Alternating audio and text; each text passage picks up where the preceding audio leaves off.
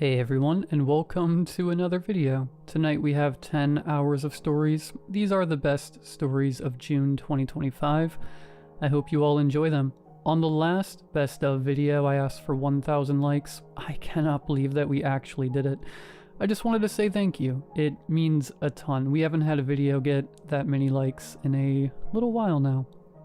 I won't set a like goal for this one, but if you do enjoy, please be sure to drop one. If you are new, subscribing is also very much appreciated. Anyways, sit back, do whatever it is that you do to relax, and as always, I hope you all have a great night. Would you cut off your pinky to get $1 million? Would you kill your cheating spouse to marry the man of your dreams? Would you eat a dog turd to win a year's supply of ice cream?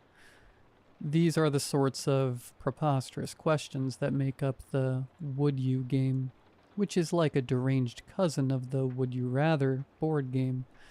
But unlike the popular board game, the Would You game has real-world stakes. Stakes as high as life or death, or even higher. I found this out the hard way with my sister, Seti. Her actual name is September, but everyone calls her Seti, just like everyone calls me Toby. My actual name is October. And yes, we do hate our parents for this. Seti was always competitive, even when she was very little. But I didn't understand how competitive until she invented the Would You game. We played during boring summers at home. In the beginning, it was just Seti, me, our older sister Jules, July, but everyone calls her Jules, and her best friend, Darren. Darren is the one who added cards to the game, Structure.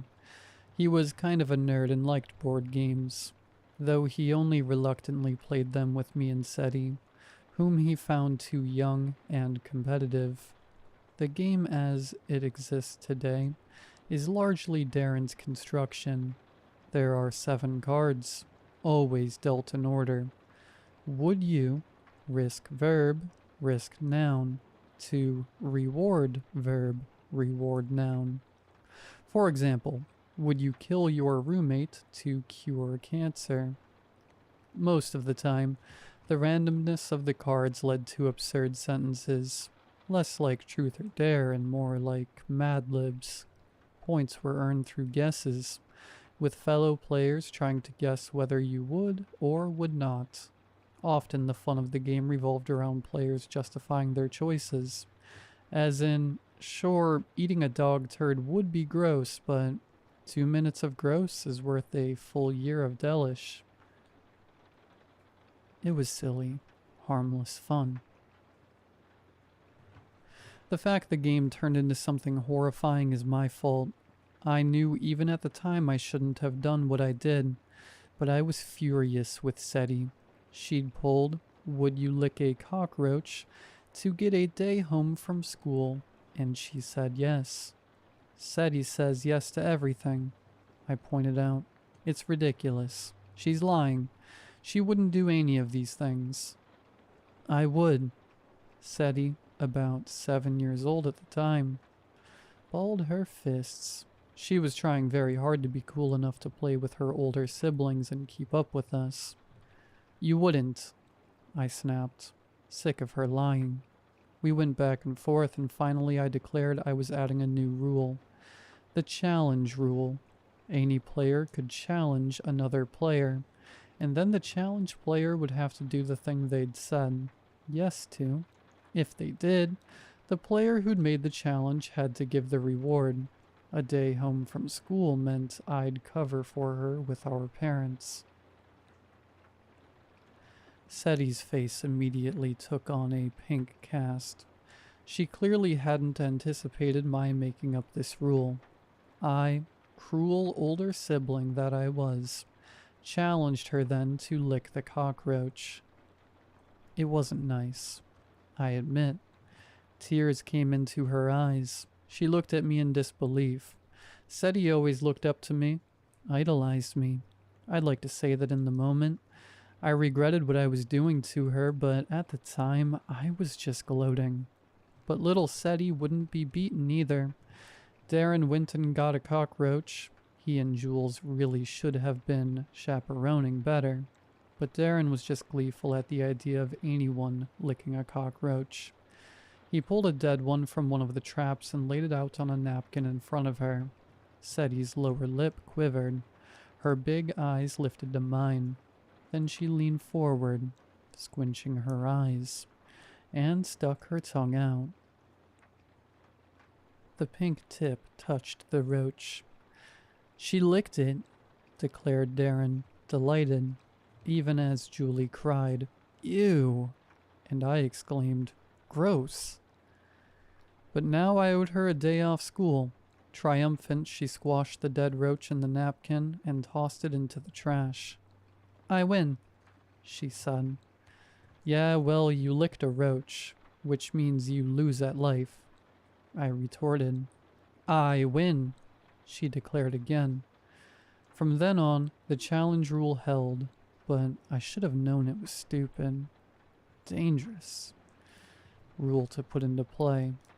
The next time we played, the very first card Seti flipped had kill written on it. She paused on that card, while Darren's mouth made an O of expense. And Jules and I exchanged troubled glances. Including the kill card was controversial. It sometimes resulted in hilariously absurd combinations, such as, would you kill your butt to become a lost treasure? To an adult, this sort of Mad Libs game is ridiculous. When I was 10, it was hilarious. But of course, the word could also result in some very bad combinations. Seti kept drawing, your sibling, to win this game. She paused, mouth quirking to the side as she considered the cards. "Invalid," declared Jules.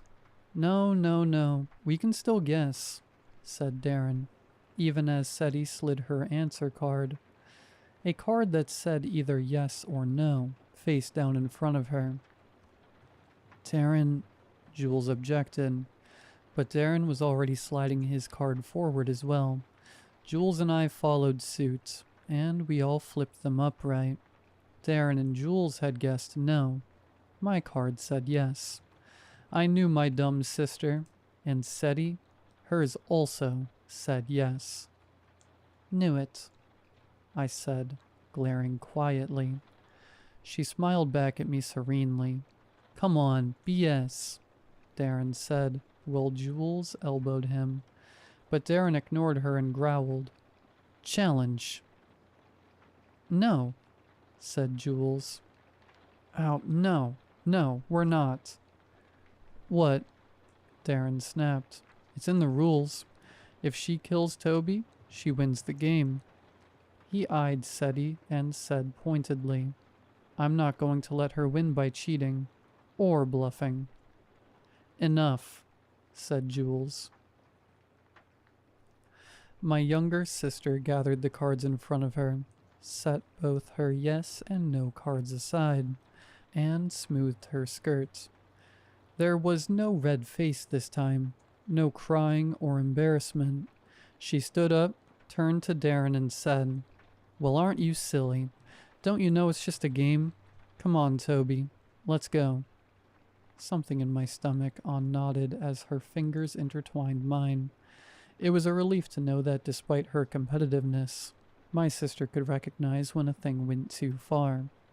Suddenly her arm curved round my neck, yanking me back in a chokehold. I slapped at her arms, fingers clawed and pulled at me as my face went purple, and my windpipe felt crushed and speckles blackened my vision. Then she was off me, hauled back by Darren and Jules as she howled, "Let me go! Let go!" "Seti, stop it!" hollered Jules. Seti was still screeching as they dragged her to her room. "Jesus, she's crazy," growled Darren. Jules declared no more games. "If I kill Toby tonight, I win," panted Seti as they locked her in. I win. Say that I win. No one wins, Seti, screamed Jules. I can't believe I even have to say this. I'm telling Mom and Dad. Why do you have to be so crazy? Christ, the game is suspended. Do you understand me? It's over. There are no winners. And we are never playing this game ever again. So that was the end of the Would You game for many years. Seti found other games to play, of course. Less dangerous ones. She was really good at games, and made a fortune with gambling, the lottery, card tournaments, investing. Playing the market was itself a sort of game, she told me. And as with all such ventures, she tackled it with a competitive spirit and almost unmatched skill, though she did suffer some stunning losses occasionally, as a consequence of her tremendous risks. She knew all the tricks of the trade, shuffling tricks, sleight of hand, weighted dice, counting cards. Contrary to what you might believe, she was actually a pretty good sister, most of the time. It was Seti who took care of our parents, making sure their bills were paid and their lawn mowed, and the big house always tidy.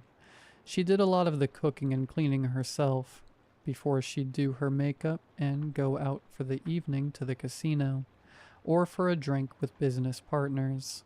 She never went to college, instead keeping house for our parents. But then, she didn't really need college.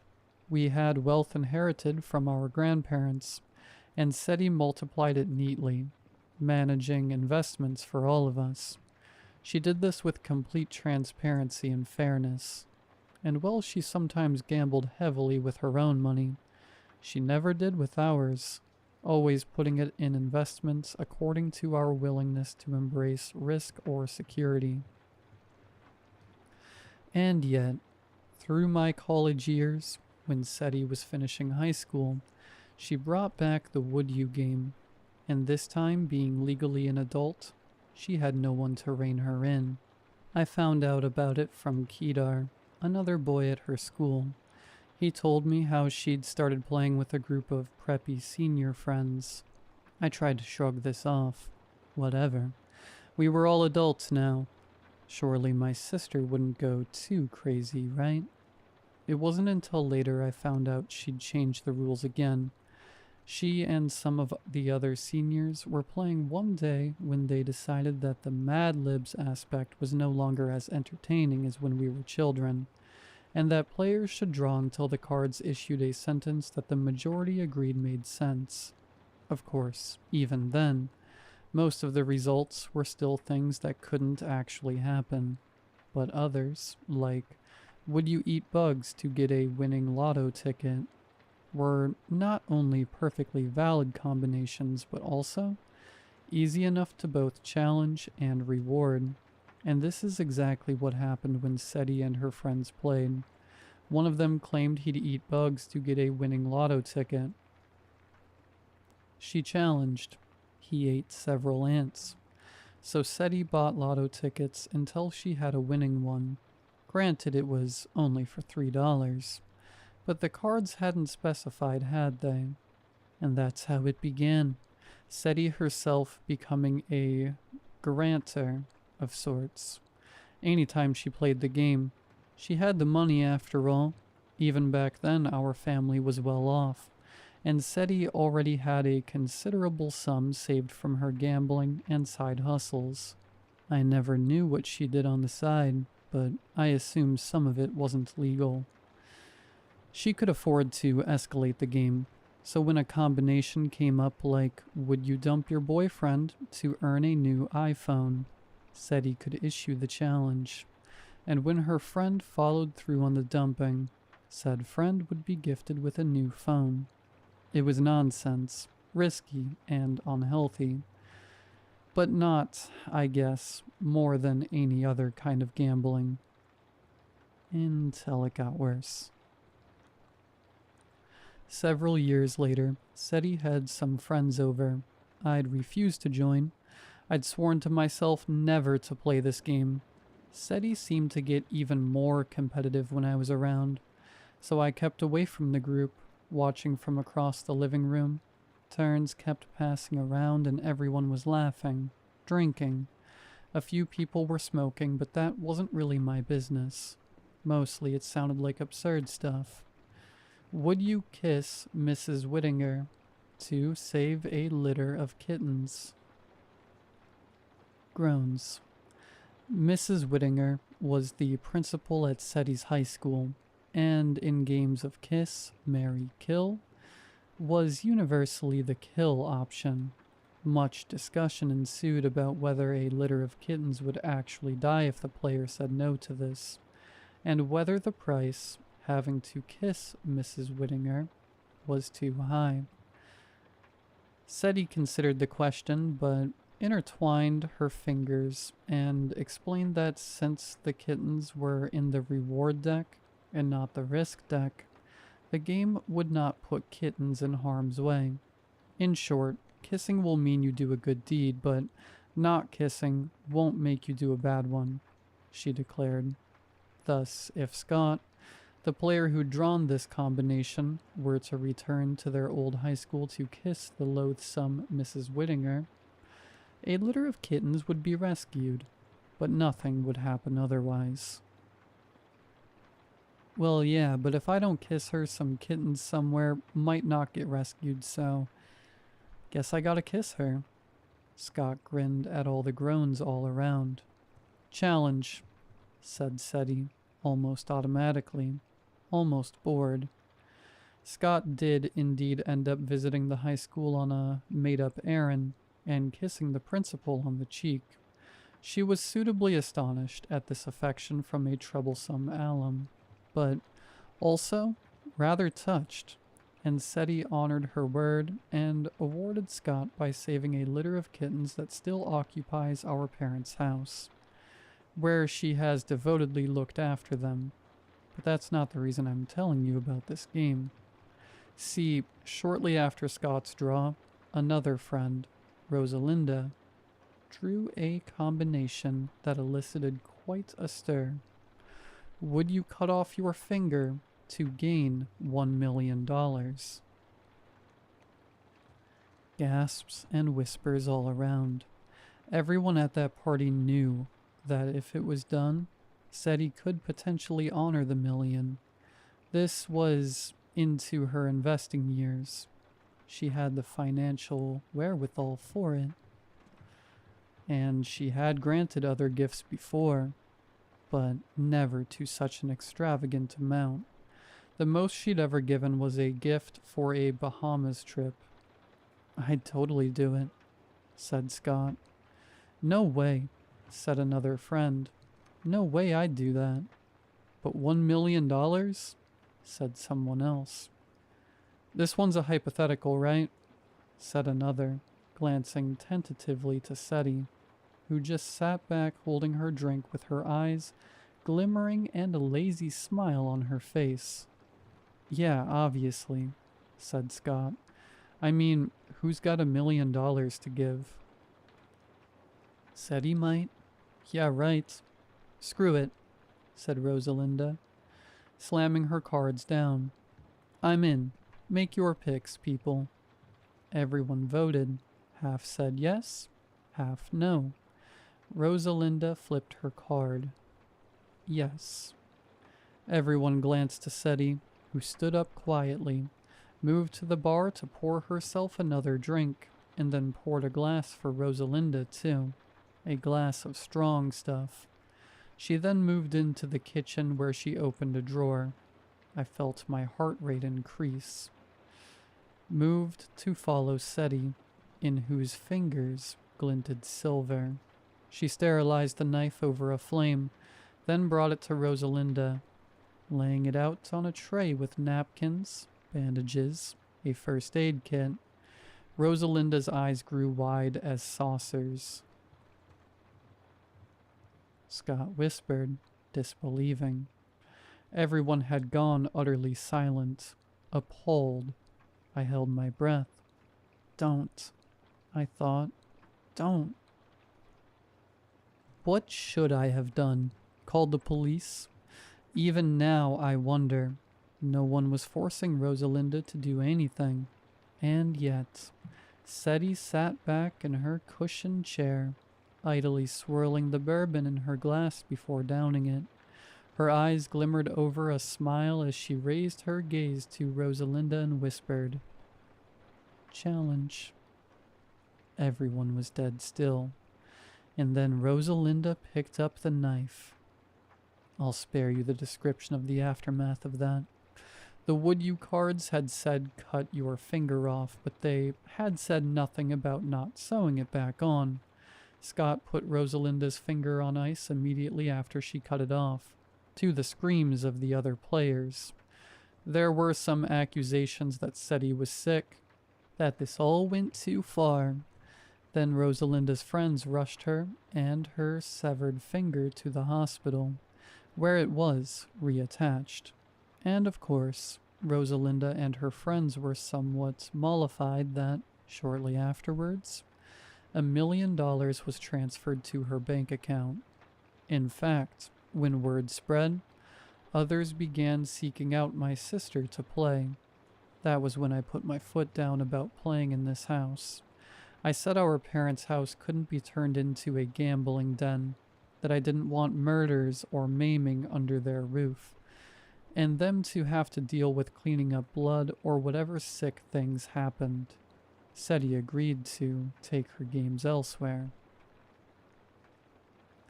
I tried to keep out of her business, but occasionally word leaked from our parents, or Jules, or mutual acquaintances, and it seemed like both the risks and rewards were getting bigger. But when things really got out of hand, when I finally put my foot down that it had to stop, was the first time someone died. Before COVID, the games had involved physical risk, even maiming, but had never included death. I wasn't present for the lethal draw, and only found out later that the combination pulled was, would you become haunted by a terrifying ghost to save your child? This particular game took place over Zoom during the height of the pandemic, among a handful of players who won the chance to play via lottery. Seti's games were in high demand. As it turned out, one of the players had an eldest daughter on a ventilator. Now you'd think that any combination involving a ghost would be inherently invalid. After all, it's not like Seti can conjure up the supernatural. But apparently the players agreed to accept it as a valid draw, and the devoted father played yes. "Anything for my kids," he said.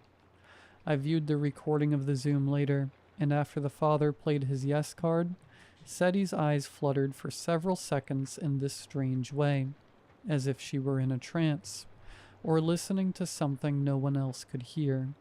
Then her eyes opened and she declared, "Challenge." A few days later, the daughter recovered. But it wasn't until said daughter messaged me, begging me to intervene, that I understood how deranged the game had become. The man who answered the door in his bathrobe had eyes, red-rimmed from weeping, a week's worth of beard stubbling his gaunt face. Without a word, he let me into his house, and as he shuffled away from me, I noticed burn marks on the walls, not in any obvious pattern, but here and there marring the wallpaper. He pointed to a pile of framed photographs stacked on the sofa. They'd formerly been hung on the walls, I realized, but he'd taken them down because in every single photo, he had been burned out, leaving the rest of his family intact. That was how the wallpaper had been charred. There was also, I noticed, a burn mark in the shape of a handprint on his arm. While the father wearily offered me tea, I picked up one of the photos, the backing and part of the glass damaged from the heat. Is it just the burn marks, or is other stuff going on? "The lights," he whispered as he stirred the tea. "The shrieks and banging at night, the handprints, the dreams, and this." He pulled open a drawer full of children's drawings scrawled by his daughter and her siblings, kept from when they were very little. In all the drawings, he had been scratched out, and a blackened figure, like a shadow, seemed to be looming behind him, its hands on his shoulders. "She's obviously hired someone to come and do all this," I said. "You're probably having nightmares from the stress." No way would I believe that Seti could summon ghosts. But I absolutely believe she had the resources to make a man think she had. The defiled children's drawings especially left me chilled. How had she identified which figure in the child's scrolls was him? I offered to stay the night, to confront whoever Seti had hired and chase them off, and I promised I would contact my sister in the morning and put an end to this so-called haunting. The man seemed relieved by my assurances that all the spooky effects were staged, yet he also requested me not to interfere. He was clearly anxious that if he didn't let things continue, his daughter would fall sick again. I tried to assure him that Seti didn't have that kind of power and couldn't make her relapse, but he insisted I keep out of it. Privately, I decided to speak to Seti anyway. She was overseas, however. The man killed himself before she got back, hung himself from the staircase, leaving his beloved daughter and her siblings to mourn. I waited in our parents' house for my sister the night she returned. She'd barely gotten off the plane a half hour earlier, but despite what must have been a wearying flight, she waltzed through the front door in a glitzy suit like she'd stepped out of Vegas. Seeing me, she spread her arms wide in greeting. "How could you?" I snarled. She dropped her arms, though her smile didn't falter. "Toby, dear, I didn't. Whatever it is you're upset about, it was the cards." "A ghost, Seti?" "A terrifying ghost," she corrected. "Of course it wasn't a ghost, Seti," I bellowed, shaking with fury. "The funeral had been 2 days ago. The only terrifying thing here is you, for hounding a man to death. You drove him to this. It's you who fulfills the challenges, who delivers the rewards. Admit it. You paid for his daughter to get special treatment. I looked into it. You couldn't guarantee it, but you did everything you could to make sure she'd recover, didn't you? And when she did, you made him suffer. He had to complete the challenge." She pursed her lips, silent for a moment, then finally said, "What if I did? What if you did?" I couldn't believe her. "Seti, you drove a man to his death." "You said that already." She looked bored. "So, I made a man terrified. He chose to kill himself."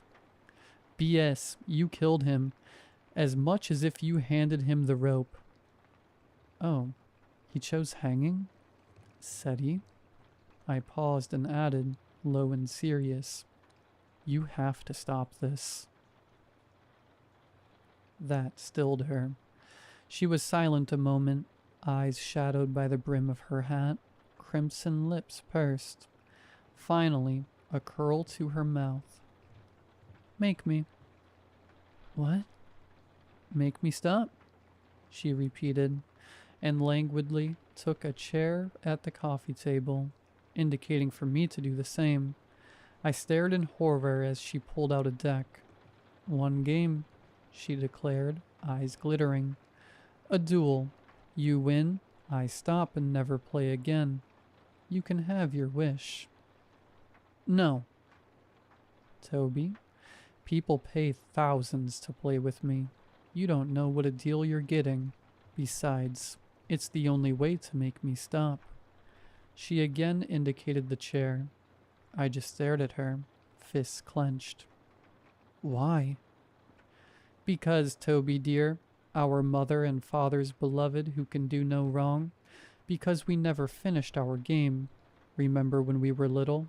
We started to play, but things went too far. We couldn't end it. I won't be left at a stalemate.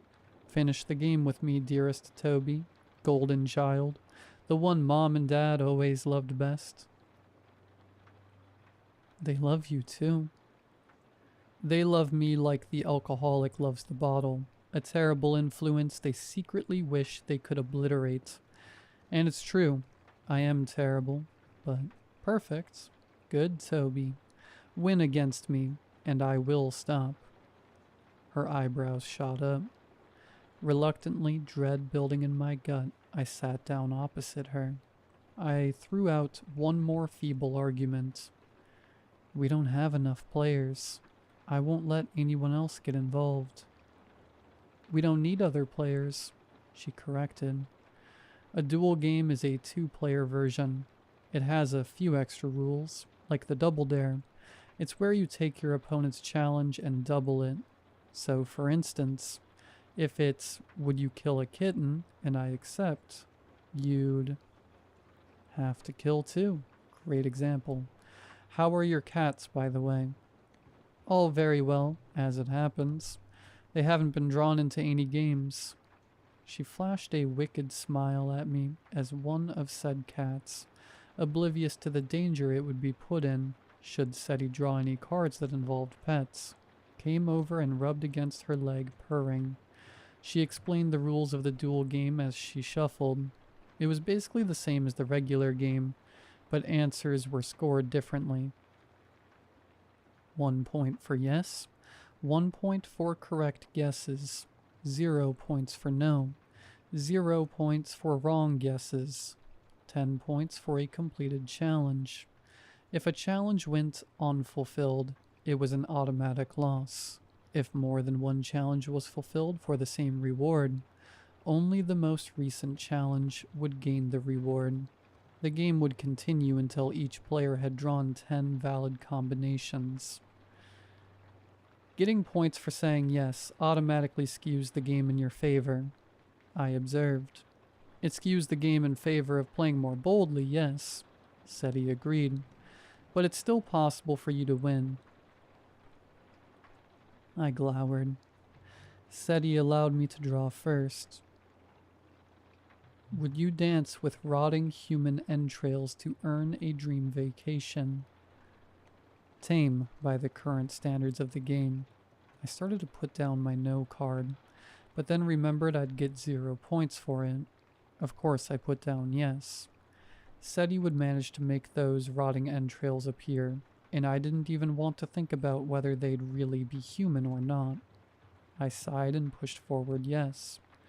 Seti also slid a card forward. Both of us flipped.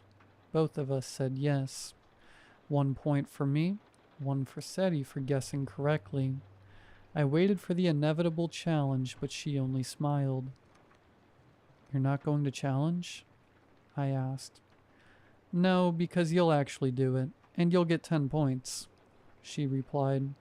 And obviously, you'll get a dream vacation too, but I'd rather save my money for more interesting rewards. Seti's turn. She flipped the cards slowly. Would you fly to Stinky Toenails to gain your name on Mars? Invalid, obviously. She drew again.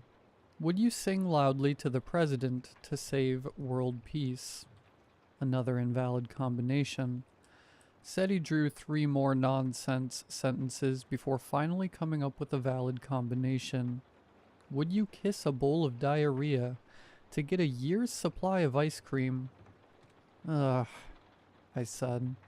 This is such a dumb game. Seti smiled and pushed a card forward. I rolled my eyes and did the same. We both flipped. Yes. Of course you would, I said, disgusted. You could challenge, she offered, and give you 10 points. Screw that. We went back and forth a couple more rounds. My hands were shaking. Soon we got to challenges I wouldn't do. I started playing no. Seti always played yes. She was gaining points, and didn't challenge me on the rare times I drew something I felt I could do. And then, As we were approaching the 10th round, that would end the game. Seti drew a combination that made my breath catch. Would you skin yourself to win the game? Seti was already ahead. If I didn't challenge her, she'd win. If I challenged her and she refused, she'd lose. The smart play here would be to pick no. She wouldn't risk anything. She was way ahead of me anyway. The game would end on the next turn. All she had to do was miss 1 point by playing her no card. Playing yes was something only a complete idiot would do. But Seti had never played no, not in any of the turns we'd had so far. Would she now? Seti looked me in the eyes as she put down her card, smiled almost apologetically with a little shrug. Oh, how that smile infuriated me. The lightness of it, the willingness to throw everything down in this stupid, idiotic, foolish game. And she was already guaranteed to win. I played my card. We flipped them over. Yes. Fury coursed through me. It was like when we were kids all over again, and Seti would brazenly claim she'd do something outrageous, when all of us knew she really wouldn't. When she'd bluff, and I'd call her on it, and the words spat from my lips before I could think to stop it, because how dare she mock me like this, playing like her life hardly mattered. Challenge. It was strange. The expressions that flickered across Seti's face. Regret, fear, angst, rage. For just a moment she reminded me of that little girl again. The little girl who idolized me, who just wanted to be brave enough to impress me, until I called her out for going too far. And every single time she forced herself to rise to my challenge. Remembering that, I suddenly regretted my actions. Seti's eyelids closed, fluttering, as if she were coming to terms with what had just happened. Then without a word she rose to her feet. My parents did a lot of barbecuing in the summers, even the occasional pig roast or carving up venison. I wondered with horror if among the many implements in this grandly furnished house, they might have a skinning knife. Seti, wait, I cried, seizing her arm as she turned away. I forfeit. You hear me? I forfeit. You win. I withdraw my challenge. What? She stammered. You can't forfeit. That's not how it works. Too bad. I'm done. Toby, she shrieked as I grabbed my jacket and rushed for the door. You agreed to finish the game. Yeah, bite me. I ducked out and slammed the door. From inside, a howl of anguish. High, keening, practically inhuman. God, Seti could be so scary. I hurried away, trying to force the horrible, stupid game from my consciousness, trying to forget how irrational Seti could be. My phone buzzed. Seti sent 5 different messages, one containing 3 devil emojis.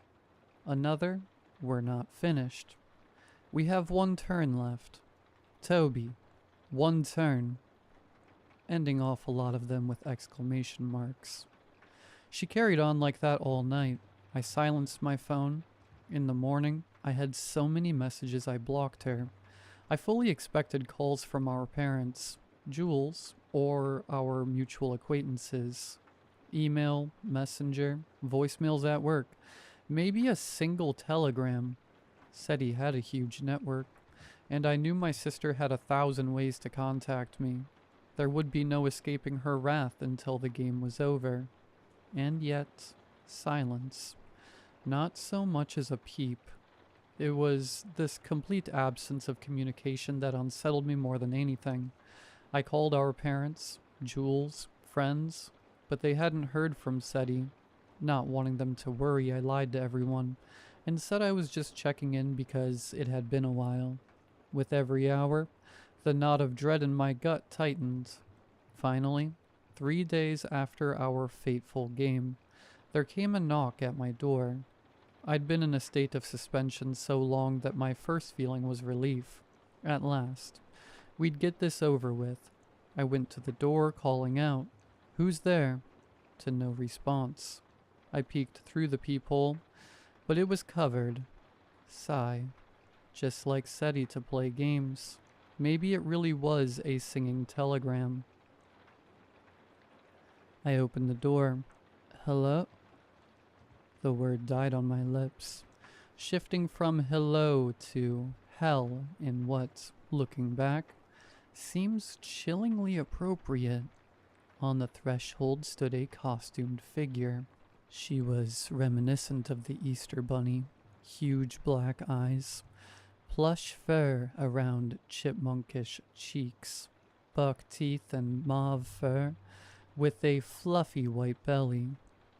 This wasn't sophisticated like a cosplay persona. No. This was more the mall-grade Easter variety, vaguely creepy and unsettling, like a costumed theme park character or a Chuck E. Cheese animatronic. I'd always had a dread of such characters, even as a child. Something about the fakery of the costuming was so off-putting. Now that same unease prickled through me as the bunny spread its arms in a ta-da pose. I said. I stepped back and held open the door, trying to ignore the small voice that wondered what I might see if I lifted the mask off that bunny suit.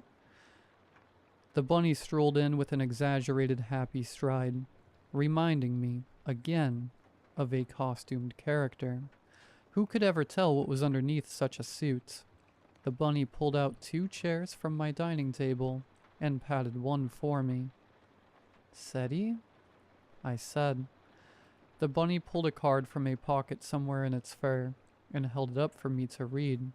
One more turn. "How do I know it's you?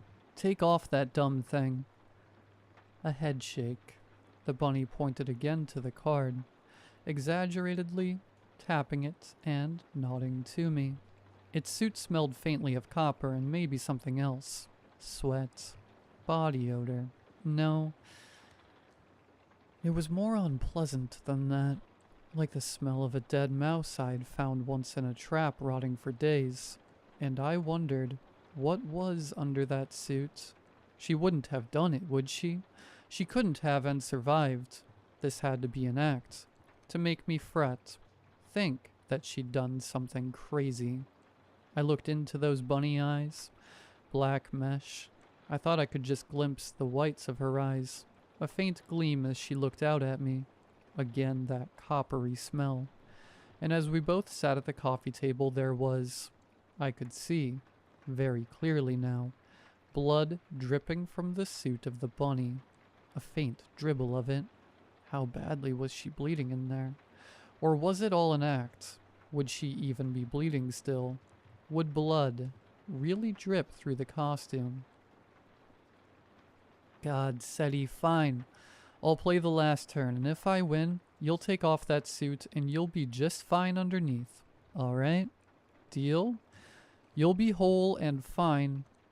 The bunny made a sound in the affirmative. It was SETI's voice, but sounded wrong, like the vocal cords were somehow deteriorated. It reached into a pocket somewhere in the suit, handed me the would you cards. My turn. Hands shaking, I shuffled.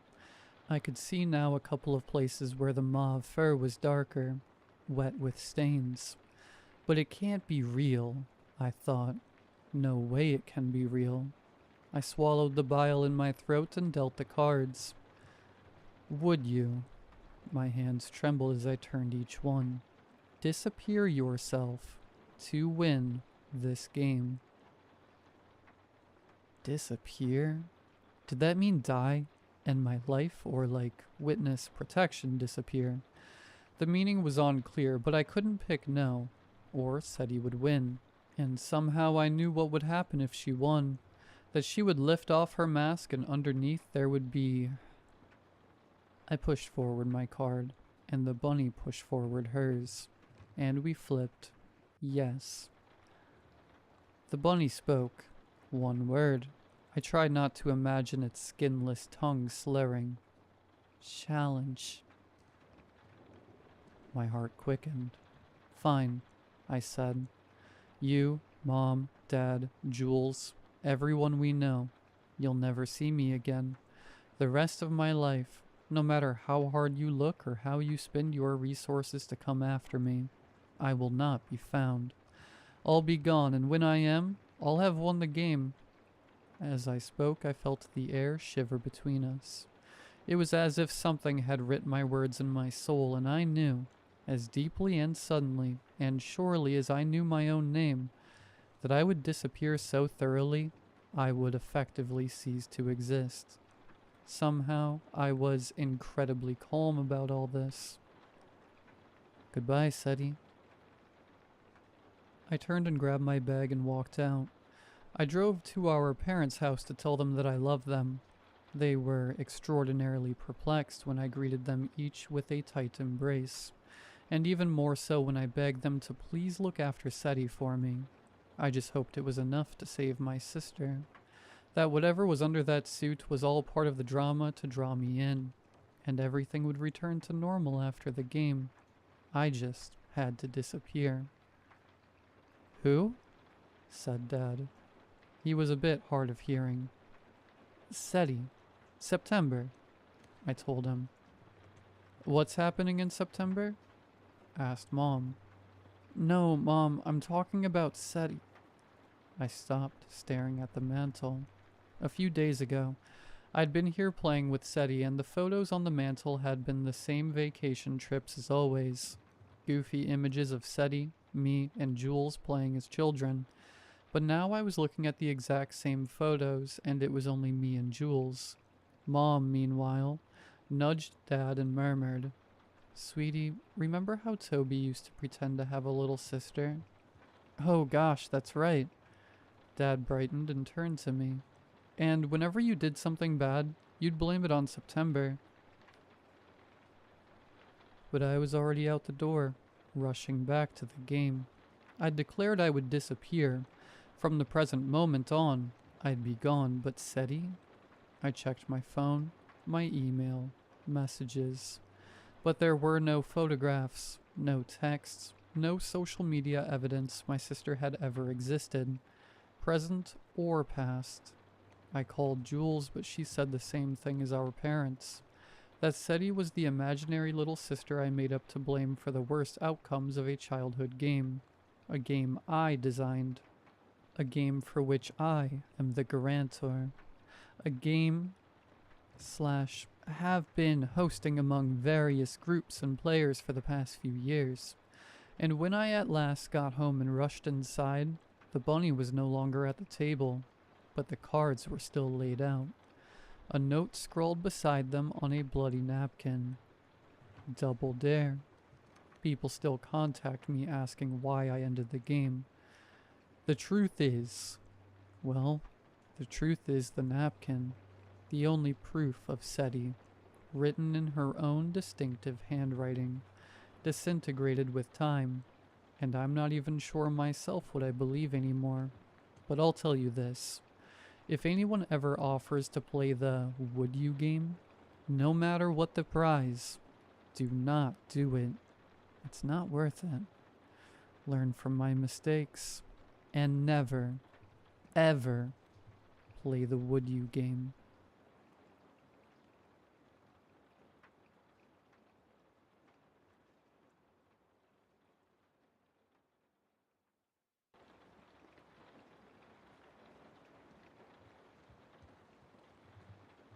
There it is, called out the boy in front.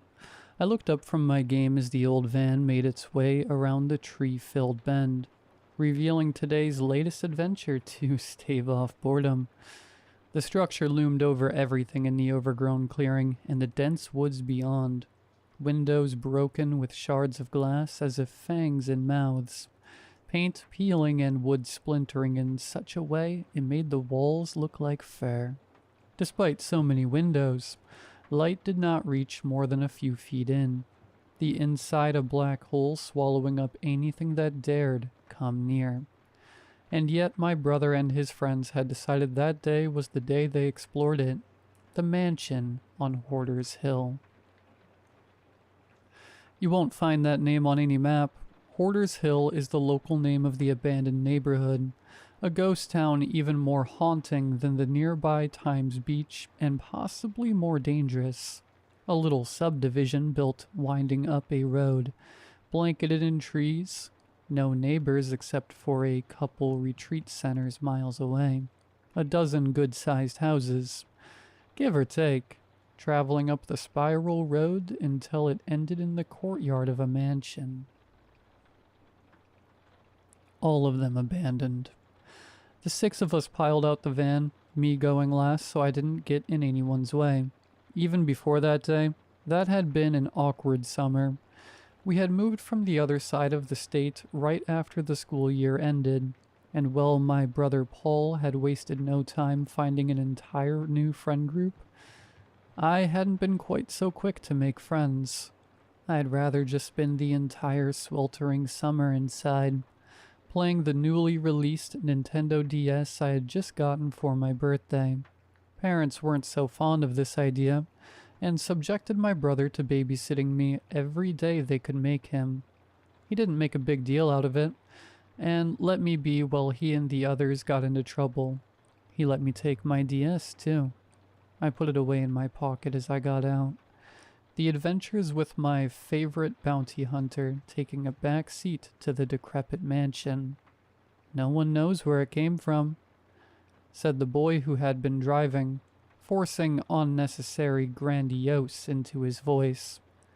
They say a century ago, it just appeared on the top of this hill, a paved path leading right up to it. No one ever lived here, yet when people came and looked at it, it was full of junk. So we're going dumpster diving, Arnold? Asked Paul, looking back to check on me. I moved up next to him, feeling every bit as tiny as I was compared to the boys and girls all 3 years older than me. This place looks like it's about to collapse. It's always looked like this, said Arnold, waving his hands around to emphasize his words. Even a century ago, it was a crumbling mess. But it never gets worse. It just looks like that, a living corpse. It drew people to it, and those people built their houses on its driveway. Yet every time someone moved in, people would see the change. Their houses would start out nice, the clutter inside simply their weird collections. But then it would stop being stuff and just become trash. It would spill out their houses like guts on a deer hit on the highway. Ew, said one of the girls, smacking Arnold on the shoulder. Don't talk about that. That's what it looked like, Heather, he said to her, then back to the rest of us. And just as people would be about to intervene, the people who lived on the hill would vanish. Their junk, too. They say they moved every last bit they owned into the mansion. He gestured to the collapsing wreck. Hidden past the junk are all their riches, their possessions that are still worth something, still in the tight grip of their rotten, maggot-eaten hands. Stop it, Heather yelped again. Stop talking about maggots and worms. Come on, babe, said Arnold, putting an arm around her. Just how the stories go. Just think about all the jewelry hidden in there instead. There's nothing in there but garbage, said Paul, folding his arms. I noticed the hair standing up on his arms, despite how level his voice was. Cool story, but it's just an old place. Might be fun to check out, though. He put on a smile for me, but also toward the other girl that had come with us, Susan. I rolled my eyes and moved a bit away to look over the mansion more. It groaned and grumbled with the wind, broken shutters clattering against the frames. I could almost feel eyes in the shattered windows gazing at each of us in turn, and I kept expecting the front double doors to open and reveal a cavernous mouth, a whip-like tongue shooting out to gobble us all up. Hopefully Arnold, Heather, and the other one first. Scary, isn't it, Sheila? Asked a voice behind me that made me flinch. I whipped around to see the final member of that little expedition, his pathetic excuse for facial hair somehow still overgrown and messy. He towered over the rest, crammed into his clothes that were more a display of things I wished I hadn't had to see. Relax, I'll be right by you. I got flashlights, snacks, some rope, even my dad's hunting knife. I came ready. When he first started revealing the contents of his army jacket, a part of me wanted to bolt down the road until I hit the highway. I'm not going in, I said. I'm going to stay out here with the van. Keep an eye out. Anyone could come and grab you out here all alone, said the boy, my own hair standing up as he tried to put an arm around me, feeling less like an act of comfort and more like the pincers of an antlion grappling at the torso of the insect that had fallen in. Stay with us. I'll make sure you stay safe. And she can stay plenty safe waiting in the van, said Paul, materializing between us and giving me the chance to back away. No worries, Sheila. Arnold said he'd leave the keys with you. You touch that wheel, you die, though, said Arnold. He smirked, following a glare from Paul. I'm just kidding. No touching your kid, sis, Paul. He turned his focus back to Heather and Susan. I can't drive anyway, I said. I'll just wait. That's totally fine, said Paul. I stood still, pretending to focus on the building as I heard him drag the other boy away. It wasn't hard to hear what he must have thought was his quiet voice. Off limits, Michael. I'm just being nice, Michael hissed back under his voice. Can't be nice to your sister? She's still in middle school, he growled back. You touch one hair on her head without her permission, I'm gouging your eyes out. Got it? My body relaxed a little hearing that. You're not her boss, Michael grumbled. Get off me. Watch yourself, said Paul, returning to me, Michael mumbling to himself as he rejoined the rest of the group. You okay, Sheila? Thank you, I said. Nothing happened. And that's why you're staying out here, he said. Don't worry, we'll just be in for a couple hours while these jackasses give new meaning to the term white trash. I chuckled. Want to see what you'll be missing out on first, though? We all moved to the front, Arnold and Michael pushing the entrance open to loud groans, mostly from Michael, but some from the doors as well. They swung inside, their flashlights illuminating the expansive foyer.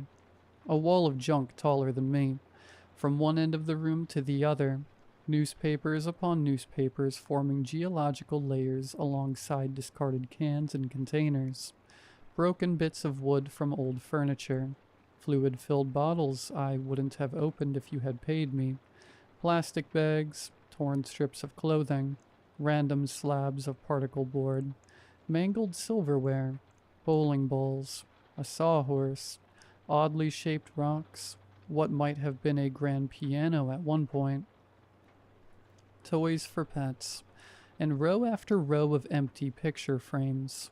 And that's what I could make out from the threshold, the stench reaching out like a toxic miasma to choke anyone foolish enough to breathe it. Throughout the front, we could spot tunnels dug through the garbage, winding their way deeper, up the stairs to the second floor, to the side rooms, to some hidden basement. I stepped back. I choose life, I said. God, said Heather. There's no way those tunnels aren't loaded with rats and worms. Come on, said Arnold, sneaking his arm around her shoulders again. You told me you think worms are cute. I said you'd still be cute as a worm, she said. If I'm going in there, we have to go up top. Brother told me the good stuff can only be reached by the tunnels, said Arnold, getting down on all fours. Looks plenty wide. The sawhorses are keeping it up. We just go in and crawl all the way. Or we trigger a trap and die, said Paul. I'm taking the top. He smiled to Susan. Care to join me? She nodded. I took my leave, watching them all take their paths into the mansion. Arnold crawled down the tunnel, Heather following him. Paul and his crush started their climb up to the top of the compacted garbage, avoiding the network of holes and tunnels like they were bottomless pits. With enough glaring from Paul, Michael followed in as well. I moved away, stepping into the van and shutting the sliding door, locking it tight save for the gaps in the windows. I settled myself in the coolest part of the vehicle and pulled out my game again, escaping into a network of caves a lot safer to explore. Hours passed. The sun made its way down and soon the dense tree line blocked it, turning the front of the mansion into a dark cavern. I hadn't even so much as seen anyone in the windows. Whatever noise that might have been coming from the mansion was probably absorbed by the garbage cramming every open space within. Even a cherished game couldn't keep away what was gnawing at my insides. I stepped out, DS in my grip as I walked up the front doors. I had the keys in my pocket, but no cell phone. I pulled out the cartridge from my DS, fumbling it between my fingers to distract myself. My brother had left his flip phone behind with me, but it was now dead. I looked inside the mansion. Hey, Paul, I called out. Arnold? Heather? Anyone? I didn't call for Michael. Nothing answered me from the overstuffed foyer. I gulped as I stepped back, trying to work through it. Should I leave? I couldn't drive, but I could walk. No, it was miles to the next place that might even have anyone there. I stepped back, returning to the van, and grabbing the tire iron Arnold kept in the trunk, still fidgeting with the cartridge in my other hand. The small chunk of metal felt more comforting than one of my teddy bears in the failing light. Maybe I could walk to the nearest retreat center and... Something knocked the cartridge out of my hands. I yelped and looked to the side to see a large gray cat running away, the chunk of plastic in its mouth as it darted around the side of the mansion. Hey, I called out, chasing after it. Give that back, you stupid cat. I picked my way around the fallen roof shingles like they were pressure plates in some trap-filled temple, rounding the corner in search of the flea-ridden thief. There he sat a couple dozen feet away, still holding the cartridge in his teeth. He meowed at me. Why you... I hissed, charging at him before he took off again, leading me further about the side of the mansion. Soon I was around the back, chasing the literal cat burglar over a fallen section of wrought iron fence into what had once been a garden. Now just a mire of weeds complete with the fountain that had devolved into an algae-filled mosquito farm. The cat stopped in front of a boarded-up back door and put the game on the ground. Why'd you do that? I snapped, catching up to the furball. He meowed again before backing away. I could see a faded collar around his neck as I grabbed the cartridge, pocketing it. If you don't mind, cat, I need to... Metallic crunching, shattering, snapping shots out from the front of the mansion. I yelped a little, gripping the tire iron as I started my way around the building again, taking my shaking steps with a lot more care and patience. The cat followed me, meowing the entire way as if telling me not to listen to my curiosity. I stopped at the final bend and peeked around the corner. Arnold's van had vanished. Not like it had been stolen. I saw bits and pieces of it scattered everywhere. Shards of glass, tiny scraps of metal, a lone tire that had been ripped to tatters. The rest of the van, contents included, had disappeared, leaving nothing but a trail of oil and other fluids to the front doors of the mansion. And as I tried to process this, I heard a shifting and groaning escape from one of the nearby broken windows. A constant shuffle, followed by stamps of feet and then heavy breathing, only a few feet above me. I pressed myself against the side of the house in case somebody was looking out, trusting my goosebumps instead of the hope it was my brother searching for me. "I've got to get out of here," I said to myself. "Bye, cat. Thank you for whatever that was, but I have to leave. I need to find someone. Gotta call someone. I ran my free hand through my hair, trying to parse through it all. My brother's in there, with whoever did that. How did they do that? What am I supposed to do?" I started backing around toward the front of the mansion, lost in thought even as the cat yelled at me, trying to break me out of my panic by biting at my heels. I misplaced a step on a shingle, shattering it and feeling something give underneath. As it did, the whole world fell around me. I came to in darkness, aches blanketing my body. I groaned as I pulled myself up, reaching into my pocket and pulling out the DS to serve as a flashlight. I had fallen through a rotten section of flooring, hidden by fallen shingles and overgrowth. A cellar entrance.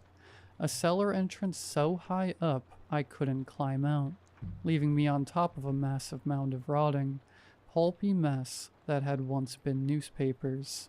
So many newspapers. So many I could barely sit up in this chamber. I heard a meow up above me and brought my light up, the glow reflecting off the lights of the cat. He looked over to his right and then back to me before meowing again. Done relaying whatever his message was, he took off. I gulped, looking across the cellar. I spotted the doorway out, kept open by the massive piles of trash that climbed up the staircase into the main building. I felt even smaller than before, a stringy bit of meat trapped within the depths of the colossal monster that had swallowed my brother and his friends whole, and me about to get ground to paste between its teeth. I forced my hands forward and started crawling across the garbage, testing each step in case the decaying detritus was about to give beneath me, all while hoping the black splotches I saw everywhere wouldn't affect me unless I was down here for a while. Something collapsed in on itself in the center of the cellar to my left. I shined my light over, taking in the overflowing shelves nearly consumed by the floor of trash, discarded bones, desiccated remains of what had probably been raccoons and other vagrant animals moving in. One in particular looked pale and bald as if all the hair had been plucked out. Just past it, I saw what looked like a disassembled remnants of a motor, leaking and dripping fluids onto the trash around it, as well as some sort of preserved animal in a jar. A shuffling. I looked back at the source. The bald remains were gone, and in the dead silence, I felt something moving underneath the garbage. I turned and crawled towards the stairs, my light going back and forth as I tried to watch for movements in the trash, doing what I could to keep an eye on all the holes in the compacted detritus. A shuffling again, close to the surface on my right. I shot the light over and saw two twisted, mangled feet vanish down a hole. They had been so bent and broken, they intertwined with each other, fusing into a single mess of flesh like a tail. I covered my mouth, trying to steady my breaths. The shuffling came again beneath me, and I tried to watch the holes as I kept moving.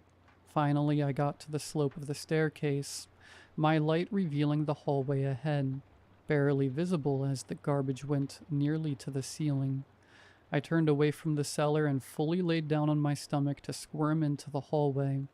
A raspy shriek broke through the air as I felt something grab my ankles. I couldn't stop letting out a scream as something dragged me back down into the cellar.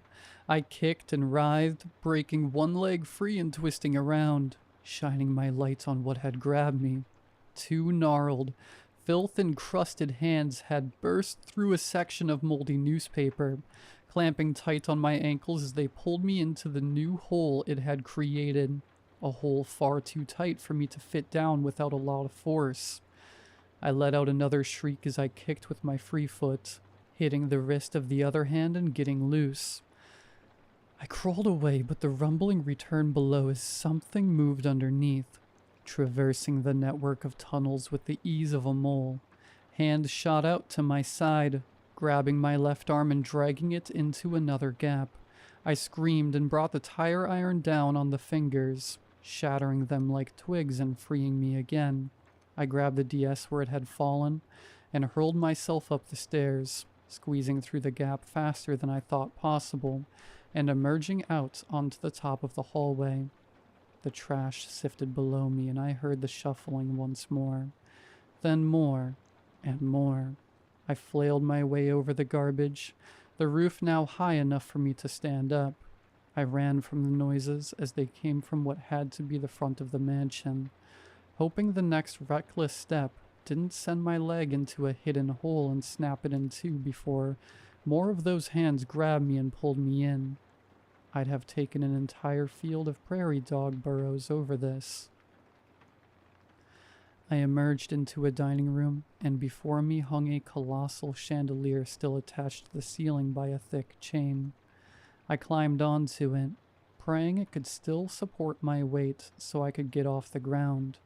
It held firm, just in time before more hands burst out like twisted weeds, grasping at where I had just been. I shivered as the grime-covered, blackened limbs disappeared beneath layers of rotting strips of blankets. I scanned around, barely seeing movement in the corners of my eyes. They sifted through the mountains of garbage like swallowing through water, bathing in the slimy filth and navigating the tunnels with ease. I aimed the light below and saw multiple eyes looking at me through the gaps. Human eyes, bloodshot, cataracts eating at portions of them as they regarded me, raspy voices hissing and growling. I could only whimper as they circled me. I tried the breaths again, bringing my heart rate down as they trapped me. They kept themselves hidden, only the sounds of their movement giving away their presence. I looked away from the things, glancing around the ceiling and spotting a broken section about 10 feet away, a place where the ceiling had caved in, exposing an entrance to the second floor. Beneath it was the top of a china cabinet that looked sturdy enough to support me, had Paul managed to get up there like he said. I shuffled the light and the tire iron into one hand before pulling out Arnold's keys with the other. I threw them opposite of me, the keys smashing into an empty picture frame. The rasps cut off and felt the eyes leave me and focus on the keys. All the forms bolted, digging through the trash toward the distraction as I launched off the chandelier. I pulled myself onto the cabinet and turned back to give a final glance. A human face emerged from the rubble, a twisted arm with far too many joints, bringing the warped hand holding the keys next to its ruined eyes. The entire skull had been mashed and malformed, pushed into a streamlined shape more like a beak than a person's face. The broken teeth jutted out like a horse, the nose smashed in, eyes not meeting at the same level above. I could just see its shoulders press far too close into each other, and only a few strands of hair dangled around its head. It hissed at me, and again I felt eyes gazing up at me from their hiding spots in the trash. I turned away and didn't look back as I grabbed at the floor above. Trash covered this room as well. A wall of ruined toys, playthings, movie posters, and outdated electronics that looked like they were made of wood. I pocketed my lights and used the junk to hold on as I climbed, the rasping and hissing closing in below me. I felt something brush up against my foot a second before I pulled it up, removing myself from the dining room and into this new chamber. Shuttered windows lined the wall, letting my precious moonlight through their broken slats. I freed myself from the hole, gasping for air, my own pulse drowning out the noise those things made from downstairs. I lay on the cleanest section of the sea of junk I could find, An old moldy blanket mixed with ravaged comic books. I kept my crying down as best I could as I listened. Hopefully it would take them a while to reach me. I held on to myself, trying to sterile my whimpers. I just wanted my brother back. Anything else? Please. Just let him be okay. Then I heard another whimper, a gurgled weeping from a connecting room. I forced myself up, hands slipping as grime coated every part of me. I stood, stooped over to avoid the splintered, peeling ceiling as I walked to the source of the noise. I entered what looked to have been a bathroom adjoining 2 bedrooms. Empty bottles of shampoo, boxes of soap, and mountains of spent beauty products had been stuffed so tight they had compacted into a hardened layer, with everything from loofahs to old towels filling the gaps. And in a corner, possibly where a bathtub or shower had long since been covered, the whimpers erupted from a dip in the sea of trash. I stepped closer and gasped. It was Susan, covered in blood, curled in a corner of the bathroom like an animal hiding itself in its last moments. And from what I could see, maybe these were hers, judging the blood covering her. "Hey," I hissed, scrambling over to her. What could I even do besides be there for her? "What happened? Did those things do this to you?" Her eyes focused for a moment, all her remaining energy going to turn her head to me. As I closed in, I could see where the blood came from. A deep, twisted wound in her stomach that she had tried to plug. But now it was far too late. My light illuminated the trail of blood that wound its way to her from the other bedroom. "Get out of here," she gasped. "Where's Paul?" I asked her, getting onto my knees before her, hands clasped as if in prayer. "I'm so sorry I can't do anything to you, but please help me find my brother." "We were in the halls when the hoarders came," she said, breaths labored and ragged. "Paul ran off to draw them away. I got turned around.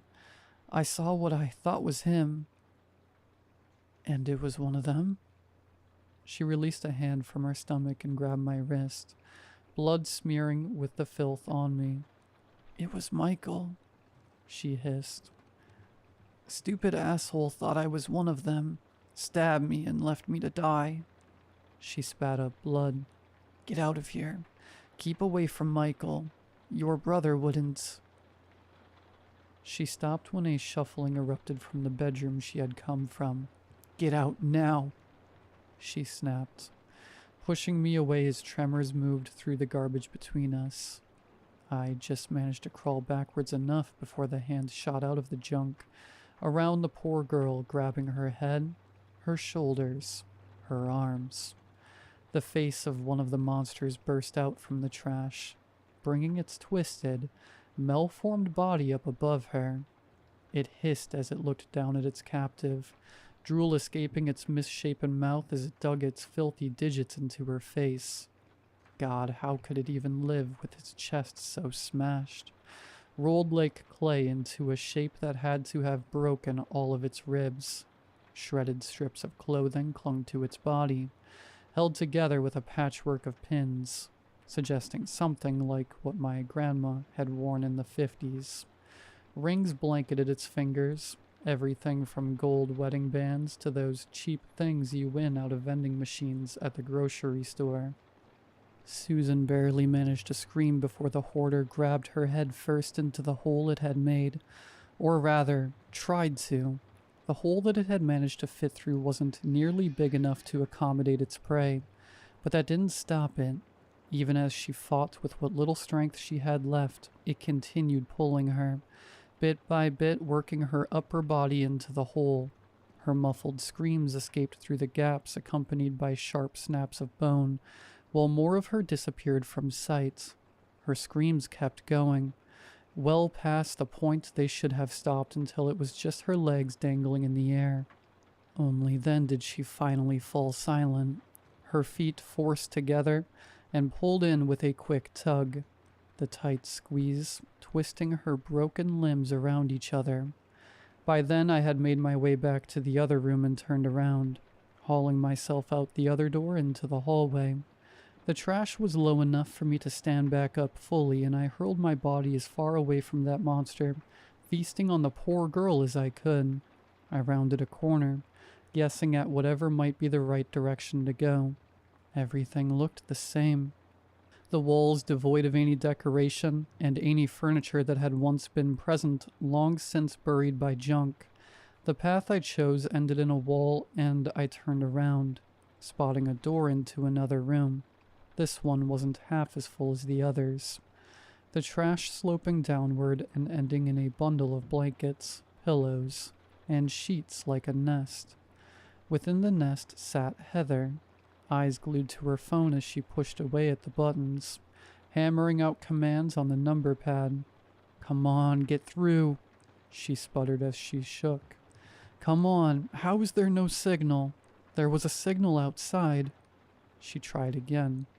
"How could there be so much stuff you can't even send out a text?" Again, this time it was a call. Still nothing. "Come on, please." "Heather?" I said. "Come on, we gotta leave. Where's Paul?" She kept pounding at the keypad. "Paul lured them away, but it's not enough," she whimpered, still glued to her screen. "They won't let us escape. They got Arnold, pulled him into one of their tunnels when he tried to stop them from taking us, snapped his bones like twigs. We broke into their home. They just wanted to be left alone. They just wanted to add to their collections." She screamed when her phone failed her again. "We can't escape." "We can," I said, trying to convince myself more than her. "Please, where's Paul? How do we get back to the front door?" She gave up, tossing the phone away before looking at me, giving me the same worn-down look I've seen my parents give the door-to-door political campaign volunteers, pushing policies they hated. "The back door to the foyer is across from us," she said. "No point. They have us trapped. All we can do is hope one of those texts actually got through and someone burns this place to the ground." In the light of my DS, I could see the streaks left through the filth on her face by her tears. Her eyes turned away from me, looking at something only visible to her. "I'm sorry, Daddy. I'm really sorry I didn't listen. I'm so sorry I went behind your back." I turned around, moving back to the slope of garbage. I had to keep looking. I had to leave her behind. I grabbed her cell phone as I passed it, made my way to the doorway, and felt that sensation again. This time a single shuffling beneath me, passing underneath, moving toward her. I turned around. "Heather?" I hissed. "You gotta get moving, now." "I'm sorry, Mom," she kept spitting out. "I'm sorry, Daddy. I'm so sorry." The blankets before her parted, and from my viewpoint, I could see another one of the hoarders emerge from its tunnel, this one large and muscular even with its twisted, broken form. Brown hair still adorned its scalp, but fell out in clumps, its arms moving in animated motion as it growled and gurgled. "Heather?" It somehow managed through its smashed mouth full of broken, misplaced teeth. "Heather, do you like?" Heather broke out of her daze long enough to let out another scream before the hoarder fell on her. I didn't stay to look. I heard more shuffling close in from the corridors around me, and even in the distance I could see shapes moving, eyes popping out through open sections of garbage, hands breaking free just to return back down, two legs vanishing back underneath the filth, intertwined upon themselves, twisted by the contortions required to navigate the tunnels. I darted to the doorway Heather had mentioned, and finally saw moonlight spilling ahead of me. turning around one last time to see a hoarder fully emerge from the junk, using its twisted arms to scurry at me like an insect while it let out a feral cry. Without thinking, I grabbed the tire iron and threw it at him, my weapon falling a few inches short. He came to a stop before it, grabbing the tire iron and regarding it, then me. I kept going, letting myself roll and slide down the garbage-covered staircase. Every last sharp edge, broken bit of glass, splintered stick of wood, and rusty spike of metal grabbed and tore at me as I fell, but still I let myself. I could hear them as they tunneled their way around on the second floor. I could even hear some moving about on the ground level in rooms I hadn't looked in. Let them. They could have this entire house. Just please, let me leave. Give me back my brother. Salvation emerged before me as I finally escaped the mountains of trash and landed on the floor, my feet touching actual tiles for the first time in what felt like a year. I pulled myself back up, hobbling over to the entryway, even as I heard the monsters moving behind me, congregating as one. They remained at the edges of their trash, ruined eyes looking at me, broken mouths emerging to hiss and cry out at the girl escaping them. They watched me as I crossed the threshold and emerged outside, me bearing nothing but my own clothes and the contents of my pockets. Then I felt two large arms wrap around me, a giant, filthy hand clasping over my mouth. "Thank goodness you're safe, Sheila," said the last voice I wanted to hear. "Sorry about your brother. It's okay, though. I made it too. We'll get out of here together, okay? Just stay with me. I'll take care of you." I screamed as I tried to force my way free from Michael's grip, but the disgusting giant held firm. "Now, is that any way to thank the boy who's going to protect you?" he hissed. "Girls are all the same. Do the nicest things for them, and they don't appreciate it at all. Well, your brother isn't here now to get between us, is he? And those freaks won't leave the house for us. They just want junk." I moved my mouth enough to bite down on his hand, digging my teeth in and tasting his blood mixed with the grime that covered us both. He let out a cry and loosened his grip just enough to let me go. But with everything I had been through, I fell to the ground, the world spinning around me. I tried to crawl toward the road, hoping the downward slope would be enough to roll me away from him. Something grabbed both of my feet, dragging me back toward damnation. I kicked, breaking free one leg and letting me turn onto my back, staring into the face of a sickening monster as it loomed over me. "Get away from me," I cried. "You're a murderer." "Knew I should have put her out of her misery," growled Michael. "But don't worry, since we're safe now, if you keep quiet about all this, I'll let you live, okay?"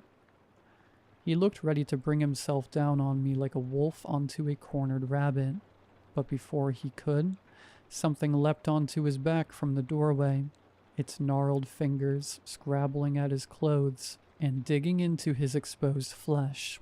He fell backwards, throttled by the hoarder as it crawled at him with its broken digits, both monsters howling as they fought.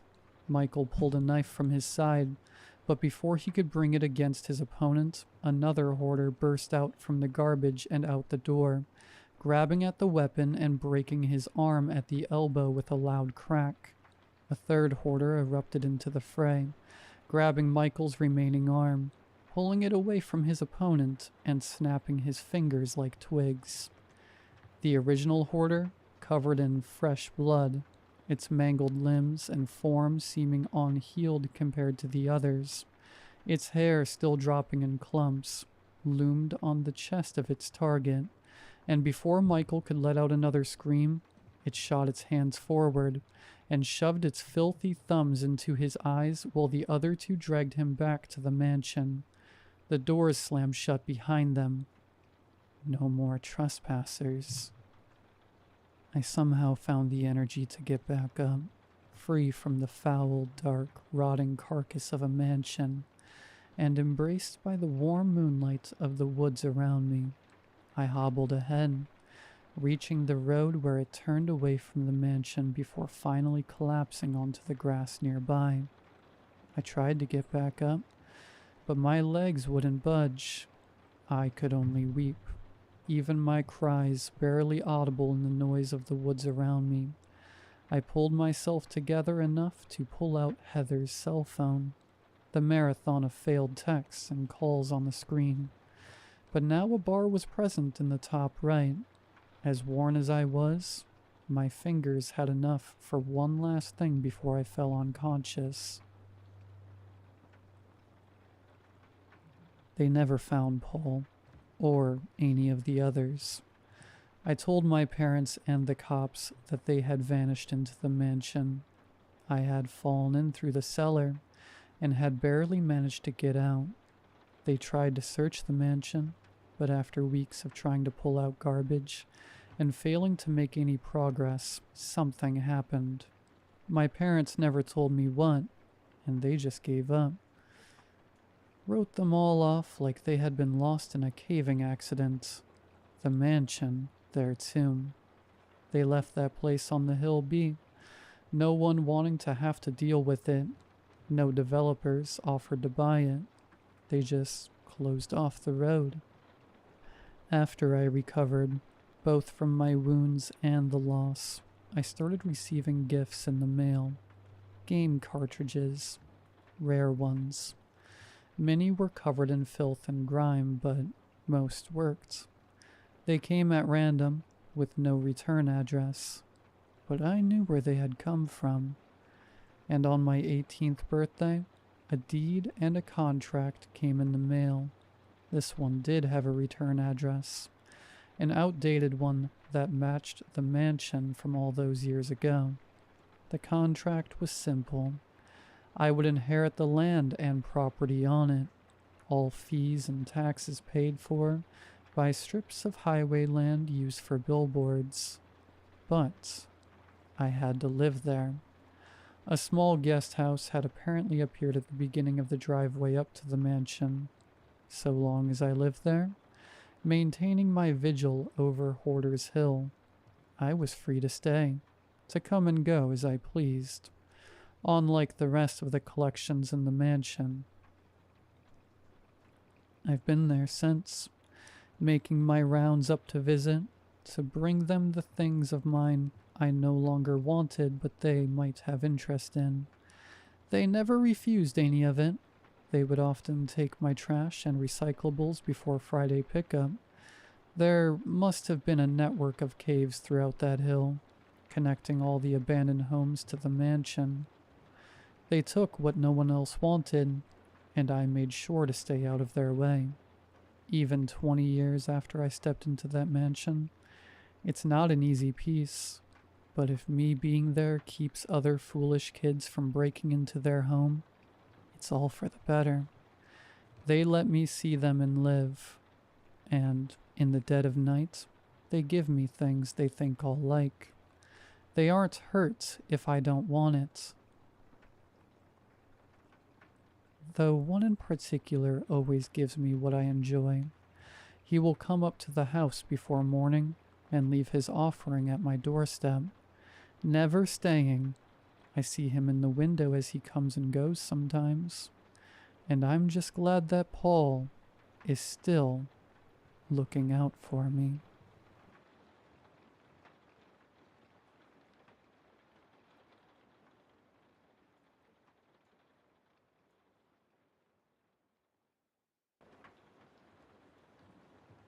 My cousin told me a curious thing once. I don't believe in hell, he said. There is no kind of pain that a person can't get used to, or even learn to appreciate. I've thought a lot about that. As long as we have the means to perceive our surroundings, we have the capability to appreciate it. If you've been on the internet long enough, you know what kind of absolutely vile things people have come to love. I don't believe I'm any different. It started back in 2016. I worked my second year as a lab assistant for a pharmaceutical company, a large Midwestern one with the blue sunflower logo. Lower end of the pay scale, high end of the benefits kind of gig. I didn't have that much going on in my life.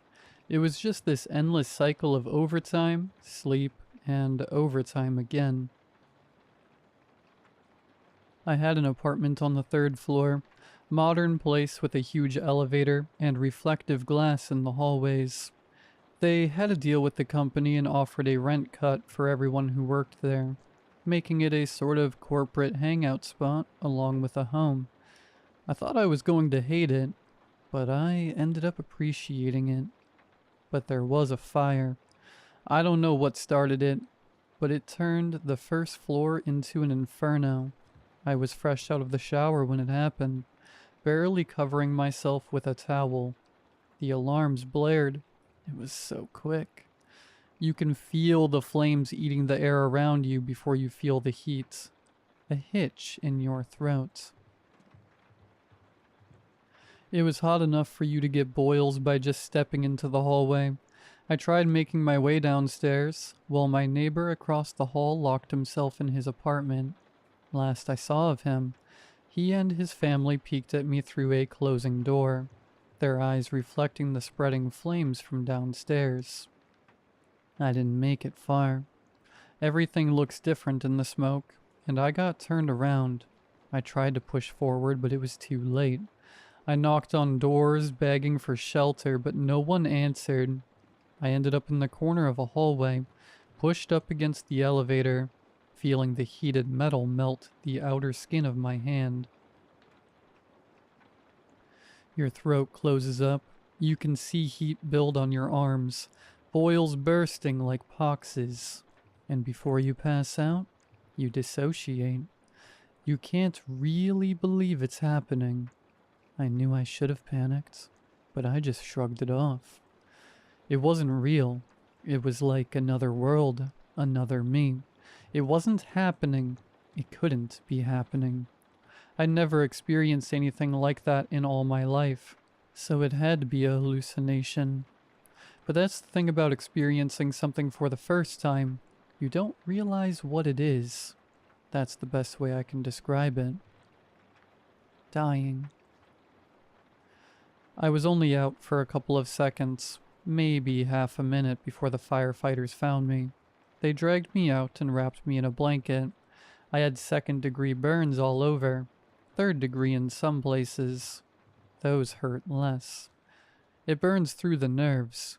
You don't feel that until you start to recover. Waking up was unreal. I didn't understand that I'd been bandaged all over my head. I just thought they'd turned off the lights. I couldn't feel a thing, courtesy of a more than generous corporate health insurance and an even more generous dose of morphine. I remember someone talking to me, but I could barely hear them on one side. An eardrum had ruptured, and my left ear had fused to the side of my hairless head. "Oh, thank God," a voice said. "Thank God you're gonna make it." My little sister, Sammy, she'd flown in from Ottawa. I was in and out of consciousness for days. I had nightmares about pain and anxiety about the drugs wearing off. Sometimes I'd hear machines beeping. Once a nurse changed a bandage, and it felt like getting my skin torn off. I remember drawing in a breath to scream, and then just gone. Blackout. I'd get these glimpses of real life sometimes. Someone humming in the hallway, my sister talking on her phone, a beam of light hitting the bandage across my eye, tickling a damaged membrane. I prayed not to feel anything because I knew that it'd just be more pain, unbearable, mind-numbing agony, your body turning inside and out, trying to heal everything at once, hitting biological dead ends over and over.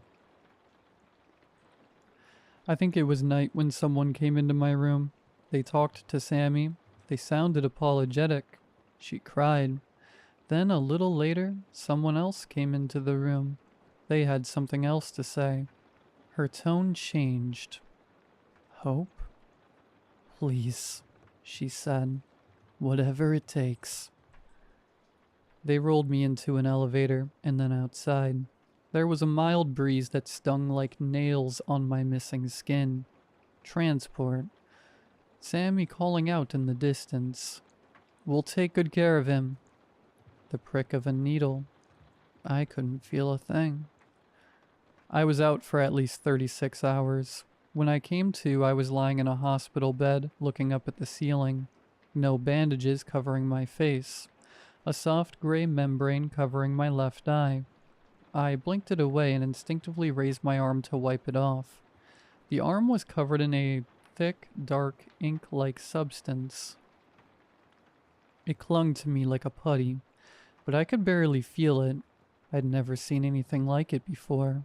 My entire body was covered in it. It was on my face, too, even on my eyes.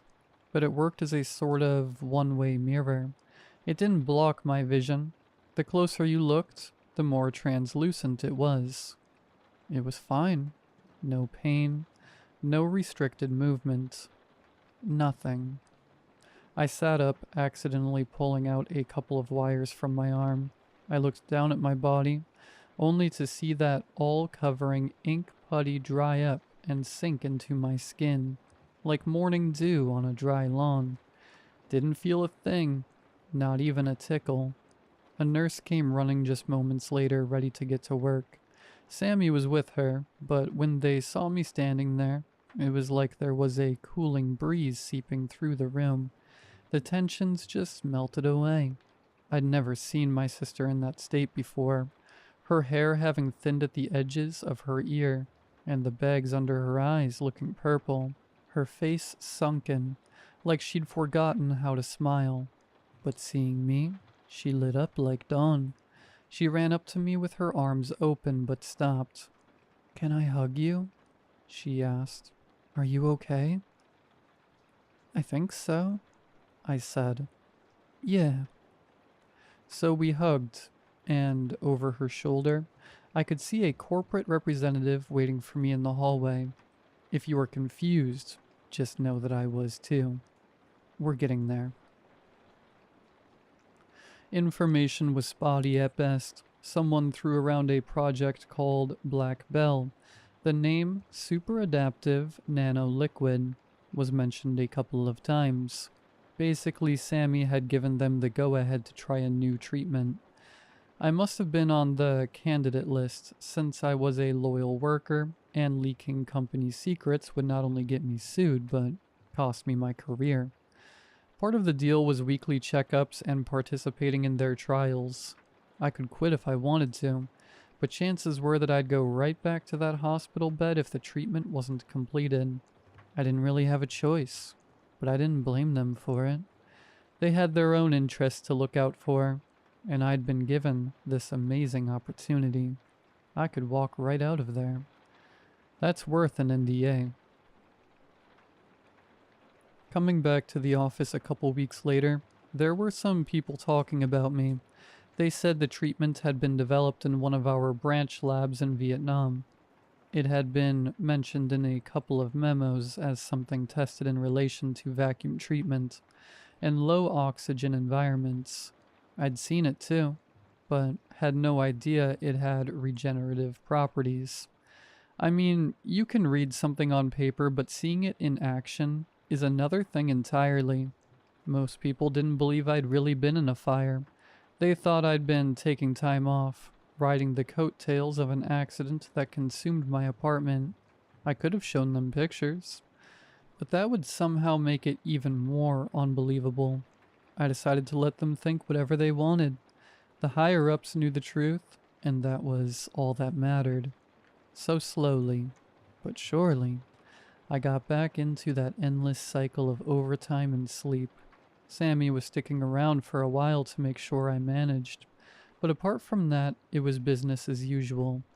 Of course, what you see on the surface isn't always telling the whole story.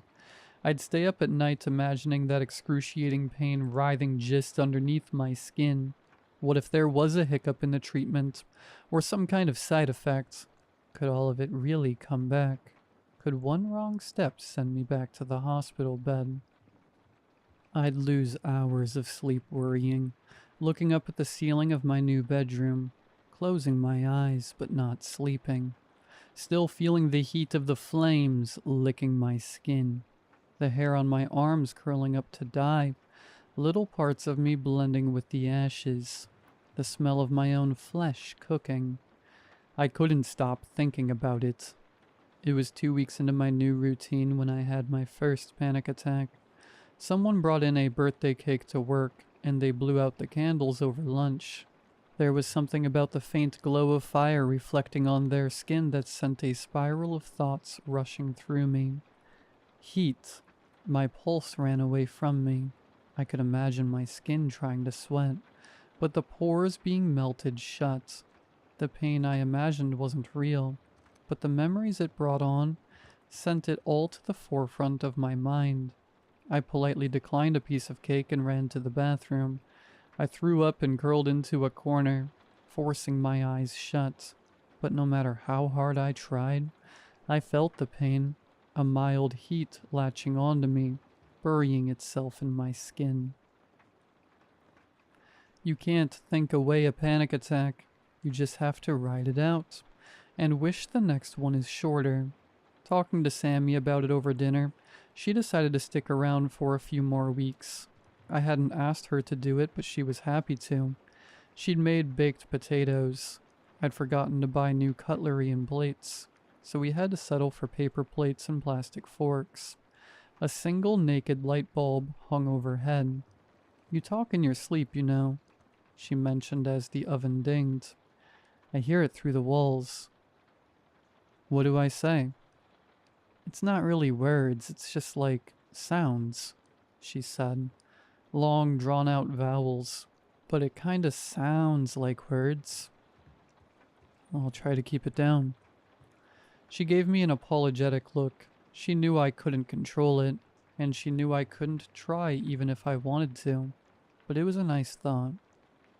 It got worse, though. I would have nightmares and wake up choking. I'd feel my skin getting warmer at night.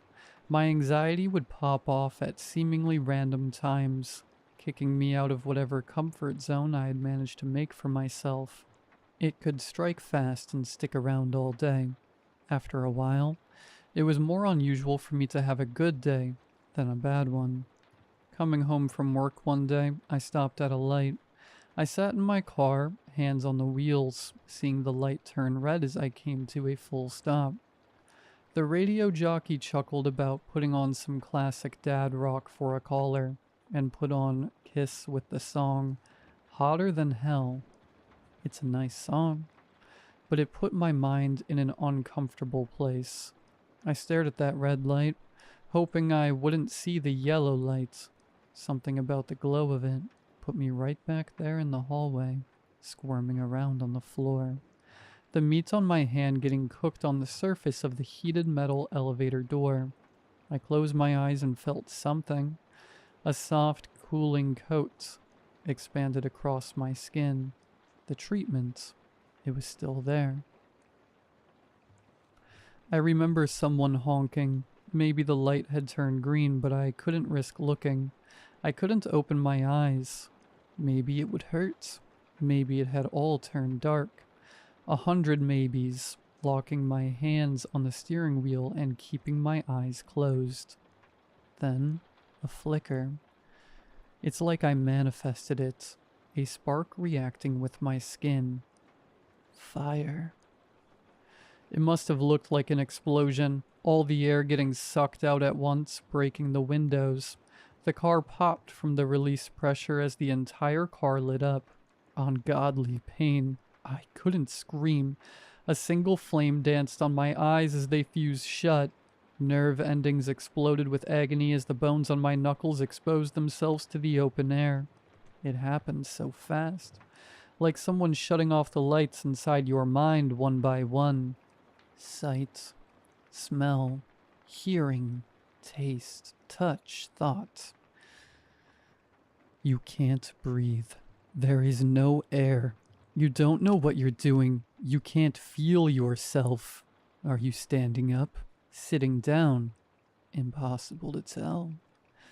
They say I was completely engulfed in flames for a solid 2 minutes before a passerby managed to pull me out of the wreckage. They said I was covered in a black liquid, which they thought was motor oil. I was dropped onto the pavement and the flames were put out by bystanders. The treatment kept me alive through all of it. Alive, but suffering. It kept me on the edge of life, not allowing me to cross over. And the agony stuck with me for what felt like an eternity. But eventually the sirens came. The EMTs would never hear of what would be a second miraculous burn victim recovery. I'd walk out of that hospital a couple of days later without any questions asked. The treatment put me right back into square one. Perfect physical condition, with a couple of mental asterisks. Well, the firefighters didn't understand what happened. The corporation did. Apparently my ceaseless obsession with fire was triggering an adaptive reaction. Basically, I was tricking myself. By thinking so much about burning, it became the normal state of being, and the treatment adapted to it. It basically thought I wanted to burn, so it set me on fire. At least that's how it was explained to me. Knowing the cause of the issue helped, but also not. It's hard to put yourself in a state of mind where you're not allowing yourself to think certain things. It's like biting your nails or picking your nose. Thinking of how you can't do it makes it worse.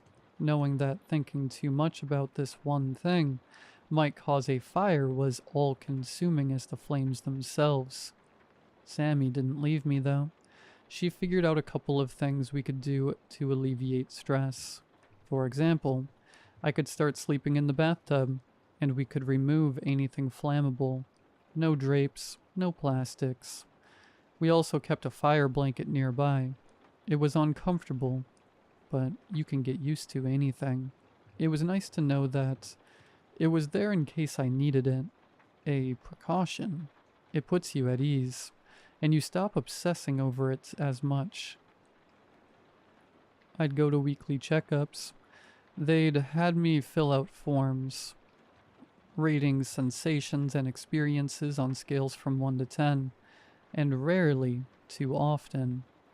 A lot of it was generalized questions, but a couple of them were specifically made for me. These questions didn't have a standard answering sheet. There'd be some overpaid academic listing off questions with a nonchalant smile. Every week, a different smile, but the same attitude. I got the impression that I wasn't the only one testing this treatment. The questions they asked implied that others were having trouble as well, but in completely different ways. Multiple choice questions like, how often do you forget to breathe? How often do you forget to sleep? How much has your sense of touch diminished? With possible answers ranging from hourly to monthly. I made more adjustments in my everyday life. Fire blankets, extinguishers. Once I filled the tub with water before sleeping, as I felt an episode coming on. The ink would seep out of my skin to keep me from going hypothermic. It really was adaptive. Sammy did her best to help, but something she said stuck with me. As I was heading to work, she took some time cleaning out the tub. I asked her if she was okay doing that. It's not that different from changing bandages, she said. You gotta adapt either way. At least there's no pain, right? Trauma seeps into you like a poison. The bad days become the new normal, and the good days become this impossible deal you strive to get. That perfect day without that sinking feeling in your chest, where you can sleep a little longer without waking up tired, where you can say you had a nice dream and can afford to put some effort into caring for yourself, have that extra long shower, the freshly pressed clothes. But I couldn't do that. I'd be balancing on the edge, ready to burst into flames. I wouldn't wear my best clothes. I'd stay in the tub at night. I would keep my distance from my sister and my coworkers. All these little things you do to keep yourself from becoming a problem. And even then, things would spiral out of control. It happened once as I was going from the supermarket to my car. I didn't even know what made me snap. Suddenly, it was all just fire. I burned all my groceries and was left exposed in the parking lot, covered in ash and writhing in pain. It was a short enough burn for my nerves to stay, making me feel every boil and crack in the skin, blood and soot on the concrete. The most embarrassing time it happened was at work. I felt it coming, and I hid in the bathroom again. As the flames burst out, the fire alarm tripped. Sprinklers came on. I got a nasty burn, but not as bad as the other times. I could still walk out of there. I draped myself in a jacket and had to walk out in front of all of my coworkers, naked from the waist down and covered in boils. After that, I was put on paid leave while my treatment continued. We were going to work out an action plan with a therapist, but they had some trouble getting one that was accessible at this level of corporate secrecy. So while it dragged on, all I could do was wander around and try my best not to think of something that could burn my house down at a moment's notice. It was getting to me, and I suspect, to Sammy as well. One night, it happened in the bath. I had an awful dream which shook me right awake. The bathroom was pitch black. Despite my eyes being open, it was dark. That it spiraled into this thought of my eyes having fused shut. It pushed that first domino in my chest, and by the time I got out of the bath, I was on fire, casting crawling shadows along the walls. Sammy came running. She tried to help, but ended up burning her hands. I pushed her away, giving her another burn on her neck. I pulled myself into the bath and turned on the water. It's hard to do when you don't have any skin on your fingers. Blood is slippery, and the knobs in the shower can be a bit finicky. The fire alarm was going crazy, but Sammy managed to turn it off. Concerned neighbors came knocking at the door, and she had to turn them away with a bleeding neck and hands. And I just lay in the bath, watching the last embers on my skin disappear, putting me back in the soothing dark. I locked the door, begging for the night to be over. Things got complicated after that. Of course, Sammy didn't want to leave, but the bandages on her neck and hands broke my heart. The way she winced as she made herself a peanut butter jelly sandwich, the salt stinging her wounds. I lied to her and said the company was bringing over a live-in care provider. It wasn't completely untrue. It had been discussed, in passing. I waved goodbye to Sammy from the kitchen window. A cab drove off with her and I could finally relax. She was out of harm's way. My way. I tried to deal with my anxiety in other ways. I went out a lot. Booze helps a bit, especially if there's a lot of distractions. Live bands playing loud music, pretty girls waving their long hair around. Anything to get the finger in your mind away from the first domino that sends you spiraling into oblivion. I thought I could make something fun out of it. Once, when I got really drunk, I tried showing it as a party trick to a couple of barflies. They thought I was kidding around, that I was some kind of fire breather or something.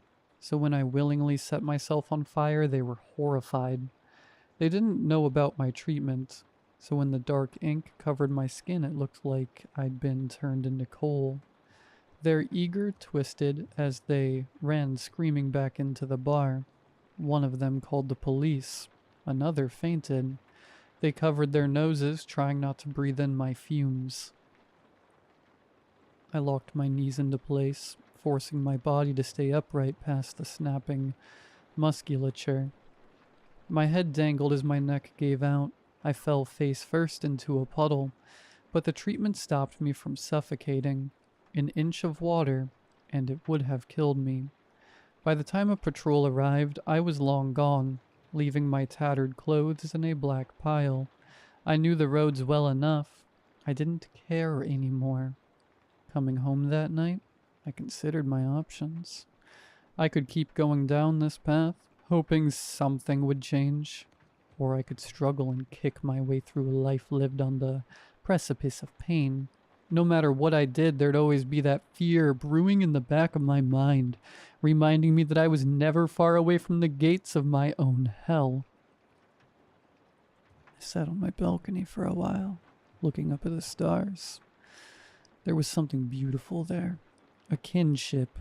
They burned too, but they hadn't known another life. Perhaps that was the way to go. The next day I took my car and drove into the desert.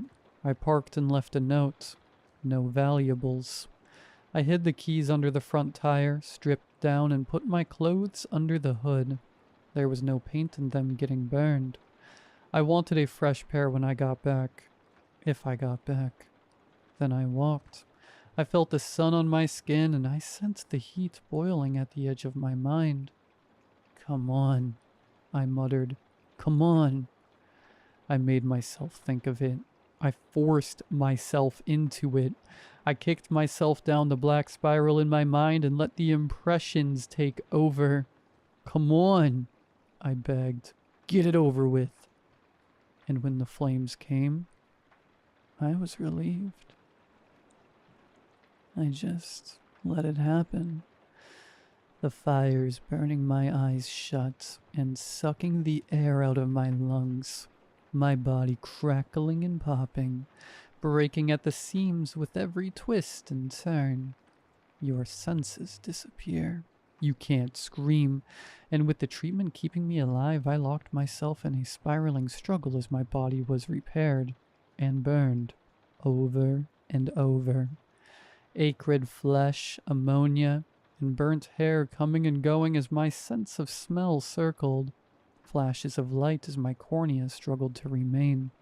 A violent tinnitus coming and going, like a breathing wave crashing into my skull. Never-ending pain, the kind of agony where a second turns into lifetimes. But it was too late. There was no one coming to save me. What had I done?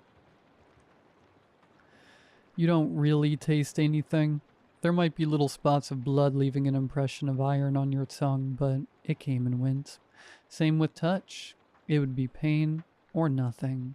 After a while, I stopped trying to breathe. I let my throat stay closed, and the treatment would keep me alive. I would feel my heart slowing, adapting, realizing that if I was calculated, I could make micro movements and bouts of muscular repair, meaning if I tried long enough, I could move, but only so slightly. I remember laying in the sand. The flashes of light were darker.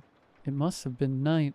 I'd managed to move my hand straight into view so I could see my own fingers. There'd be darkness, a little light from the moon, a flash of clarity showing a coal-wrapped, skeletonized hand. Liquidized boiled fat staining the black sands around me. I tried to think, but even my brain was affected. There'd be long stretches of time where I sensed this gate in the back of my head, barring me from chasing any complicated thoughts. I couldn't remember my name. I could just think of something short and immediate, bursts of effort and strain. As my lungs came and went, I could think of sounds to make. Vowels, mostly. I settled on a couple that I found easy to repeat, just to remind myself that I was alive. E and O sounded particularly nice. E-O, E-O, E-O. As I couldn't see or hear anything, my mind started to fill in the blanks. The waves of painful screeching in my ears started to sound like voices and music. The flickering lights began to look like angels. I would have conversations with them, and the pain would lull into a background noise. A nuisance at most. I'd have these presences sit down next to me. One had a voice like a beautiful piano, talking sonatas that would make me weep. Another would lie down next to me and wrap their arms around me, their breath on my neck like a soothing wind. They'd whisper of beautiful places and far-off lands, a beach where no one is alone, an island paradise where the sands are pink, a tree that reaches for the moon wanting to go home, little stories and melodies playing in the fire, begging me to stay. I could feel my needs melting away. When you're at the bottom of every sensation, there's no point in trying to look up. What's a glass of water when your world is on fire? What's a night of sleep when you are living in a nightmare? I let it all go, embracing the pain. It was so easy. After a while, I realized I could direct my efforts, like managing a switchboard. Keep the eyes off, I'd think. Keep the eyes and the ears off. Instead, I'd focus on the muscles, keeping me at intense pain levels but allowing me to move, to touch. I don't know if anyone saw me. I don't think they did. But if anyone had seen me, they'd have seen a charred body rise from the ashes facing the moon. I'd wander the sands, inviting the pain into the soles of my feet. I didn't care about stepping on branches or rocks. I'd feel the wind fanning the flames, fueling me like an engine. The more I moved, the more it hurt, and the more I could keep going. And as I moved, air would push into my lungs, leaving me with enough room to scream. And with that, I'd howl at the moon like a beast. E-O, E-O, E-O. Time would pass, and it wouldn't. Your days don't really start or end. It all just keeps going. What was real and what wasn't would be blurred, making me chase thoughts I didn't know I had. I'd make up words that even a burned mouth could say, borrowing meaning from whispers in the fire, words with depth and power that I'd forget in a second, or an hour. There was no way to tell. I would imagine other burning people walking alongside me. Sometimes I would see them dancing at the edge of my vision. Long, elegant movement with trails of smoke puffing into the sky. Little lights allowing themselves to burn out and die. I'd cry for them, laugh at them, and all the while I suffered, but that was normal. I'd fall to my knees and stay there smoldering, not moving an inch. I'd give in to the thoughts that trickled into sparks of consciousness, becoming a conduit to whatever spoke through me. Vowels trickling past broken teeth. A prayer, perhaps. My most vivid memory is that moment when I'm kneeling in the sand. Even with my eyes closed, I could tell I wasn't in our world anymore. I was in a world of fire, praying to an ocean of molten steel. Another dead man propped up to suffer. E-O, E-O, E-O. The burning angels would listen and dance. The ocean of pain would soothe me. There was no heat anymore. It was home. I'd finally reached the other side of the shore, where pain was life and being without it was agony. I'd adapted. I'd learned. I'd been perfected, and I came home. I opened my eyes. They'd follow me through. A dozen others, wielding the same black ink across their bodies. They'd adapted too. They'd been made tall and strong and mad. They'd wandered other worlds, exposed to other horrors, and they'd been made grateful just like me. Brothers, sisters, a family carved from agony and blisters. I'd go from ecstasy to ceaseless horror. I'd felt like time had stopped, and that I was settling into a strange eternity, one where complete inaction was the only logical thing to pursue. Turning myself static, I could feel what that first fire had felt, warming our ancestors. I was on the wrong side of life, looking out at those struggling. I was beyond them, but something in me was still too human to accept it. But I was getting there, and it was so comfortable. A life without worries means a life without drive. But is that such a bad thing? Then a drop of water. I didn't feel the first one, but as the rain gathered, the flames died. I'd been in pain so long that being without it made me sick. All those little systems of my body that I'd forgotten were cast away, coming back to me. Eyes, ears, taste. Each and every one more terrible than the other. I cried and begged the heavens to send me back, but I was forgetting the right words. and the broken spots in my brain were coming back to me. The heavens couldn't hear me, and I couldn't make them listen. I lay there for hours, hoping I would dream myself back to that other world where I belonged, but I'd lost it. My car had been towed. People had looked for me, but they hadn't found me. All in all, I figured I'd been gone for a couple of days at most.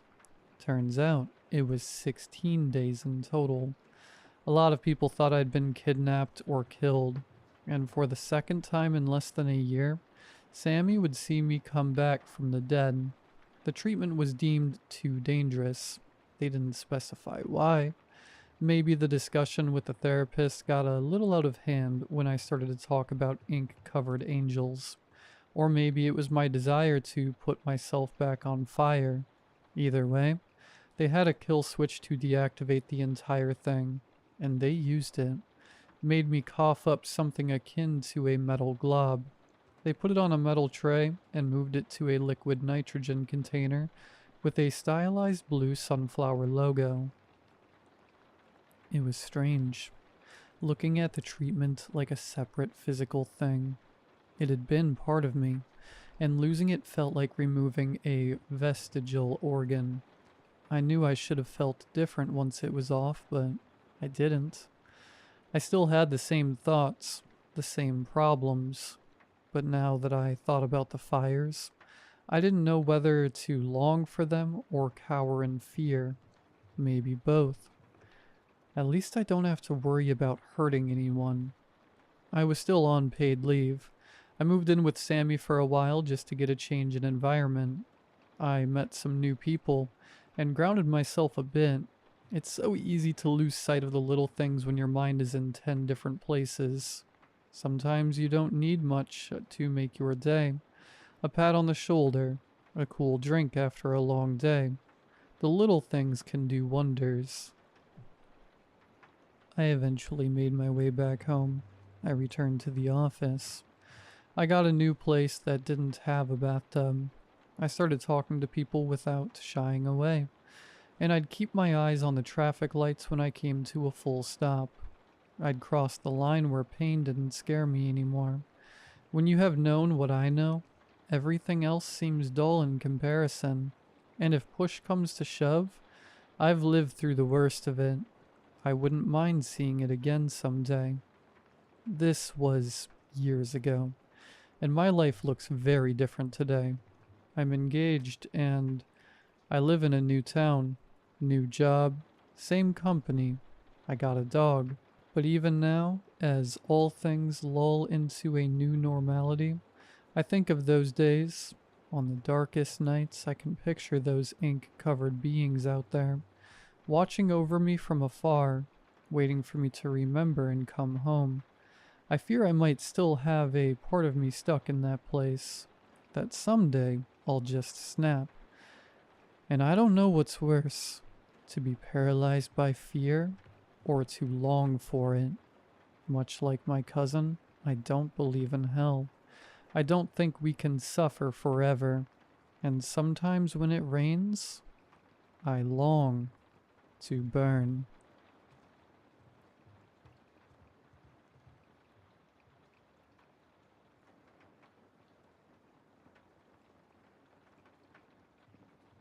I needed to go for a walk that day. It didn't matter that I had been exhausted the day before. It didn't matter that I was supposed to have one of my friends over in a matter of hours. I needed to go on a walk that day. Lincoln Avenue. Just 2 words. That's all I could remember thinking. Lincoln Avenue. A completely random, inconsequential street name that I'm sure you could find in almost any state across the country. But when I woke up that morning, I couldn't think of anything but that one name, Lincoln Avenue. Like always, part of me just wanted to ignore it, to ignore the name and the voice that, for the moment, gently whispered it to me as though the voice was speaking from within my mind. If it was just for my sake, I would have. Please believe me when I say that. It wasn't just for my sake, though. My dad had been in the hospital for weeks prior for a head injury. I could still remember the call I'd gotten from my sister when it happened. Dude, you need to get to Flower Hospital now. Why? Finally decided to get that stick out of your... Just shut up and listen. Dad fell and hit his head. He must have been working on the roof or something. What? I thought he was getting some contractors to work on that. Well, apparently not, Dan. Get to the hospital now. They're taking him to the emergency room now. If past events were any indication, my dad's life depended entirely on what I did within the next 24 hours. I'd be lying if I said that he and I had the closest relationship even before the incident, let alone in the last 5 years since I'd moved out. I was sure in some way he still resented me for leaving, just as much as I still partly resented him for shutting down. Aside from the past few months, we'd barely even made any effort to repair our friendship, let alone what could be called a father-son relationship. But he was the only parent I had left, and we were finally starting to love each other again. I needed him. More than that, Kathy needed him. They'd been each other's rocks after everything happened, and I knew how badly it had affected all of us when Mom died. I couldn't afford to let myself or Kathy go through that again. On any other day, the weather outside would have been idyllic. I guess it still was. Blue skies, a breeze just gentle enough to keep me cool while the sun hung high above. Only a few small clouds peppering the expanse of blue, and a few birds singing their songs. It felt almost insulting, considering what was about to happen. As I took my first steps and passed the borders of my yard, I heard all the confirmation I needed to know that I was beyond the point of no return. The voice was whispering the street again. Lincoln Avenue. I had already walked about a mile when my phone began ringing again. Even without looking, I could almost guarantee that it was going to be Kathy again, calling for the 100th time to give me some update to Dad's condition. I didn't bother answering. I was in no mood to hear that things hadn't gotten any better, or worse, that he had gone fully unresponsive. The clock was already ticking. Seeing how fast it was winding down wouldn't change that. It wasn't a simple straight shot. At certain intervals, I could hear the voice calling out again, instructing me to go left or right, down paths I had driven past countless times, routes that I could drive in minutes or less, now passing by uncomfortably slow. Right, left, right, straight. Before I'd even realized it, an hour had passed, and I was trekking on the side of a busy street. Restaurants, stores, and a gas station littered either side of the road. Cars whizzed past me as the sidewalk became wider, and I was no longer the only pedestrian walking along it. Some walked dogs, others jogged, and others still casually walked along as they remained glued to their phones. None paid any mind to me. Out of sheer habit, I pulled my own phone out and checked my Steps app to see just how far I had gone. According to it, I had traveled only a little more than 3 miles. 3 miles. A little over an hour of walking. I wondered just how further I had to go. As it turned out, it wasn't much farther at all. I had been carefully checking each street sign I passed on my forced pilgrimage, hoping each time that the one I passed would be my ever-so-sought Lincoln Avenue. 2 hours in, I finally found it, just past an old apartment complex. The small green sign said in partially chopped lettering, Lincoln Avenue. My chest tightened as I read the name aloud. Doubts began to creep into my mind as I clenched my fist. Was I really doing this again? What if I was wrong?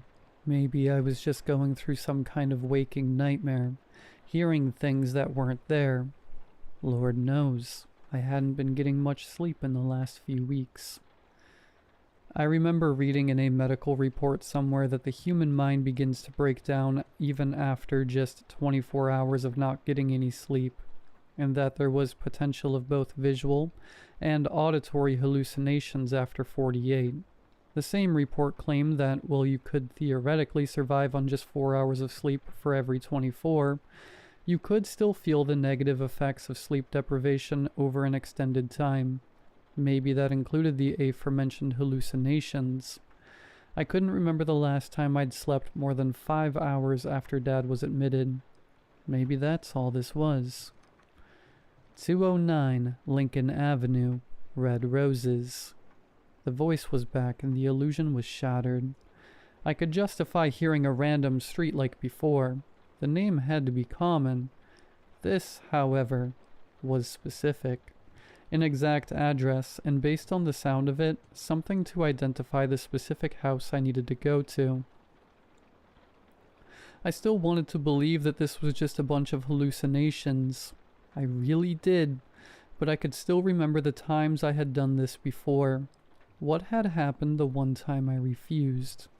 I could see Mom, shattered. Just.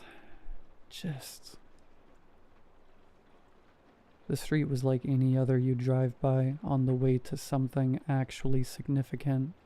Rows upon rows of houses, a few small intersections making the various blocks, a mix of trimmed and not so trimmed grass, and the occasional tree in the front yard. The sky was blue, plenty of clouds. I could hear unseen birds singing their songs as what normally would be an idyllic, practically picturesque day moved along undisturbed. If I hadn't known any better, I may have stopped to enjoy a walk through the neighborhood. As it was, I couldn't enjoy my time here. I had work to do, and I just wanted it over with. To any unsuspecting eyes, which was realistically all of them, there was nothing interesting to see about me. A stranger passing by, maybe out getting some exercise in. Ideally, I would be so unremarkable that whoever lived here wouldn't even realize I had crossed paths with them. I would just be another nameless and blurry face, too unclear to even remember right. I would need that indifference. Each house I passed was mostly the same. Simple, 1 to 2 stories, a side driveway that fit multiple cars, and some variation of flowers. The neighborhood didn't look high-end, but it wasn't struggling either. Most of the houses had some variation of one person mowing their lawns, or otherwise doing yard work, or children running and playing while adults looked on. I felt the guilt of what was happening well up in me as some of the adults raised their hands in polite courtesy waves. Waves I had to fight myself to return. This was supposed to be a safe space, a place where families could enjoy their time together, and here I was, prowling like a lion seeking to tear it all apart. I'd long stopped trying to separate myself from the voice's consequences. There was no point to it. I may have abhorred the choices I made and what they would lead to, but I made them regardless. All I could do was tell myself that my father was worth what was coming, that my sister was worth it, because I knew I wasn't. One by one I passed the houses, watching the numbers, noting the flowers. 199, pink lilies. 201, blue hydrangeas. 203, white orchids. 205, red spider lilies. 207, black roses. 209. Lincoln Avenue was like many of the houses I had passed, well kept, in good repair. A flower bed neatly tended to, red roses vibrant and almost seeming to sparkle in the sunlight. At the end of the street was a set of guardrails blocking off a small set of woods, just small enough that I could see through the cracks to an open field. My heart felt heavy enough to sink into my shoes as I observed the houses. It had been freshly painted, a chalk drawing of 2 large stick figures, and a third, smaller one smiled brightly in the driveway. What was I doing? I couldn't do this. I had to do this. I couldn't do this. I had to do this. Hey buddy, can I help you? The voice wasn't in my head. It was right to the side of me. A man's voice. Turning to look at the man, I came face to face with a well-kept man in his mid-30s, maybe 10 years older than myself. He had short, neatly trimmed black hair with an equally maintained beard. He wore a plain, featureless t-shirt, and was carrying what looked to be a bag of groceries. Restaurant, do it, the voice half instructed, half demanded. Its tone was different this time. Gone was the whisper, and in its place was an almost childlike eagerness. I recognized the tone immediately, and my stomach churned. "Oh, hey," I replied, feigning a confused expression as I looked from the house back to the man, a mix of impatience and frustration on his face.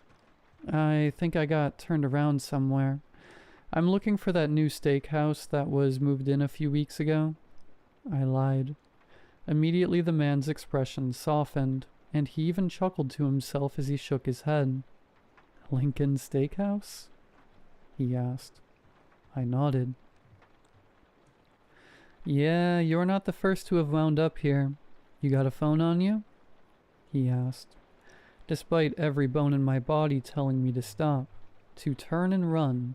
I pulled my phone from my pocket, opened the GPS app, and handed it to the man. I watched as the man punched in some unknown address into my phone with his free hand, resisting every urge to snatch it away. I could practically hear the voice salivating in anticipation as the man handed my phone back to me. "There you go, man. Should be good to go now." I faked a laugh as I rubbed the back of my head. "Sorry about that. Didn't mean to intrude or anything." The man shook his head and waved the apology aside. "You're like the third guy that's happened to this month. Not a big deal." His guard was down. I could tell by his tone. It was now or never. "Dan," I said, introducing myself as I extended my hand. I prayed my hands weren't sweating, that my heart, beating like the stampede of 1,000 frightened animals, would hold out for just a few minutes longer, that my breath would not betray the anxiety in my soul. The man glanced with seeming amusement at my hand, then with a tired sigh took it. "Chuck," he offered kindly, shaking my hand. Chuck, my father's name.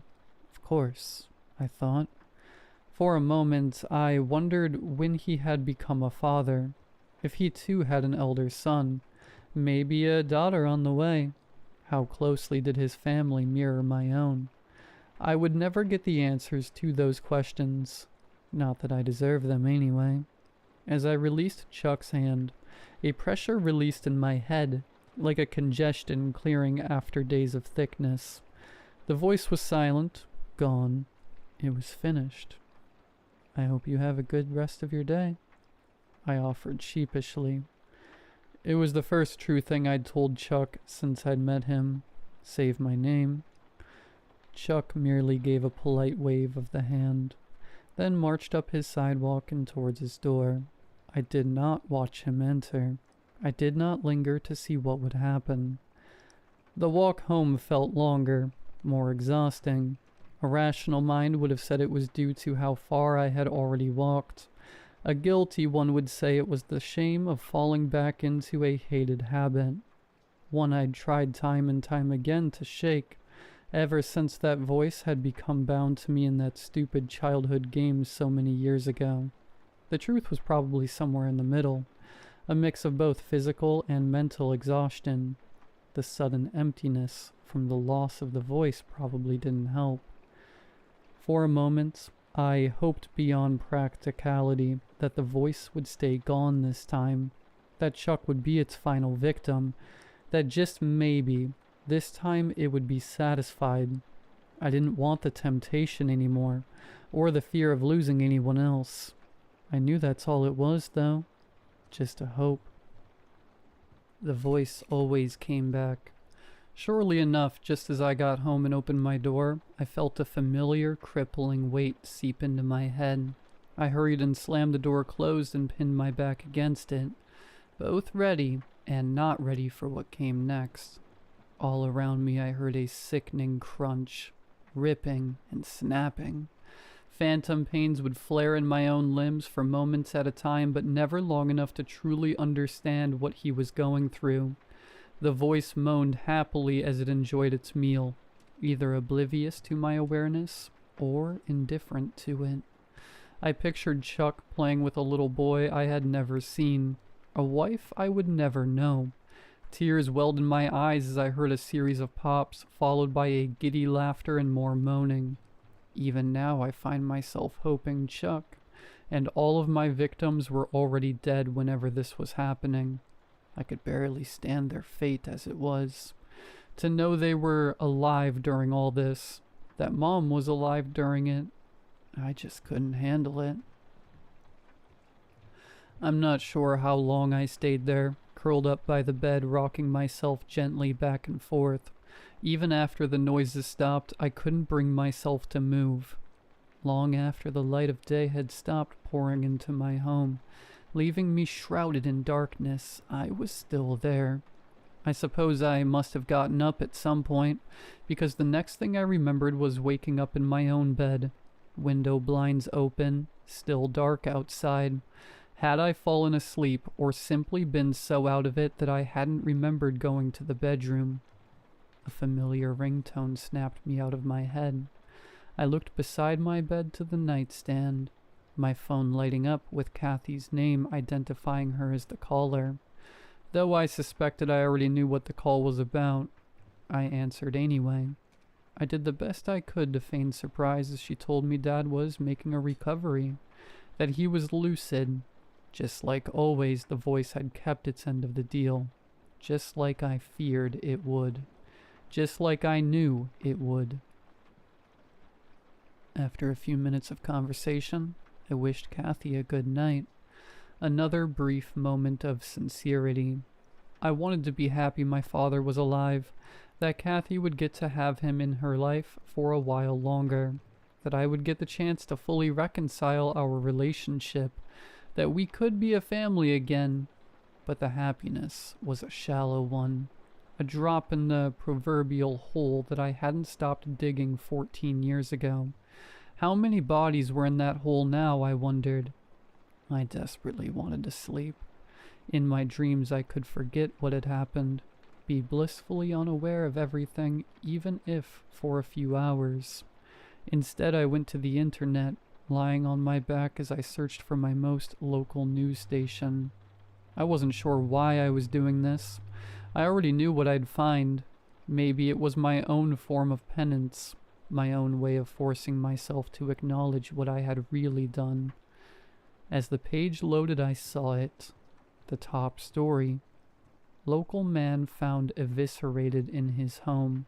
Suspect currently unknown.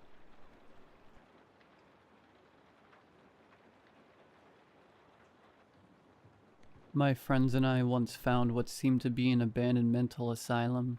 You know, the type you see in scary movies.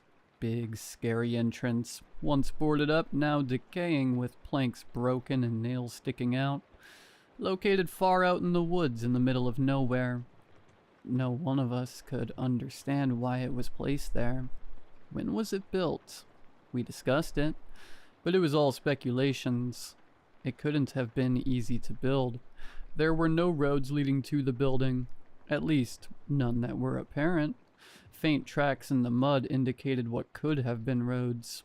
A long time ago, but what was left was far from what you could drive a car on, let alone a truck. We had heard rumors about the building, and that it once was used for treating the insane. Apparently it had originally been built as a sanatorium, hence the location, but we all thought it was a bit far-fetched. It was just rumors. However, we went to find out if it was true or not. No one remembers who told us about it, but we had all heard them. Who heard them first? Who knows? Someone pitched the idea of exploring the woods and searching for it, and everyone wanted to go. Simple as that. Getting there wasn't easy. The forest was filled with thickets and marshes that repeatedly forced us off any direct path. After fighting through the weeds for what seemed to be hours, a chimney rose up from some brushwood. We were finally there. The group consisted of me, John, Adam, Marshall, and James. Adam was the newcomer of the group, and the rest of us had been friends since freshman year of college. We regularly went out in the woods, visiting parks and such, so this type of exploration was out of the ordinary. We walked up to the front side of the building. The size of it felt wrong. All the pictures we had seen online of different asylums showed large buildings, tall, with several rows of windows and different wings. This one seemed small in comparison. From the entrance we could see 2 wings, one on each side, roughly 100 feet long.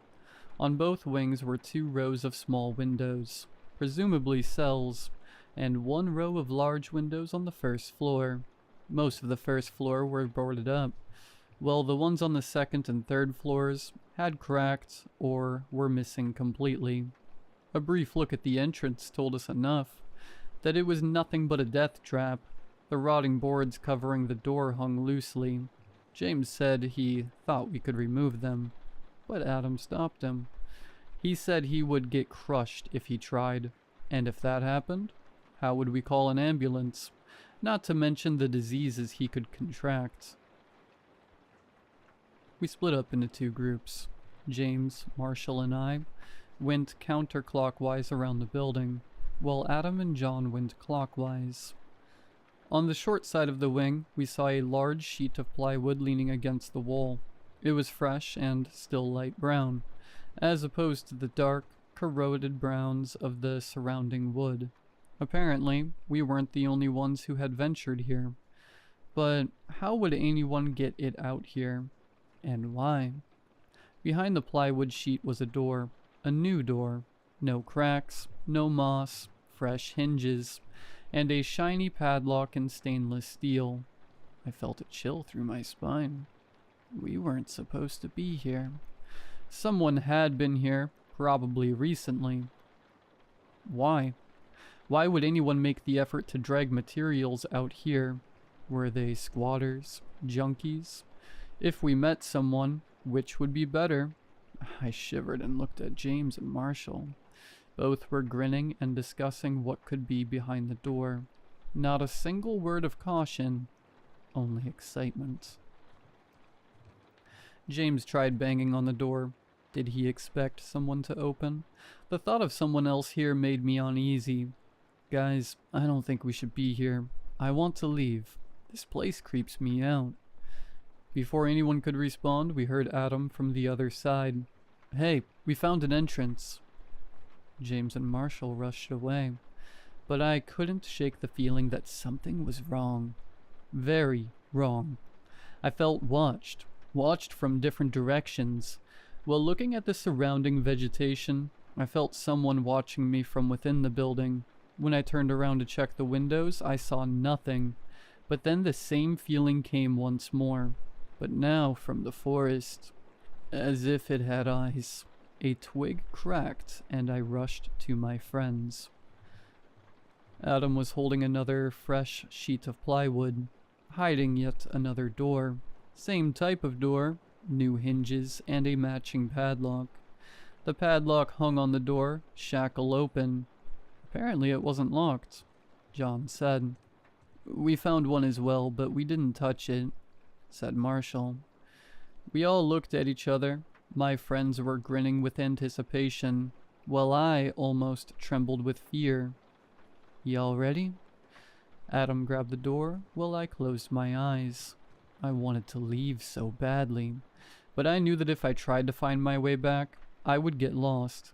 If I got lost, whatever was lurking in the woods would get me, like in every horror movie. I wasn't that stupid. Adam pulled the door, and it swung open without any struggle.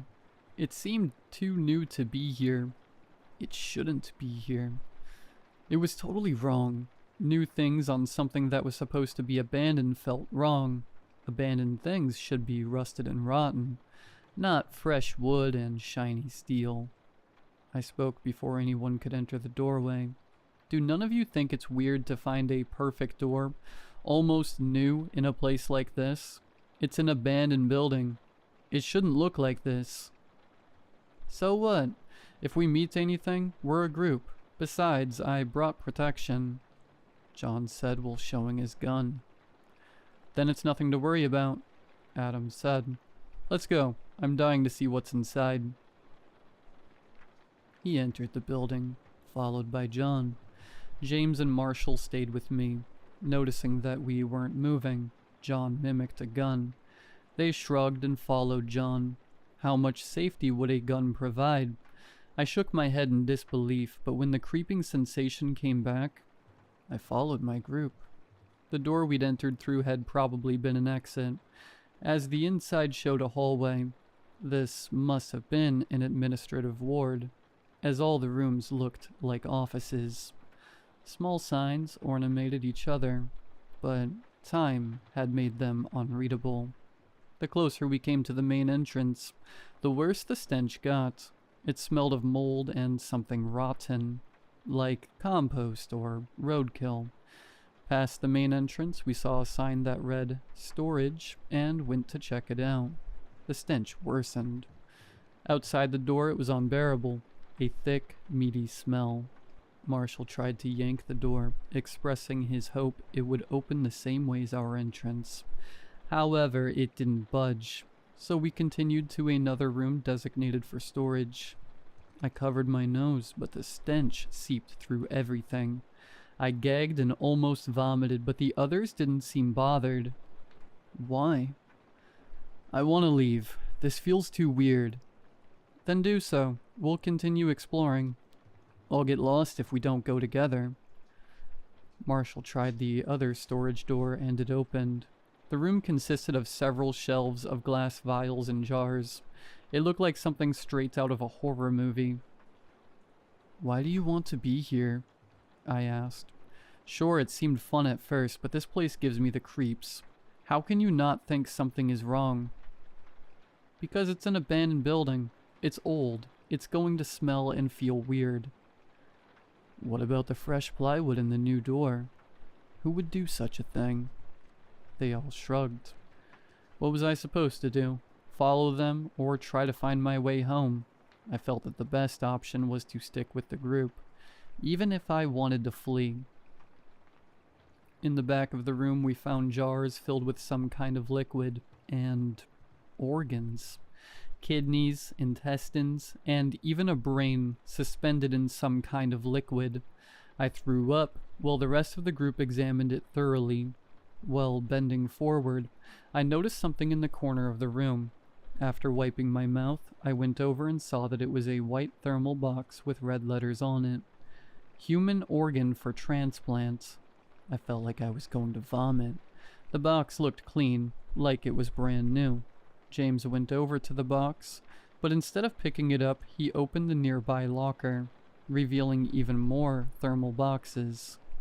We shouldn't be here, said James. I could hear his voice breaking up. Finally, someone felt the same as me. The rest of the group didn't seem too bothered by our macabre finding. I just want to check upstairs really quick, then we'll leave this place, okay? Adam bargained. All went back to the main entrance. Adam and Marshall went upstairs while the rest of us stayed behind. While waiting, we could hear the floor creaking as they walked away. After just a few minutes, we heard a commotion from upstairs. Suddenly, Adam yelled, "Help!" John drew his gun, and we rushed up the stairs and turned up to the right. It was a long and narrow hallway. Shattered glass covered the floor. A lot of the cell doors were either open or completely missing. Down the hallway, we saw Marshall on the floor, kicking and screaming as a figure was dragging him away. John rushed towards them, aiming his gun, but out of one of the open cell doors came a bat. It struck him right in the face, making an awful cracking sound. As he fell to the ground, blood spewed out of his mouth and teeth fell to the ground. Out of fear that it would happen again, neither me nor James dared to rush after. Who knew if more people were lurking? We walked as fast as we could, checking past each other for ambushes. Time-consuming, and as we checked each door, our friend was dragged further away. They were being dragged into a room, and by the time we got there, the door was locked. Through the small window, we could see the figures wrestling with Marshall. John sat in an adjacent chair. His face was mangled, and a stream of blood ran down his body. Still fighting for his life, Marshall didn't make it easy for the figures. I pulled the handle with all my force. I punched the window as hard as I could. Tears poured as I tried everything. John tried tackling the door, but it wouldn't give way. What are we going to do? James grabbed my shoulder and started to shake me. His eyes were red, and he was pale as a sheet. Where did John's gun go? I said, frantically scanning my eyes through the shaded gray corridor. We hurried back to where John had been ambushed, but the gun was nowhere to be found. In a desperate search for tools, we rushed down the stairs, back to the room labeled storage. In the same room as the thermal boxes, James found a crowbar. I grabbed a hammer and we rushed back. Halfway through the corridor, out of nowhere came a bat, hitting James right in the face. He fell to the ground. A large thud and one of his eyeballs popped. How many were there? The man came at me, swinging his bat in my face. I dodged and smashed his knee with my hammer. He screamed and fell to the ground, grabbing his knee and rolling around.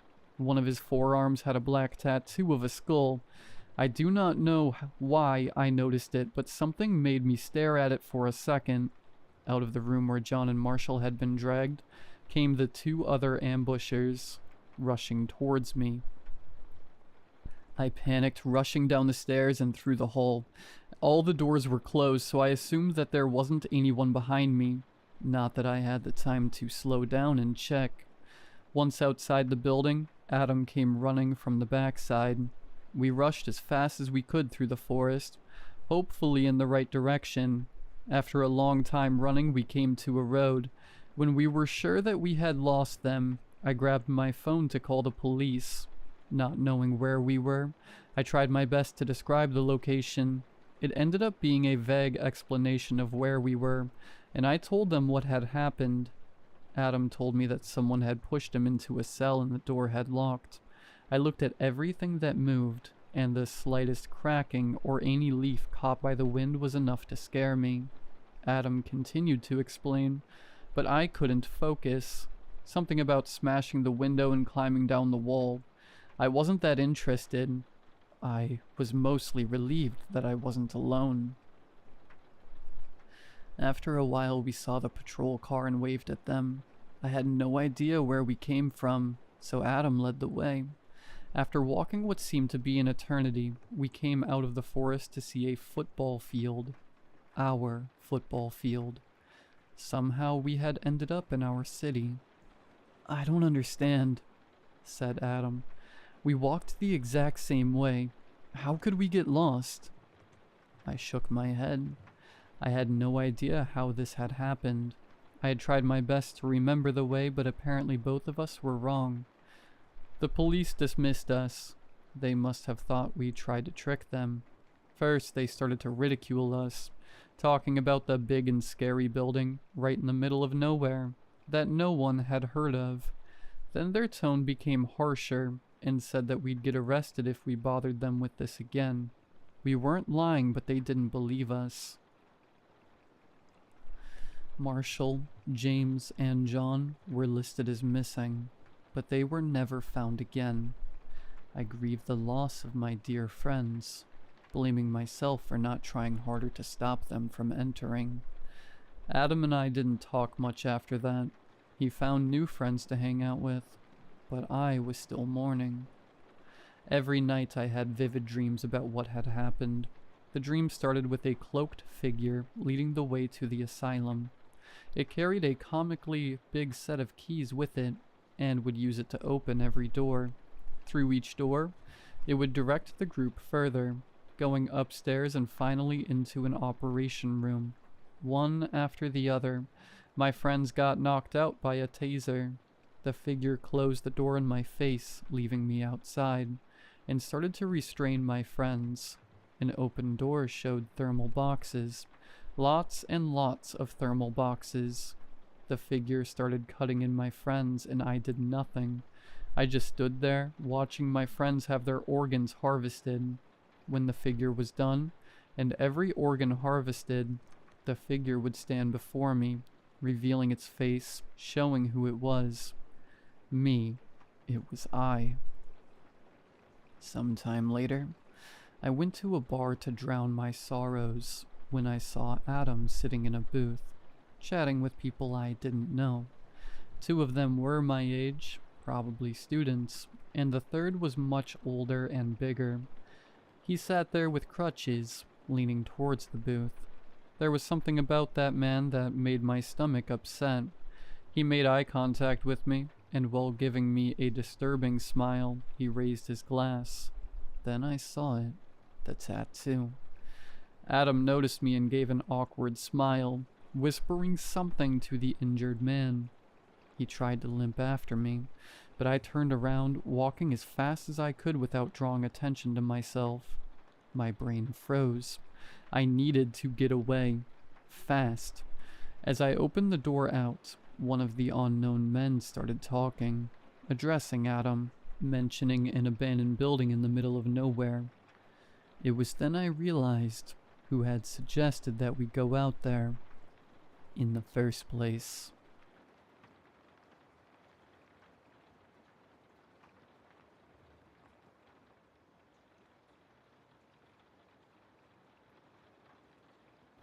My wife Anna passed close to my son's 7th birthday. She was off visiting her family in Mexico and suddenly fell ill.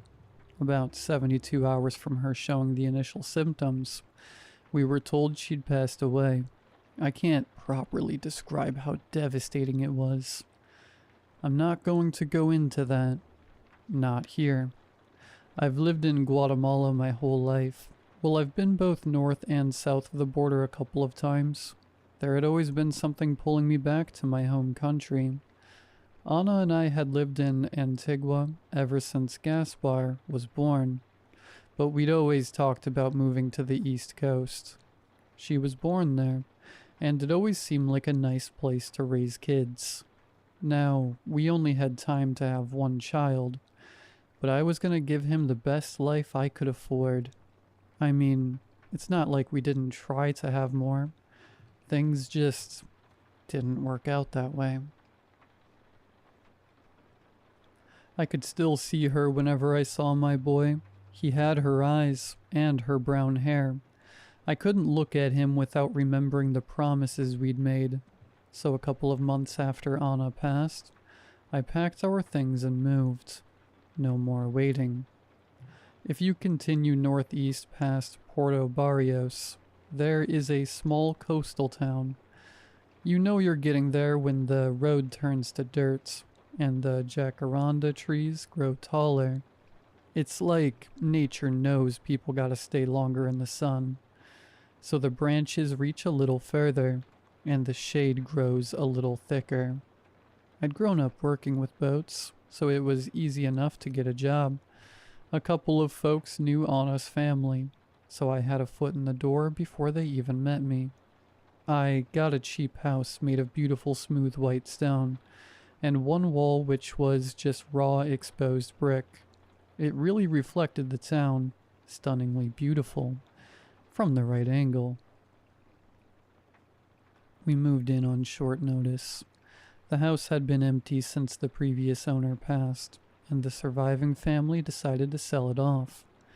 It was nice enough, but you could tell there was more history to it than you might be comfortable with. Little notches on the floor, subtle stains on the walls, a kitchen where the smell of fried fish wouldn't go away. It wasn't unpleasant, just different.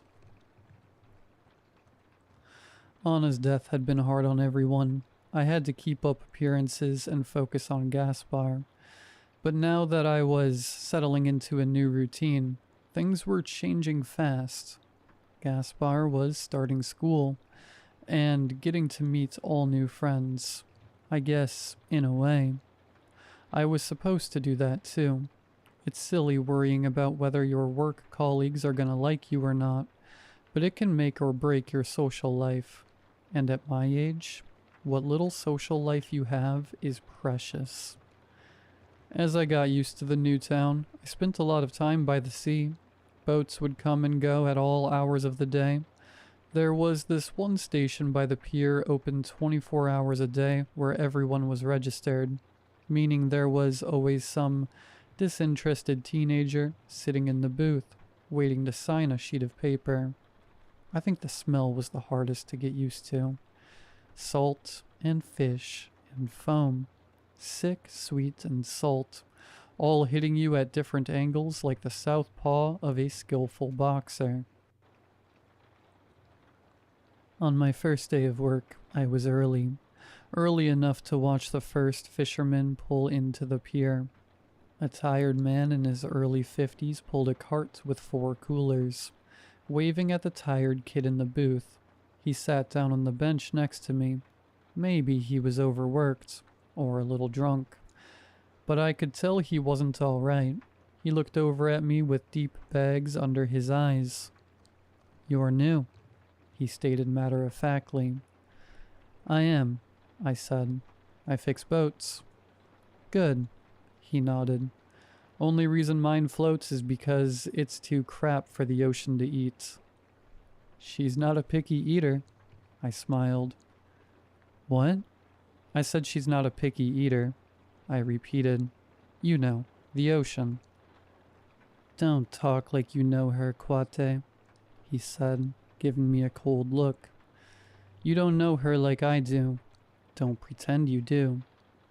"I'm just making conversation." "And I'm here to make a good one," he said, pointing a finger at me. "Don't think you can figure this place out in a couple days. There's history in this land. There's bones in that sea. You understand?" "I get you," I said. "I respect that." The man got up and dragged his cart along, smacking the side of the wall of a nearby house. Someone was already up to meet him, but they didn't seem too happy about it.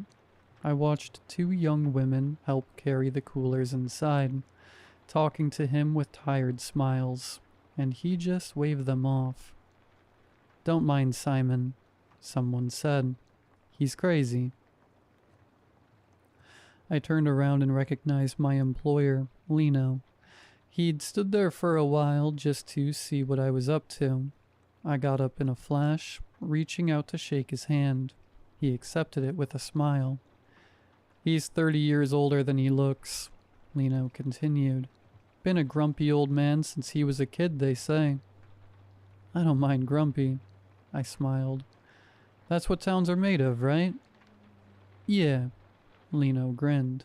"So let's hope we get to be grumpy old men too." Lino's workshop felt like someone's living room. Pictures on the walls, music playing on the speakers, equal smells of motor oil and Ron Zacapa. Lino was an absolute treasure of a person. If "Don't worry, be happy" had a face, it'd be him. He had a green shirt that was older than my kid, and this sort of ill-kept handlebar mustache that he kept stroking when he tried to keep a serious face. I couldn't help but think he looked like a tanner Freddie Mercury, minus the teeth. We worked on the engine of a private boat that day. Leisure type stuff. Not anything big and functional. Someone came in saying the engine kept stalling. Lino figured they'd been getting too close to shore and kept getting trash stuck in the propeller, but I convinced him to do a thorough check. We found some engine tearing that might lead to a complete breakdown in a couple more runs, so we fixed it. It was quick and cheap, and Lino charged next to nothing for it despite it costing us half a day to work through. You make people who can afford a boat like this happy. They don't ever go somewhere else, he said. It's not just making friends. It's good business. By the end of our first day, we stopped outside the workshop to have a smoke. I hadn't smoked since I met Anna, but I didn't see the point to stick to that anymore. One puff and I got the coughs. Lino picked up on it, but decided not to ask. Instead, he pointed at a shed just off the pier. You see that? He said. Take a look. Tell me what you see. A shed, I said. Cheap roofing. No. See what's on the roof? I looked a little closer. 2 seagulls? That's right, Lino said. 2 seagulls. Now, have you noticed something strange about them? Other than not pooping on me? No. Yeah, but that's just the thing. There are gulls everywhere. Listen. I took another puff of smoke, letting it coat my lungs and simmer into my nerves. I turned my head up and closed my eyes. All I could hear was the pulse of the ocean and the clatter of everyday life coming from the buildings around us. I couldn't hear the gulls. They're silent around here, Lino said. You won't hear them screaming or attacking. They don't do that. BS. No, I'm serious, he smiled. They say so many people died at sea that even the gulls stopped laughing about it. They say that, huh? Well, Simon does. Lino nodded. But he loves those things, so he should know. You can see him feeding them before he goes out every night. I didn't question it. Grumpy people tend to prefer the company of animals. There was a place right next door to the workshop where I could get some cheap tapato, so I bought some for me and Gaspar. I took the long road back home, getting acquainted with the streets and those who lived there. A couple of folks gave me crooked looks and folded arms, but others waved and cheered as I passed. It would take some time, but I could see them warming up to me. By the time I got to the street, I noticed something. There were seagulls all over the roof, looking down on me. About 30 of them all in all. It was true what Lino said. They'd been unusually quiet. I'd never seen a seagull that hadn't screeched and whooped. But these were different somehow. As I approached, I could see them gathering at the edge of the roof, looking down on me. Gaspar was already home, waiting by the door. Before I got a chance to greet him, one of the gulls opened its mouth and screamed. One by one they joined in. It wasn't the usual cackling of seagulls. It was more of a laugh, a stunted, stuttered laugh. Gaspar and I had dinner in the living room, watching cartoons on the TV. I asked him about school, but he was too shy to talk about it. He wasn't really a fan of the soup I'd bought, but I promised he'd get used to it. There were so many other things to try too. If we ask nicely, I bet we can go out on a boat, I said. I think you'd like it. It's nice out there. I don't like the ocean, he said.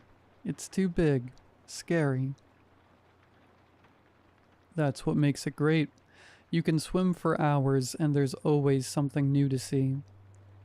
I prefer YouTube. He finished up and hunkered down in his room.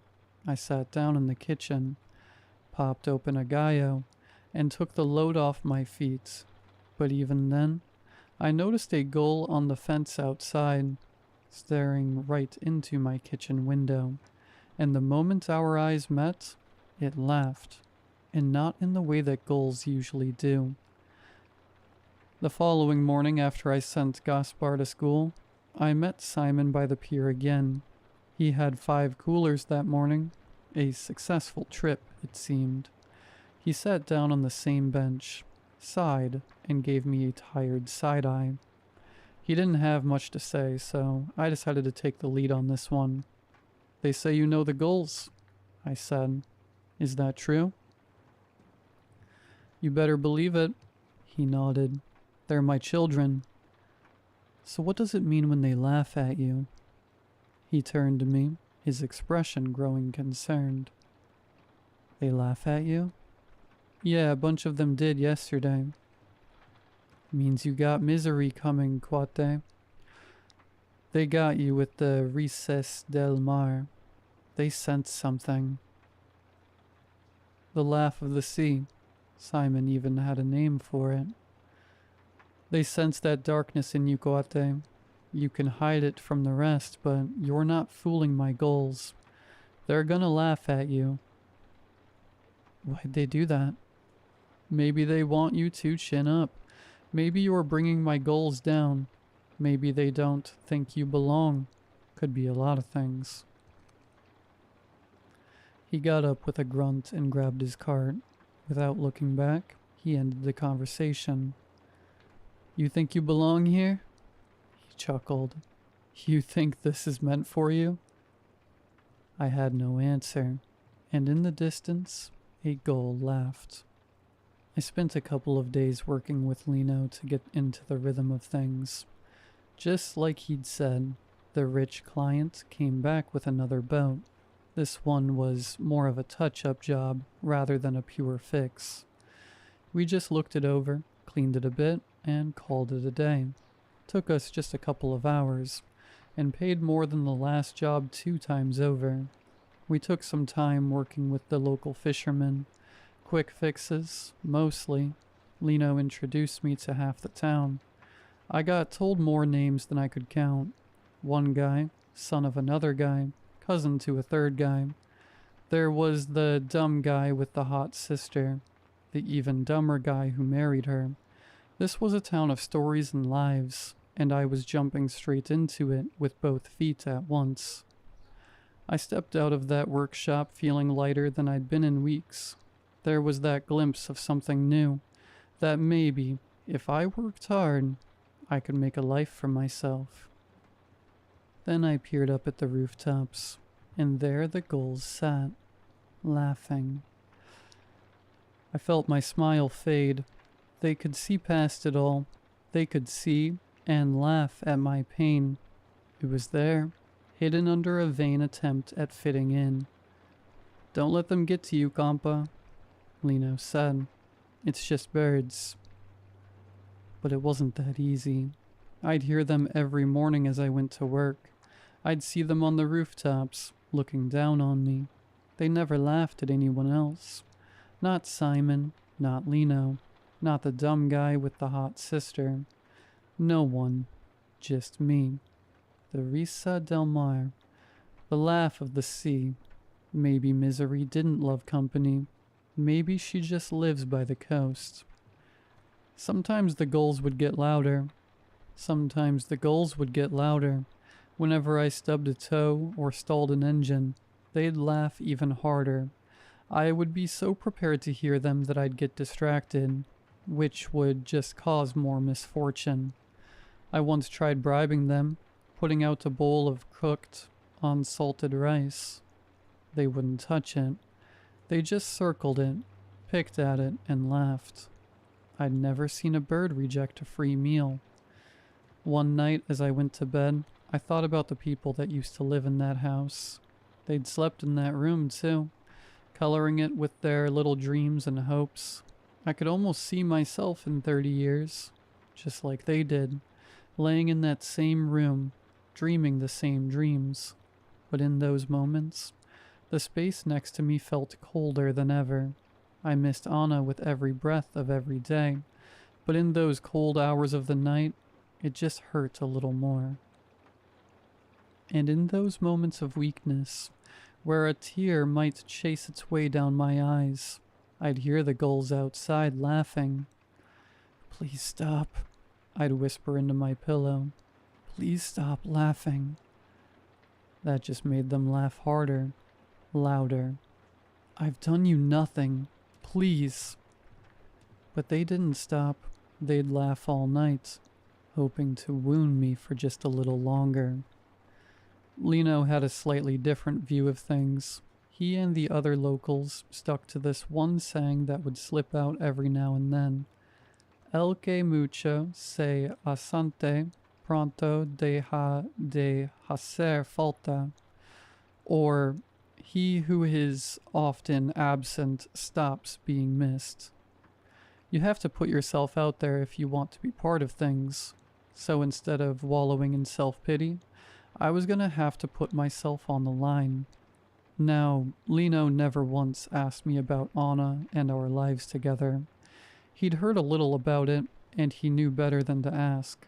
So instead, he just did his best to bring me along. Fishing trips with some of his cousins, late nights at the bars watching sports and drinking rum. Gaspar would stay at a friend's house. He was quicker to pick up friends than me, I figured. Lino would introduce me to single women my age, but back off when he realized I wasn't ready. But with every step forward, there'd be that long walk home at night, and every single time, there'd be a gull, laughing its heart out, reminding me that at the end of it all, that room would be as dark as ever, as cold as ever, dead. There was one morning when I hadn't slept that well. As I ran into Simon, the gulls were at full force, circling me, laughing from up high. I snapped at Simon as he came by, pulling his carts. Just 3 coolers that morning. What do I gotta do? I asked. How long are they gonna laugh at me? You getting mad at the birds, Guate? Simon had the same laugh as the gulls. Maybe they got it from him. I'm serious, I said. This is ridiculous. You blame the mirror for making you ugly, too? Shut up. He stopped for a moment and looked at me, shaking his head. You know the last one the gulls laughed at? He asked. Same woman that lived in that house of yours, not long before she died. You trying to scare me? Ask anyone, he continued. Right before she died, they were all over her. And her husband? Who knows? He never left the house. You'd forget he even lived there. So what are you trying to say? That I'm about to die? Simon rolled his eyes and grabbed his cart. I'm telling you to stop being weak, he snapped back. Have a drink, cut your hair, kiss a woman. He flicked a couple of coins at me as he wandered off, still laughing, just like the gulls. That day turned out awful, just awful.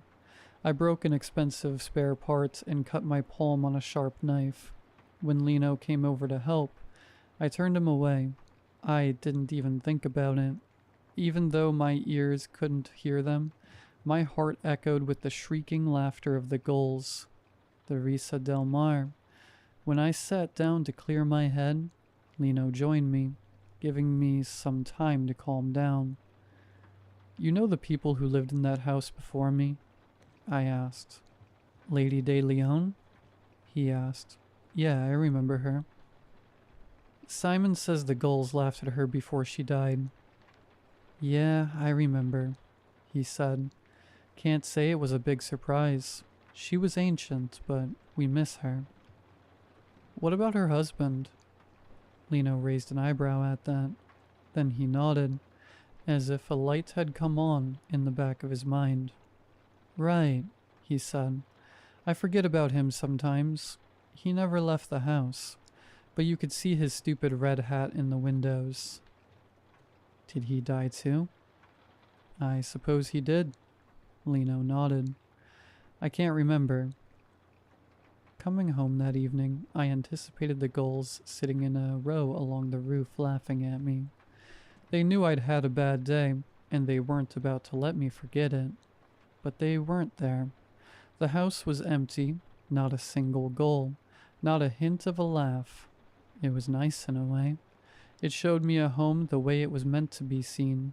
I wouldn't dread going to sleep that night, but I still felt like something was off. For all the unease those birds brought me, there was something stranger about them suddenly going away. Had I done something wrong? Gaspar? I called out. I'm making shrimp.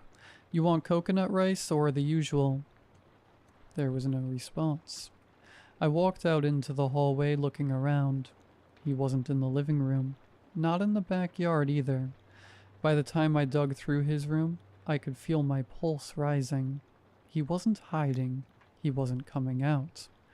I called out and there was no response. Gaspar? I kept calling, but he wasn't out back or out front. He wasn't coming down the road. I expected his voice, but got only echoes of mine. He should have been home by now, and the seagulls were gone. I called his school, but he wasn't there. I asked for the name of his friend, so I could see if he stayed with them for dinner, but I got an unusual response. What friend? Turns out, Gaspar had been having trouble in school. He had trouble relating to the other kids, and they had trouble fitting him into groups. He wouldn't get into fights, but he would blend into the background. They'd forget he was even there. I called every kid in his class, asking if they'd seen my boy. Most of them didn't know his name. No one had seen anything. He just put on his backpack and wandered off, like every other day. Or so they thought. They couldn't remember for sure. Finally, I turned to Lino. I asked him to reach out to everyone he knew. My boy is missing, I stuttered. You must help me. I must find him. You have a kid?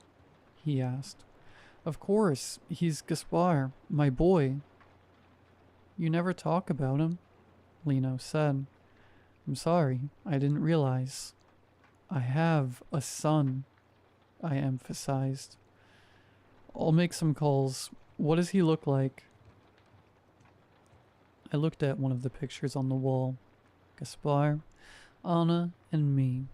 It was blurry, sun-bleached. Brown hair, I said. He has brown hair. What else? I didn't have an answer. For some reason, I couldn't think of anything. Not his eyes, not his smile. I could barely even imagine his voice. I hung up on Lino and looked out the window.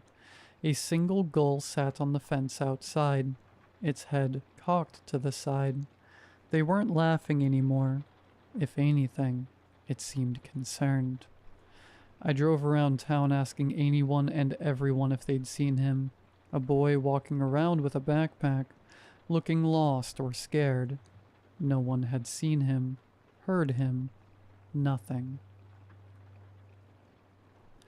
Finally, I drove by this run-down little one-story house, its walls patched with driftwood planks and sheet metal. It was impossible not to recognize the man swaying back and forth in a hammock on the porch. Simon, listening to his radio. I stopped. I wanted to ask him if he'd seen my boy, but I knew the answer already. Instead, I got out of my car and called out to him. Did you ask them to do this? I yelled. Is this you? Is this what? He yelled back. What do you want? You don't like me, so now the gulls don't like me, and now my boy is gone. Simon rolled out of his hammock and turned off the radio. He gave me a curious look. Not angry, concerned, like the gulls. He didn't come home. I can't find him, I continued. I don't know what to do. I don't know what to do, Simon. They laugh at pain, Kwate, he said. Pain is for those who are still there. Those who are gone don't suffer anymore. Stop it with the riddles, I snapped. I'll make you swallow your teeth. Just tell me what they did to my boy.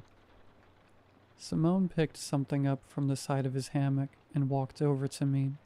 Still not angry, he looked up at the sky. I don't think they were laughing, Kwate, he said. I think they were trying to warn you. That's not what you said. You said they laugh at my pain. Two things can be true, you know. They're birds. They're not complicated, But you know what I think? He took a swig from a bottle and pointed eastward.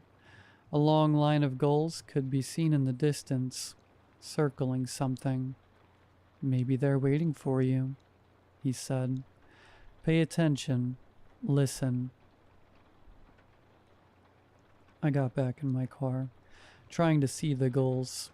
It was a weird angle, but I could hang my head out the window if necessary. Simone knocked on my window. No, he said. They're going out to sea. He opened the car door and held out a hand. We'll take my boat. Simone's boat was in desperate need of a touch-up. He'd been stubborn about getting it fixed, but I could hear the engine struggling the moment it puttered away from the pier. We were heading east, where the gulls still circled. I had a moment of doubt. I'd been projecting my insecurities on these birds for weeks at this point. What if I was still doing it? But no, that wasn't it. Despite it all, I could tell Simone had his heart in the right place.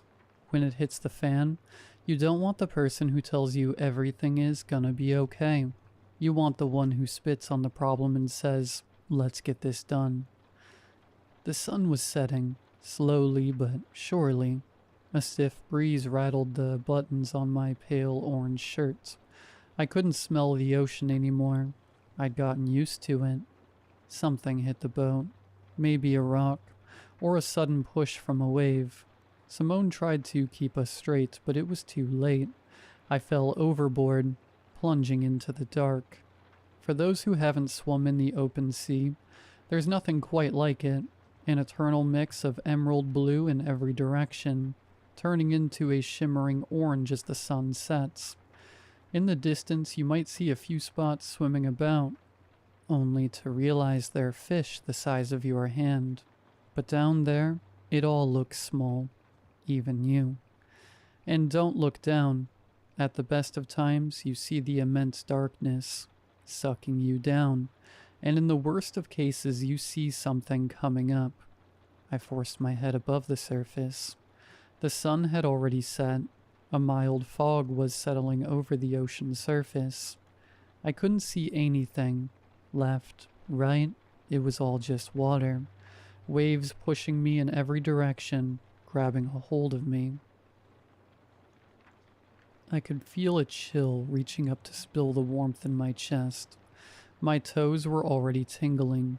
As I kicked, one of my shoes came off, tumbling downward like a slow leaf in the wind, rocked by invisible currents. I called out to Simone, but I could barely hear my voice over the waves. There was no way he'd hear me over the engine. Then again, I couldn't even hear him anymore. He must have kept going, or sunk. But I could hear something else. Seagulls. I listened and swam until my arms ached. My eyes burned from the salt. I could feel my legs taking longer and longer to kick as my head dipped further under the surface. I had trouble getting my mouth up. I swallowed a mouthful of salt water as my rhythm broke, and in another 2 kicks, I was submerged. I counted to 30, kicking as hard as I could. Then, out of nowhere, my toes touched sand. I pulled my way onto a long deserted beach. Not a bird among the trees, no insects in the bushes. A steady wind pulled on the leaves of the blue sunflowers resting under the sweet gum trees, making them rattle like a dry applause. Then I saw people, just a couple of them standing further in by the tree line. Dark, tired eyes, lips so chapped they looked like leather, a man with a broken shirt hanging off his left shoulder, a middle-aged woman in a folk dress. As I approached, they stepped back. I need help, I wheezed. I need to find my boy. They didn't say a word. I took a couple steps forward and they faded into the dark, disappearing into the shade of the trees. They left no footsteps in the sand. There were so many more. The further I went and the closer I looked, I saw them. Quiet people, looking on from afar. If I got too close, they'd step away. If I stopped to look, they did the same. Dark, tired eyes, asking me silent questions. Some of them looked old, not in age, but in clothes. 100 years, 200 years, maybe 1,000. One of them was an old man with an unusual red bucket hat. I looked a little closer but couldn't figure out what he reminded me of. Perhaps I forgot. I'd been so preoccupied with my own troubles and woes that I hadn't considered Gaspar. I hadn't stopped to make sure he was okay. Much like the rest of town, and even his school, I'd forgotten about him. Maybe that's what the gulls were laughing at. Not me messing up another social faux pas with Lino and the boys, but me forgetting to check in on my boy. "I'm sorry, Anna," I muttered as I dragged my feet through the cooling sand. One shoe missing. I was just looking at me. It was just about me. I forgot. There was a fire up ahead, a campfire on the beach. Stepping closer, I could see two people sitting on a log, staring into the flames. A tall man and a boy. I recognized neither. I was having trouble focusing on the man. One moment he was tall and slim, the other he was short and fat. He was young, he was old. He was handsome, he was ugly. He would shift and turn as if to change whenever I thought I had an idea of what he looked like he he to be what I expected. I took a deep breath and stepped forward. The words didn't come from him. Instead, they came from the tree line. A dozen dialects all at once. A single chorus of voices. "I cannot care for you," they said. "I'm looking for someone," I said. "I don't need you to care." "Who are you looking for?" A cacophony, struggling voices, having been dormant for years. I'd hear them fight to remember the words and to roll their stiff tongues. "My boy," I said. "I'm looking for my boy." "Is this him?" they asked. I looked at the boy by the fire. I couldn't say. I couldn't place him in my mind. I could only remember what I'd said about him, or what others had said. I could remember Anna telling me how she loved his curly brown hair, but I couldn't picture it. "I care for him," they said. "I do not forget." The voices crackled, breaking into monotones. "They left me in the woods," a man said. "I slept in the mountains. No one came to find me," said another. "I fell over. They kept going. There were hammerheads in the water. They never asked my name." People abandoned, forgotten, sacrificed, left to die by the side of the road or stuck in a mountain crevice. "If he is here, you must find him," the choir said. "Will you look?" "I will look," I agreed. "I'll look anywhere." "You may have to stay for long," they said, "until perhaps you are forgotten too." "I don't care." "Good." In the blink of an eye, I was along a country road. My leg was broken. I was screaming for help, but no one came. The flies wouldn't stop gathering on my face, picking at dry blood, pain, desperation. They should have been there hours ago, but they forgot. Bleeding through the night, passing from warmth to cold to warmth again, serenaded to the other side by whispering insects. Then, watching a boat disappear on the horizon, my legs growing weak, the waves growing higher. They must have noticed I was gone. Maybe they did. Maybe they didn't care. Movement in the dark creeping closer. Something brushing up against my leg. Something with rough skin.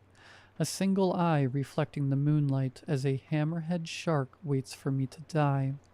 Life after life after life, all forgotten, and at the end of every final breath, the gulls laughed in the distance, trying to make the others see, to listen, to remember. It was ceaseless, relentless. In one moment I'm drinking myself to death, hoping someone would find me in a bathtub. In the next I'm outside a bar with a knife in my gut. I'm in the corner of a burning building, but the fireman forgot to look for me. Death after death after death. But I have to keep going. Then, a boy. He didn't want his dad to worry, so he said he would stay with a friend. Instead, he hid in his room, looking at pictures of his mother. He made his own bed, cooked his own dinner. It would be okay. He rarely left the house. He skipped school most days. But there was no point for him to learn, since he couldn't picture a future anyway. He'd get by somehow, or maybe he wouldn't. Maybe it didn't matter. Another voice joining the choir of things that didn't need to be. It was a cruel twist of fate. I couldn't remember him no matter how hard I tried, and even if I knew in my heart of hearts he was among them, I couldn't picture him. But I could remember Anna, and thinking of her eyes and her hair, I could remember him too. I remembered her words, whispering his name as she cradled him, and with those sprinkles of thought, a picture started to form, a name, a shape, a voice. He's afraid of the sea, I said. He'd rather watch YouTube. Is that okay? Asked the boy by the fire. Yeah, I sobbed. That's okay. We can watch together. I took him by the hand. The people in the dark stepped aside. The man by the fire remained silent, watching as we went. And in the distance the gulls laughed, not out of menace or spite, but out of relief. It hasn't been an easy life since then. Both Gaspar and I had healing to do. We had to start talking openly about Anna and the life we would expect without her. It was painful, but necessary. We talked about where we'd celebrate the holidays, where we'd go on holiday, and instead of presuming or hoping, we talked about it, and we made plans. Maybe he'd have a new mother someday. Maybe he'd even have a little brother or a sister to play with. He said he'd like that. Whenever I was ready to try, I would have his blessing.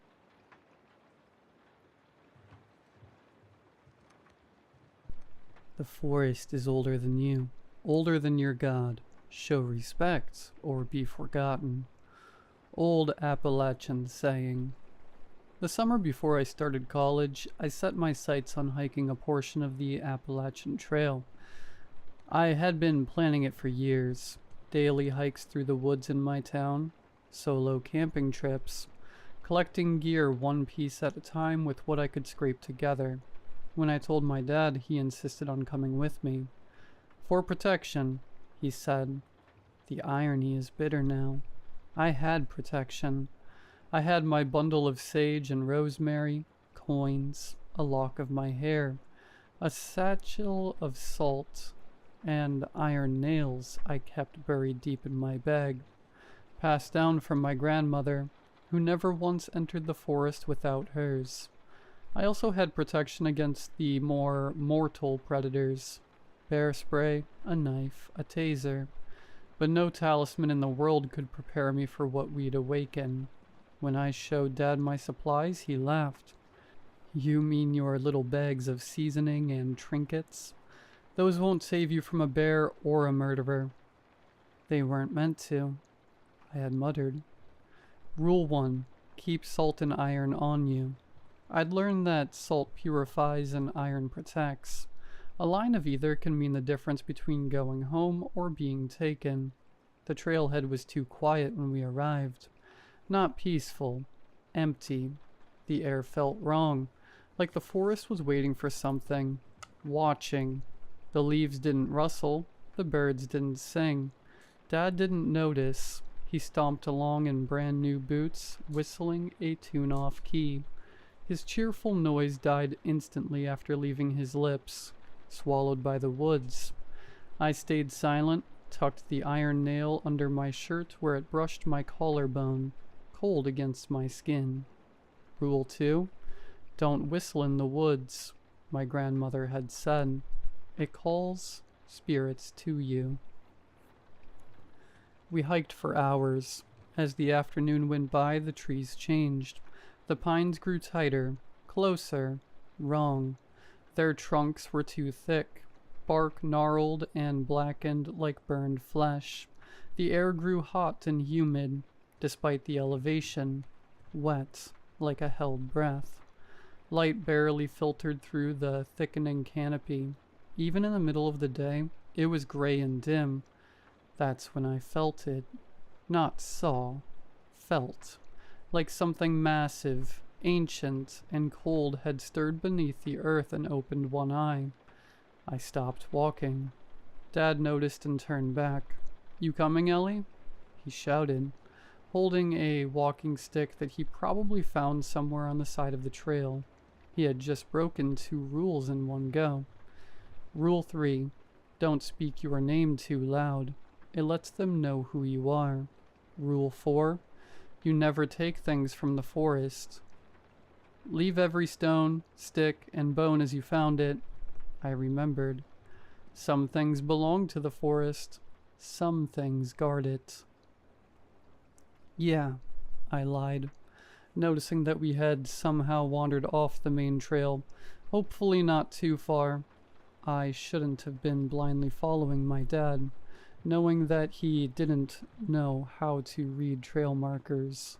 Rule 5: stay out of hollers you don't know. Some places are thin, I'd read. Time folds. Trails change. You might walk forever and never leave. We kept going, trying to veer back towards the main trail. Then we saw it. Right in the center of the path, a pile of blackened stones encircling a bare patch of dirt, and in its center, a bundle of twigs bound tightly with hair. Human, by the look of it. Long, reddish-blonde strands matted together with something dark. The air stank. Copper, rot, and blood baked into the soil. "Leave it," I said, my voice low and sharp. "It's a warning." Dad knelt down and poked at it with his walking stick. Probably just some hiker's weird little voodoo project. "Don't let it freak you out." And then he muttered, "Superstitious nonsense," under his breath. "Dad, stop. Don't touch it." But it was too late. The stick scattered the stones. The wind shifted instantly sharp, cold, unnatural. It cut through the trees, though not a single branch moved. Then came the whistle, not like Dad's rambling melody. It was a piercing, slow, almost human sound that climbed and fell in a way that made my teeth hurt. It came from nowhere, everywhere, behind us, ahead. Dad stood up abruptly. "Did you hear that?" I grabbed his arm. "Don't look back. Don't speak. Walk. Now." We walked, but now all signs of a trail were gone. The trees closed in behind us. We passed the same tree again and again. Its bark split in 3 deep, vertical slashes, too wide to be from a bear. "How are we going in circles?" Dad barked. "We've been walking straight the whole time." A second whistle cut through the air, closer this time. "Run!" I screamed. We ran, branches tore at us, a fog suddenly descending and obscuring our vision. Something moved through the trees with us, long-limbed, unnaturally fast. I caught glimpses. A shape with too many joints, a body that bent the wrong way, a face that shimmered and changed, wearing my face, then his, then neither. Rule 6. That's not a deer. My grandmother had sat me down, a grave expression on her face. If it walks like a deer but the joints are wrong, if it looks at you like it knows you, if it stands on two legs, run. Don't scream. Don't look back. Looking back is an invitation to follow. We didn't stop running until night fell and the thing was no longer behind us. Dad collapsed onto a log, panting and pale. "I think we're lost," he whispered. "You think?" I hissed, already digging into my pack for the salt. "We should set up camp," I said. "No way we're finding a way out in the dark." He didn't move, just sat there shivering. "Ellie, that thing, it looked like a deer, but it wasn't. It stood like a man, and its face, my God, its face." He trailed off. "You shouldn't have touched the stones." My voice was flat. "Help me with the fire." Dinner was tasteless, quiet. I didn't even bother to finish my food. I poured a ring of salt around our camp and placed iron nails at each corner. It was all I could do. I woke to absolute darkness. The fire was out. The forest had gone still. Deadly quiet. Like a killer sneaking up on a sleeping victim. Then I heard it. "Dad, Dad, help me." My voice, but not. Off pitch like a recording played at the wrong speed. The cadence all wrong, like someone trying to speak a language they didn't understand. I froze in fear, my heart pounding out of my chest. Dad was already out of his tent, stumbling toward the sound. "Ellie, where are you?" he shouted. I burst from my tent and grabbed his arm. "That's not me. I'm right here." He jumped and screamed in alarm and then turned to me shaking. "Then who is that?" "Listen." We stood in silence. Then, "Dad, I'm scared. Please help me." Closer and closer. The underbrush rustled past the tree line. I turned slowly. Something stood just beyond the edge of camp. Glowing eyes. Not animal eyes. Intelligent. Patient. Watching. Rule 7. If you see glowing eyes, run. More rustling, more eyes. "Back to camp, now," I whispered. We scrambled back. I dumped the rest of the salt around the fire pit in a frantic circle, hands shaking as I stumbled to get the flames going again. From the trees it came again. "Dad? Ellie? Help me! Help!" Voices overlapped, changed, twisted into a gurgling laughter. More glowing eyes emerged. 5, 6, maybe a dozen. All too high off the ground, blinking out and reappearing in different spots like whatever they belonged to didn't walk, but crawled. We huddled by the fire. I threw sage into the flames and it hissed and sparked. Some of the eyes blinked, some just stared. Then one of the voices whispered, from right outside the edge of the firelight, "You shouldn't have touched it." The voices kept circling the camp. Some cried, some laughed. Some whispered things I couldn't understand, not in English, not in any language people were meant to know. The sounds grated at my eardrums and I covered my ears. Dad sat stiff and pale beside me, eyes wide, clenching the iron nail I'd forced into his palm earlier. He looked like he wanted to scream but couldn't open his mouth, like something might crawl in if he did. I knew we couldn't sleep. We couldn't even blink for too long. We waited, the fire our only defense. My hand hovered near the salt pouch. Though it was nearly empty now, something flickered at the edge of the flames. Not in the shadows, inside the fire itself. A face, not a reflection. A face. Watching, smiling, hungry. "This isn't just a haunting," I whispered. "It's a feeding ground." The forest had sealed us in. It wanted stories, memories, faces, flesh, and we had trespassed. We had touched what was sacred, broken the old laws. Sometime past midnight, the fire burned low, and that's when the laughing stopped, replaced by another sound. Footsteps, right at the edge of the salt. Heavy, human. Then, "Ellie, you always did love the woods." I froze. That voice, it was my mom's. She died when I was 8. She'd been buried in the churchyard 3 towns over, her lungs filled with pneumonia and prayers. I hadn't heard her voice in nearly a decade, but I knew it instantly. I turned. I had to. Something stood just outside the salt line.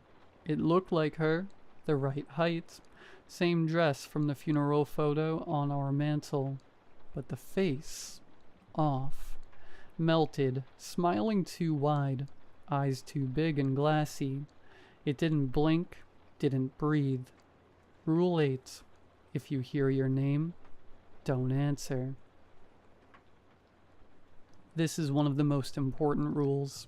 No matter how familiar the voice is, no matter how sweetly it calls, it isn't who you think it is. Behind it, something larger stirred in the trees, something tall enough to brush the lowest branches. Antlers scraped, bark as it moved, but it didn't look like a deer. It looked like something wearing a deer. Dad was whispering now. "This is my fault," he whispered. "This is my fault." I didn't disagree. I looked back to the figure of Mom. It leaned forward, one bare foot tested the edge of the salt. The tips of her toes blackened instantly when they crossed the line and cracked, crumbled like burnt paper. She hissed and withdrew. Good. The salt held, but I didn't know how long it would last. I didn't know what else to do, so I did the only thing left. I asked for help. I pulled the last of my offerings from my pack, 3 small items wrapped in cloth, a coin, a piece of bread, and a strand of my own hair. I walked to the center of camp, knees shaking, and placed them down carefully on a flat stone by the fire. Then I whispered the oldest words I knew, words my grandmother taught me when I was barely old enough to speak. For those who walked before, for those who guard the green, we mean no harm. Let us go unseen. Rule 9. Leave the offerings if you must pass sacred grounds. A coin, a sweet, a bit of bread. The old ones watch. Be polite, be grateful. Do not speak their names. The forest shuddered. The wind roared suddenly through the trees, though the leaves didn't move. A deep groan echoed beneath the earth, like old roots pulling themselves free. The figures at the edge of the salt? Gone. The eyes in the trees? Vanished. Even the fire quieted. The woods fell deathly silent. Not safe, not empty, but still, like something ancient had just turned its head away, deciding for now to let us go. The sun was beginning to rise. "Now," I said, grabbing Dad by the wrist. "We go now. Don't speak, don't look back." We didn't pack anything. We didn't need to. Anything we left behind belonged to the forest now. I followed a path that hadn't been there before, a trail of crushed ferns and moss, lit faintly by a silvery glow filtering through the canopy. A deer path, but not a real one. A gift, a chance. We walked. When the sun rose fully, we found ourselves stumbled out of the tree line, back at the gravel parking lot near the trailhead. Our car was still there, covered in leaves. We didn't speak until we were 3 towns away. Dad drove like he'd just been let out of prison, hands white-knuckled, eyes wide. Eventually he looked at me and said, "You said you had protection." "I did," I said, "and it worked." He asked nervously. I didn't answer, because I wasn't sure it had, because sometimes the forest lets you leave, and sometimes it just follows you home.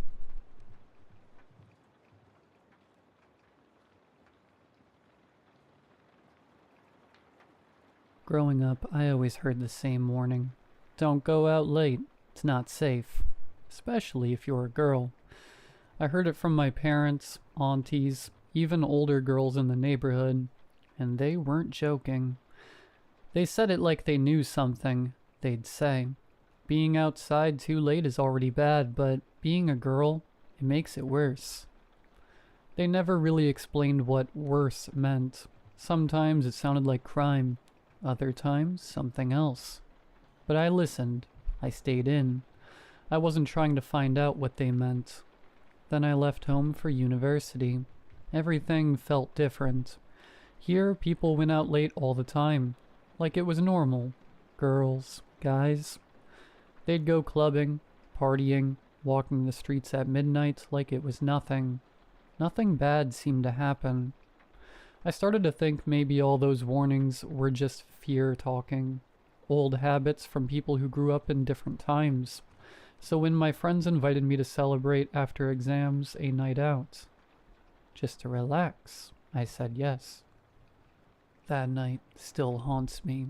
There were 5 of us, Rena, Amina, Joe, and Faye. We didn't even go far, just a lounge near campus. We danced a little, ate, took pictures, laughed. It was the first time in weeks we felt light. We left around 2 a.m. It was late, we knew, but we weren't drunk or careless, just tired and ready to go back. That's when we noticed them. At first it didn't seem like anything. Just 3 guys walking behind us. The street was mostly empty, so we could hear everything except we didn't hear them. No footsteps. No voices, just presence. Rena glanced back and slowed her steps. Guys, she said quietly, don't panic, but I think those guys are following us. We brushed it off. They're probably just going our way. But when we turned right, so did they. We crossed the street. They crossed too. Now we were panicking, even if no one said it out loud. We walked faster. Then started to jog. We turned down a shortcut alley to lose them. That's when we saw 2 more men at the other end. They weren't moving, just standing. One of them had his head tilted back like he was sniffing the air. That's when it clicked. This wasn't just guys being creepy. This was something else. We turned to head back and the original 3 were already at the entrance of the alley. Still silent. Still watching. Then one of them raised his hand. He had something long and shiny. It wasn't a knife. It looked like a saw. I've never screamed that loud in my life. We all did. Screaming, begging, calling for help. And then out of nowhere, hey, what's going on there? A flashlight. A voice. A man in a police uniform walked up. We ran to him, shaking, sobbing, explaining. But when we turned to point at the men, they were gone. Not walking away, not hiding, just gone. The officer didn't seem to believe us, said we probably just imagined it, or that maybe someone was trying to mess with us. But he gave us a ride back to campus. He told us again, this is why it's not safe to be out late. That should have been the end of it, but it wasn't. When I got back to the hostel, Rena stayed over in my room because we were too scared to sleep alone. We locked the door, locked it with a chair. I closed my curtain, but not fully, just enough to peek out. And I swear on everything, they were there. 3 figures, right across the street, standing still, watching. Not moving, not saying anything, just watching. I called Rena over. She saw them too. We shut the curtain, turned on the lights, and sat up till morning. The next day we all met up and talked. Every single one of us saw them that night. From our different rooms, different buildings. They were outside watching. We made a silent agreement after that. No more going out late. no matter what. Even now, if it's getting dark and I'm walking home, I feel it. That prickly feeling in the back of my neck, like I'm being followed, like I'm being watched. I should have listened. They were right.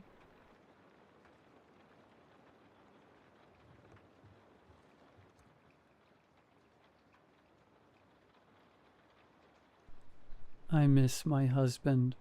I sat crouched on the stairs, peering out from behind the wall, watching the man having breakfast at our dining room table. The man I married 2 years ago held a steaming coffee mug up to his lips, taking slow, short sips. On the other hand, he held a book, flipping a page occasionally. He didn't seem to notice I was there. He was just sitting there as if everything had been completely normal. The man gently set down his mug and brought his elbow to the table to rest his head on his hand, now looking away from me. The spread of food on the table was now cold. He had been waiting for me to come downstairs for almost 20 minutes. I narrowed my eyes at him and took a deep breath, careful to exhale slowly. I didn't want him to notice me. He lifted his head from his hand and set down the mug, leaning back into the chair. He shook his head. The layers in his black-brown hair swayed side to side before setting back down at the nape of his neck. I stared for a while longer, unable to find any inconsistencies. He definitely looked like my husband. Everything about him was right. His choice of coffee and pancakes, the way his eyebrows formed a slight frown as he stared at the book, even down to his stupid hair flip. He always flipped his hair like that. I stretched my legs in front of me and pressed down on the step with my hands. Maybe I was imagining it. I stared down at my legs. I had been known to be suspicious at times. The feeling that something was wrong was not foreign to me. This feeling and the events surrounding it had been a recurring theme in my life for as long as I could remember. When I was 10, I fell from a tree. My brother and I had been playing outside all day and decided to race to the top of an oak tree at the edge of our property. My brother, being older, had gotten the lead, and I, being desperate to catch up, decided I would leap from branch to branch. I was about halfway up the tree when I felt my foot slip, and suddenly I fell forward almost 12 feet down and landed on my shoulder. My vision went dark. My mom stood over me when I woke up, shaking me slightly. I looked around, but I was laying on my living room floor. Apparently I had taken a nap on the couch and fell. I never climbed a tree, and my brother had been at his friend's house all day. That was my mom's story, but that's not what really happened. Similarly, when I was 14, we picked up the family car from the shop. I commented how it was possible that the points had faded so much, making the once black car appear navy blue. Apparently, it had always been navy blue, except it hadn't. It wasn't until the night of my senior prom that I put everything together. At the dance, my then boyfriend and I had gotten into a fight. I decided to call my parents. My dad picked up the phone groggily, having just been dead asleep, and agreed to come get me. When I climbed into the car with my father, who had not managed to make it out of his pajamas, he asked if I wanted to talk. I didn't, so for a long time we drove home in complete silence. I watched the road as the car maneuvered through the winding back roads, the darkness being lit up only by the car's headlights and the occasional dim street light. Suddenly, what looked like a dog flashed across the street in front of us and dashed into the woods. My dad slammed on the brakes, and the car came to a screeching halt. He insisted he had to get out and check if the dog was okay. He got out and walked out of my sight, past the range of the headlights into the pitch blackness in front of us. I waited anxiously. My eyes locked on the area where I last saw him, and after what felt like an eternity, a figure emerged and strode quickly to the car. It was a man. This man wore my dad's dress shirt and pants with his lanyard and ID card around his neck. He made his way to the driver's side and got in, looking at me. "I guess it ran off. I didn't see it," he said. I felt the hair on the back of my neck stand up. I wasn't sure how long or loud I screamed before realizing I could not breathe. My throat felt tight and I had to focus to take a deep breath.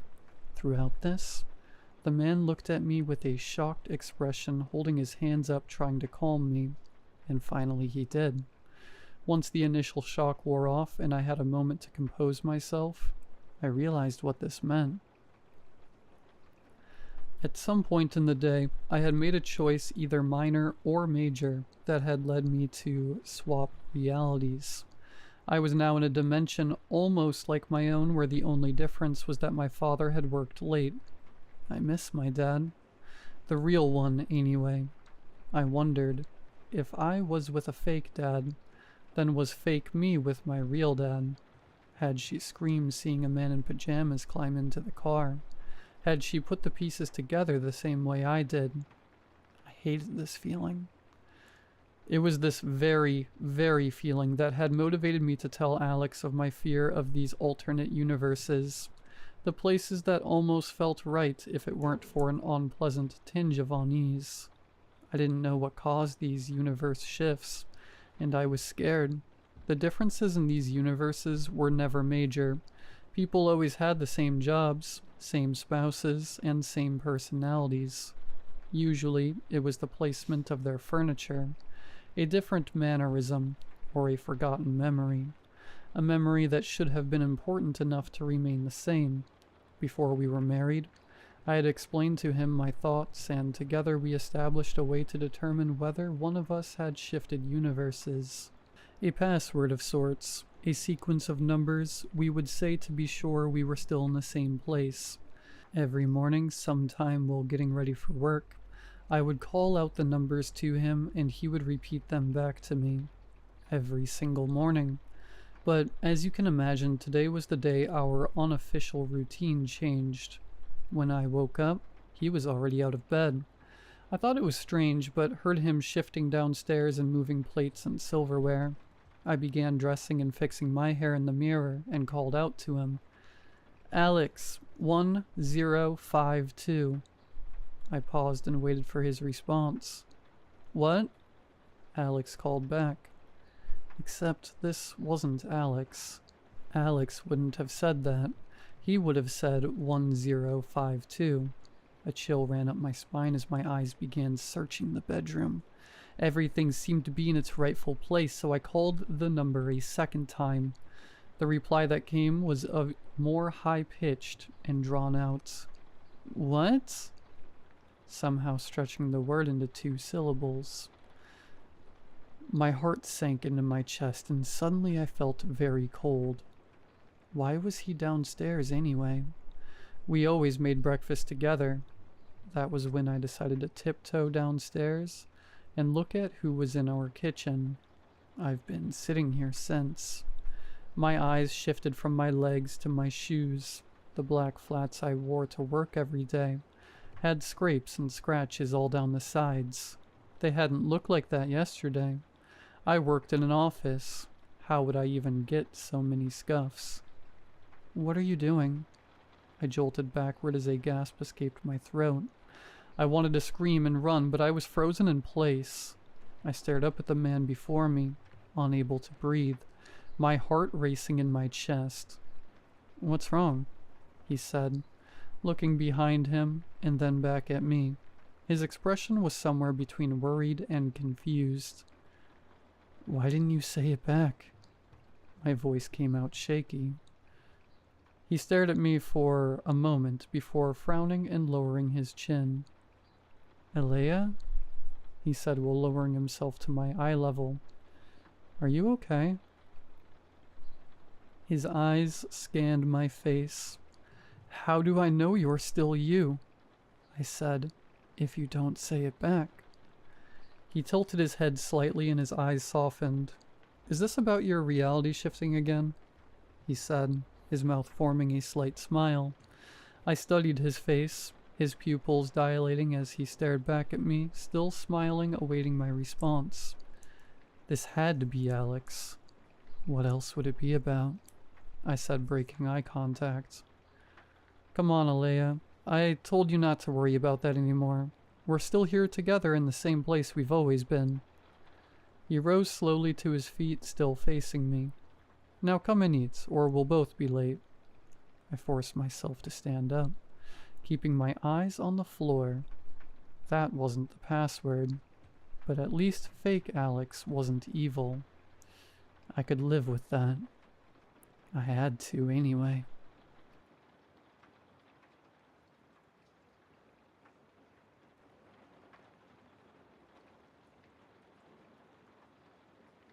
My wife, Jennifer, died earlier this year. It feels like it happened yesterday. Not because of my memory of that day, but because I don't think I have truly lived a day since it happened. It's funny how much can change in a day. The morning had been like any other. Jennifer was feeding our newborn, Molly, and I was humming along to the ink spots as I made us a breakfast omelet. Life was perfect. Yet, as soon as Jennifer took a ponderous look at her hands and remarked how cold they were, it signified the end to my idyllic life. 24 hours later, I held one of those cold, lifeless hands, as a doctor explained the spread and effect of sepsis. I learned a few hard lessons that day. I don't deal well with pity. I don't deal well with social gatherings. And I don't deal well financially. I hadn't realized how much I had relied on Jennifer for my well-being. Every social occasion felt suffocating, and I quickly realized my low salary as a data analyst was not enough to afford the mortgage payments our suburban new build had. When Jennifer's father threw a lifeline in offering use of his rarely used holiday home in northern Brittany, I gladly accepted. I couldn't wait to leave those pitying looks behind. It was only when me and Molly arrived at the house did I feel the first pang of apprehension. I knew the house was old, maybe 3 or 4 centuries by what Jennifer's father had said, but it looked almost medieval. The roof was sound but concaved like a lens. The chimneys at either side of the building seemed to be desperately clinging on to the main structure. These chimneys led to the only heating source of the house. 2 grand fireplaces, held aloft by large slabs of stone, which still bared the pickaxe marks from which it had been chiseled. The upper floor was supported by great beams of oak. Although still sturdy, they wore the scars of centuries of woodworm spots. Even after thorough cleaning, the creaky upstairs floorboards would still patter the lower floor with dust when walked upon. Yet, for its quirks, it felt almost content. The small village the house was situated in was incredibly quiet, meaning me and Molly were rarely disturbed. One might have guessed by the multitude of shuttered windows that it was a ghost town, yet the spell would be broken by the hourly bells of the central church, which seemed to act an auditory timetable for the locals who would filter out of their homes to frequent the boulangerie or tabak in their daily rituals. In my brief visits out of the home, I noticed how aged the population was. I couldn't remember ever seeing anyone younger than their 30s. Not that I had much interaction with them. I couldn't even speak French, let alone Breton, and they always seemed to eye me with caution. Coincidentally, the only English-speaking person in the village was my neighbor, an old lady named Doriane, who looked almost as ancient as the building itself lived in the house adjacent. Our first interaction had been odd. I'd just returned from the corner shop, Molly strapped to my front, and shopping bag in hand, when as I put the keys in the door, I heard the clip-clop of wood on stone. I turned to face an old woman wearing clogs, donning a black and white motley dress, with a frilly hat to match. Before I had a chance to greet her, she pointed a gnarled finger at Molly and in a thick Breton accent croaked, "Is the baby yours?" Yes, she is. Her name is Molly, I replied cautiously. I didn't just find her now. I regretted my attempt at joke, as Dorian's face furrowed into a stern glare. This is no place for a child, she said coldly. This house? I said, gesturing at the building. It looks a bit shabby from the outside, but it's actually quite cozy on the inside, and... Dorian cut me off by wagging her finger. No, no.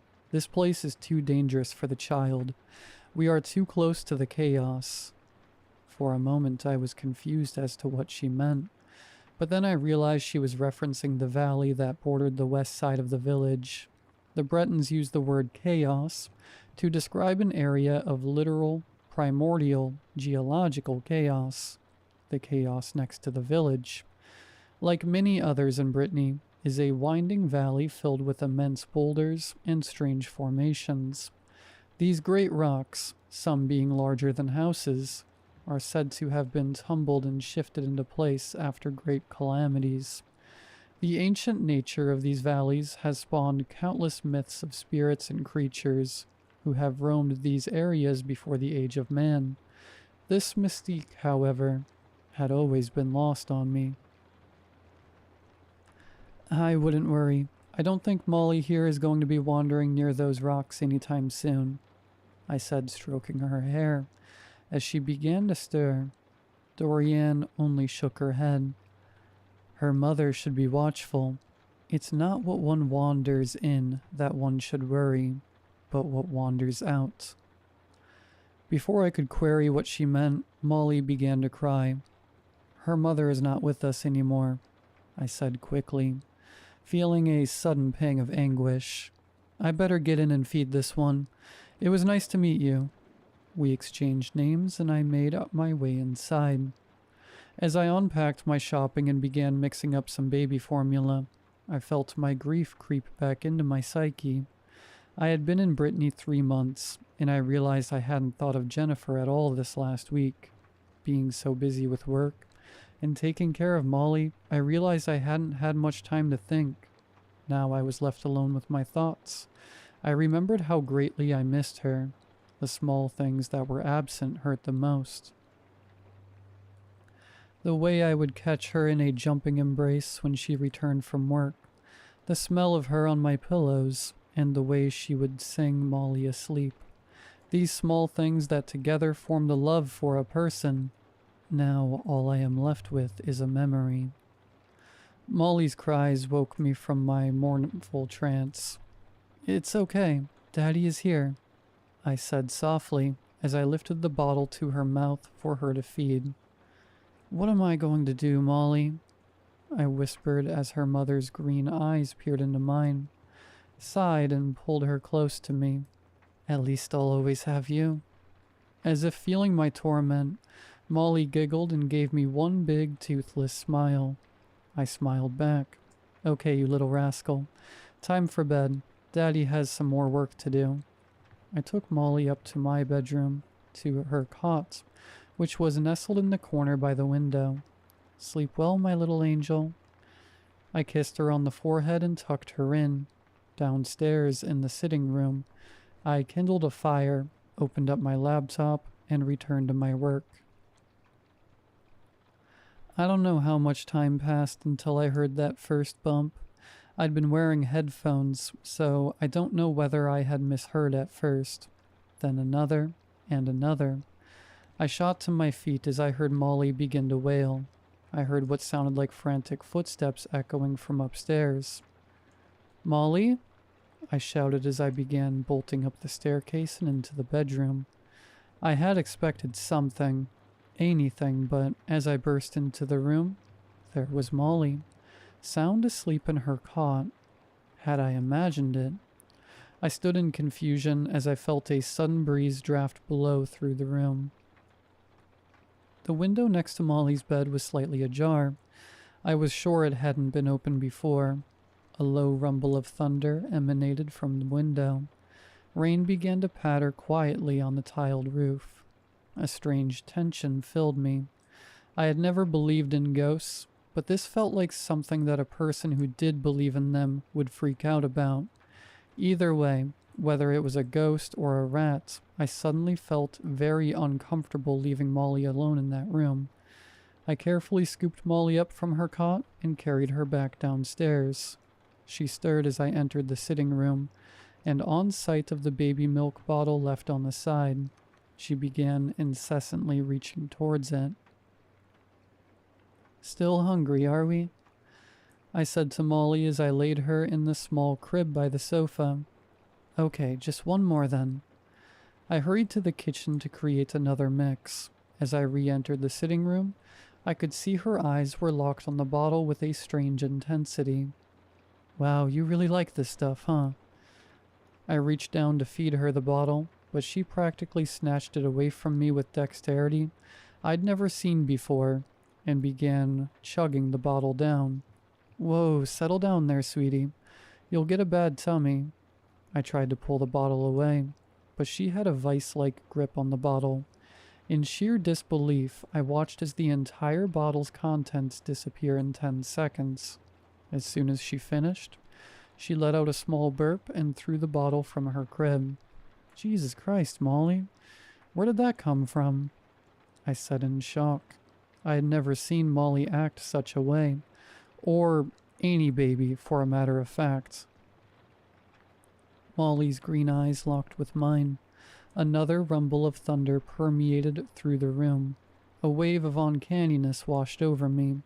Something seemed off. Molly seemed off. I wasn't sure whether it was the strangeness of the evening that had got to me, but the way she looked at me so intently almost unnerved me. As if trying to make use of the sudden attention, Molly began mumbling. Her first word? Molly had never attempted speech like this before. My unease began dissipating as I realized I was about to bear witness to a wonderful moment. "What is it, Molly? Daddy is listening," I whispered, worrying any noise would pop this bubble of discovery. Molly mumbled, the words almost breaking free. "Yes, Molly?" I said in anticipation. "More," Molly said with a certain deliberation. A laugh escaped my breath. "More? Molly, my angel. You have just had a whole bottle." Molly's brows furrowed as if understanding. "More," she repeated with a sterner tone. "No, Molly, it's past your bedtime already. You don't need another bottle," I said, the concern creeping back into my voice. "More, now!" Molly screamed as the first crack of lightning illuminated the room. She began flailing around manically in her crib. For a moment, I just sat there in disbelief. Molly was only 10 months old. It wasn't impossible for her to begin speaking at this age, but her comprehension of my words felt just as unnatural as her sudden appetite. Molly also had never had a tantrum like this before. Sure, she had cried and gotten upset, but she had never screamed bloody murder like this before. I conceded. I had tried to get her to stop by speaking to her, gently rocking her, even singing to her, but still she screamed, demanding to be fed. I felt defeated as I began mixing her another bottle. Jennifer would have been able to remedy this, I thought to myself. But a rapping at the door broke me from my pitiful trance. It was Dorian, dressed in a white nightgown and fluffy slippers which were slowly getting drenched by the intensifying rain. With a stony scowl plastered across her face, spoke to me while incessantly pointing her finger inside. "Your child has kept me up this last hour." "Oh, God. Dorian, I'm sorry," I sputtered out. "It's Molly. I don't know what has gotten into her. She won't stop eating and cry." Dorian pushed past me before I could finish. "Where is she?" she demanded. "Let me have a look at her." She didn't have to ask. She simply followed the sound of the wailing. I quickly followed, baby bottle in hand. She's never been this food manic before. I said, handing the bottle to Molly, which quickly silenced her screaming. This has just begun tonight, Dorian said, concern beginning to show in her face. Yes, and she even spoke her first words, only to ask for more food. I said as Molly began to polish off the last of the bottle. Dorian just shook her head.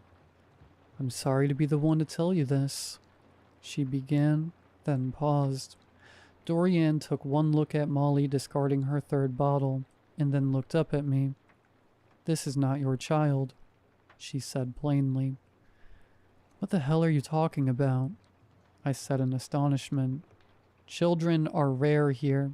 They are sought after, craved by things often not human. Dorian leaned down and picked up Molly, who had begun to cry again. This is Jedin handiwork. I know many mothers who notice too late or refuse to accept. Months go by, food depletes, yet the baby has not grown. She looked down at Molly, who had begun to properly wail again. She'll be deep within the chaos now. I did try to warn you. She sighed. A sudden anger had begun to well in me. That is my child you are holding. I don't know this, Jedin, and I don't like how you refer to her. Give her back to me. I outstretched my arms expectantly. You don't believe me? Dorian chortled. Look, I'll show you. She suddenly began squeezing her thumb hard on Molly's temple. She began to scream even louder. I returned that scream and lunged towards her, but before I could reach her, I heard the audible pop of Molly's eye leaving her skull.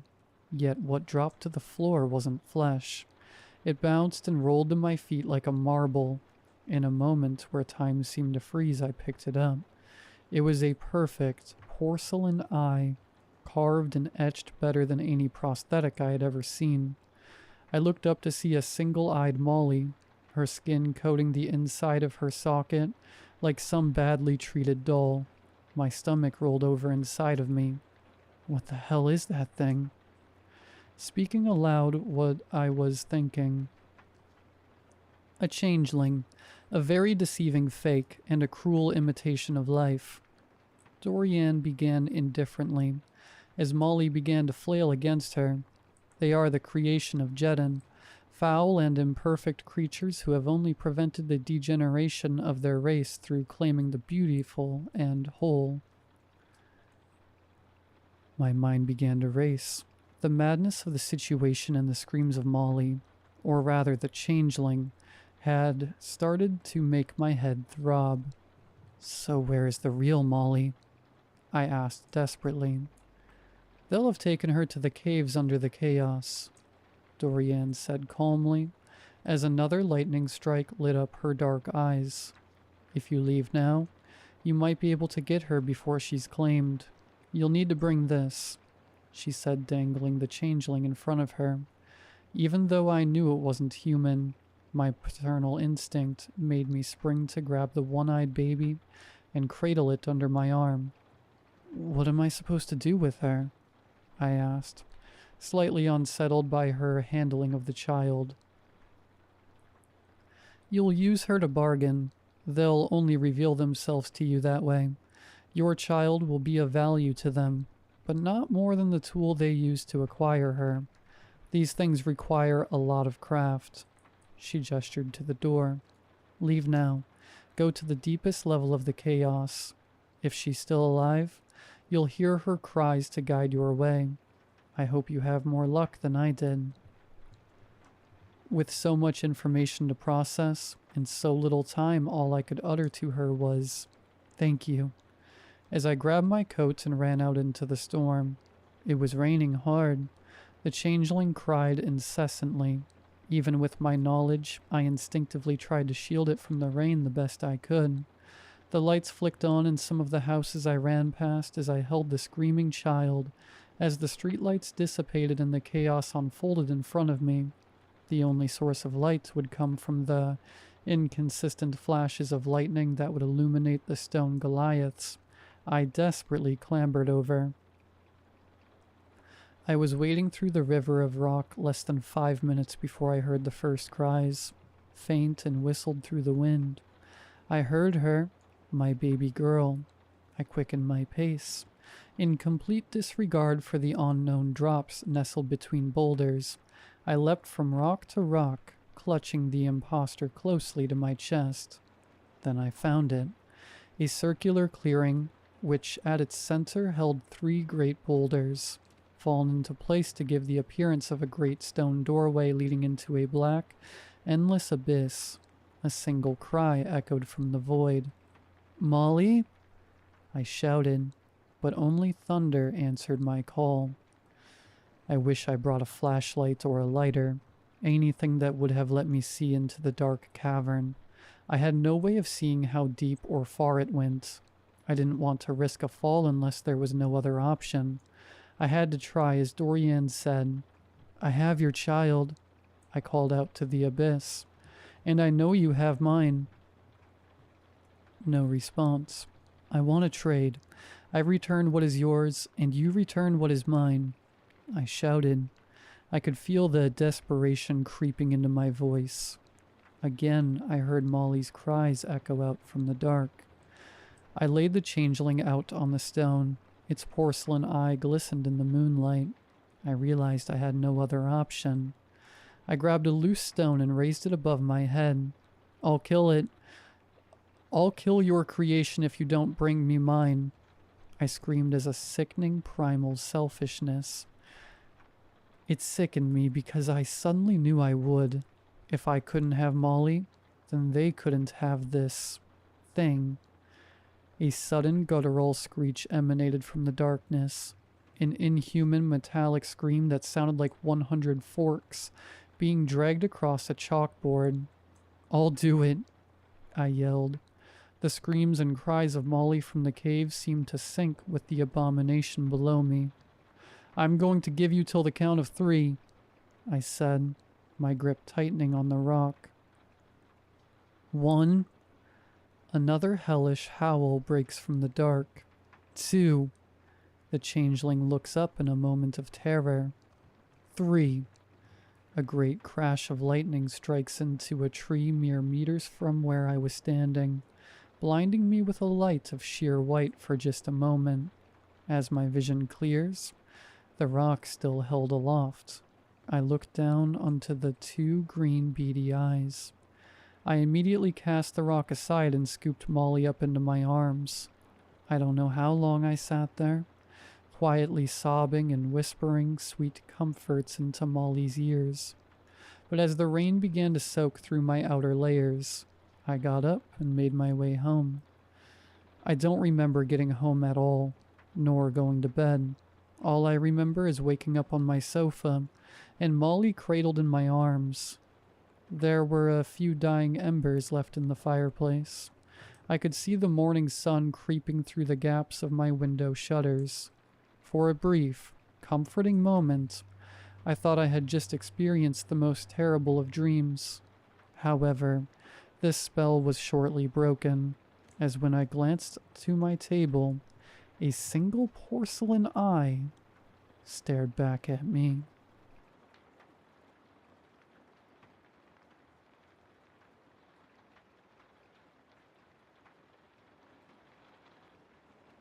Okay, so a little backstory here. My husband and I have this really crappy bed frame. It's basically 2 twin prison cots zip-tied together. We have this stupid thing because we got bed bugs about a year ago, which is its own horror story. The moral of which is, pay for an exterminator.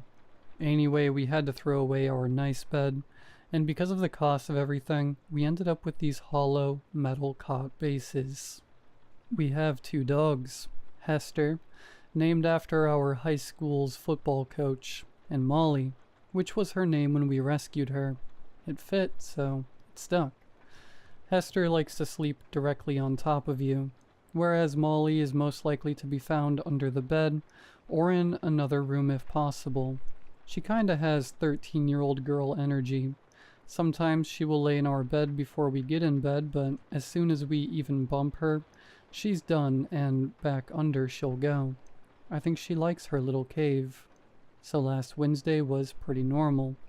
We all headed to bed, and Molly hustled under the bed, despite me begging her to come cuddle me. After I gave up patting the bed and calling her name, I fell asleep around 10:30, reading a spooky story on here. Around 12 a.m., I woke up to Molly growling, which is unusual because she never growls and rarely barks. I asked her what was wrong, and once she heard my voice, she calmed down, and I didn't hear her growling anymore. Me being paranoid because of the story I'd just read made my husband go check the house, to which he lightly protested because Hess hadn't been barking or growling, which he does to everything including our poor mail lady. He nonetheless relented and checked the other rooms. No murderers in the building. Molly was just dreaming. Go back to sleep. I felt better, but it was weird, and I wanted to make sure Molly was okay. So I leaned upside down under the bed to check on Molly. I saw what I thought was her fluffy tail wagging and said, "Are you okay, Molly girl?" I just saw her wag her tail, so I took that as a yes and popped back up and went to bed. But knowing what I know now, I don't think it was Molly. The next day, Thursday, was uneventful. The most exciting thing I did was attend a vendor lunch at work, but everything else at home was boring and normal. Dinner, TV, shower, bed. Same as the night before, we all headed to bed, only this time I fell right asleep because I was so tired from a bad night's sleep the night before. Then at 12 a.m. it happened again. Molly growled, only this time she barked too, which is actually what woke us all up. Even Hester started barking. I was so startled that I just yelled, "Dogs, cut it out!" Which stopped Molly, but now Hester was all riled up and jumped down to check on his sister. I followed his lead and I peeked under the bed again. This time I saw what the night before I thought was Molly's tail, except Molly was on the other side of the bed, wagging her tail so I could tell it wasn't her. I popped up and grabbed my phone for better light, but when I looked back, all I saw was a notebook, some dirty socks, every hair tie I've ever lost, and Molly just wagging her tail at me.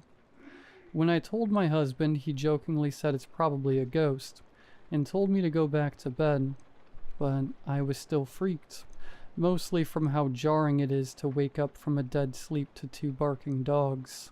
So I stayed up and just tried to calm down. Molly decided that she would spend some time on top of the bed, which is kinda weird, but I knew as long as I didn't invade her personal space, she would stay, so I made some extra room. I was messing around on my phone when I heard the faintest rustling and what sounded like a door moving. I froze, and I don't think I've ever been so scared. I could see Molly, I was touching Hester, and my husband was out cold, so nothing else should have been making noise. Certainly nothing should have been opening doors. It just sounded like the faintest noise of something scooting. I whispered, "Molly?" Then it just stopped. I still couldn't move, so I held my breath and just listened. Silence. Finally, around 2:30, I was able to calm down enough to sleep, and I fell into a restless sleep. The next day I didn't have to work because I only work every other Friday, which was great because I was exhausted. It was a pretty lazy day. I decided I wanted a little nap, so I let the dogs outside to play since it was so nice, and walked to our bedroom for a little snooze. At 12 p.m. this time, I heard Molly barking and growling under the bed again, which was impossible because I knew she was outside, and this time I felt it bump the bed. I immediately started crying because I was home alone, and all I could imagine was a literal monster under my bed. As soon as it heard me sobbing, it quieted down, and the sound stopped. I gathered enough courage to leap out of bed. as far from the bed as I could get, and sprinted outside. I called my husband at work and explained what happened. Well, he was compassionate. He's also about as pragmatic as one can be, so he told me I was probably just tired and heard the dogs from outside. I reluctantly agreed and decided to let the dogs in and nap on the couch. Friday nights for us is usually 2 bottles of wine and binge watching It's Always Sunny until we are good and tipsy enough to playfully debate stupid things. Last Friday was no exception. I think we argued about whether or not blackout curtains canceled noise or not, which turned into why our dogs would be barking at nothing the last couple of nights. I told my husband that I kinda believed we had a ghost, and he teased I was being dramatic.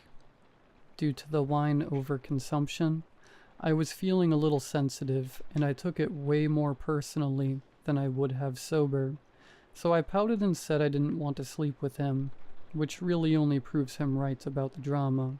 But I stood my drunk, sensitive ground, and fell asleep on the couch. About 20 minutes later, I'm woken up by barking and my husband yelling, "Molly, stop it! What's going on?" Only this time, I wasn't in there to prove it wasn't Molly, so I ran into our bedroom to check on everyone. Molly was still growling, so I lifted the bed skirt to call Molly out. But the next thing I hear is Molly's nails clicking in the hardwood behind me, and that's when I realized Molly had been under the coffee table when I bolted out of the living room.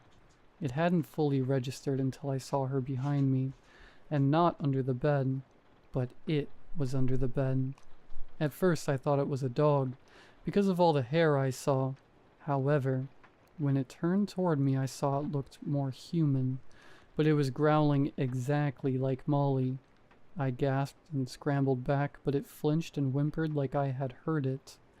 Then it slowly scooted away and disappeared. After that, I told my husband to grab the dog's leashes. We were going to a hotel, or at the very least I was, since he saw Molly follow me into the room after thinking he heard her under the bed. He agreed at the very least something was weird. I had to pay the Uber driver $20 to let us bring the dogs despite noticing a substantial bit of cat hair. But I didn't care, I just wanted out. When we got to the hotel, I told the front desk agent, half joking, that we were running away from home, which she didn't find humorous and just dryly handed us the key. We clambered up to our hotel room. Luckily, we had enough points to pay for the night and didn't have to fight about how much the hotel was. And both of us, drunk and exhausted, passed out. We made it through the night without incident, except Molly was sleeping in the bed now. I guess she was rattled too. The next morning, after a nice hotel shower and bad hotel coffee, I told my husband we needed to dismantle the bed and figure out what was going on. I said if I was going to sleep in that room again, the bed frame either needed to be boarded up, or we had to just put the bed directly on the floor. I don't think my husband was completely sold at this point, but he did have to admit that Molly was acting weird at night, and last night did confuse him. So when we got home and started to pack our bed up, we settled on just laying it on the ground until we could afford a bed frame with drawers. Poor Molly, no more bed cave. As we went to pull the mattress off, the dog started to lose it and scrambled to get under the bed now that there was more room. Once I could see what they saw, I dropped my side of the mattress. Luckily my husband wasn't looking under the bed and was able to catch it, exclaiming, "What the hell, Allie? You almost crushed the dogs." With tears welling in my eyes, I stared at the floor under our bed. There was a small, roughly cut slab of our floor, presumably leading to the crawl space. Once I finally stammered out, "I'm not crazy." My husband saw what I saw. "Molly, Hess, get away from there now," he said. "Come on, everyone out of the house." My husband ushered us all out to the front porch and immediately called 911. The cops came and spent a frustrating amount of time asking us if we were sure this isn't just your crawl space access. to which we kept explaining over and over again that it wasn't there when we moved in, and pointing out it didn't have a hinge. Saying that the crawl space was most likely to have a possum or raccoon. They called animal control and told us this wasn't really a police matter. I was so angry because I don't know of any raccoons who can effectively cut a square door in my floor, but I didn't really have any other choice. So Jerry, our friendly neighborhood exterminator slash relocator, arrived with his cages and possum catching stick thing. We explained to him we felt very confident it wasn't an animal, but since he was contacted by the police and they assured him we were being dramatic, he decided to go in. We waited and waited for him to come out, praying he had a possum in his stupid cage. But after about 20 minutes of complete silence, we started to worry. We yelled down the hole, "Hey Jerry, everything okay down there?" Silence. Shocking silence. Even the dogs seemed still, heads cocked like they were listening for something. Anything. With nowhere else to turn, we called the police again and explained what had happened. They just told us they would call his company and send someone else out. But like, what? A man fully went missing in our crawl space? So here comes Jerry's boss. We explained everything again and begged him not to go in the crawl space, to which he said, "I'm not. That's not really my job." He walked around the house to look for other exits to the crawl space, and when he found an opened hatch, told us. Jerry is our most tenured relocation expert, but he has a tendency to get a little antisocial. He probably didn't find anything, decided the job was done, and left. That didn't exactly feel like an answer to us, but this guy knows Jerry and we don't, so like, whatever, I guess. But also, what am I going to do? Make him go look for Jerry? So he just left. It wasn't until about an hour after he left that we realized Jerry's van was still parked on our street, so I felt pretty confident that Jerry didn't just leave the crawl space, unless he decided to hitchhike with his possum stick. But at this point it was like 9:30 p.m., and we were so tired and felt like we were out of options. And, unfortunately, hotel points. We decided to sleep in the guest room with the door locked and barricaded, per my theatric but frankly practical recommendation. The floor in this room is built directly on the slab, since it's a converted garage. We called for Jerry one more time but decided to put the mattress back on the floor. We figured if he was still under there, he could get out of the hatch, and I didn't want a stranger crawling into my house in the middle of the night. We decided that either Jerry must be a weirdo who actually just wandered off, or the ghost ate him. That's only partially a joke at this point. We made it through the next couple nights. No Jerry, but also no incidents. I guess his van just lives here now because I can't get a hold of anybody at his company. I don't really have any other option but to keep trying to call them. And wait, it's not like the police have helped at all. But now it's Monday night at 12 a.m. Molly is nuzzled under my neck, Hester is at my feet, and we cannot sleep because now we can hear them both growling under the bed.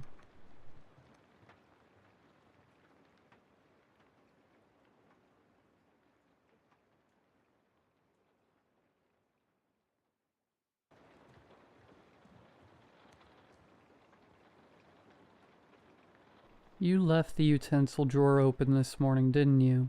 she asked, stepping out of our bedroom as the late morning glow filled our kitchen.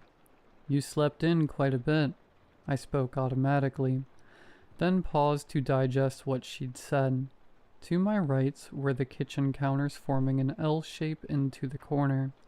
The cabinets, the doors, every drawer was closed. I frowned. Right. Earlier I was going to make eggs. I'd opened the utensil drawer for a spatula, then the fridge, and a cupboard. Was about to put the pan on the stove when something blunt poked my side. the utensil drawer. I'd forgotten to close it. Well, that's a pretty realistic dream, I told my wife. She stood there in the doorway, bathed in the sun, wearing only her pajamas. For the 14 years I've been married, my wife has never been a napper. Always says that if she's tired during the day, it means she's done a good job for making the day count. Always busy, running around, that one. Whether she's in front of the TV, not watching a movie, but following a workout routine, to out-of-the-house grocery shopping, or staying late at the office, she's never sitting still. Yet here she is now, midday on a weekend, lying down on the couch. I'd been at the store earlier this Saturday, come home to her body curled up on the couch. Huh? I set the groceries down on the counter. Going into the living room, I shook her shoulder. She roused immediately, letting out a yawn. Huh? Oh, hey, sorry. I must have drifted off. She rubbed her eyes. I looked at the blanket over her legs and pillow under her head. I smiled. No worries. You've been working hard. I hardly saw you all week. She shook her head as if to say, it was just one of those weeks. When instead she blurted, the store was out of the bleach we use, eh? You've been going through it so fast lately. I froze. Looked at the counter, which was full of groceries. Though the bags were semi-transparent, there was no way she'd know. The rest of the weekend went by quickly. My wife napped on the couch, and I found myself catching up on some of my shows and games. I love my wife, but when she's around, there's always something to be done. At least when she's asleep, she's not getting after me to get the brakes checked on the car, or vacuum the stairs, or remember to make dinner reservations for next week.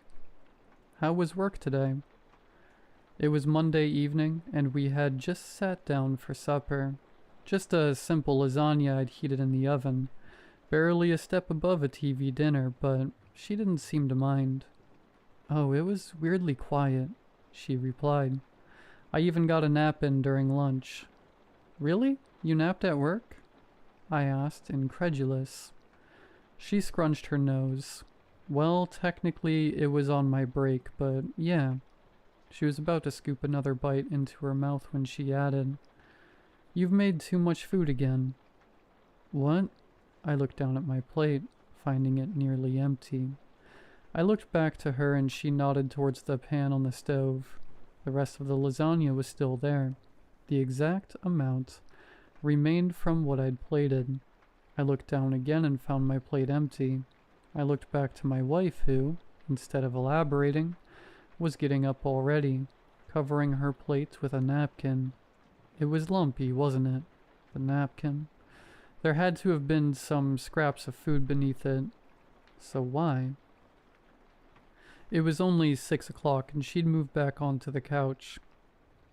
Curled up her legs, resting her head on the pillow without a word.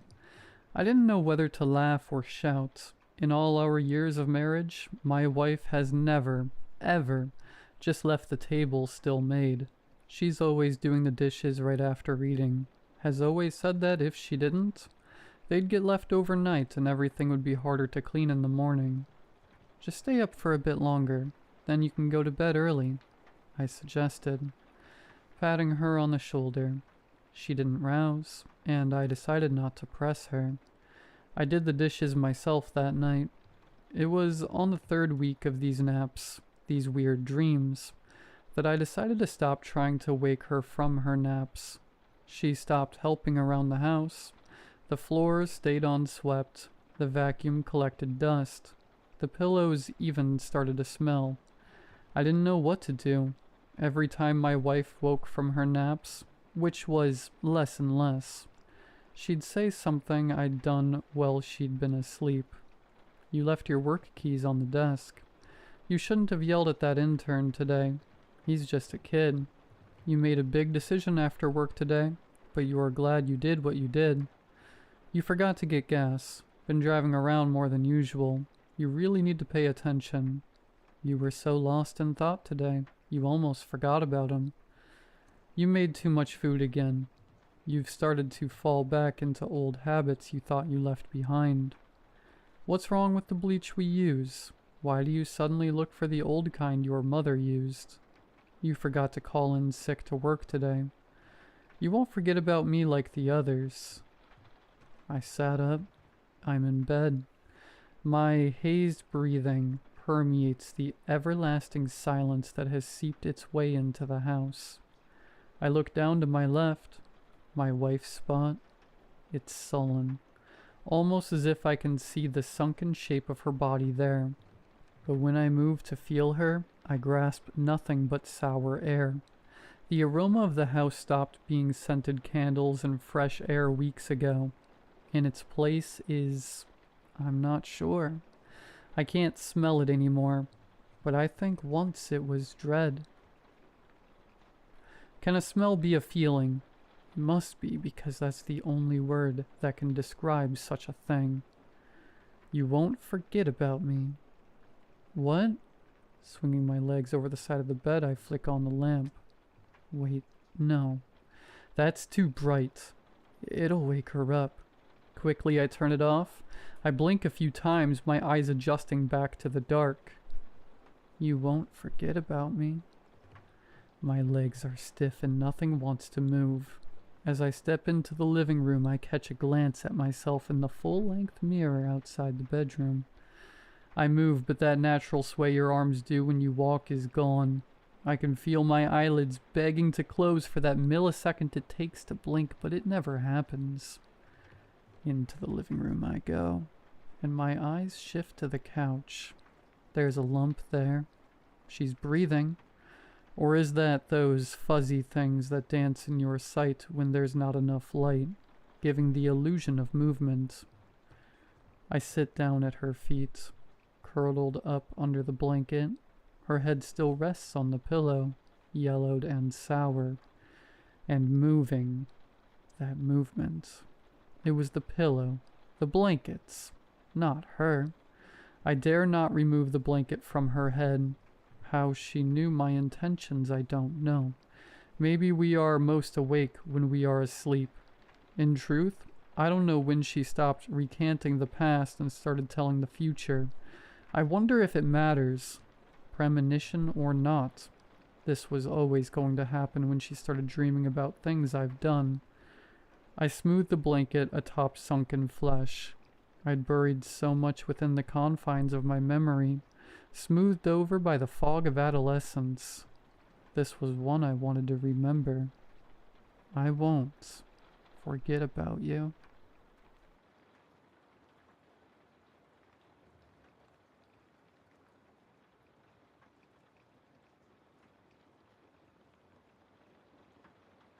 I don't know where else to put this. I've called 911. I've broken windows.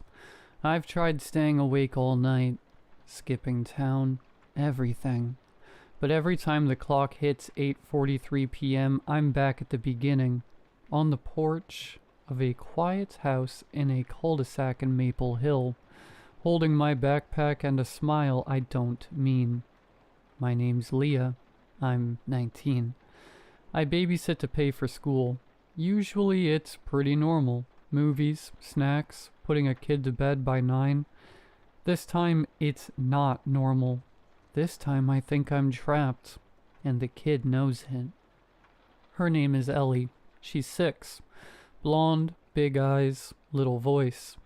She looks like she belongs in a toothpaste commercial.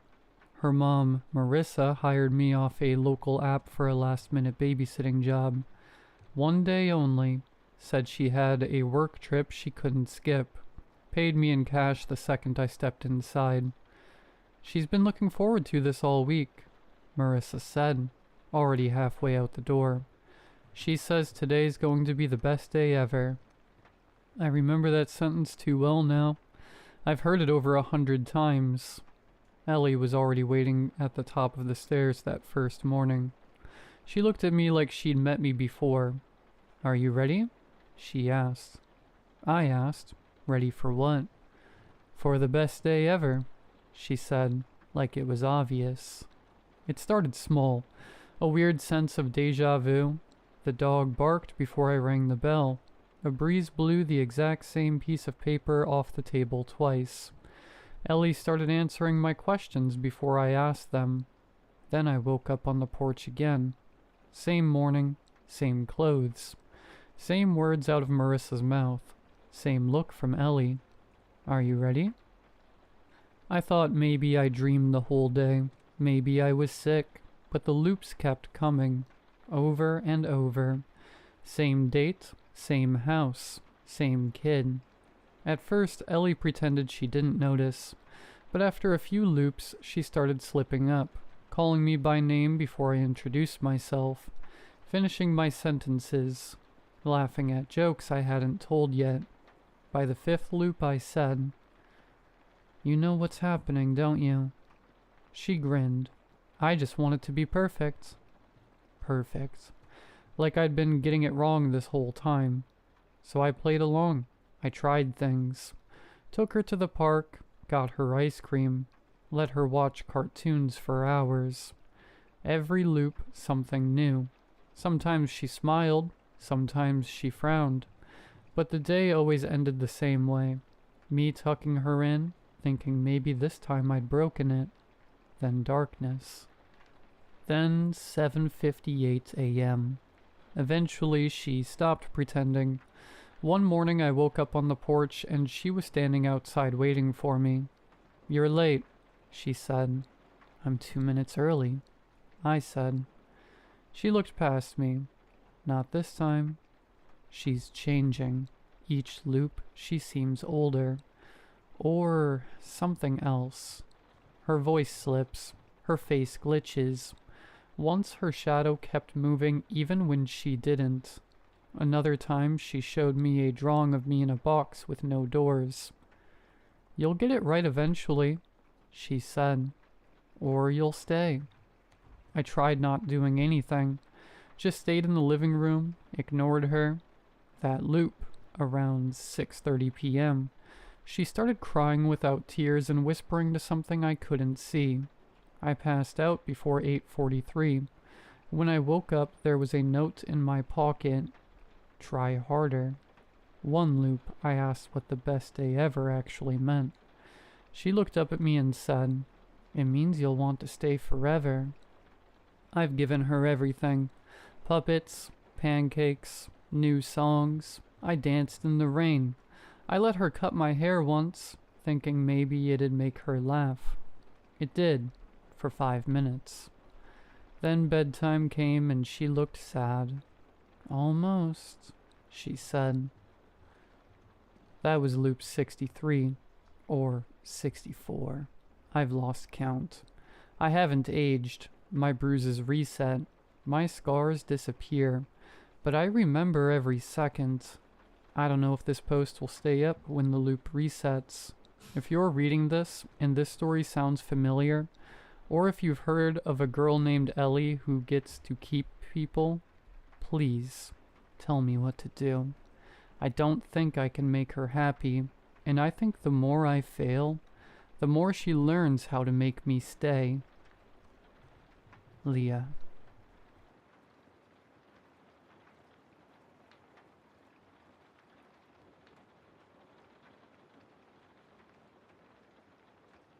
Has anyone stayed at 237 Stillwater Road? I clean Airbnbs for a living. I've been doing it for about 2 years now, and have recently started my own cleaning company. I used to work for a larger management company, but had some difficulties with my boss and the way the business was run. So I quit and started managing a couple on my own. It doesn't pay too much, but I get to work on my own time and I'm my own boss. A large majority of the Airbnbs I clean are mom and pop operations, and since they don't have the time to do it themselves, they pay me to tidy up between guests. Most of the properties are left relatively clean, but every once in a while we get crappy clients that will trash the place for a party, or God knows what else. The worst I've had to do is scrub dried puke or throw away the occasional used condom, but it's worth it to be my own boss. I do most of my business through Craigslist, advertising my cleaning services to anyone in the area who may need help with their place. About a month ago, someone replied to my listing with nothing but the address of their property, the amount I could expect to be paid, and the first date it required cleaning. 237 Stillwater Road, $125, June 24th, 12 p.m. Although this may seem strange to someone new or unfamiliar with the business, it's fairly common for messages from the host to be this simple. It was part of the reason I enjoyed the job. I've never been a people person, so I enjoyed the simplicity of the limited interaction I had with people. I responded saying I could take the job, and didn't give it a second thought. The rental looked run down from the outside, in desperate need of a paint job to replace the peeling white paint on the exterior.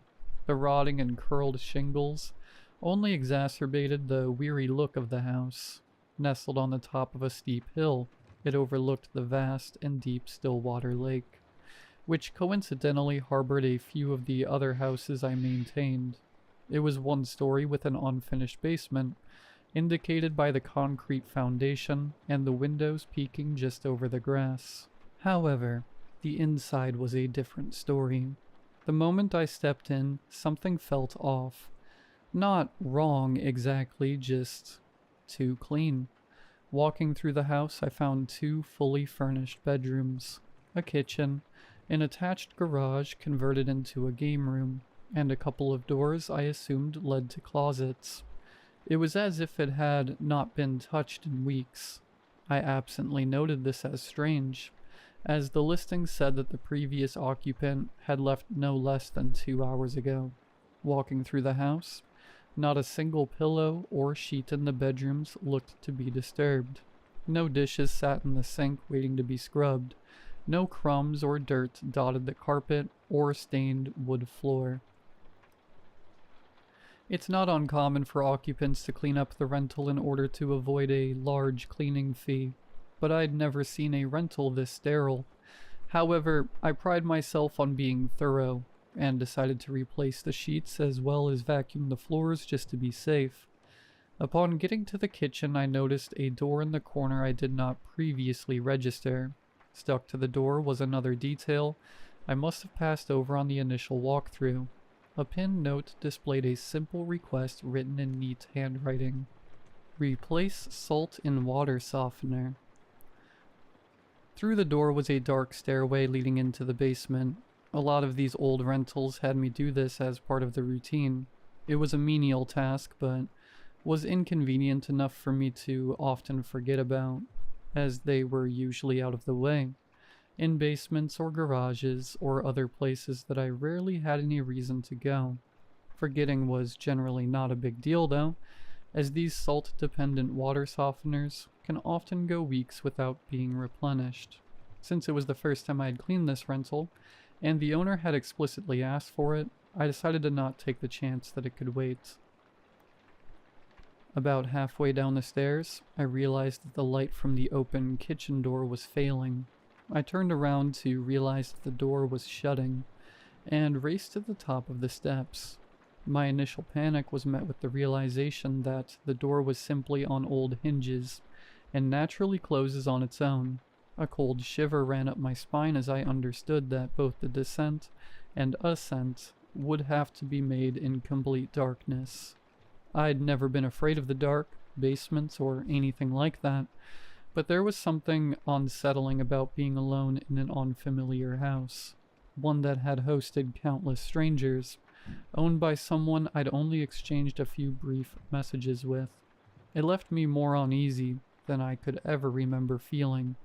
Still, I told myself this was something I had to do. Making it down to the hanging chain attached to the bulb was no big deal. A swift walk down the stairs and I could easily make out the chain before the door fully closed.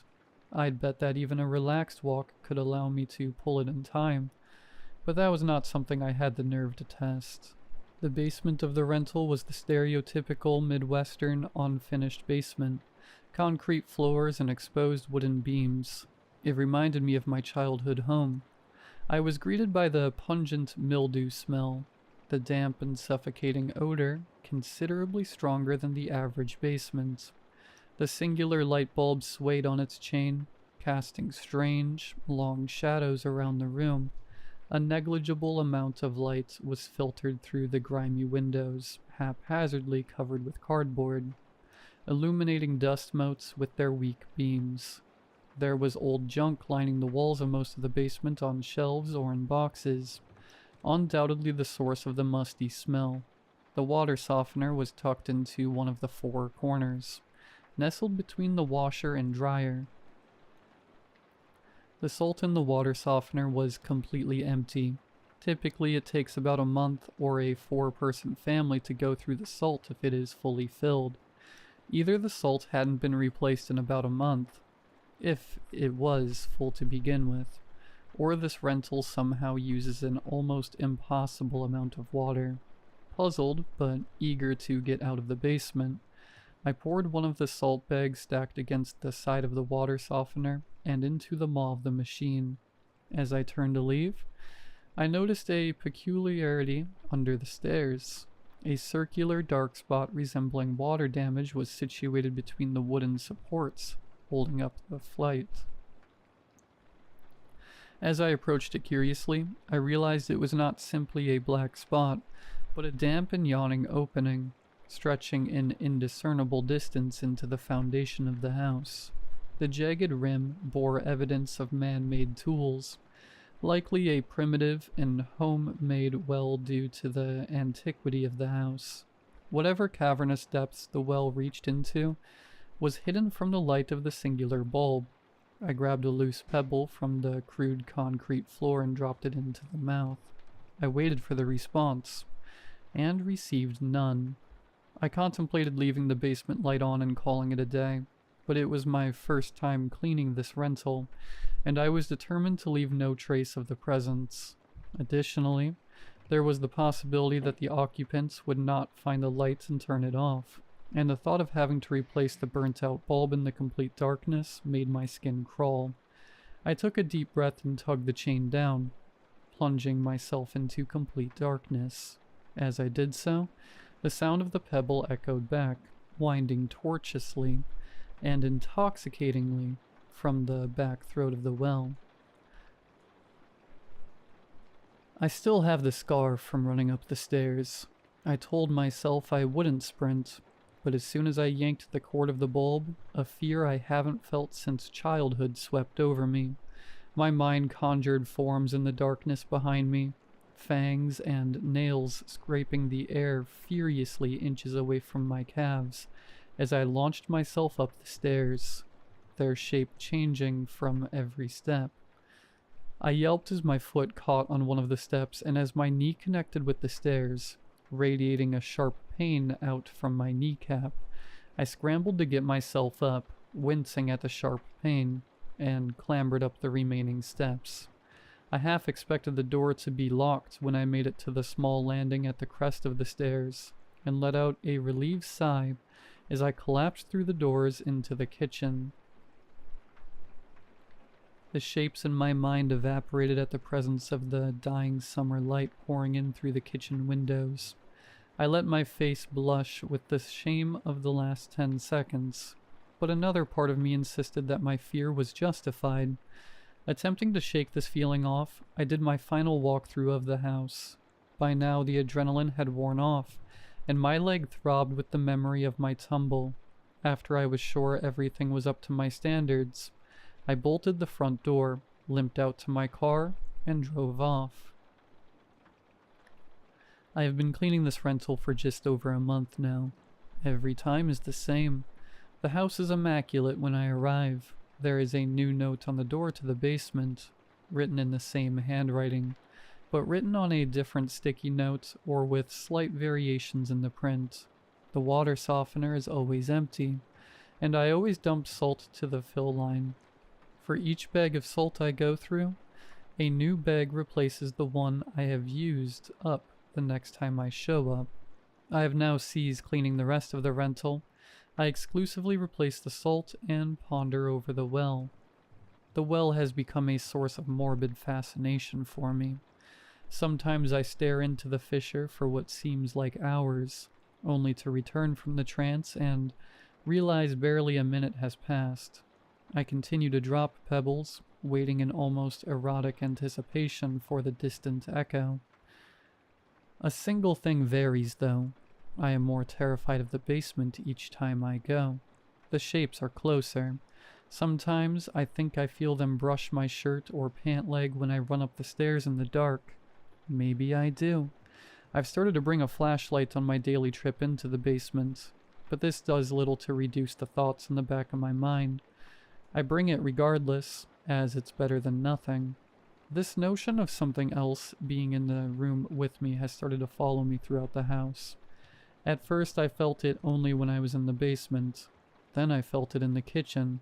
Now I feel it when I enter the house. I have cleaned it every day since the first day. Every night, the owner will contact me with the address of the rental, the amount I can expect to be paid, tomorrow's date, and the time they expect me to clean it.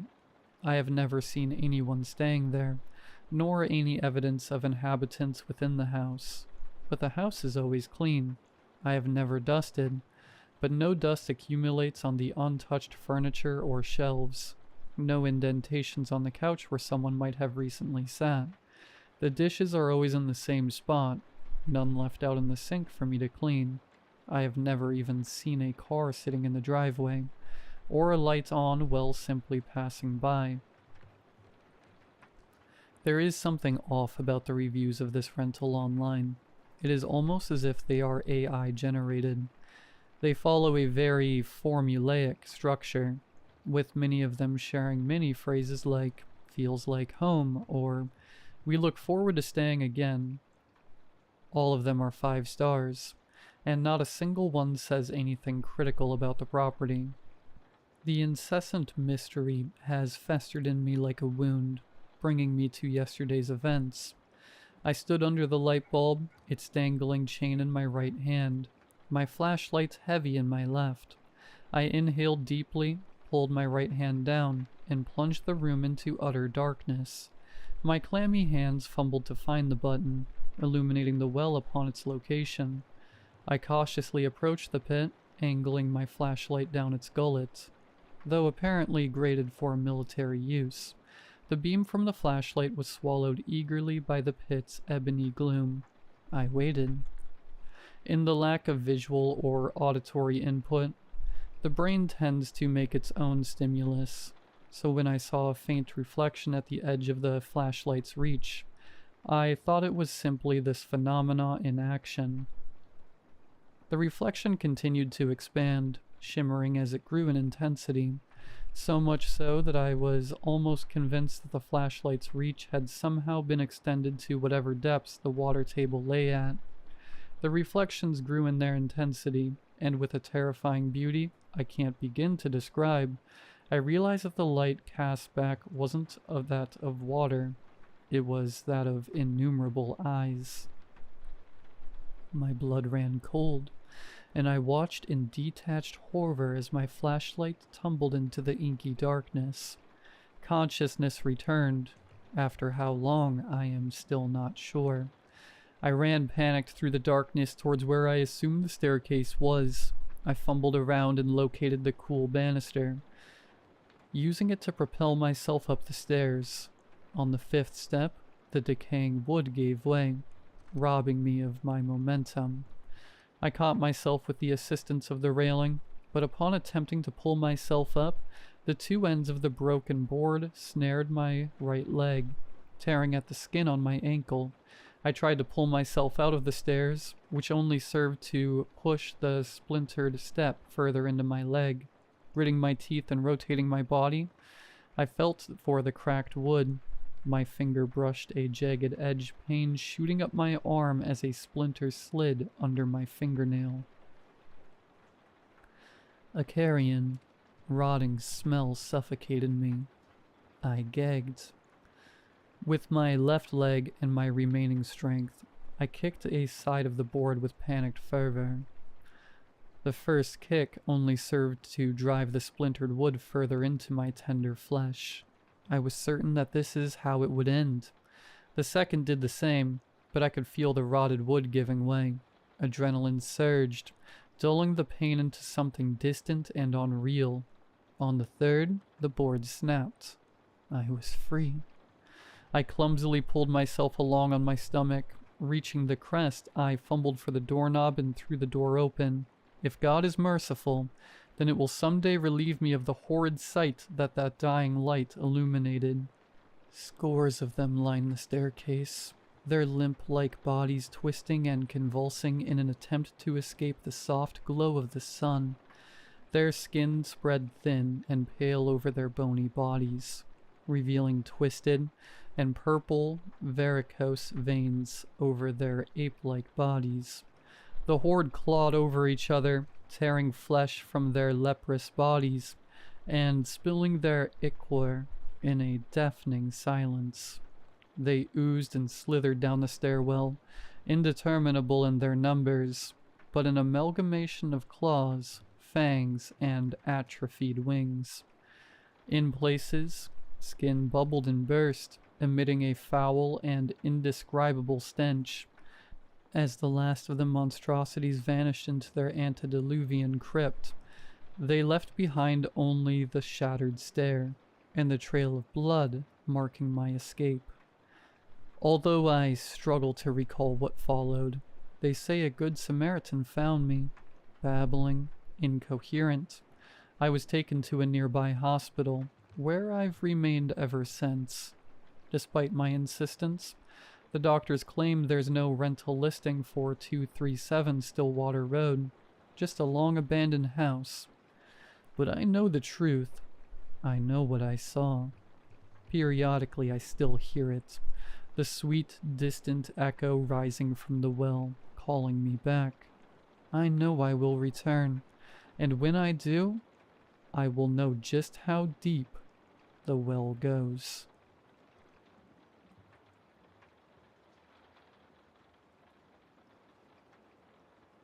The Challenger Deep is the deepest point of our planet, 6.8 miles below the ground we walk on, and nearly completely desolate.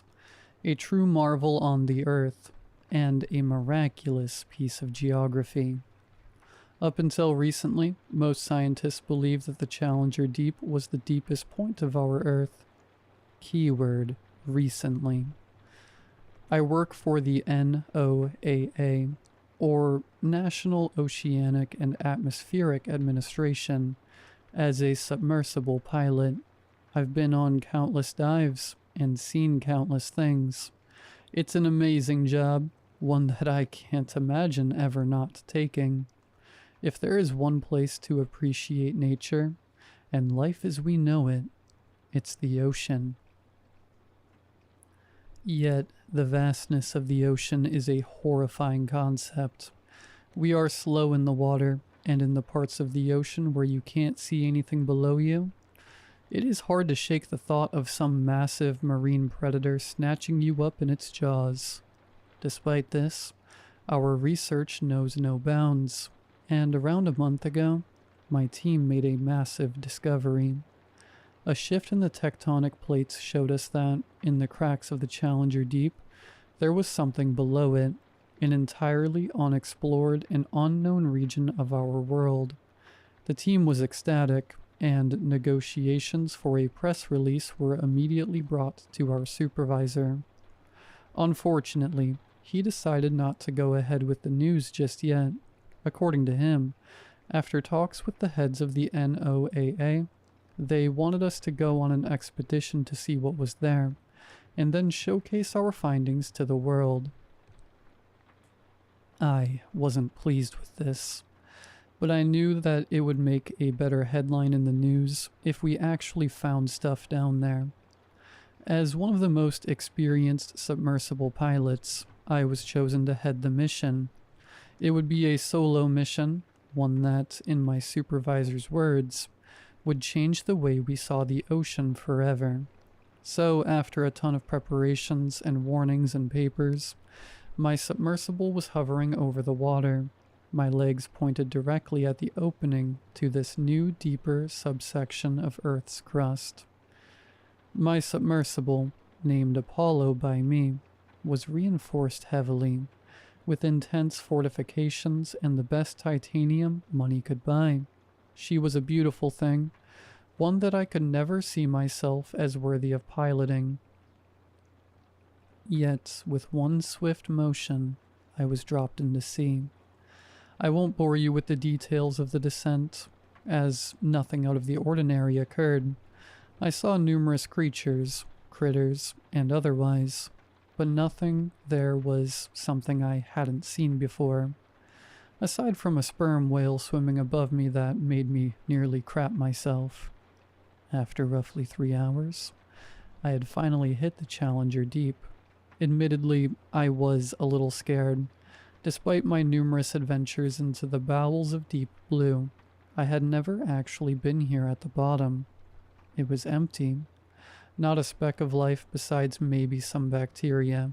If loneliness could have a textbook definition, it would be this: dark, cold, and desolate.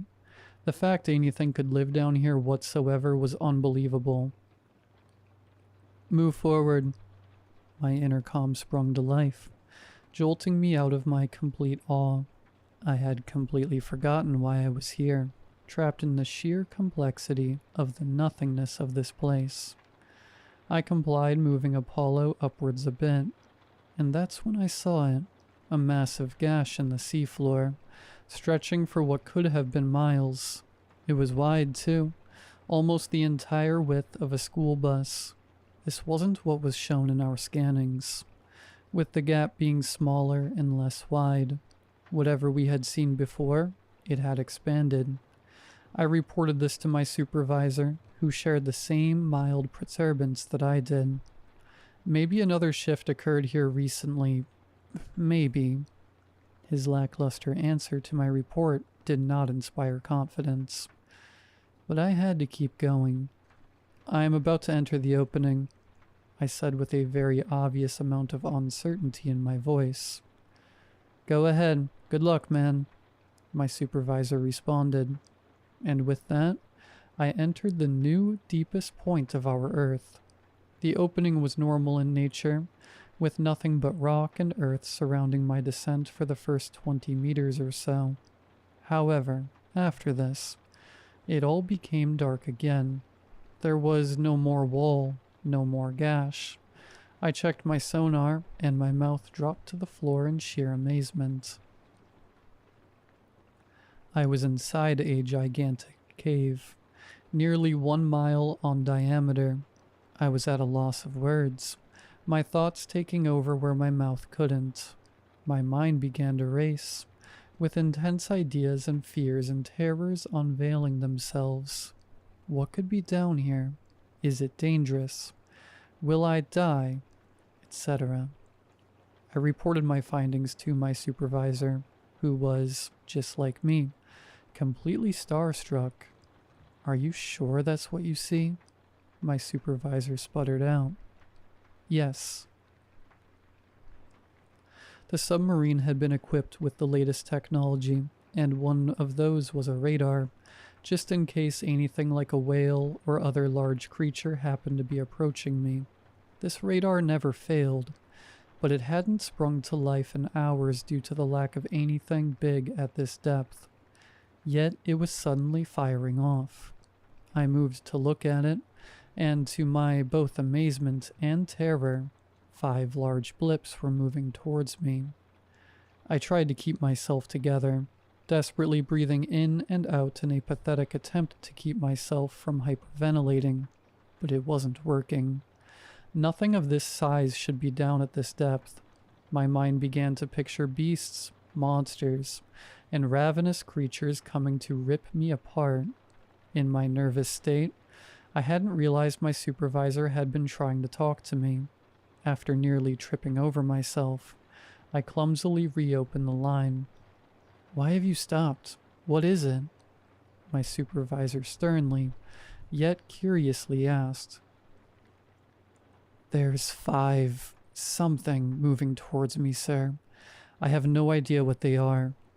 I stammered out, my voice shaky and completely broken by the fear that gripped my throat. Wait, are you serious? How big are they? my supervisor asked. I checked the blips. They were 5 seconds from my position. They weren't massive, but they were still too big for this environment. A solid 7 to 9 feet in length. Roughly 8 feet. Just then, I felt a strong, hard, and intense hit come from the outside. Not like something was trying to break in, but rather like something had bumped into Apollo. I checked the 3D cameras, checking the side at which I felt the collision. I caught a glimpse of a tail, floating off into the darkness. It looked rigid and crustacean-like, shaped almost like an ace of spades. As I tried to make sense of it, another bump came from above. Whatever these things were, they were strong. Not strong enough to break through titanium, but strong enough to move the vessel a solid foot. I checked the cameras again, this time seeing a pair of legs. They looked like they came from some sort of insect, akin to the legs of a spider, but thicker and with barbs. Once again it floated into the darkness.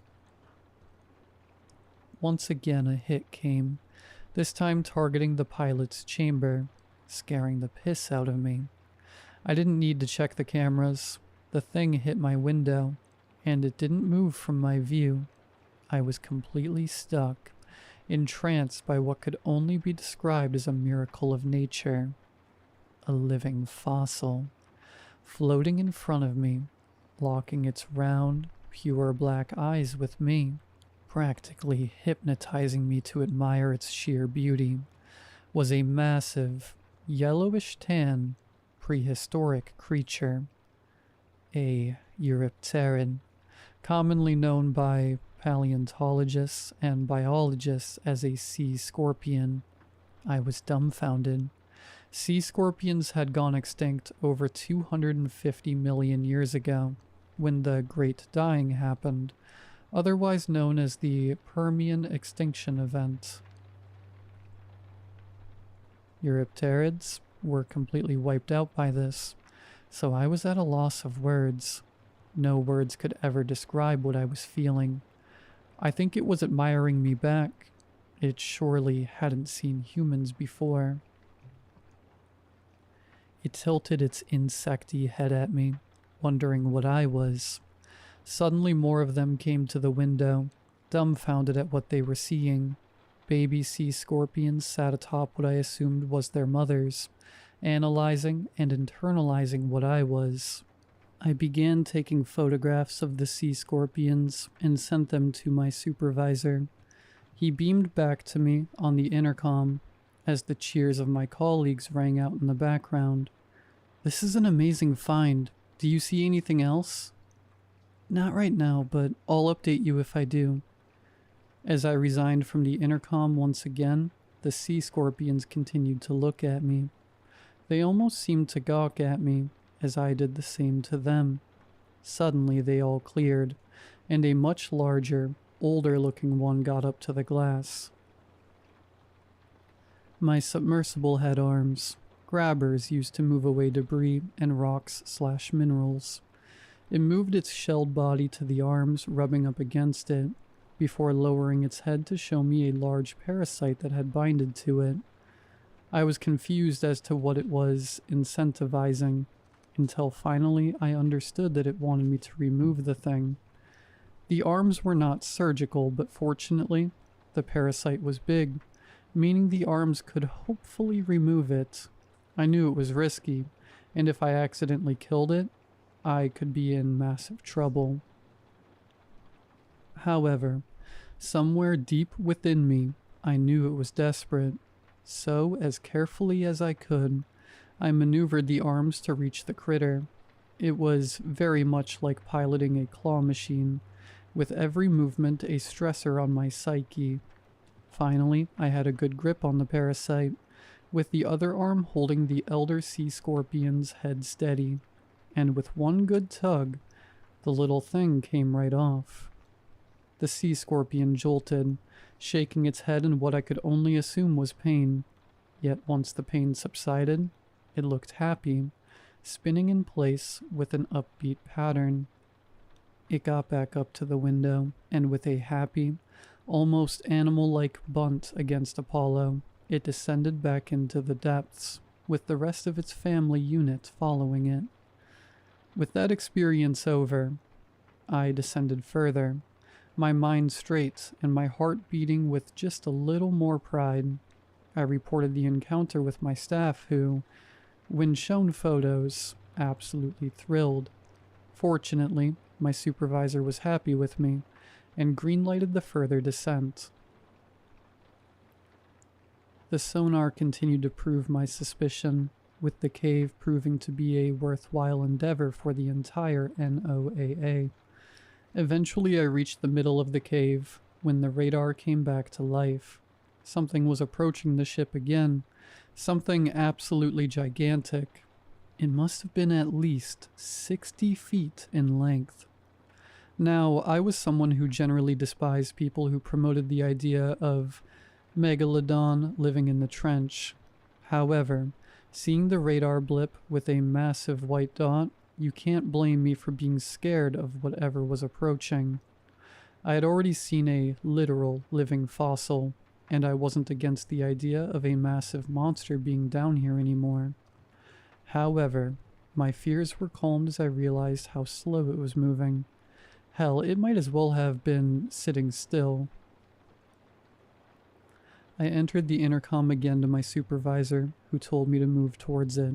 Despite my fears, curiosity got the best of me, and I moved towards the blip. In the darkness, I couldn't see a damn thing, so I began to brace myself for a collision just in case. But I never reached it, not before it let out a deep, loud, and inundating shockwave of noise. It sounded like a whale's call, but significantly louder and with more bass. My head rung from the sound, my heart nearly exploding out of sheer terror and anxiety. Suddenly the lights came face to face with the source of the noise. Thinking back on it now, humans really are tiny in comparison to some things. We are the apex predator, but we definitely aren't the top dogs in some areas. Size is definitely one of them. In front of Apollo was a gigantic fish, bony and large. Its head looked like it was made exclusively from bone, armored and rigid. The rest of its figure slowly came into view, its large body unveiling itself to the light. Another living fossil, a large, healthy, and majestic fish. The behemoth paid me no mind, its gargantuan body regarding me with no more than what felt like a simple look. Of course, I began taking photos, and sent them to my supervisor. The intercom shot to life again, and the ovation of my peers could be heard once more. Eventually its large, scaly torso moved into the darkness, never to be seen again. I was given the green light to go further down, but I realized after 3 seconds of descent that I finally reached the bottom.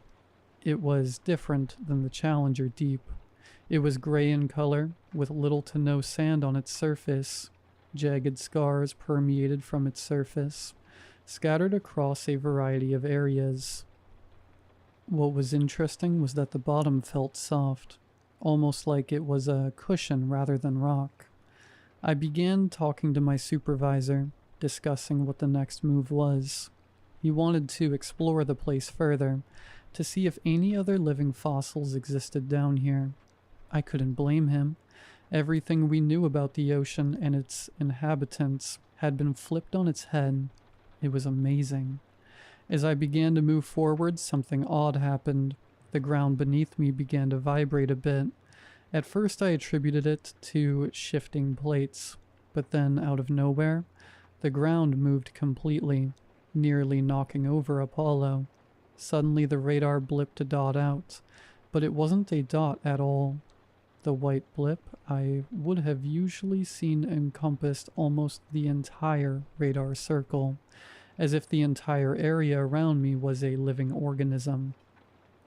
I then did a sonar scan, and saw what my mind had been trying to suppress ever since the radar did what it did. What could only be described as a leviathan was moving, and this movement was occurring right beneath me. What I had landed on wasn't ground. It was a living thing, and I had just woke it up. In my panic, I tried to turn on the intercom, but it wouldn't even go.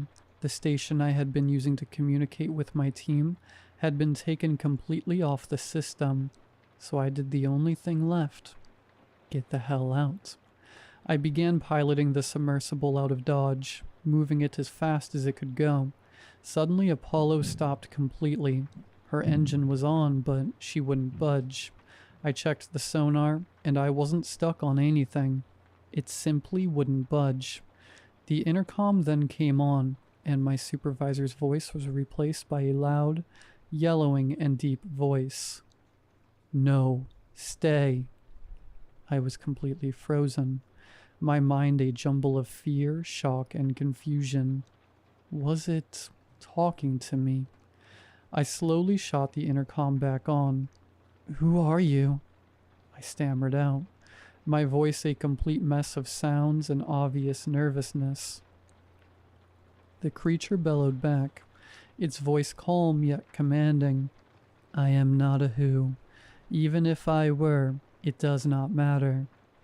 My mind began jumbling thoughts, many associated with how on earth this thing was speaking English, or, for that matter, speaking at all. Why are you here? How did you find this place? I responded truthfully. I am a marine explorer. A shift in Earth's sea crust opened up a hole beyond what we thought was the deepest point of Earth. I was tasked with going in. I couldn't see it, and thank God I couldn't. It probably would have given me a heart attack, but I could tell it was thinking of what to say. Are you here to harm or to heal? I was scared to answer, but I had helped that sea scorpion earlier.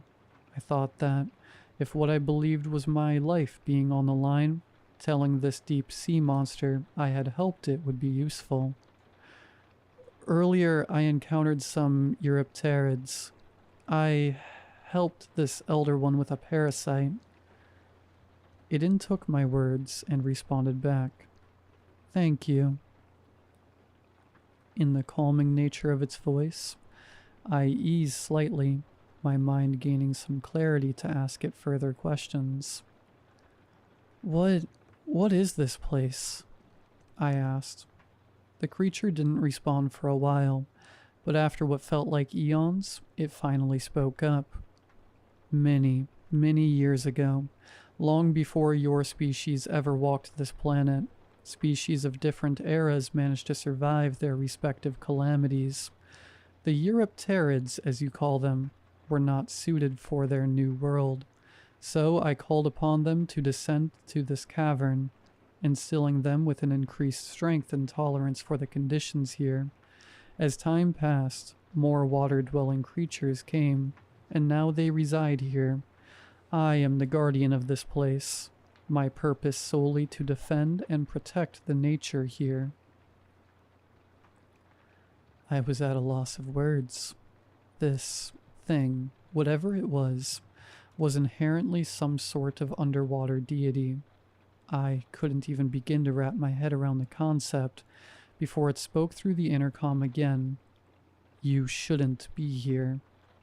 I snapped out of my thoughts, and upon hearing this, I became more confused than ever. I guess it could understand what I was thinking, because it fired up the intercom again. You and your congregation are benevolent, but the rest of your kind is not. They pillage, loot, and destroy the ecosystem above. Many recent underwater creatures have come here, and they speak of you and your species' mayhem.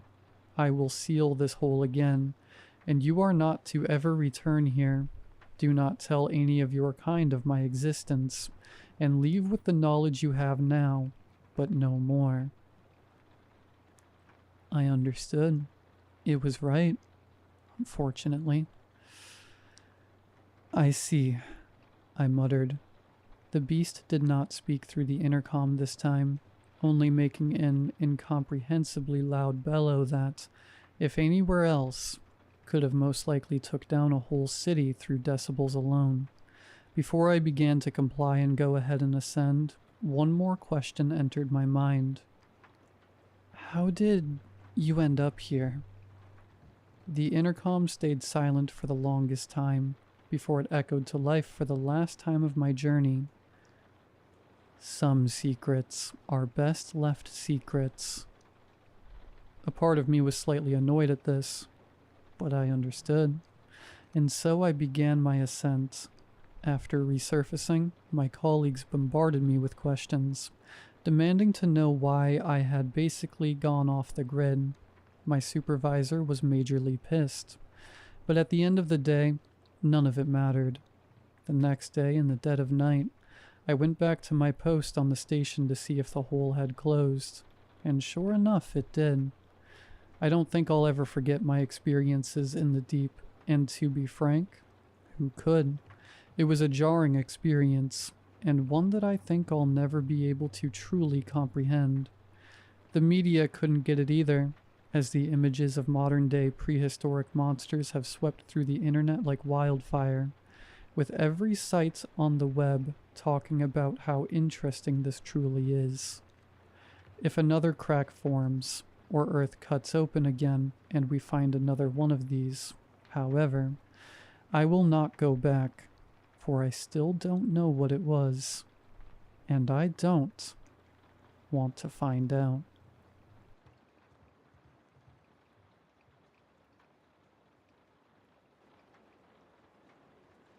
I'm a defense attorney, but this story isn't about my job. It's about the day my client Christina completely butchered her carefully drafted defense by stabbing me in the stomach. As I desperately tried to keep my intestines inside, I wished good luck onto my predecessor. Getting Chris out of this one would be pretty hard, even though, I thought, it wasn't technically sufficient evidence. Just 'cause Christina had stabbed me didn't necessarily mean she had stabbed all those others as well. Then my world got dark. The next thing I remember is my feet feeling soft. Very soft. I was standing on a cloud. Weird. I stared at my hands. They were clean. No guts. The world was bright, and there were people in front of me, and behind me. I was in some kind of line. As it moved forward, I figured out 3 things. 1, I was probably dead. 2, I was in line to get into heaven. 3, while everyone else was wearing some type of nightgown, I was still in my pantsuit. As I got closer and closer to the pearly gates, more and more wrinkles appeared on the face of the angel guarding them. When the girl in front of me stepped up to him, he only took one single look at her, his expression full of disdain. Hell. Wait. The girl shook her head. Wait. I didn't mean to kill them. I frowned. Something about that voice seemed familiar. I'm sorry, she said. I'm sorry, I just get so angry sometimes, but I wanted to be better. I swear, and I took a step forward. Christina? The angel looked up. The disdain on his face turned into annoyance. Oh Lord, why are you here? Your time hasn't come yet. I clicked my tongue. Well, that's unfortunate. But if you'll excuse me, I'd like to talk with my client for a moment. He grumbled something incomprehensible. Christina and I stepped aside. What's going on here? I asked. This doesn't add up. I died before you. Did you push past me in line or something? I tilted my head. Also, why did you stab me? Christina didn't look at me. Sorry, she whispered. I couldn't face you. Sometimes I just see red. She took a deep breath. But now that's okay. Now the police shot me, and I get what I deserve. She raised her voice, preparing herself to step forward. I'm ready. Wait, I pushed her behind me. Wait, stop. She doesn't deserve eternal damnation. Listen, one of the main ideas behind our justice system is rehabilitation. My client clearly regrets what she did, and she wants to do better. Don't you have like a heaven equivalent to prison? Community service? Purgatory? The angel blinked. This is none of your business. It is, literally. I crossed my arms. This woman is my client. The angel closed his eyes. Defense attorney, right. I really hate you guys. Doesn't everyone deserve justice? I asked. Just as the Lord gives it to us? You try to be like the Lord? I suddenly remembered that the angel was gonna judge me next. I forced myself to lower my gaze. I just try to be kind, to be fair, to be a good person. He smiled at me. I suppressed a shudder. I hadn't thought that it was possible for an angel to smile so sinisterly. It took all my strength not to jerk back. Do you wish to take on a second job here? The angel asked. Your time hasn't come. You will return back to Earth soon, but if you want, you can visit us at night. You can do what you do best. Defend. What do you think? I trailed off. Honestly, I didn't really have the capacity to take on a night job. Also, I was a lawyer. I had a talent for smelling BS. And by the way the angel spoke, if I said yes, I wasn't gonna get a salary. On the contrary, agreeing was gonna cost me. I didn't know what, but it was gonna cost me. The angel tilted his head. Everyone deserves an attorney, right? I swallowed. Right. Good. He made a little note in his book. Then go ahead. Defend her. But be aware she isn't going to hell for the murders. She has confessed and regretted those. For what then? I asked. Adultery. Christina waved. We were only married on paper by then. Divorce. But I regret that, Christina said. How could I? I was a danger for him. I loved him enough to let him go. You could have worked on it. I tried. Hell. Excuse me, I said. My client acted in the best interest of her ex-husband. Her noble motives should be taken into consideration when... I stopped mid-sentence. A terrible feeling crept up inside of me. Suddenly I couldn't move, couldn't breathe, couldn't do anything except writhe in agony as I saw the demons appeared, so I just watched them drag Christina to hell. Next, the angel said. Wait, you can't, I stuttered. Stop, bring her back. I didn't have time to... I couldn't even defend her. You have to let me defend her. I said next. The next woman walked up, a lovely lady with a huge sunburn. Did I die from gardening? She asked. I'm sorry, that can't be right. I know I sometimes forget to wear a hat, and my son has said it will be the end of me, but... Hell, the angel interrupted. Lesbian. Objection, I yelled. I felt my breath hitch and forced myself to swallow. Well, Your Honor, first of all, this woman didn't hurt a soul. The angel shrugged. She is a woman who lay with another woman. Hell. So why the fuck did you make her that way? I took a deep breath. Swearing probably wasn't the best strategy. How could her love be something sinful when it resulted in a beautiful, God-fearing, loving family? When it resulted in charity, in children, in a garden she grew? She sinned, and she never regretted it. Hell. What? I stared at him. You can't. I froze. There was that feeling again. That terrible, helpless feeling. I cried softly as they dragged the woman down to eternal damnation.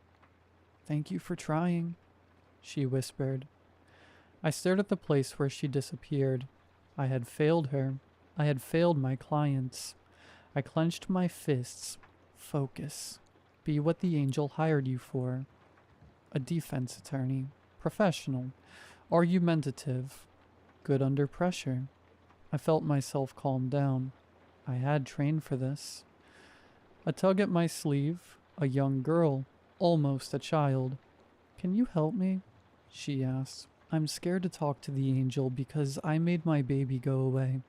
Do you think he will be mad at me? Tears were flooding down my cheek.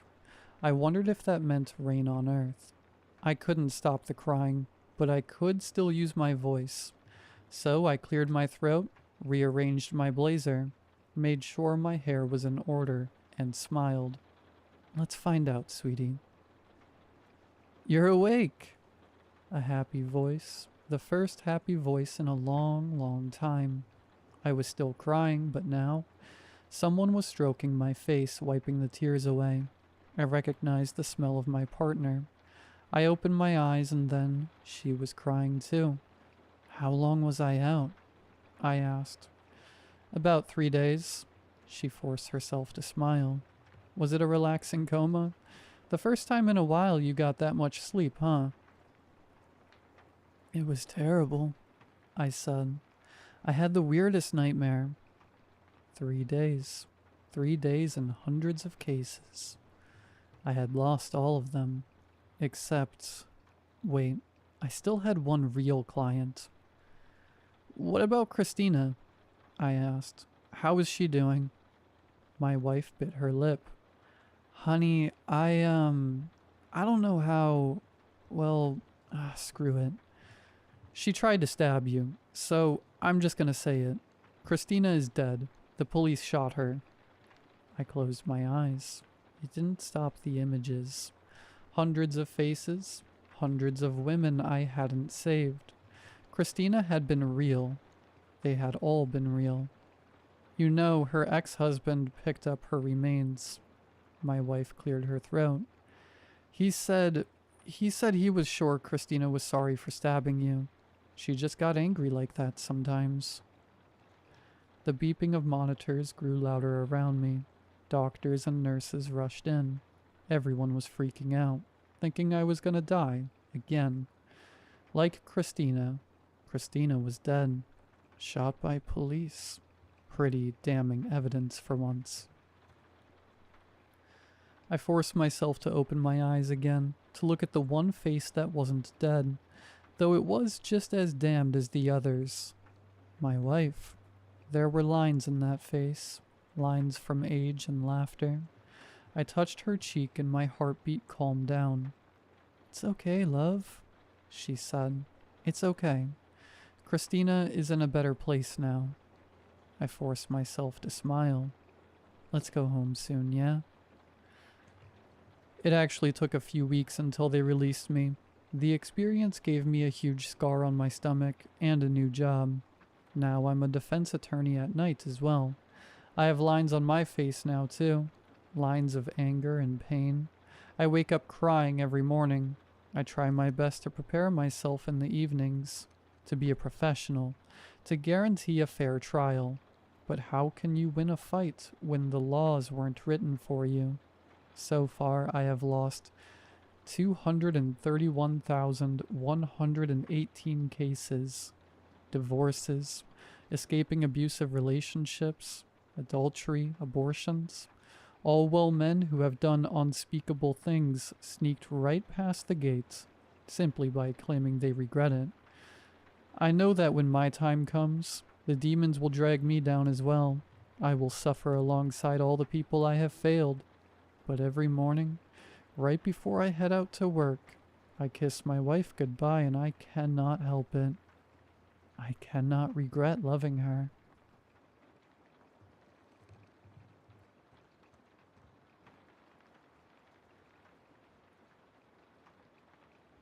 Ding. My phone startled me out of my half-asleep, half-awake state as I lay on the couch with the TV droning on in the background. I read the text from an unknown number through blurry, weary eyes. This or that. Tea or coffee. The look of confusion I shot my phone for a split second before I put it down to some form of spam must have been hilarious. I flicked the ringer off and nodded back off only to be awoken a second time with that god-awful sound. Again, it was from the unknown number, and again, it was that same question. This was getting, well, odd. I, annoyed and increasingly tired, turned my phone off entirely, but before I could even close my eyes again, the ping rang through the speakers, and inexplicably those same words lit up the otherwise dark screen. How was I getting a text when my phone was off? I had enough. With my phone now switched back on, and my mind swirling, I typed out a paragraph of expletives before the urge to do something else took over. I decided to humor whoever this was. "You want me to choose? Well, I'll choose," I mumbled to myself. I chose coffee, and promptly fell back asleep without a care as to whether my phone remained on or not. I struggle to put this any other way than bluntly, but the next morning, coffee no longer seemed to exist. I rolled out of bed and stumbled into the kitchen to start brewing so I could finish up whilst I brushed my teeth and showered, like I've done every morning for some time, and couldn't seem to find my treasured bag of grounds no matter where I looked. I get cranky when I'm without coffee, so I put it down to misplacing it and my still tired brain struggling to remember where, so decided to swing by my favorite coffee shop, Lucky's, on the way to work. I had the usual small talk with the server, who knew my order by heart at this point and proceeded to make the same old joke. "The usual, please." He looked at me like I had two heads. I went to fill the awkward silence that followed when another text came through. Part of me knew what it would be before I even looked, but I hadn't yet put the pieces together. Not until the stakes were raised. This or that. Luna or Soul.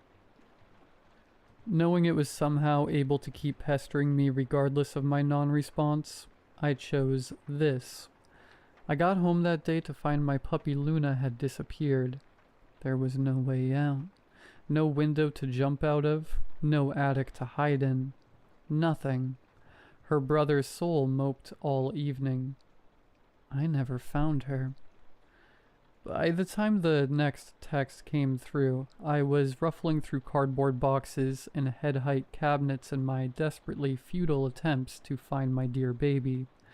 I refused to play along. I couldn't possibly convince anybody else. But those texts were emitting something badly wrong into the world, into my life. And as if in tune with my deepest thoughts, it knew I wouldn't play, because this text came with a warning.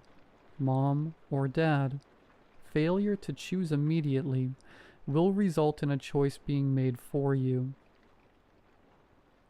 I rationalized it, told myself I'd rather have a bad thing happen without my direct influence, even if said bad thing was something that made my stomach churn. So I never chose. Knowing what was coming, I called both of my parents minutes later in cold sweat brought on by fear and panic. The search party for Mom began a few days after she vanished. We never found her either. As I lay depressed, horrified and halfway through a bottle of whiskey on the same old couch earlier tonight, that familiar ping came through once again. This or that. Spine or skull. Something has been whispering through the underside of my bedroom door ever since. I never chose.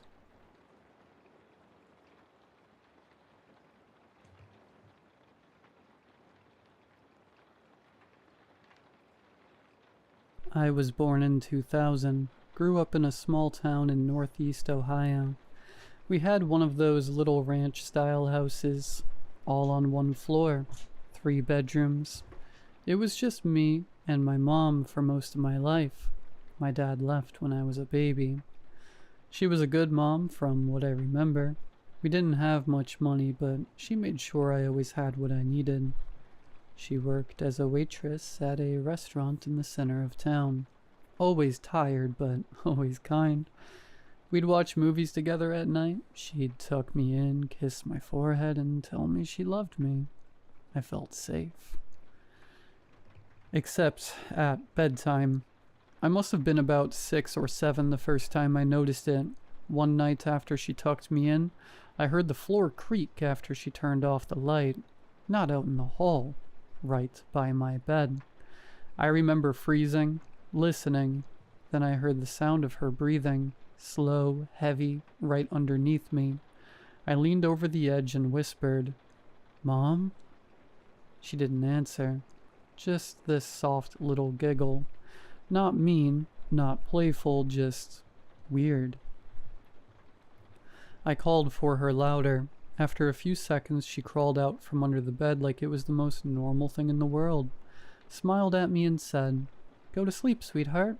Mommy's here." Then she left the room. The next night, same thing. I heard her crawl under right after lights out. The soft thud of her knees and hands against the floorboards. The shift of the mattress as she settled in. Then the breathing. I was too little to really question it. I thought maybe it was just a game she liked to play, but the older I got, the more I realized it wasn't a game. It became a routine. She'd tuck me in like normal, turn off the lights, and then she'd get under the bed.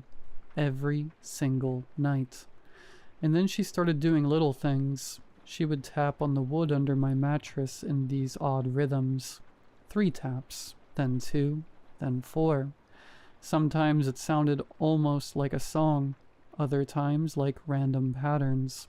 If I moved or sat up, she'd stop until I lay back down. A couple times I caught her peeking out from the foot of the bed. I'd feel eyes on me and look down, and there she was. Her face just visible in the dark, one eye glinting in the faint light from the hall. No expression, just watching. I stopped sleeping well. I'd lie stiff under the covers, too afraid to move or call for her. If I tried to leave the bed, she'd grab my ankle. Not hard, just enough to stop me. Then she'd giggle again, that same soft, weird giggle. I never told anyone. How do you explain something like that when you're a kid? I figured no one would believe me. It wasn't every night that something scary happened. Some nights she'd just lie there quietly. I'd hear her whispering to herself sometimes. Words I couldn't make out, soft and steady like she was talking to someone I couldn't hear. This went on for years. During the day she was totally normal. Made my lunch, helped with homework, joked with me, hugged me. I remember trying to work up the courage to ask her about it once when I was around 10. I said something dumb like, "Mom, do you sleep under my bed?" She just blinked at me and smiled. "Oh, buddy, I don't do that. You must be having silly dreams." But that night she was there again, and the tapping was louder. By the time I was 9 or 10, I stopped looking under the bed. I started sleeping on the couch when I could get away with it. Eventually, when I turned 11, she told me I was old enough to have a lock on my door. She never came back into my room. I don't know why she did it. I don't know what changed. She passed away when I was 23. Cancer. In her last weeks, she was confused a lot of the time, drifting in and out, but one night, when I was sitting by her bed, she grabbed my wrist and said very clearly, "I kept you safe, you know. You were never alone at night." I still don't understand what she meant.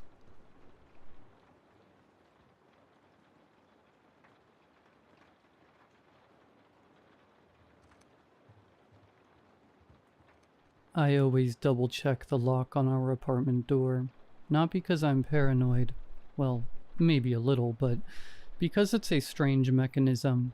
You can't just turn a key and walk away.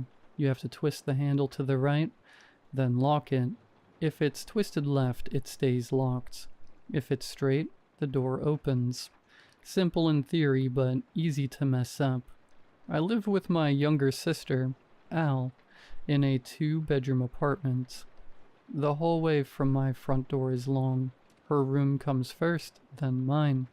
Neither of us can see the entry or living room from our beds. The building's relatively secure, but I've read enough late-night Reddit rabbit holes to know that safety is sometimes just an illusion. And if we're being honest, I'd be an easy target. I'm clumsy, always carrying something, too trusting. Not exactly trained for fight or flight, but we'll unpack my weaknesses another day. It was a normal night, around 9:30 p.m. I crawled into bed, got cozy, and asked Al to check the door. She mumbled something like, "Yup," from her room. Good enough for me. I fell asleep. At about 12:30 a.m. I woke up. The wind outside was howling.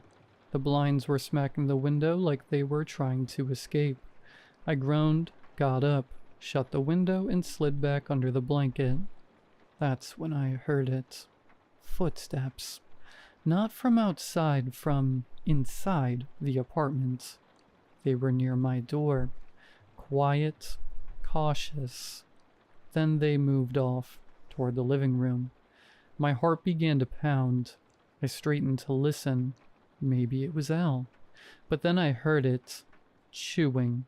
Not soft, regular chewing. This was wet, rapid, almost animal-like. The kind of sound a squirrel makes when it finds something tough to crack. Smack, smack, click, gnaw. Pauses in between, followed by sudden bursts of messy, frantic bites. I couldn't move, couldn't even swallow. Then came the familiar creak of the sofa. Something, or someone, had sat down. I listened harder, barely breathing. A faint tap, tap, tap followed, like someone swinging their legs, kicking playfully against the couch frame. Rhythmic, casual, like they were waiting for something. My skin crawled. If someone had broken in, they would have passed my sister's room first. Was she okay? I needed to get to her, but the thought of stepping into that hallway, with whatever that was just meters away, made my body lock up in panic. Then the chewing stopped and the footsteps came back. This time they were heading to my door. Each step was deliberate, heavy but slow. The kind of walk that says, "I know exactly where you are." I had to think fast. There was a smart lamp in the living room I could control from my phone. Shaking, I reached over and opened the app. I turned the lamp on. Bright white, then blue, then red. Flicker, flicker. Distraction. Please work. The footsteps paused. Then they turned around back to the living room. I didn't wait. I slipped out of my room and crept into Al's. Her door was closed, but I eased it open with shaking hands. She was there, sleeping soundly. I rushed to her side and shook her gently but urgently. "Get up. We need to go. Quietly." She blinked, still groggy, but something in my face made her nod. Together we crawled to the hallway. I could still hear faint movement in the living room. Shuffling, shifting. We held our breath. Then, it noticed. The footsteps stopped, and then came the sprint. It charged. The footsteps thundered toward us with a speed that didn't feel human. We screamed. I yanked open the front door and we tore down the hallway toward the elevators. One was already waiting. We jumped in, slammed the ground button, and the doors began to close. And then, just as they were about to shut, I made the mistake of looking back. Standing in the hallway was someone who looked just like me, except half her face was wrapped in gauze, stained dark with fresh blood. Her head tilted, slightly too far, her arm lifted, elbow bent at the wrong angle, like a puppet trying to mimic something it didn't understand. And then she smiled. Not wide, not dramatic, just enough to show she knew I was watching. The doors closed. We got outside and called the police. What followed was a blur. Questions, searches, officers walking through our apartment with flashlights. They found nothing. No forced entry, no signs of tampering, nothing out of place. They said maybe we were dreaming, maybe we imagined it, maybe stress had gotten to us. But I know what I saw, and one thing has kept me up ever since. Even in the chaos of getting out, I remember looking at the lock. It was still turned to the left, which means the door had been locked the entire time. So how did she get in? And worse, what if she never left?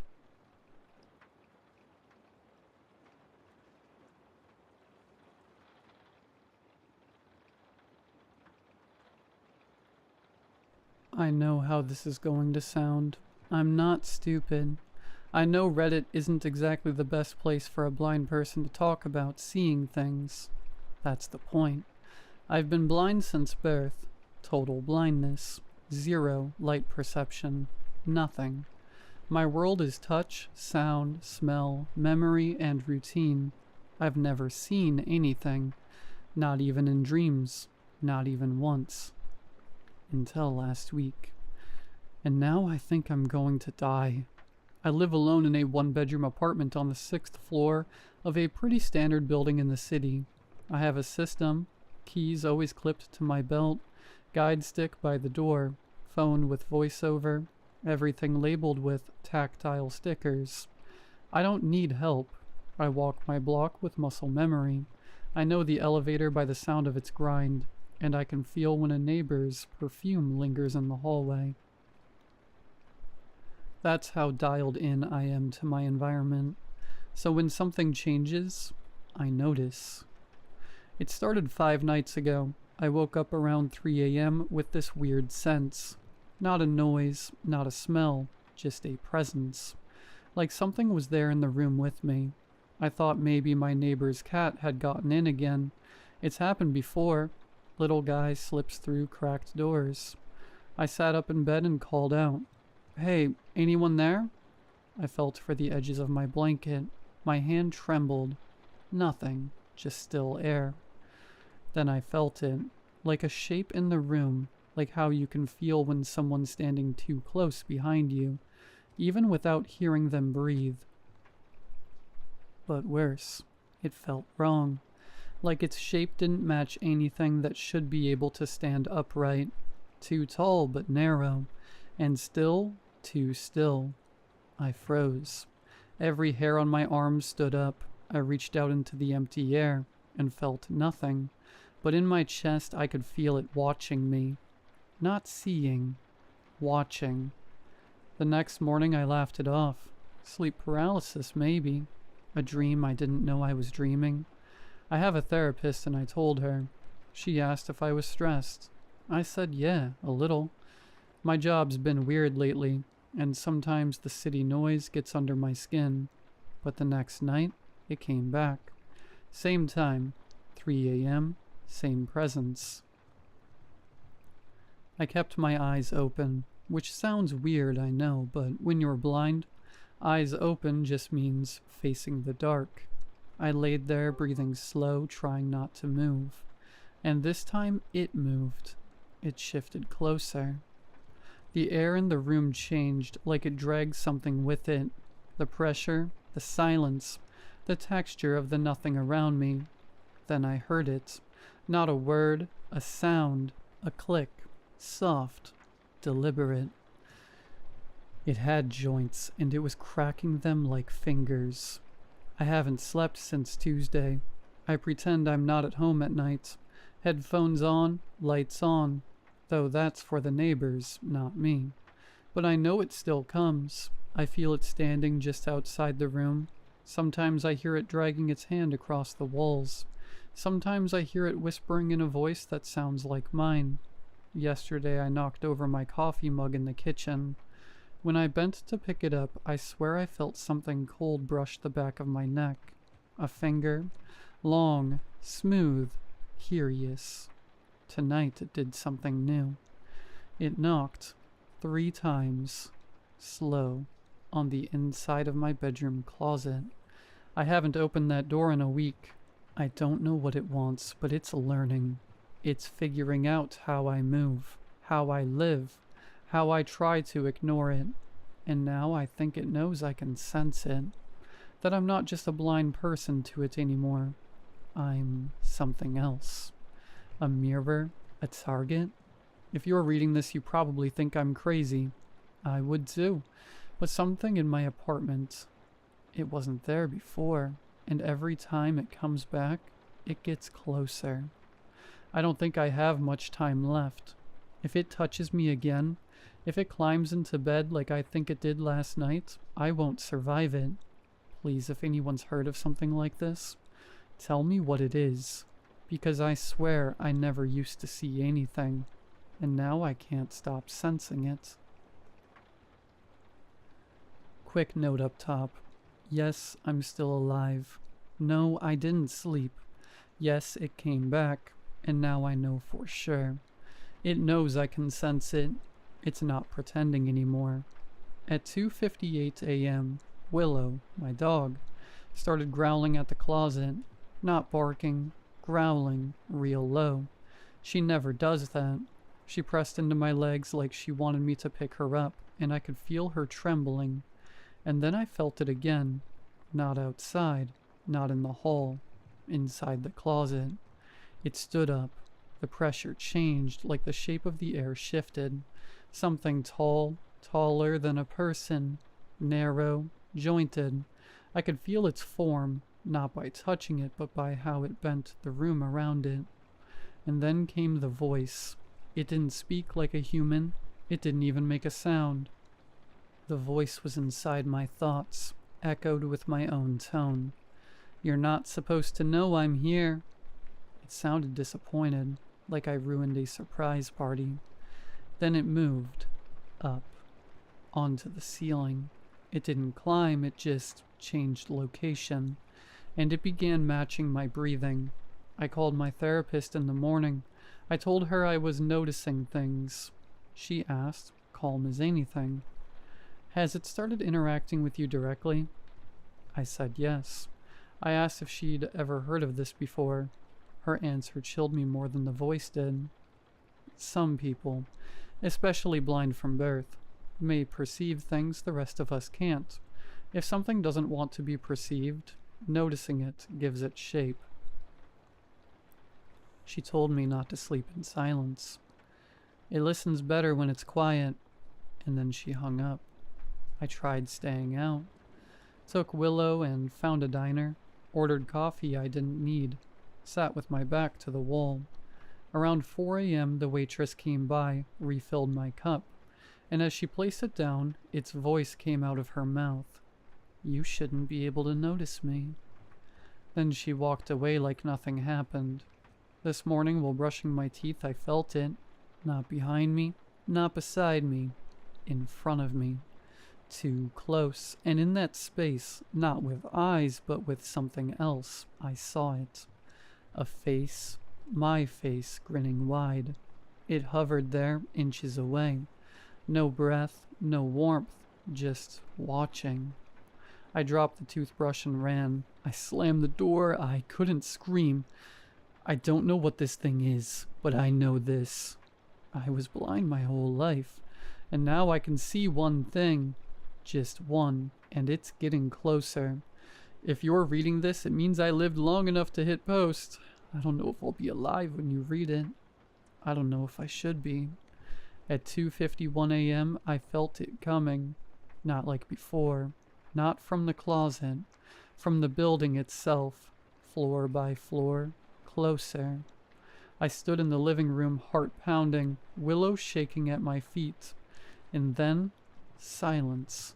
Real silence. Like reality stopped vibrating. Then its voice came, behind my thoughts. You called me into shape. Now you have to see. And suddenly I saw everything. Not the world, not the room. It.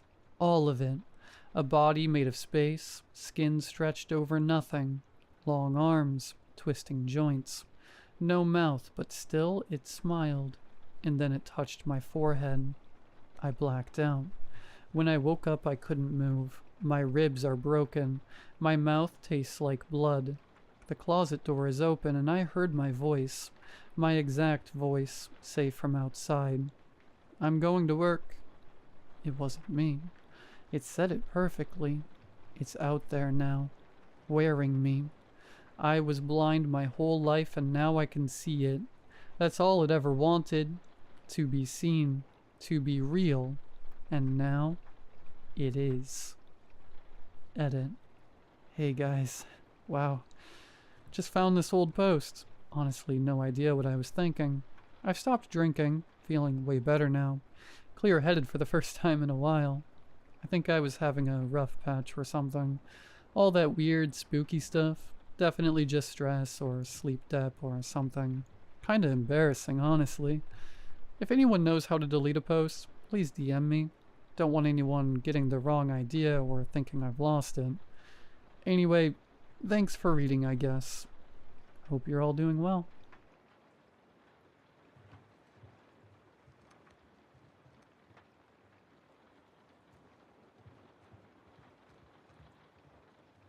I'm writing to see if I'm crazy or not. No one at my job seems to believe me, but I know what I saw. I work at a movie theater as an usher. I spend all of my shifts checking theaters for people being assholes, sweep floors, take out garbage, the usual stuff.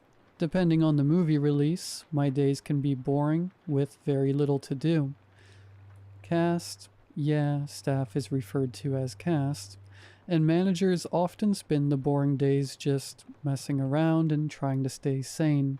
Sometimes we like to tell spooky stories to the new kids to creep them out. One story we have is about how, when the theater opened in 1991, a dude got shot in the lobby. It's a simple one, but telling teenagers that someone got shot can spook them. Another is Theater 12. Two managers had to fix a ceiling light in Theater 12 and experienced something spooky. No physical entities, hat men, or bed sheets. The air in the theater was just uneasy. One of them swore they heard talking but didn't see anyone else. Being how I like to be, I told one of the new kids a hodgepodge of the stories. I told them that a guy got shot on opening day in Theater 12, and his spirit haunts the theater to this day. Little fun to keep us sane. That's what I thought. The other night I was doing my normal closing routine. I was bum rushing to clean the theaters. I made my way down to Theater 12. The theater hadn't sold all day. It's common. Some movies do absolutely nothing and don't sell. So I went to clean. Or pretend to clean because there's nothing to clean.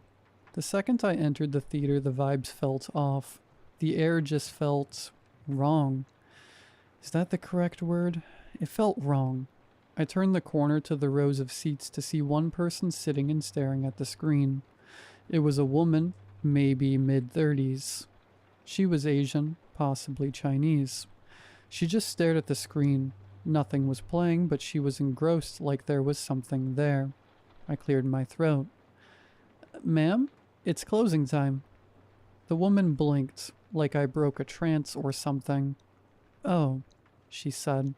"Sorry, I just couldn't get over this movie. It's so good." Clown in a cornfield was in the theater. I highly doubt that. It was the end of the night. I'm tired, and I want to clock out and go home. Being nasty to a woman in the wrong theater isn't going to do anything. "Well, sorry, ma'am. Gotta go."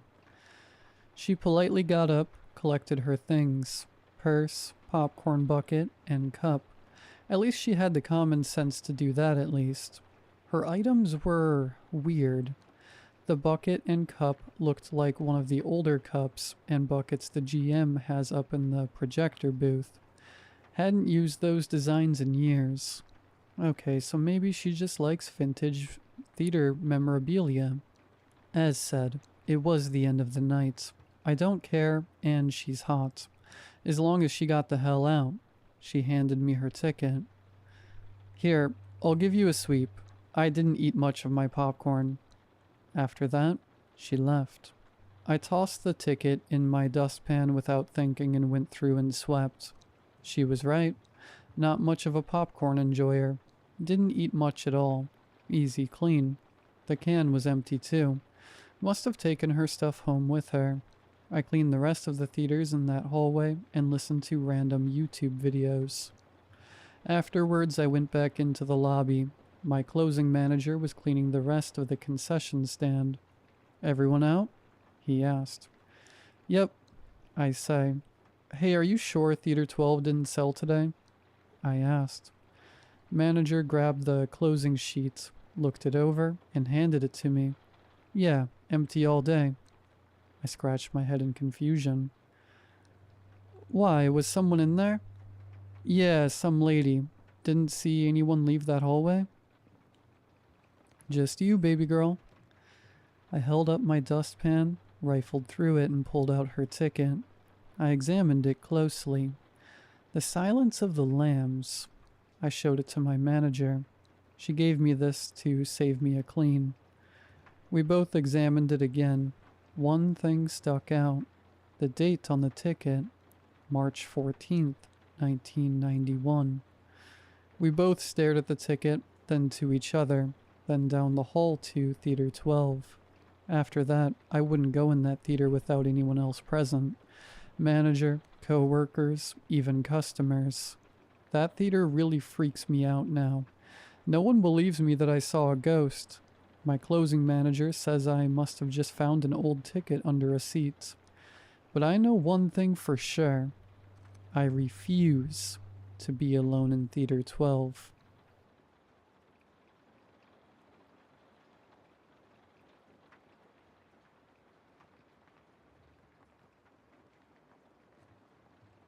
I don't think I've had a proper night of sleep ever since this happened. And truthfully, I don't think I ever will. 6 years ago, I died in the stupidest way possible. There's a lake of sorts located in the outskirts of my town. The day that I died was a particularly chilly day, so the lake was frozen solid. My two best friends, who I now refuse to talk to, dared me to walk across the frozen lake.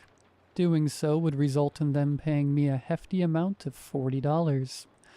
I was 12 at the time, so you know damn well that I didn't think twice about this. So there I was right after school, walking across the frozen lake. Truth be told, it didn't seem like a bad idea at the time. Walking on the ice felt like walking on concrete. Then again, my friends were cheering me on the whole time, so I really couldn't hear the cracks that came from the ice. You can imagine how mortified I was when the ice collapsed. My heart stopped due to the sudden drop in temperature, and in that moment, the world faded away into the brightest shade of white, just pure white. I tried holding my hands up to my face, but I couldn't do so at all. In fact, I wasn't even inside my body at all. As the spiritual people say, all that was left of me was a big ball of light, known as my soul. "You're here early," a voice muttered. Who the voice belonged to, I'll never know. Was it God? I doubt it. Was it an angel? Maybe. But irregardless, this voice was deep and commanding, echoing throughout the entire void. It came from everywhere, yet nowhere at the same time. "Who are you?" I gasped. "Oh, I really shouldn't say." The voice spoke. "So you're here about a few decades early, but that's okay. That's fine. Because 14 minutes and 21 seconds from now, a cocky ER doctor will bring you back to life. Your mother will hold you in her arms, and your father will cry for the first time in over 15 years. Your friends will visit you in the hospital, but you won't really want them there. No, you'll just curse them out for 3 minutes straight. You won't go back to school until next Wednesday, and when you do go back, your biology teacher will give you a very nice box of chocolates. Very nice indeed." The voice spoke as if these events had already occurred. "How do you know about all this?" I asked. "Because I planned all of it. The voice answered. I planned for you to wear Nike sneakers today, and I planned for you to grow an interest in the Olympics. You are a very good athlete right now, so I can already see that that decision has paid off very well.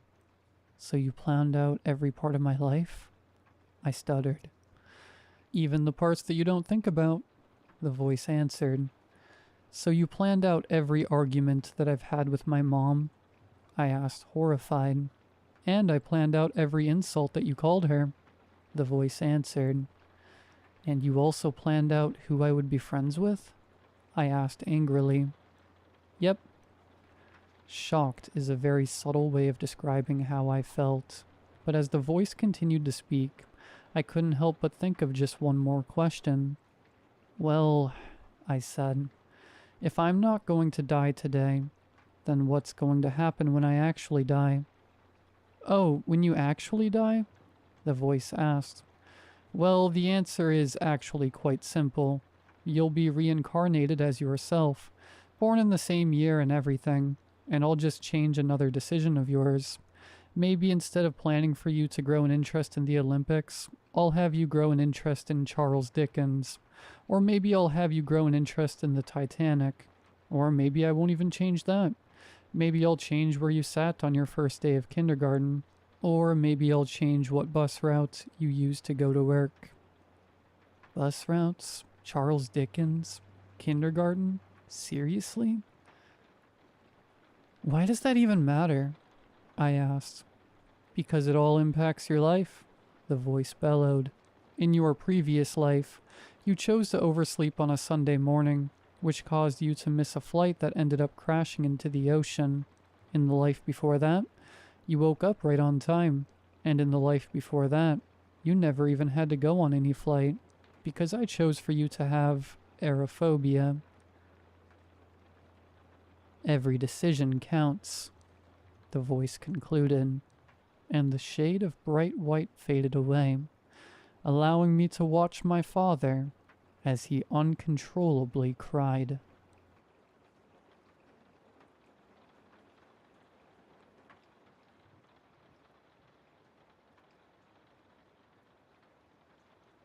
"3 months ago, I got a job offer from a company I'd never heard of. No interview, no background check, just an email. Dream research assistant needed. Quiet night work. High pay. Must be discreet. I thought it was a scam, but I clicked anyway. I was 2 months behind on rent and tired of grinding delivery apps and night shifts at a gas station. 2 days later, I was standing in a windowless room at the back of a warehouse on the edge of town, reading a non-disclosure agreement that might as well have been written in blood. You will not share any details about the work, equipment, or subjects.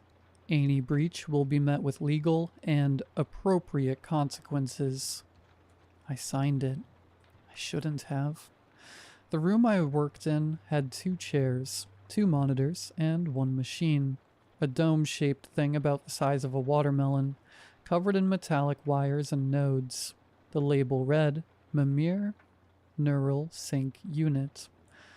They said it could interface with REM wave activity to let us observe and catalog dream visuals in real time. I didn't ask how it worked. I just did what they told me. Every night from 11 p.m. to 5 a.m., I came in, put on the headset, and watched people's dreams play out like grainy, half-finished films. My job was to log what I saw. Tags, colors, symbols, emotions, distortions. Most of them were forgettable. Bizarre, disconnected messes. Like the mind dumping its trash into the subconscious. I watched a woman relive her wedding as a loop where her groom's face kept changing into her dead dog. A man had a reoccurring dream about drowning in cereal. One guy just sat in a red chair in an endless desert for 6 hours. I didn't care. I just tagged and logged. The pay was good. The work was quiet. Until shift number 27. That night, the dream opened with a man walking through a long white hallway. Fluorescent lights buzzed overhead. He wore a dark hoodie. I couldn't see his face. His steps echoed. The hallway had doors, each with numbers. Room 11, room 12, room 13. He stopped at room 16. He opened the door and stepped inside, and I felt cold. I wasn't just watching anymore. It felt like I was in it. Like my thoughts had shifted into his. The room inside was familiar. Too familiar. Cracked white walls, a humming mini-fridge, a ceiling fan with a broken blade, a desk with an old laptop and a blue chair. My room. Down to the scratch on the window frame and the photo of me and my sister at the carnival. This was my apartment. The one I lived in right now. On the desk was my journal, the one I kept locked. In the dream, the man opened it. One line was written over and over in shaky block letters. They are watching you, too.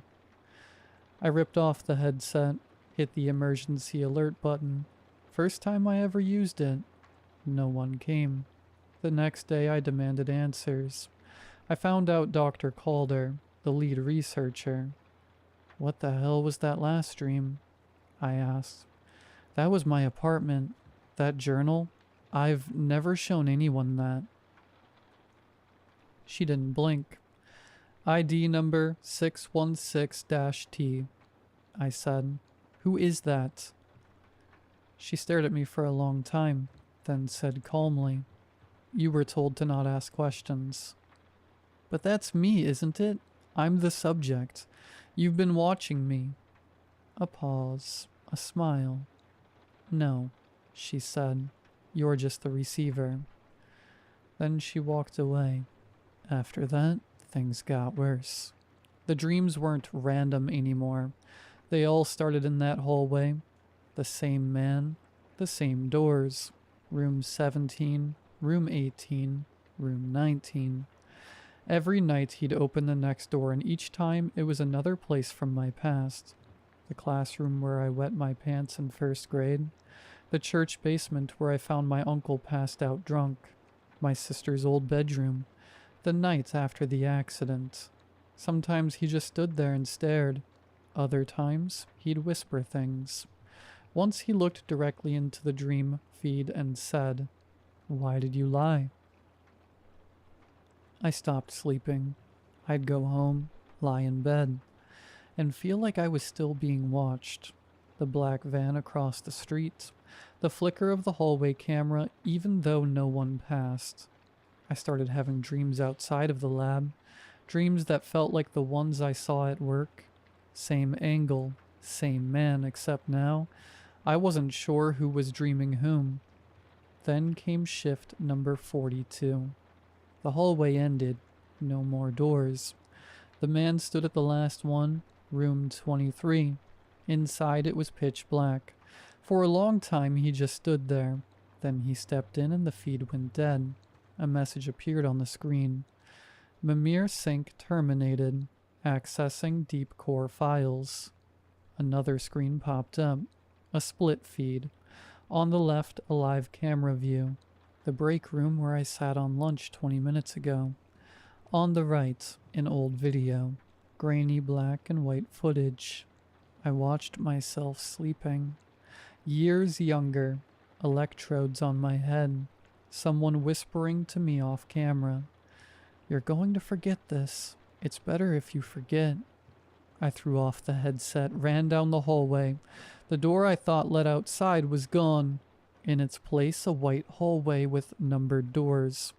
Room 1, room 2, room 3. I don't know how long I've been here now.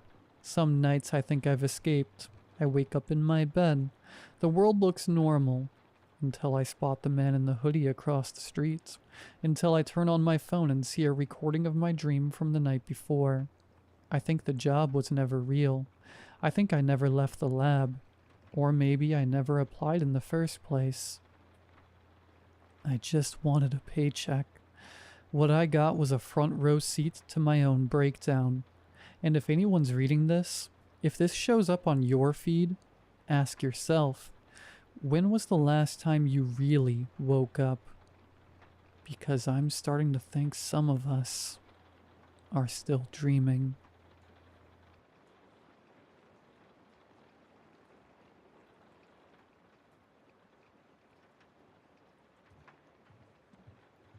I'm writing this at 4:47 a.m. because I can't go back to sleep. Hell, I don't think I'll ever sleep again. Not after what I just saw. Or what I think I saw. I'm honestly not sure anymore.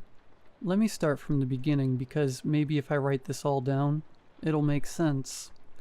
Yesterday was one of those days that just beats the hell out of you.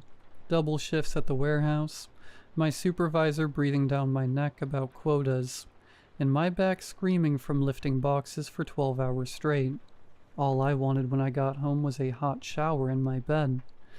I turned the water on and sat on the edge of my mattress while it heated up. Just for a second, I told myself. Just until the steam starts fogging the mirror. The next thing I knew, I was waking up to the sound of running water. My apartment was thick with humidity, and I could hear the shower still going full blast. Great. I'd fallen asleep and wasted God knows how much hot water. My landlord was going to love the utility bill. That's when I tried to get up and realized I couldn't move. Sleep paralysis.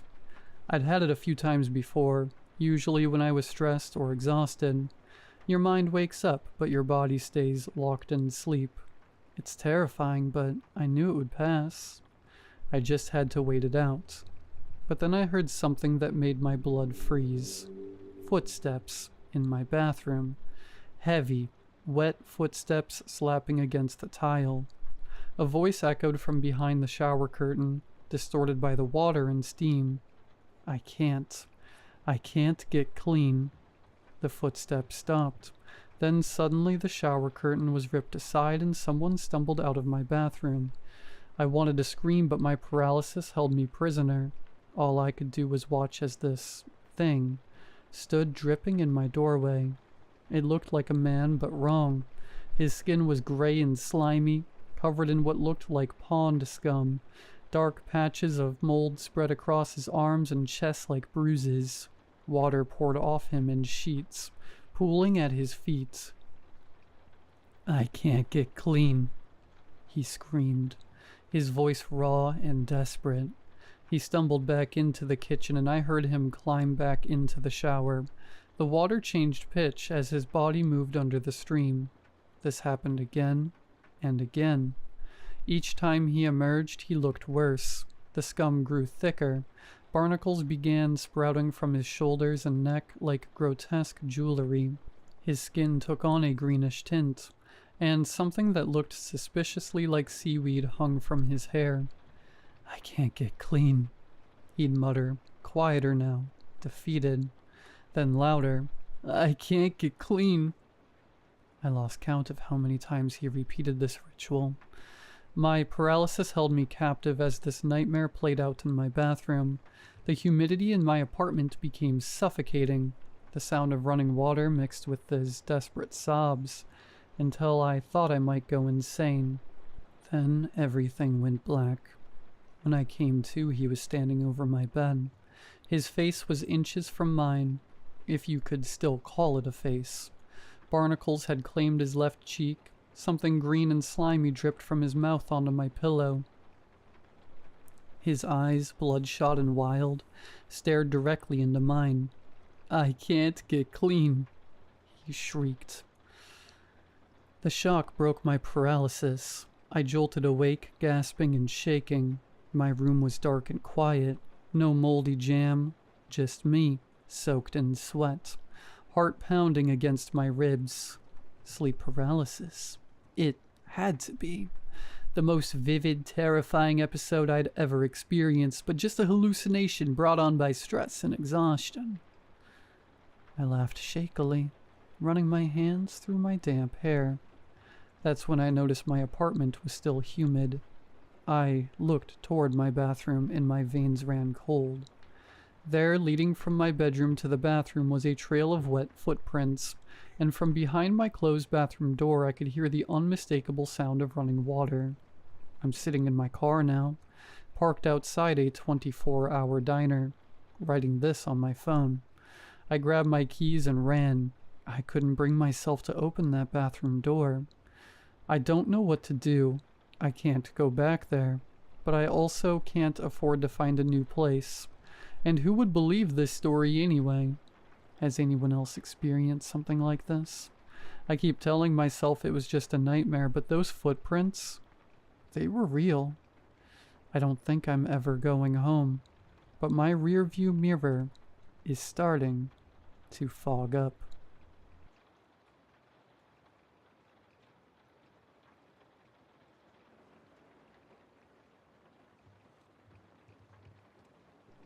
I haven't spoken to my brother in over 6 years. No fights, no drama, just silence. One day he stopped replying, stopped calling, stopped existing in my life.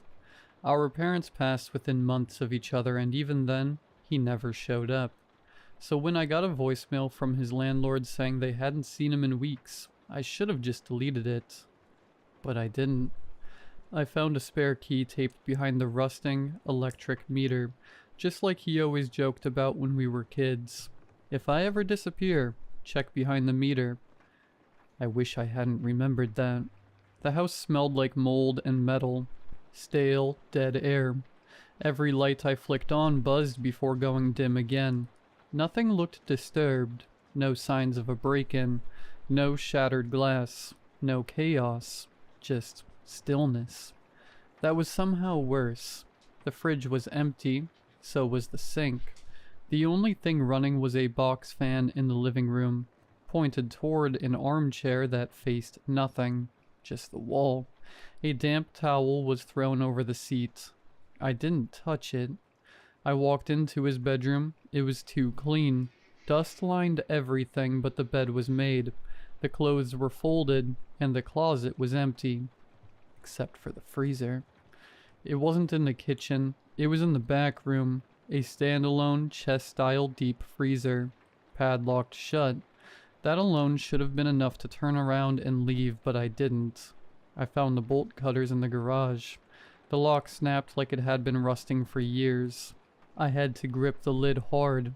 There was frost sealing it shut. And when I opened it, the first thing I saw was a Ziploc bag full of human teeth.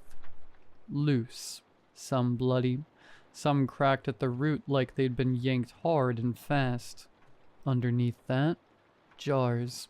Mason jars filled with meat. They weren't labeled, but one had a fingernail floating at the top. The color of the flesh was wrong. Gray-pink. Mottled. The smell. Jesus. The smell hit me like boiling bleach and rotting copper. There were bones. Small ones. Finger bones. A wrist, maybe. My vision started tunneling. I don't remember standing up, but I was suddenly in the hallway holding a jar. The lid slick with something oily. I threw it through the bathroom mirror.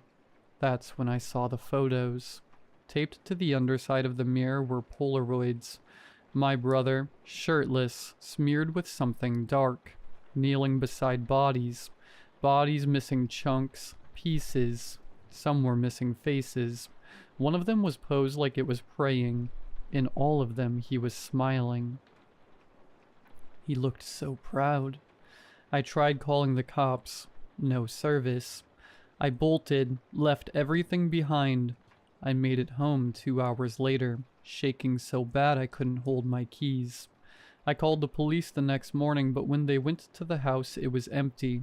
No teeth, no jars, no Polaroids. Not even the freezer. Like it never existed. They tracked the landlord who swore he never called me. Said no one had rented that house in years. He thought it had been condemned. But I have the voicemail and a tooth. I don't know what to do with it. I keep it in a plastic bag under my bed. It's not the same as the others. It's cracked and discolored, with a silver filling in the back. I know it's my brother's, because when we were kids, he knocked that exact tooth out on a bike ramp, and Mom spent $2,000 getting it fixed. I remember watching the blood pour from his mouth like he liked it. I hadn't told anyone about the tooth. I wanted to believe I was wrong. Maybe it wasn't his. Maybe the photos were fake. Maybe the jars were props. Maybe I hallucinated the whole thing. Until the meat showed up on my porch, wrapped in butcher paper. No return address, no name, just a greasy, hand-scrawled note. You forgot dinner. I didn't even open it. I threw the whole thing into a public dumpster 6 blocks away. But that night I heard something chewing outside my bedroom window. It wasn't a raccoon. It was slow, wet, like something gnawing bone. I waited until sunrise to look. Just a smear of blood on the windowsill. Human teeth marks in the wood. Then the smell came back. That same metal sweet stink from the freezer. It clung to my skin, my sheets, even the inside of my mouth. I started gagging in the shower. Blood clots came up in my spit. I couldn't eat for 2 days without puking. And then I started dreaming. Dreams of the freezer lid slamming shut on me. Of being trapped in the dark. Frozen with things that still whispered. Things that moved. Dreams of my brother standing over me with bolt cutters. Smiling like he did in the Polaroids. I've been saving the good parts, he says. You always were my favorite. One night I woke up with my mouth full of something soft and gritty. It was a tongue, not mine. I screamed so loud the neighbors called 911. Cops showed up, took one look at my blood-soaked mouth and bathroom sink full of vomit and decided I was having a breakdown. No tongue was ever found, but they put me on a list, sent a social worker. She came by 2 days later, cheerful and chirpy, offering help. So I let her in. I don't know how to explain what I saw next. Her clipboard had teeth embedded in it. Real ones, still bloody, pressed into the leather like someone had bitten it over and over. She didn't mention it. She just smiled, too wide, too long, like her skin was stretching to keep up. Your brother says hi, she whispered as she walked out the door. I haven't slept since.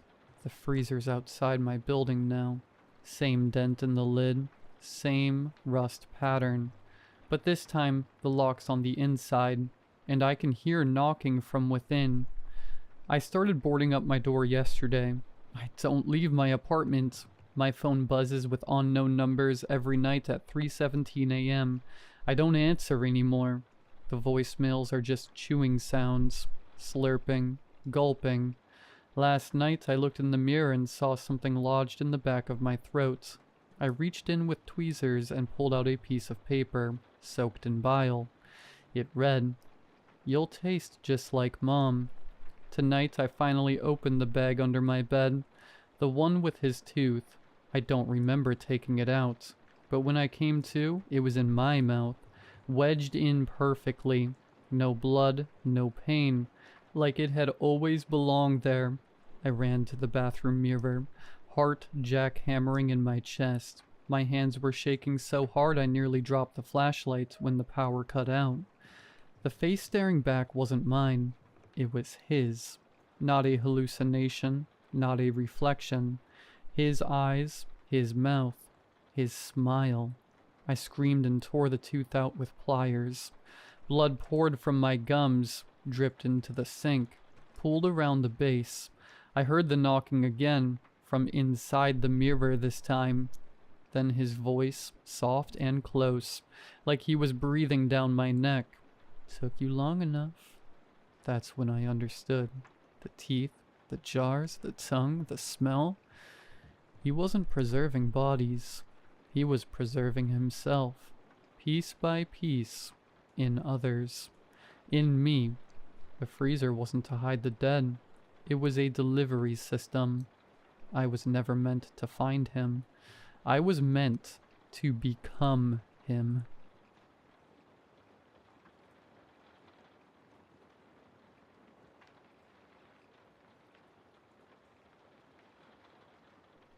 The cold metal ground hurt my back to lay on.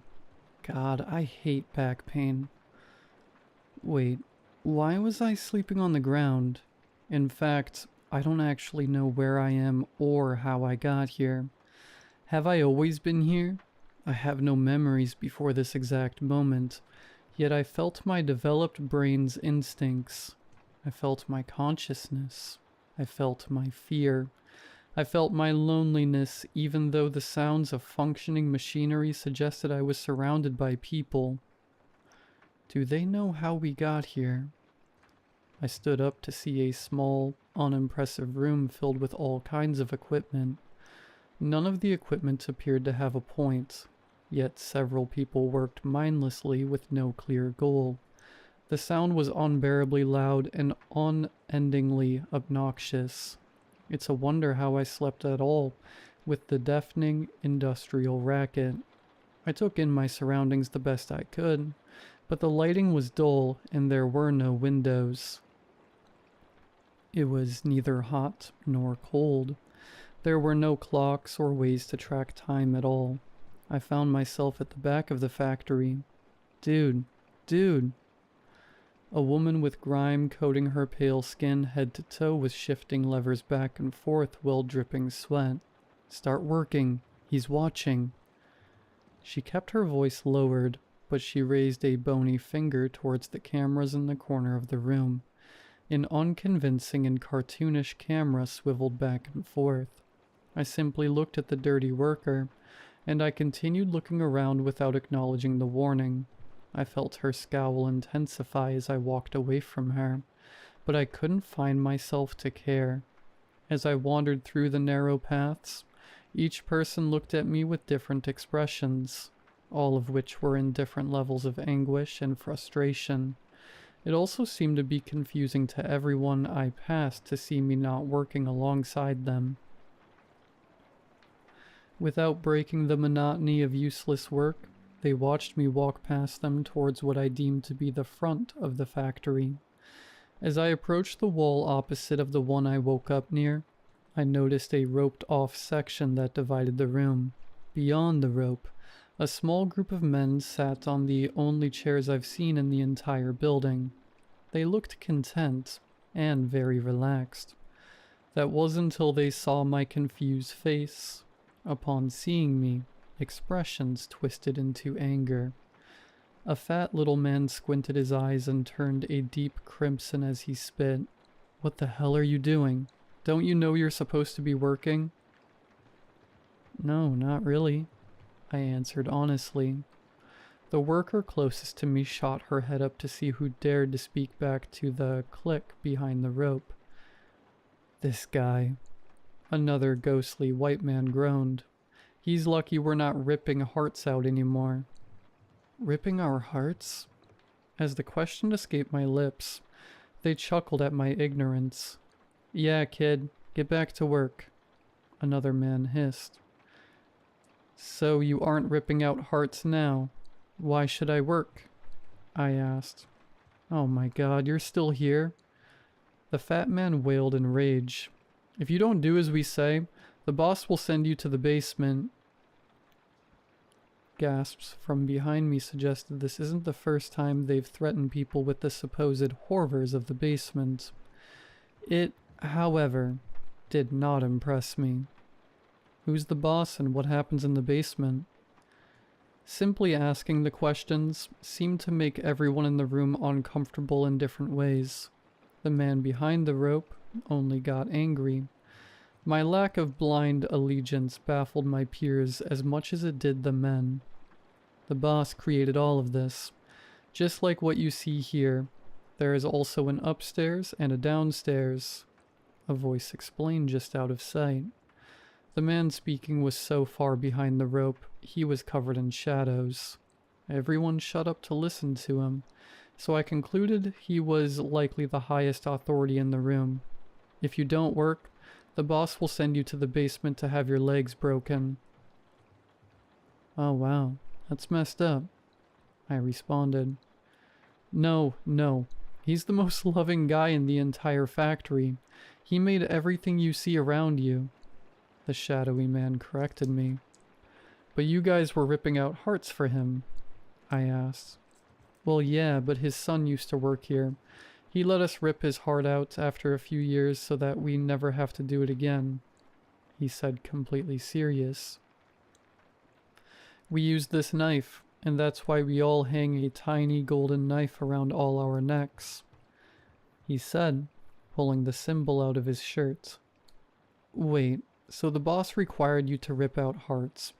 Then you worked with his son, and he allowed you to rip his out, and now you don't do it. Why the hell do you have to rip out hearts to begin with? And you think he's a cool guy?" "He is love." A demonic growl shook in his throat. "And have any of you met this boss?" I asked. "He works upstairs, and you can only meet him once you're promoted." "So you work for someone who you've never met. Then how do you know the factory worker was his son when you ripped out his heart?" "He was really nice, and he told me how awesome his dad was," the fat man chimed in. "But none of you have been promoted, so how do you even know if he's even up there to begin with?" I kept grilling because nothing made sense to me. The entire factory chose to follow a man they've never seen, and this group of men are acting as an authority for nothing more than a hypothesis. I saw the stairs that led up to a closed door, and I saw a set of stairs leading down to a destination unknown. All I saw was it descending into a dark nothingness. The Shadow Man pointed to the stairs. "All people denying his authority go to the basement. No one has ever gone down there to find out how serious the boss can be." "Okay, fine. Let's see the basement." Even louder gasps had the entire factory in shock. The men behind the rope froze. Never before has a person challenged the authenticity of their claims to this extent, for not even they have challenged them. Amongst the shock, smirks slowly replaced their faces. A cocky, cheek-to-cheek grin adorned the shadowy man's face as he approached the rope, yet his eyes remained in darkness. "Right this way." Down to the basement I descended out of sight as laughter harmonized with the sound of my feet on each step. There was a complete absence of light, and it was very cold. After what seemed like ages, I made it to the landing. Without light, I had to feel the walls to make my way down the corridor. It was just a few feet in when I reached a dead end. There was nothing. No people, no equipment. Nothing. My lungs were burning by the time I made it back up the stairs. As the factory came back in sight, no one seemed to notice I had re-entered until I was midway up the stairs leading to the boss's office. "Wait, no one's allowed to see the boss." Shadows no longer hid his face. He was nothing but a petrified child. "Then break my legs," I said, and I twisted the knob and pushed. The door swung open easily, revealing the serene and peaceful nature of the world outside. Such awe-inspiring beauty and freedom was laying behind the doors the entire time. A world away from a factory that produced nothing, led by people exploiting baseless beliefs. And it was so much more impressive than any boss. It was especially more majestic than a system where the guy who required hearts to be ripped out was threatening to break your legs if you didn't adopt his law. Even with the knowledge they had, and the obvious moral corruption of their boss, they still choose to waste their time working for him without investigating his validity. I stepped out of the pit of useless despair and looked down at the men who should know better, and the poor people they led to believe they should never question the boss. "Hey, see? You're all wrong and wasting your time," I yelled down to them. Silently they watched me stand above them, and the useless factory continued to roar.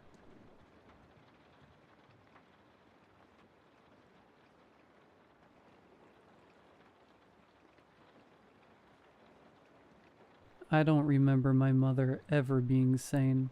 From the very moment I was born, the house I lived in was filled with her madness. The tattered curtains that were never washed, The constantly running TV with all sorts of religious broadcasts, the silence that followed her nightly sobbing, but most of all, I was terrified of the icon of the Virgin Mary cracked in places, and I swear, I felt her watching me. My mother always smelled of alcohol, from early morning till late at night.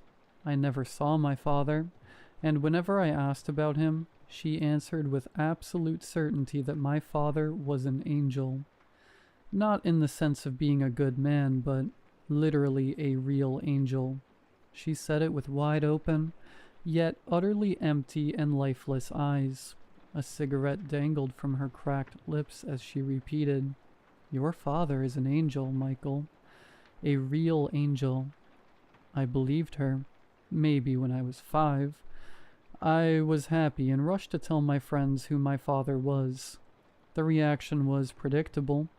They mocked me and teased me for years. No matter how many times my mother repeated her story about my father, no matter how many religious channels she made me watch, I stopped believing her. In my teenage years, it got worse. I was hot-tempered, stubborn, and had a terrible relationship with my mother. I openly called her crazy and begged her to tell me the truth about my father. But instead, in one of her drunken episodes, she screamed that my father was an angel, holding a cracked rosary in her hand, as if she could summon him from the heavens. He burned with light when he came to me, and you. She would grab my face roughly, scratching my cheeks and chin with her nails. You carry his sacred blood. Eventually, I stopped listening to her at all, let alone speaking to her. At 18, I moved to another city and fulfilled my dream to escape the rotting house with its perpetually yellow lighting and peeling walls, and my deranged mother. Because of her, people called me crazy, mocked me about my father, and openly insulted her, which often got me into fights. My only fond memory with her is of a day we went to the beach. She held my hand, and we simply watched the sea. Everything was fine until she looked up at the sky and said, "When will you come, my love?" After moving out, I worked hard, made new friends, real, good friends. Whenever they asked about my family, I said I was an orphan. I even started drinking a little, just to understand her, but not become her. I should note that I was a firm atheist, unlike my mother's fanatical religiosity. But I'm not writing to tell you how I ran away from home and my insane mother. I'm writing to tell you how I came back. After I moved out, I felt something watching me. I chalked it up to stress, even went to a psychologist, but that strange feeling never left, like something was protecting me. Once a car nearly hit me, but I managed to jump away just in time. Another time, I stopped walking without knowing why, and a second later, a massive branch fell from a tree that could have easily crushed my skull. One night, she left me 11 voice messages. Some were just sobs that turned into screams. Others were drunken mumblings. But the last message, sent half an hour after the others, made my skin crawl. My mother's voice was low and barely audible, as if she were hiding somewhere. "He's coming for you. Your father. He came specifically for you." I couldn't take my eyes off the phone. I couldn't even move. I had cut off all contact with her for a year. Maybe 2. I lost count. The next morning, I got a call from the hospital. They said my mother had been admitted to the psychiatric ward, and I barely held back laughter. Not because it was funny, it wasn't, but because it was inevitable. The nurse who called said, "We need you to come and collect her things. At the house, we found something strange." Very reluctantly, I returned to that same house, still reeking of damp wood and despair, just like before. Her belongings were packed into a clear plastic container. There were old photographs where she was still young and beautiful, smiling sincerely, a smile I never saw on her again. There were other items, but two stood out to me: a worn, large journal and a massive black feather, thick and strange. She had kept both on a little shelf above her bed. Besides that, the walls of her room were covered with bizarre symbols, written in chalk and ash, but most striking of all was a figure with wings and outstretched arms, apparently drawn in blood. I never saw any of this as a child. My knees trembled when the nurse told me that all of the symbols and the figure had been hidden behind furniture and posters. I barely managed to sleep and woke up from the cold. The window was open, though I clearly remembered closing all the windows. There were claw marks on the windowsill. Everything inside me clenched. My breath caught. And for the first time, I began to consider my mother's words. When I lay on the bed, I couldn't sleep because of scratching noises in the guest room. They weren't rats. The sound was rhythmic and deliberate, like someone was carving something. I didn't sleep a wink until morning. The sounds and the smell of her clothes in the air transported me back to childhood, when I curled up, terrified by a thunderstorm. Back then, she told me nothing would happen to me because my father would always be with me. I knew all the answers were in the journal. When I picked it up, it felt like it burned my hands. And yet I started reading. It began innocently enough. Notes about my birth, how she cried the first time she saw me, that my eyes reminded her of his. She never mentioned his name. Then things got much stranger. Somewhere between love letters to my father, praises of his divine beauty, and descriptions of strange and horrifying rituals on how to summon angels.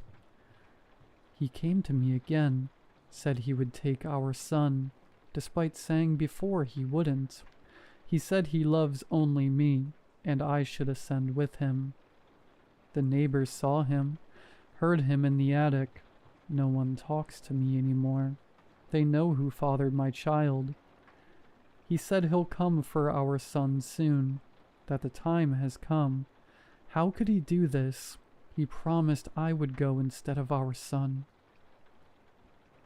The last entry read, I won't let him take our son. I'll do everything to stop him. I slammed the journal shut, fighting back nausea.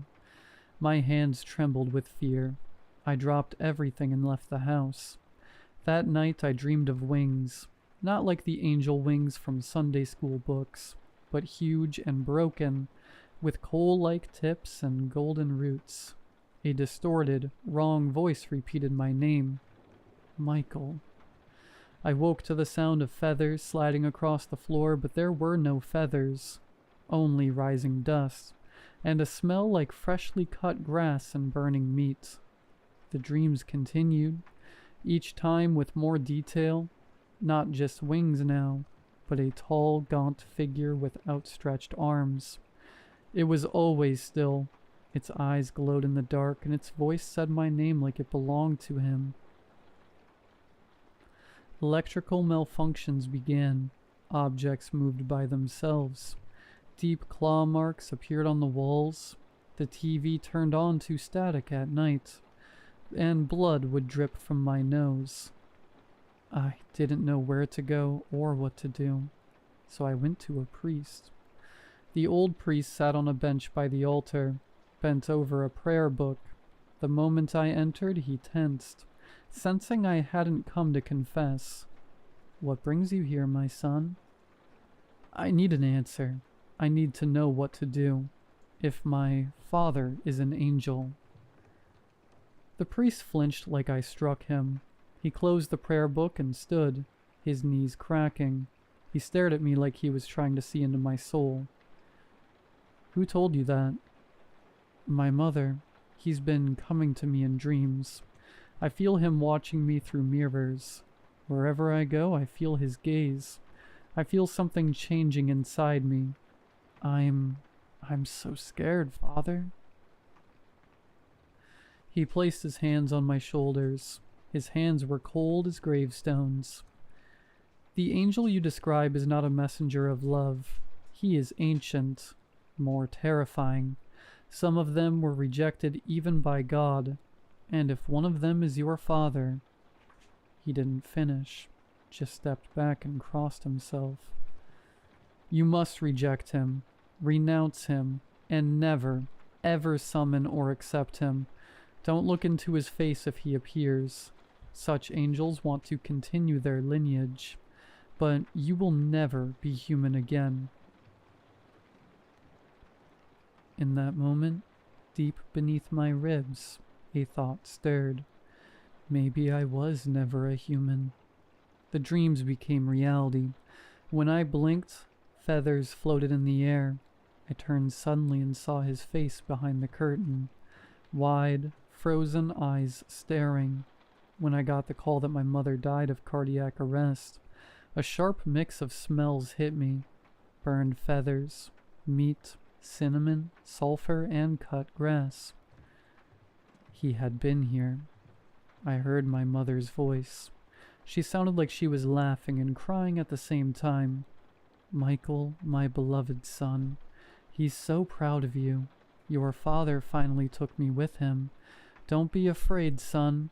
He'll take you too, and we'll finally live as a family. You'll have a more important role. Don't fear. Accept it. I love you. We love you. I vomited on my pants, paralyzed by terror. The smell didn't fade. It grew stronger. My first thought was that my father killed my mother and was trying to kill me too, using hallucinations. I tried to flee the house, but the TV turned on. The screens flickered, then static appeared. White noise, a chaotic swarm of dots. The static became rhythmic, like breathing, sometimes quiet, sometimes loud. Then the image changed. A silhouette emerged from the blur. At first, just an outline, then wings appeared just like in my dreams. Its head was tilted, face obscured by distorted light. It moved from inside the TV, coming closer with each frame. The screen lines warped as if he were pushing out, tearing through space. I stepped back, my heart pounding. Then, through the crackle of static, a distorted, inhuman voice said, "You are ready." The screen convulsed, and from its center a hand emerged, long clawed fingers, shimmering with both blinding light and shadow. The hand reached for me. I couldn't scream or move. I was frozen as he fully emerged, like a nightmare being born. He only vaguely resembled a man. His face was mine, but twisted, terrifying, as the priest warned. He was corrupted by time and something unearthly, tall and thin, wrapped in wings that shimmered like metal. His voice sounded like wind across a grave. "We are one family again, Michael." I passed out. I don't know how much time passed. Hours, days maybe, but I woke up on the bathroom floor in a pool of my own blood. I coughed, spitting blood, and felt something pulsing under my skin. My blood was changing. When I looked in the mirror, my eyes no longer looked like mine. They were his. A few hours later, I felt excruciating pain in my back, like something trying to tear its way out. All food began to taste like ash. Later, I started hearing whispers of prayers in different languages from mirrors, pipes, and inside my own head, and always I heard my father's voice. "Michael, you were born for ascension. I existed before the great flood. My ancient blood flows in you. You will have many tasks, but you will succeed because I am with you, always." I no longer needed sleep. My back slowly tore open as black stubs of wings bursted through the flesh. He came to me yesterday, showing burning skies and oceans of wings. A throne made of eyes. His voice sounded like a choir of thousands. He said he would teach me to walk between dimensions once the wings were fully grown. According to him, they will break free within 2 days. My skin peels and flakes like ash, and my teeth fall out immediately replaced by sharper ones. I no longer feel pain. I stopped praying for it to stop whenever I prayed. My tongue burned to ash and regrew. I stopped being afraid. The fear vanished on its own when I felt the air bend around me. I accepted it. I see other angels now like my father. They welcome me into their ranks. My mother stands among them, crying with joy. Now as I type this, I saw the future, where I shine with light like my father. I now stand in fire, and soon I will continue the bloodline. Amen.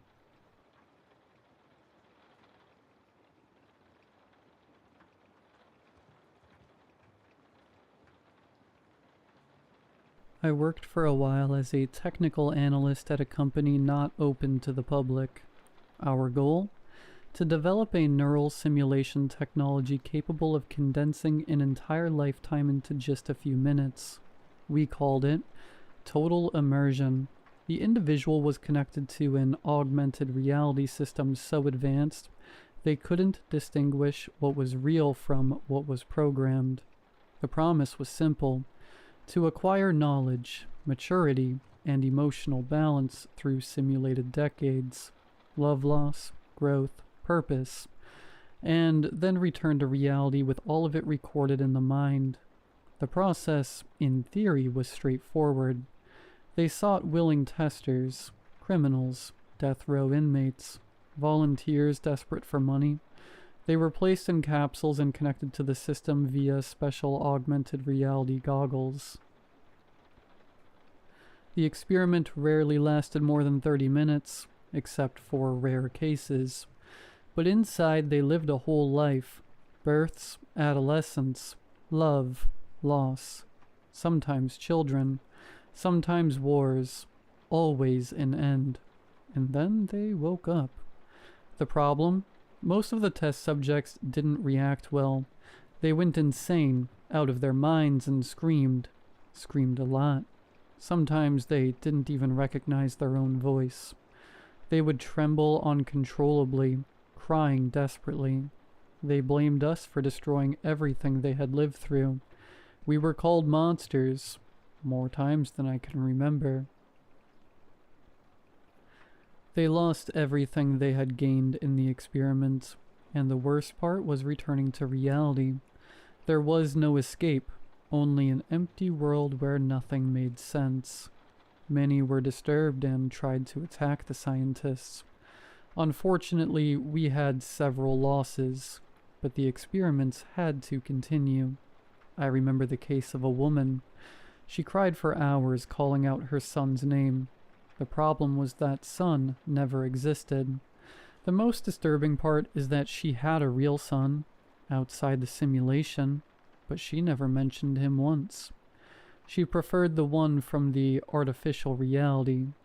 Due to some code flaw, or perhaps some unintended cruelty within the algorithm itself, some test subjects didn't live just one simulated existence.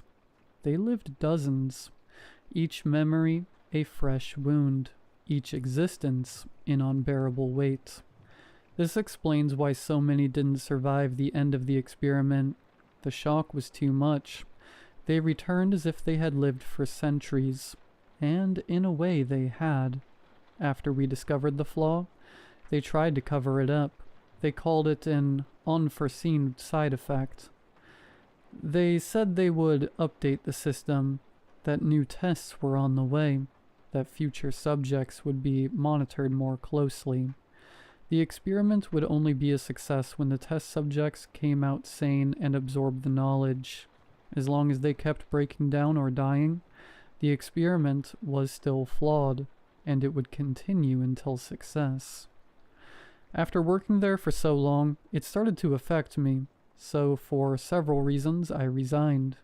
Before leaving, I saw a new file on the coordinator's desk. It was an 11-year-old boy. Child test. First full life simulation. They are going to do to him what they did to the others. He will live, love, lose, and then wake up alone, with his brain screaming for a life that never existed.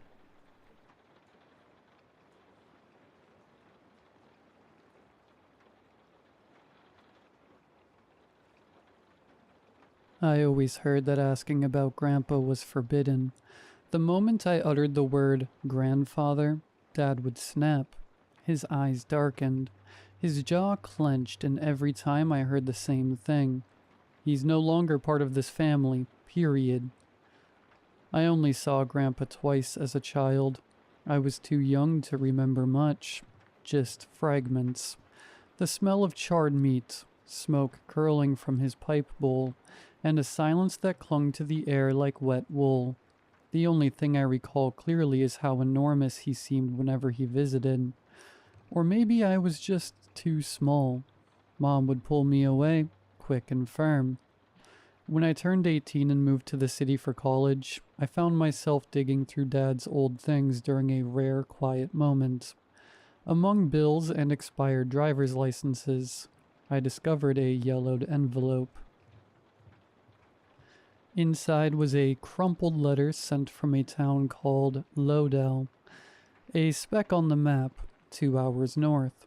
The return address read, George and Marilyn Arter. At first, the names meant nothing, but George brought back the smell of smoke. Looking back now, I don't know why I went there, but I've always been curious, and something pulled me toward that place. Forbidden fruit is sweet, right? So, during break, I decided to meet my grandfather. I rehearsed questions. Why he and Dad were estranged. What happened? But none of it would matter.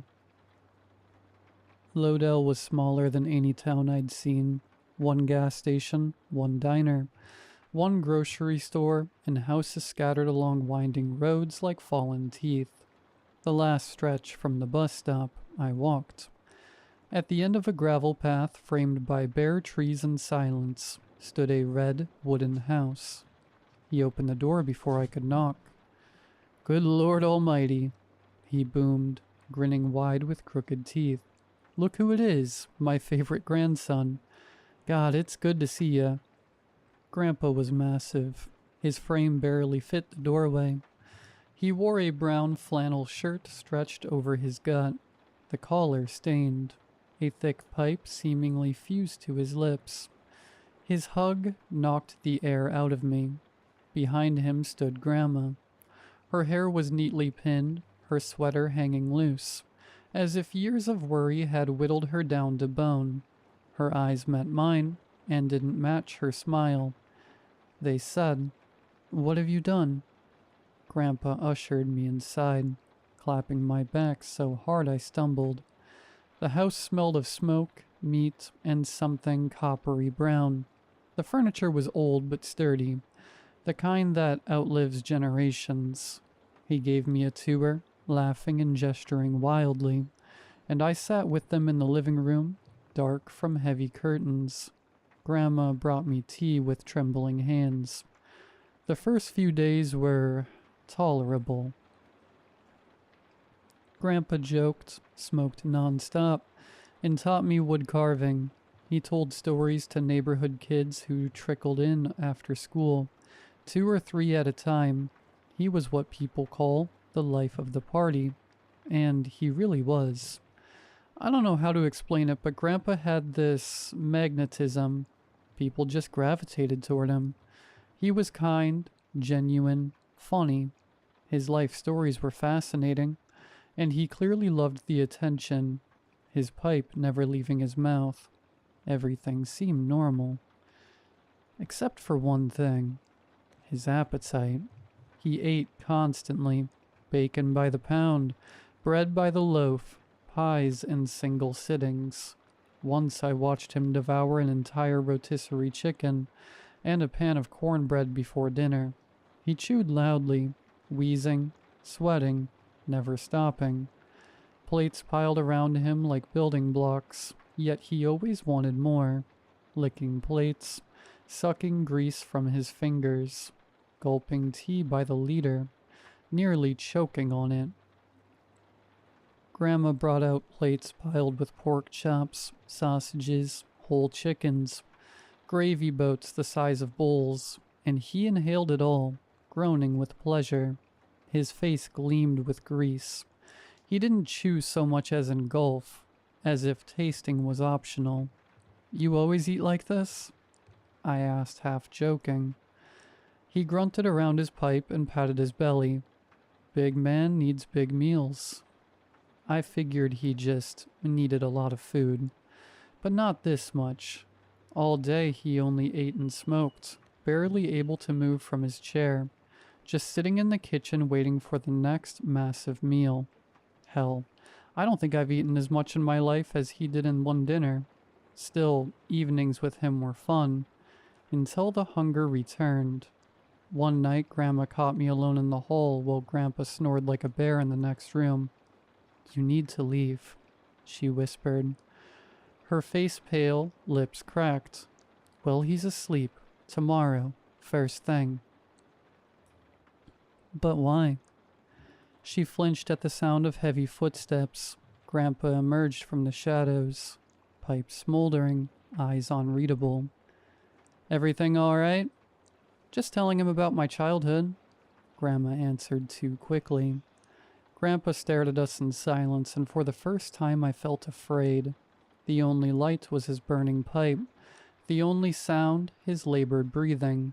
He filled the hallway, his bulk swallowing the space. "This house has many stories," he finally rumbled before retreating to bed. I barely slept that night. Between Grandpa's snoring and the dread gnawing at me, leave in a hurry, but why? By morning, the fridge was empty. Grandpa sat at the table, licking his lips, breathing hard. "Where's that woman gotten to? Starving over here." Grandma returned with 3 bulging grocery bags and frantically unpacked them, cooking while Grandpa fidgeted, growling incoherently. I claimed I wasn't hungry. A lie. Watching him eat, devouring even the gristle, made me nauseous. Instead, I went to the store, chewing on Grandma's warning. Something about this was starting to scare me, especially one thought. How does he eat so much?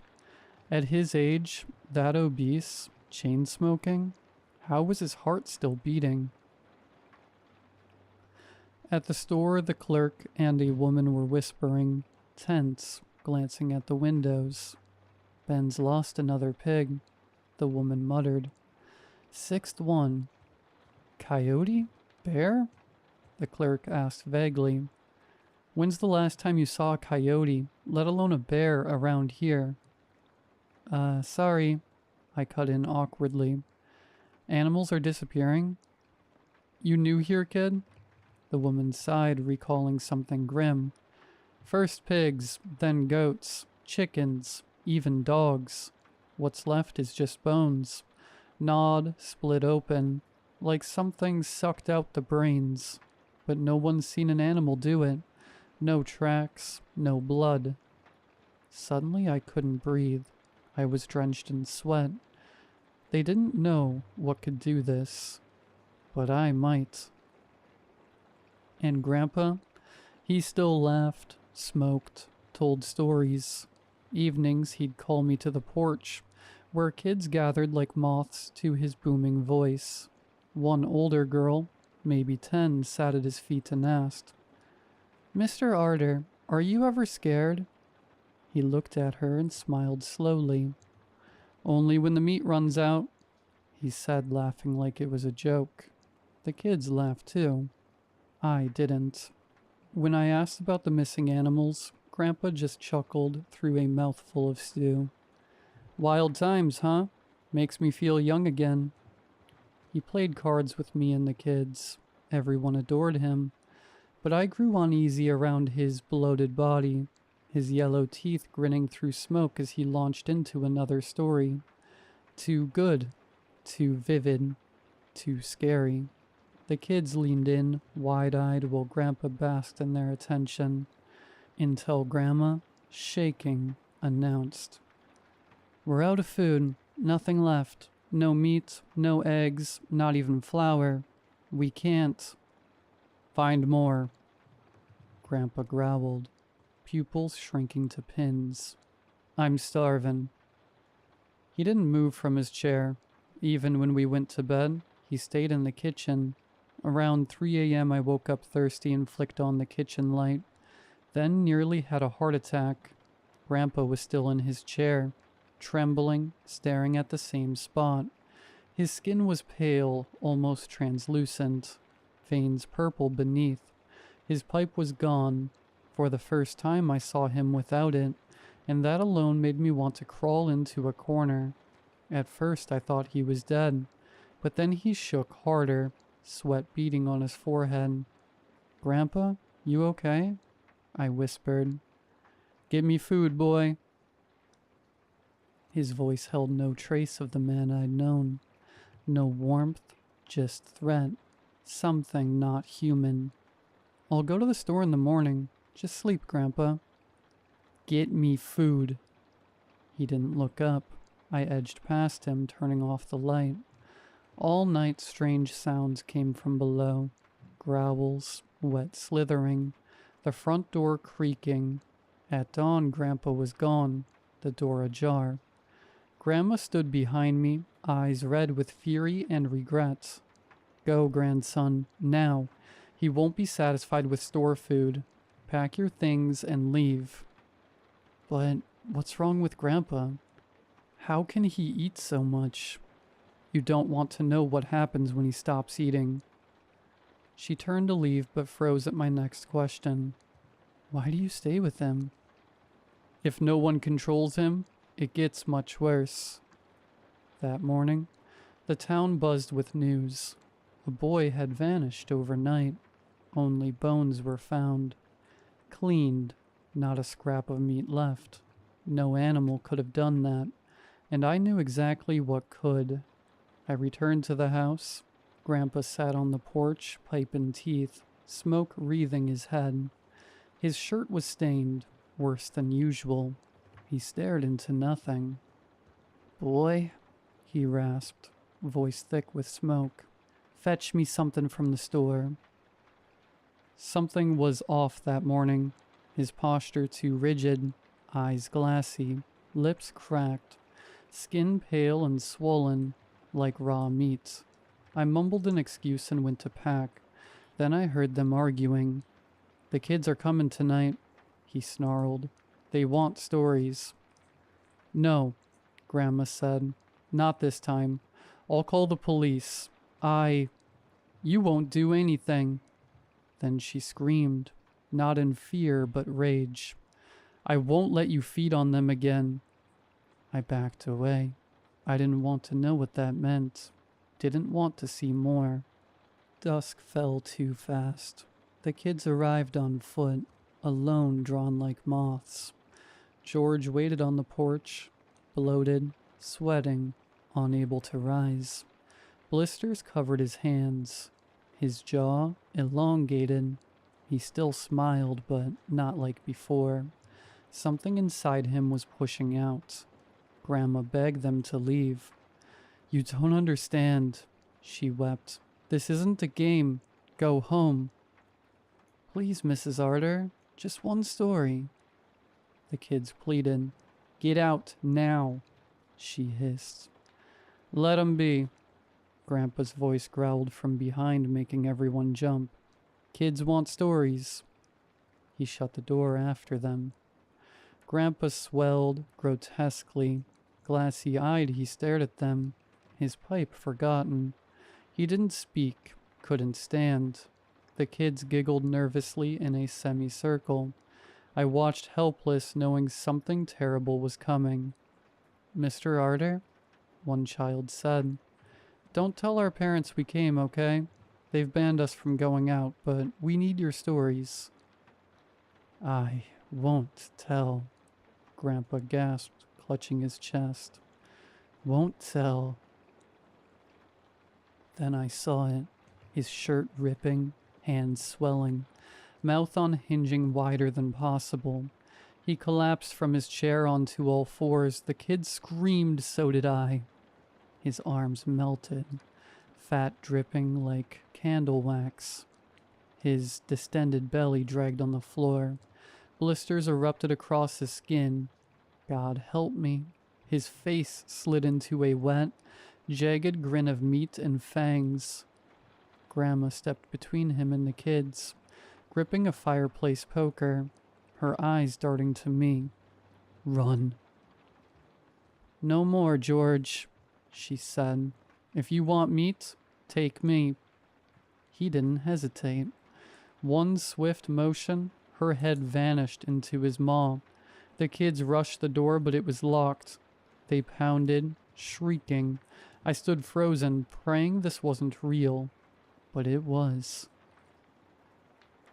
Grandpa, now a slithering mountain of hunger, gurgled, hissed, and dragged his bulk toward the children. I wish I could say I helped, but I couldn't. I vomited at the sounds, couldn't even look. Finally, I moved, bolting to the attic, heart hammering. I stayed there, shaking, gasping, as the house filled with the sounds of slaughter, chewing, crunching bones. One voice, then another, then silence. Sniffing, scratching, something huge lumbered down the hall. Sniffling, muttering. I pressed into the rafters, too afraid to cry. Hours stretched into centuries. Then a wet, slurping voice. Boy, come back. Feed your grandpa. I smell you.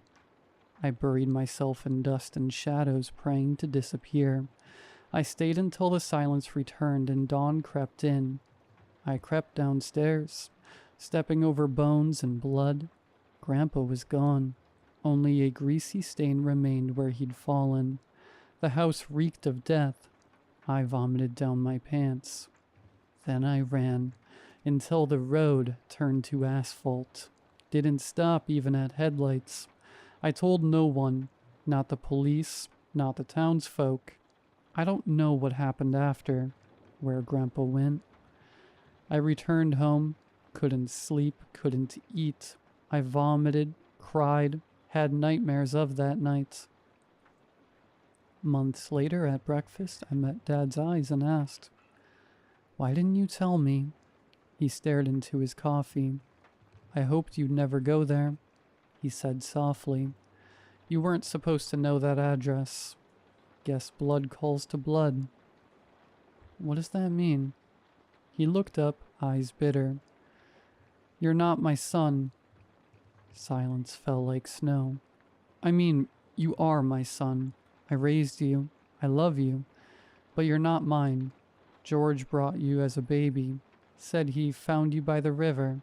I didn't ask. Didn't want to know. But your real parents. What happened to them?"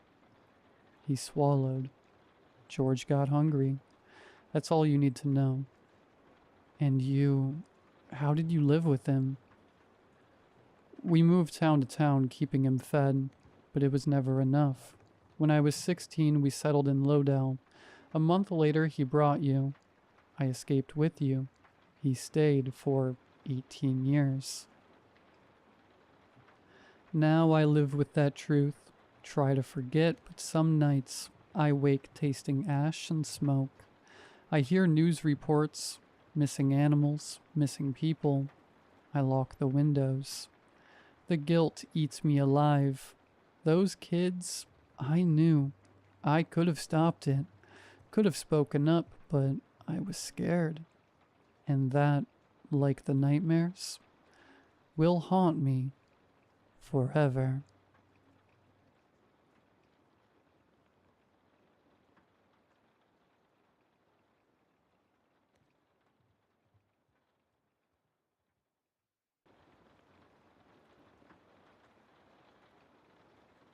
It was late September when I had returned home. I had just come back from a summer camp that lasted 2 months.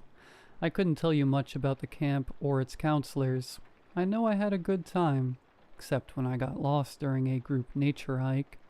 When I was finally able to find my way back to camp, it was late and no one was in camp. When I returned home, my parents were surprised to see me. "Max, you're home?" my mother asked. She slowly approached me and looked me up and down. She then dropped to her knees and hugged me. I could see my father standing in the doorway looking at both of us. He swiftly turned and locked himself in the den. He must have still been angry with me.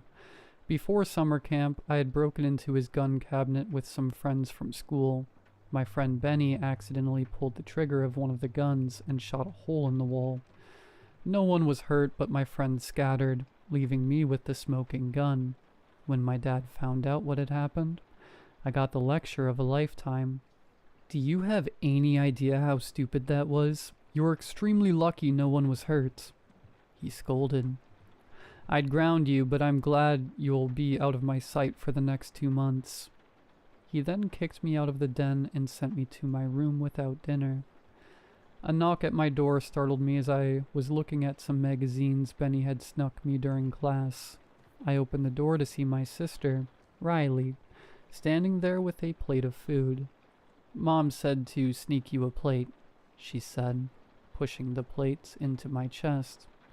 She was taller than me, but I would assume her big, colorful hair that reeked of hairspray helped to contribute to her height. I looked her up and down, seeing her wearing her jean jacket vest with her black Sabbath shirt underneath. Her neck was weighed down by the several necklaces she frequently wore. "Are you going out?" I had asked. "No, twerp. I just dressed this way and put on war paint before I go to La La Land," she sneered. "Do Mom and Dad know?" I asked, chewing through some broccoli. "They don't, and you better not tell them either," she whispered. "Or I'll tell Mom about your nudie mags, you little perv." She had me dead to rights. I nodded, agreeing to keep my mouth shut. Later that night, after my parents went to bed, I heard the window open from Riley's room. I went back to bed. The next morning I came down for breakfast. Pancakes, eggs, and bacon, a weekend staple for my family. My dad already sat at the table, coffee in front of him, his nose in the paper. He never said a word to anyone until his second cup of coffee, but today he was extra silent. Must still be angry with me. Riley didn't come down for breakfast. Normal for nights she sneaks out. "Are you excited about going to summer camp, sweetie?" my mom had asked. I nodded as I stuffed my face with bacon. "Will your friend Benny be there with us?" she asked, putting down a plate of food for my dad. "No, he ended up getting summer school," I said, looking back at my mom. I could hear my father scoff from behind his paper. He never liked Benny, said he was a bad influence. It wasn't until the early afternoon when Riley finally came downstairs, still wearing her black Sabbath shirt from last night. Her hair was a mess, and her makeup mostly cleaned off with the slightest hint of eyeliner. She shot me a look as she grabbed a plate covered in plastic wrap from inside the microwave. She then sat down next to me on the couch and watched cartoons with me. "What time are you supposed to be leaving?" she asked. I think 2 p.m., I answered, not entirely sure. "What's the name of the camp?" she asked. Camp Monetary, I think it's called," I answered. "Oh, that's in Sleepy Falls. I remember we went there once as a family vacation. You were like 2 years old when we went. It was a weird place," she said. "Weird how?" I questioned. "I don't know. I just remember something not right about the place. Maybe it was just because I was 7 at the time. The world seems a lot bigger and stranger when you're a kid." She laughed. "You're still a kid?" I quipped. Yeah, I graduate next year, and I'll likely be moving away for college." Mom will be devastated. Look out for her, okay? She said, ruffling up my brown curls with her fingers. I could smell the faint scent of cigarettes stained on her fingers. I tried cigarettes once with Benny. I felt like the inside of my throat was being punched by a fist that was on fire. It was about 2:14 p.m. when a bus pulled up to the house with Camp Monetary written on the side of it. I hugged my sister, and my mom kissed the top of my head. My dad was there to see me off, but he didn't say anything. Didn't even shake my hand like he normally would do whenever I went somewhere for a long time. It was about a 4-hour drive until we reached the small town of Sleepy Falls. The bus weaved through the winding streets of the market district of the town. The townspeople all would come out of the shops to see the bus drive by. None of them waved or smiled. They just looked at us. When we reached the tree line for the forest, it was another 20 minutes until we reached the camp. The counselors greeted us at the bunkhouses and commanded us to gather our belongings and head to our designated bunks. The first few days at camp were mostly just a tour of the camp. It had a lake with boats and fishing, various tables for eating and crafts, an archery area, a go-kart track, and a garden. There was a hiking trail that would lead deeper into the forest. By the fourth night, the counselors sat us by a fire to share ghost stories. Miss Keene, could you tell us about how the camp got its name? One kid asked. The young counselor, known as Miss Keene, was only a few years older than my own sister, with straight red hair that was pulled back into a ponytail. Of course, so the town of Sleepy Falls was founded by European settlers in the 15th century. There was a local legend about a forest guardian, known as the Monetary, that would stalk the forest and abduct those who wandered into the woods. No one knows if this legend was brought over by the European settlers, or if it was a story created by the local tribes. Some say it's some sort of fae. Others say it's a spirit, she explained. I raised my hand to gain an answer to the question that began to swell my brain. Yes, Max, was it? She said, pointing at me. Why would they name the camp after a monster that abducts people? I asked. I believe it was in honor of the creature's benevolent behavior as a protector of the forest, she answered. Now, how would you all like to hear the story of the horseman from hell? She asked. The kids cheered, ready for the next scary story. I didn't pay much attention for the rest of the night. When we all turned in for bed, I just thought about how much I already missed home. My mom, Riley, even my dad. The next couple of months were just regularly scheduled events. A couple of weeks before the end of camp, Miss Keene became sick. She stayed in her bunkhouse most days, only occasionally being seen from her window, watching us play. Eventually, we stopped seeing her. I asked another counselor what had happened to her. Oh, Miss Keene? We had to send her to the hospital. She was really sick and not getting any better, he answered. Will she be back before the end of camp? I asked. No, maybe next year, he answered.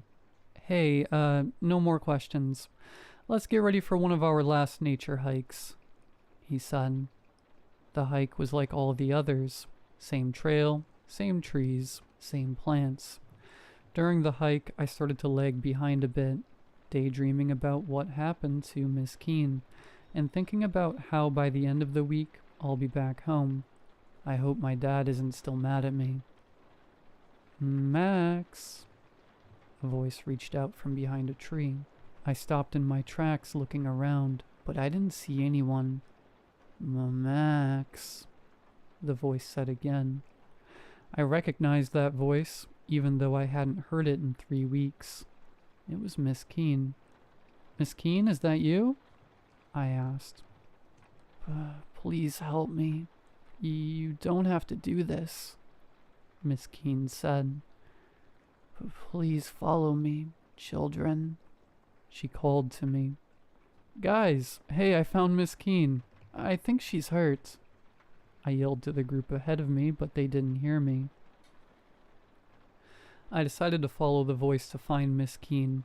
If she was hurt, I could help her using the first aid skills I learned from one of the camp events. I followed the voice further into the forest, further away from the trail. Before I knew it, I got turned around. I was lost. I never found Miss Keen. I decided to backtrack the best I could back to the camp. Somehow, some way, I made it back. I was still being embraced by my mother. She was crying on my shoulder. I could feel her hot breath from her wails against me, her tears slowly dripping into my shirt. From the den, I heard a loud pop sound.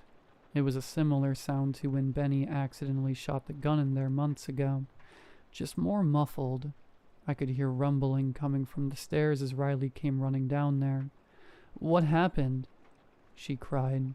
She came and stopped in the doorway as soon as she saw me.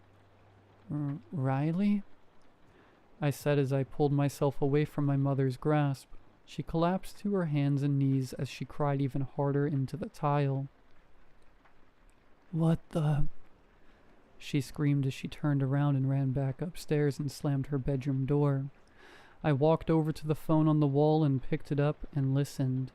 I could hear Riley's ragged breath, her trying to hold back tears. 911, what is your emergency?" a voice asked.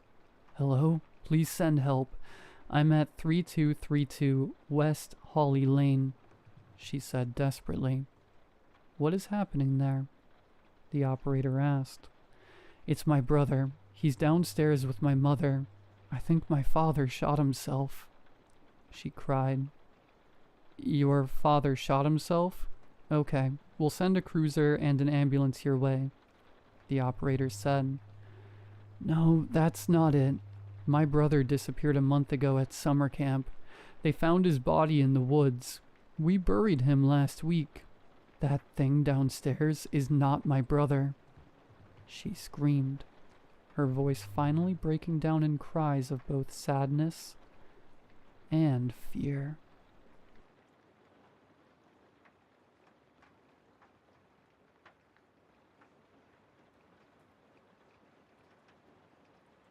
I saw him when I had woken up in the middle of the night. My dogs were barking at something, but it wasn't normal barking. It was more like the sounds dogs make when they're scared, whimpering and yelping. When I got up, I could hear the dogs backing away from something. I could hear their paws rustling through the dirt, growing more and more desperate. At that moment, I was worried that some kind of animal had gotten inside the fence. I should have known it wasn't an animal. The only dangerous animals out here in the countryside are foxes. But I didn't care. I went outside with a machete. The first thing I see is a man wearing a cloak, a wide-brimmed hat, a short cape, and carrying a staff. He was dirty, with mud stains all over the lower half of his body. I froze not from fear, but from surprise. I live in the middle of nowhere, out in the countryside where the road to my house is just a dirt path that goes on 4 kilometers and leads nowhere. It looked like he wanted to pet my dogs. He had his hand stretched out and was walking strangely, using one hand to grab and drag his leg forward while holding on to his staff. All the while, my dogs barked louder and louder.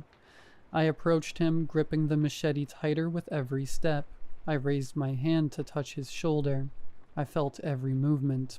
My finger getting closer, my muscles tensing, my body leaning in.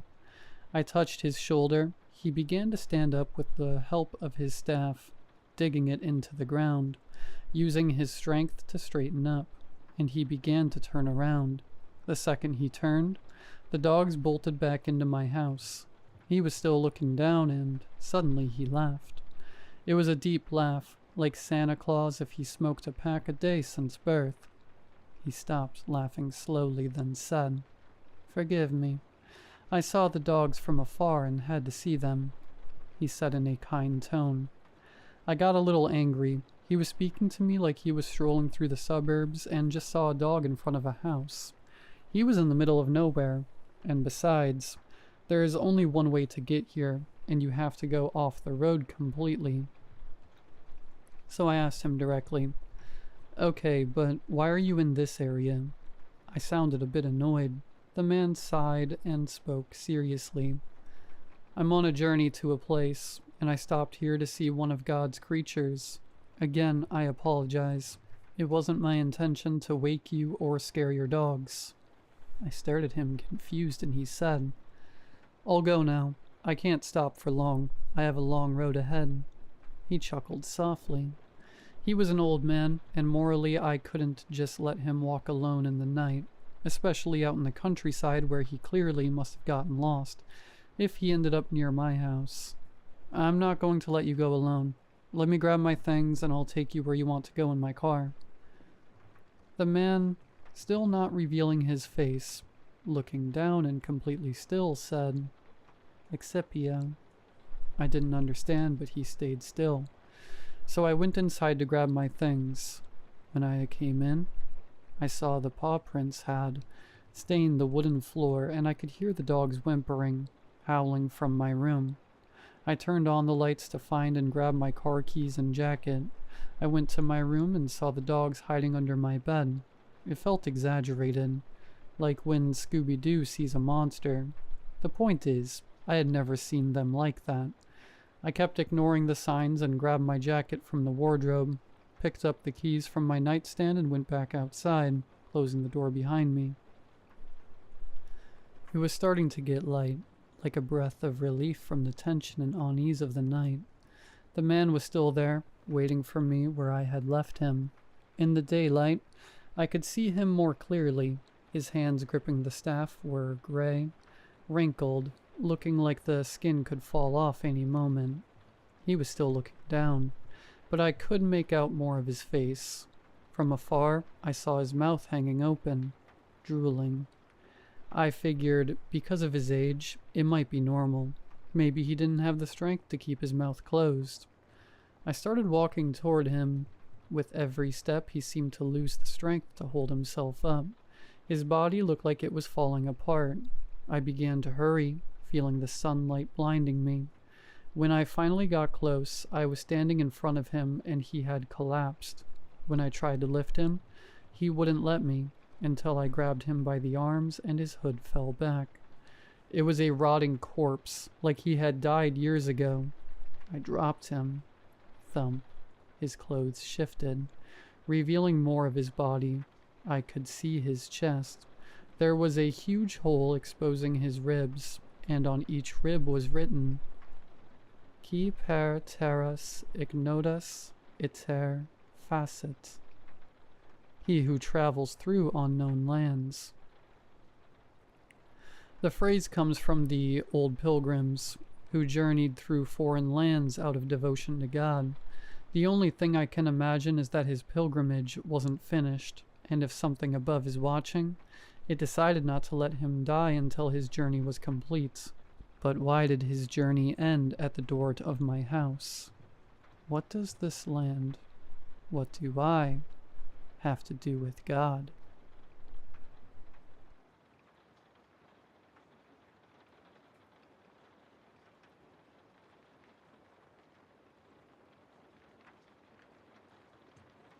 The internet is filled with stories about people who clip out of reality and into somewhere else.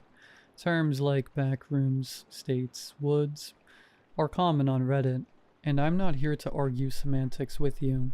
I call them fairy pockets, but even that is just a term I made up, so use what you like. There are no word police, not that I have found yet. There are no set rules by which one enters a fairy pocket. Sometimes you just slip in by accident, though there's usually an easy way out, if you know what to look for. Something that will just not look right, and help you pull yourself back to reality. It's hard to explain. My job is that I find them, go into them, and figure out what, if anything, is valuable there, and then sell all information to governments or private businesses. You would be shocked at the amount of natural resources some of these places hold. I can assure you that the Iraq War was not about oil without a shadow of a doubt, but they're always dangerous, so it's a tough call on whether or not they're worth it, and thank God, not mine to make. Usually you can find some idiots willing to buy your dangerous claim for at least enough to break even, unless it's Rockport. Nobody even tries to claim that godforsaken place anymore. Today, I'm just going to tell you about a few places I found, and then, if there are any questions, I'll try and answer them. So without further ado, let's start with Pittsburgh's Infinite City. There is this one place in downtown Pittsburgh, about 2 blocks from the old US Steel building, where if you follow a complicated set of turns and steps, which I can't disclose due to an NDA, you will find yourself in a near-endless, entirely abandoned cityscape of almost identical brick tenements. It, as far as I could tell, served no real practical use to the people I sold it to, but mine is not to reason why.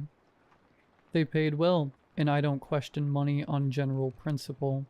That said, the thing that struck me as most strange about this place wasn't how empty it was or who built it, being a total mystery.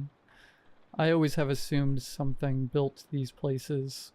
No, the strangest part of this was that every single turn, or any other piece of writing I could find in this city, was written in what I eventually identified as a 14th century dialect of Polish.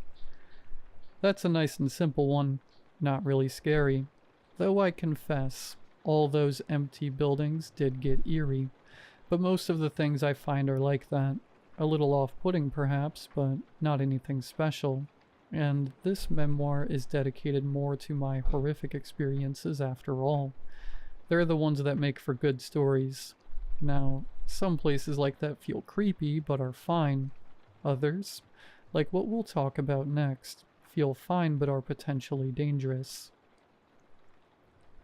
If you've ever taken a road trip through Kansas, you'll know how flat it is, but perhaps one or two of you, while driving, have thought you saw a mountain way off in the distance.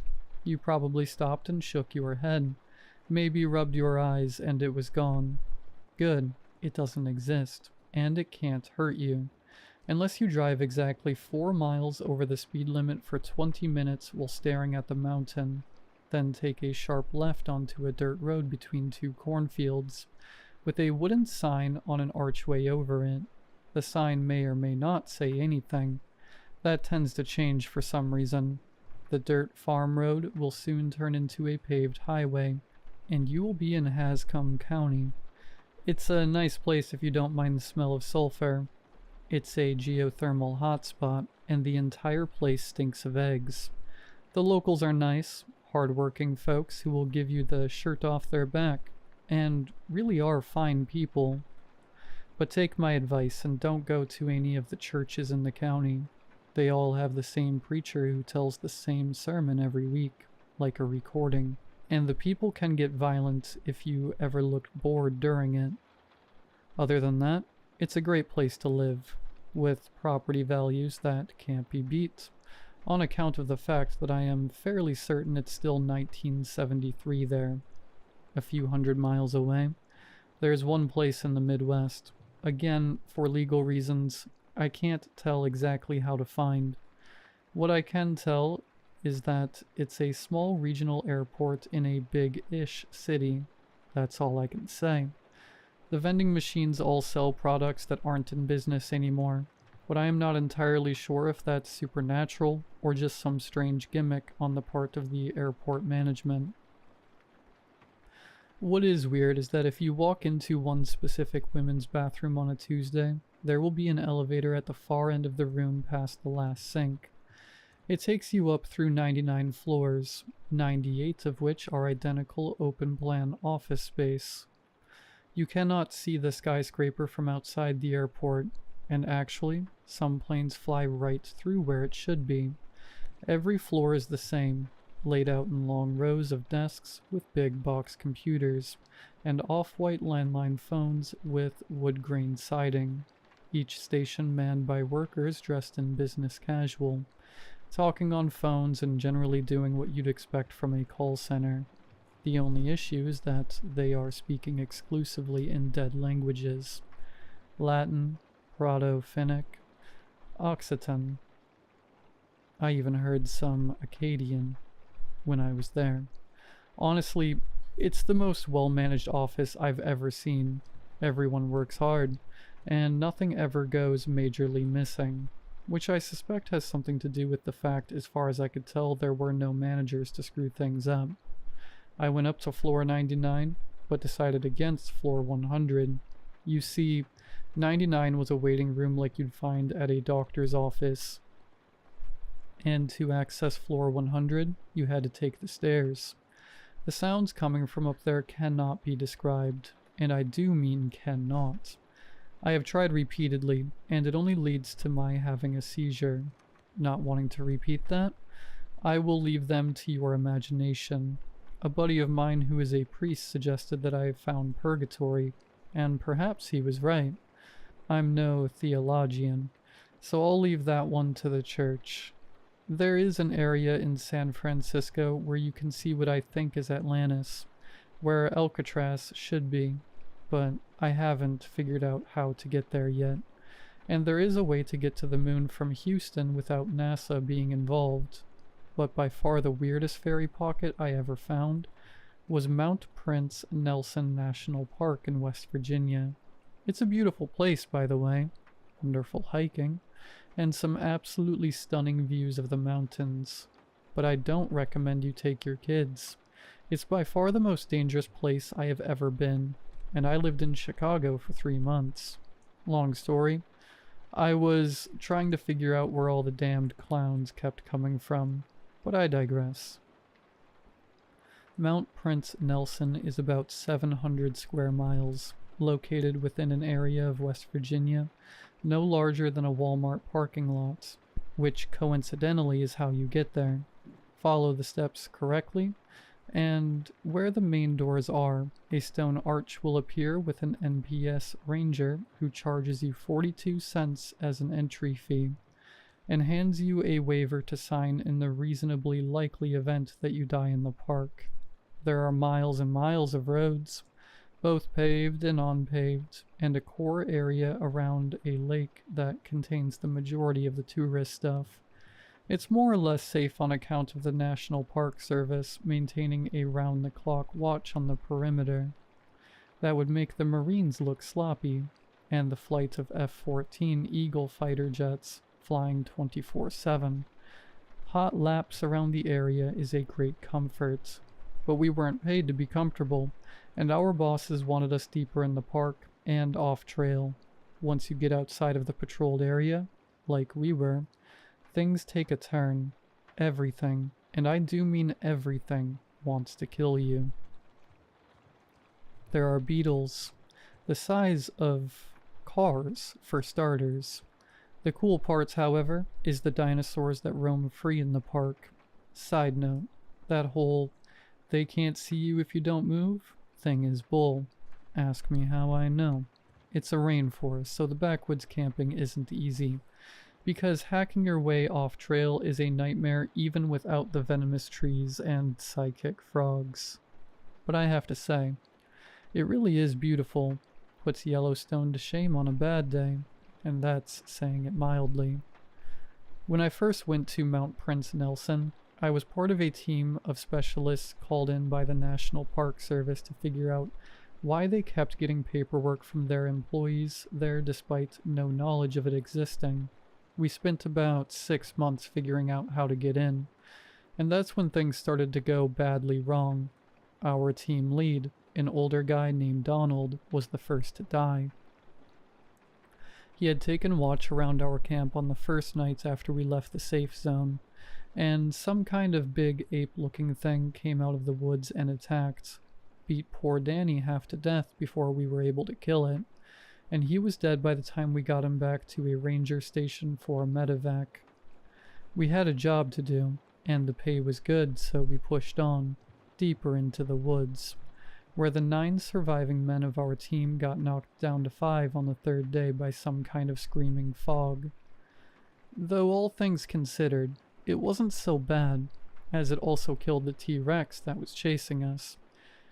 Jacoby, one of the newbies, went nuts that night and started talking about how he had communed with a goddess at the center of the mountain in his sleep, and that he needed to go out and join her amidst the rocks lest all reality be consumed.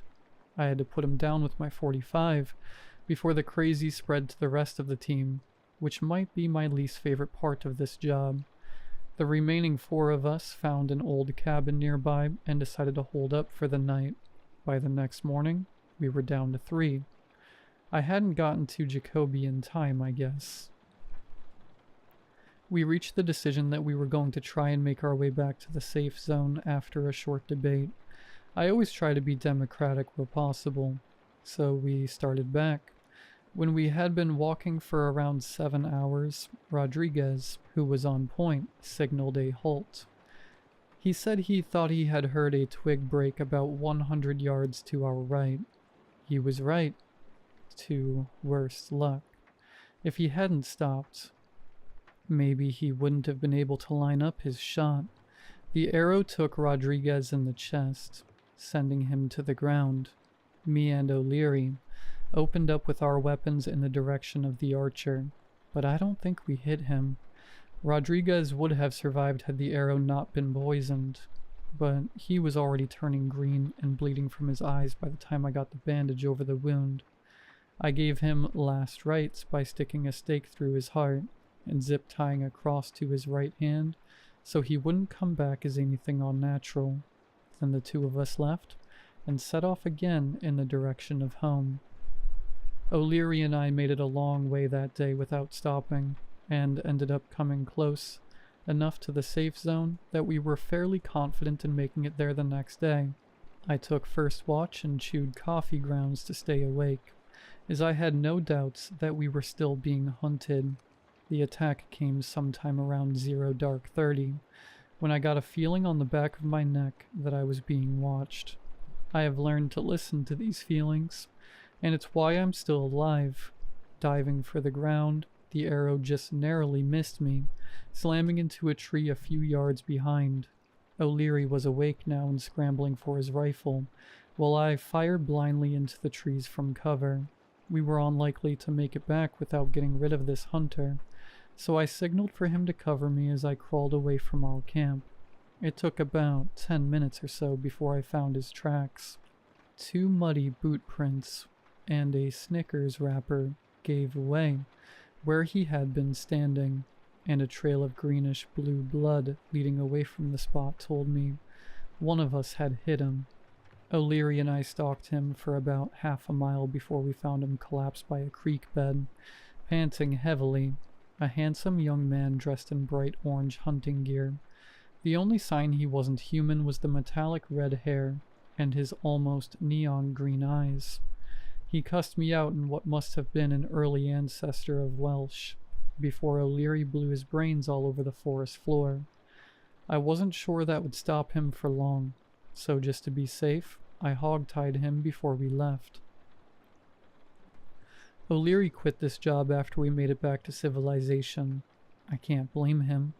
The last I heard, he had become a Buddhist monk and lived up some mountain in Colorado. I just hoped it wasn't anywhere near Rockport. That is one pocket that even I won't go to.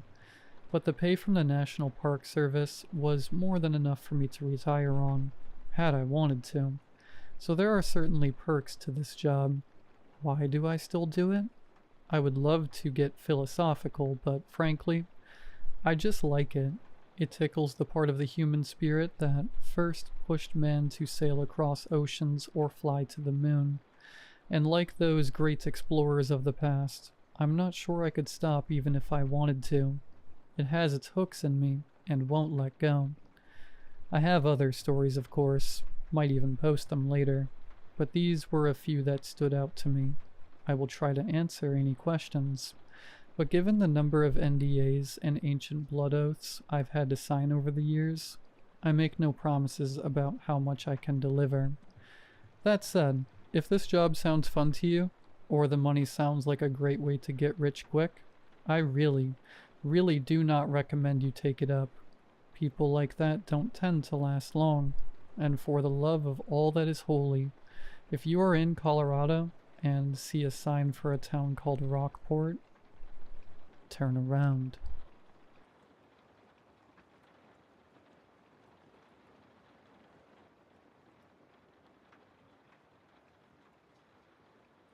My friend Carla had a knack for giving you exactly what you needed, even if you didn't know it yourself. For my 26th birthday, we went to a nightclub. It had been an especially sunny day, not a single cloud in the sky. Still, she gave me a yellow umbrella that looked like it came from an antique shop. I thought it was ugly and absurd, especially since she knew I hated bright colors. But as we stepped outside, an unexpected downpour started, even though the forecast had promised clear skies. At Christmas, she gave me a gift card for a store. The very next day, a website glitched, offered all merchandise at 90% off.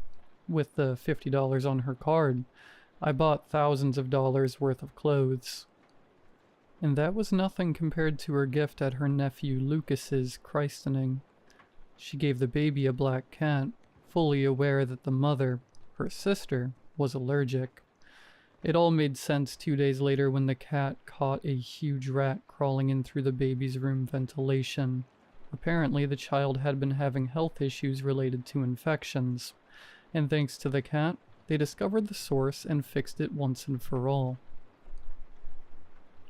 Everyone in our group noticed those strange coincidences. We used to joke she was a witch. She'd just laugh and say it was luck, that her method was simple. She flipped a coin 3 times. She did it to decide which store to enter, what to buy, even what time to leave the house. If she got 3 heads, she went ahead. If not, she changed the plan. We always laughed at that, grateful for her gifts. But something changed this year. Yesterday was my birthday. The conversation was lively, the music loud. My cousin Valeria nailed it with her mimosas. My coworkers praised the snacks. My friend Juan told stories from his trip to the Amazon. Even though the party was a success, Carla looked uneasy. She sat in the corner of the couch with a glass full of wine, not speaking to anyone.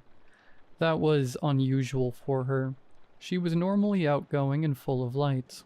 She kept glancing at the hallway, the window, the stairs, as if expecting something, or someone, to appear out of nowhere.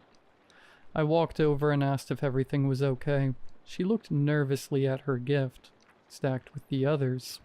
She said she'd felt off all day, a tight anxiety in her chest. She couldn't explain it. Then she admitted it had something to do with her gift, that she was embarrassed about it.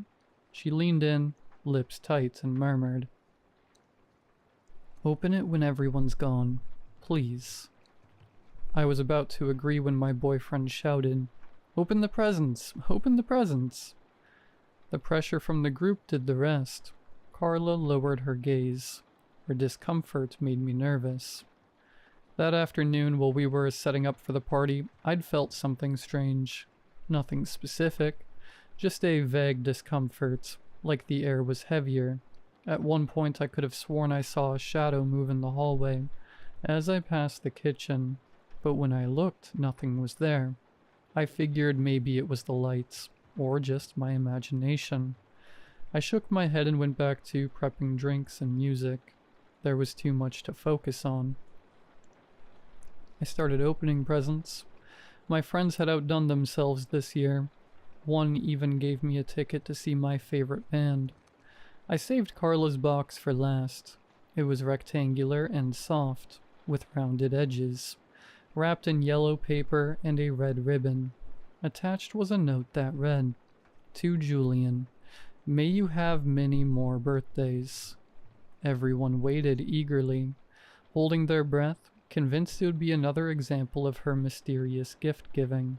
Slowly I tore open the yellow paper and opened the box. A carton of eggs. The silence was suffocating. 12 white eggs. No one knew what to say, until my boyfriend let out a nervous laugh. Soon everyone burst into laughter. I laughed with them and joked, "Looks like your gift-giving powers are running low." Carla held my gaze and smiled, but her eyes remained uneasy.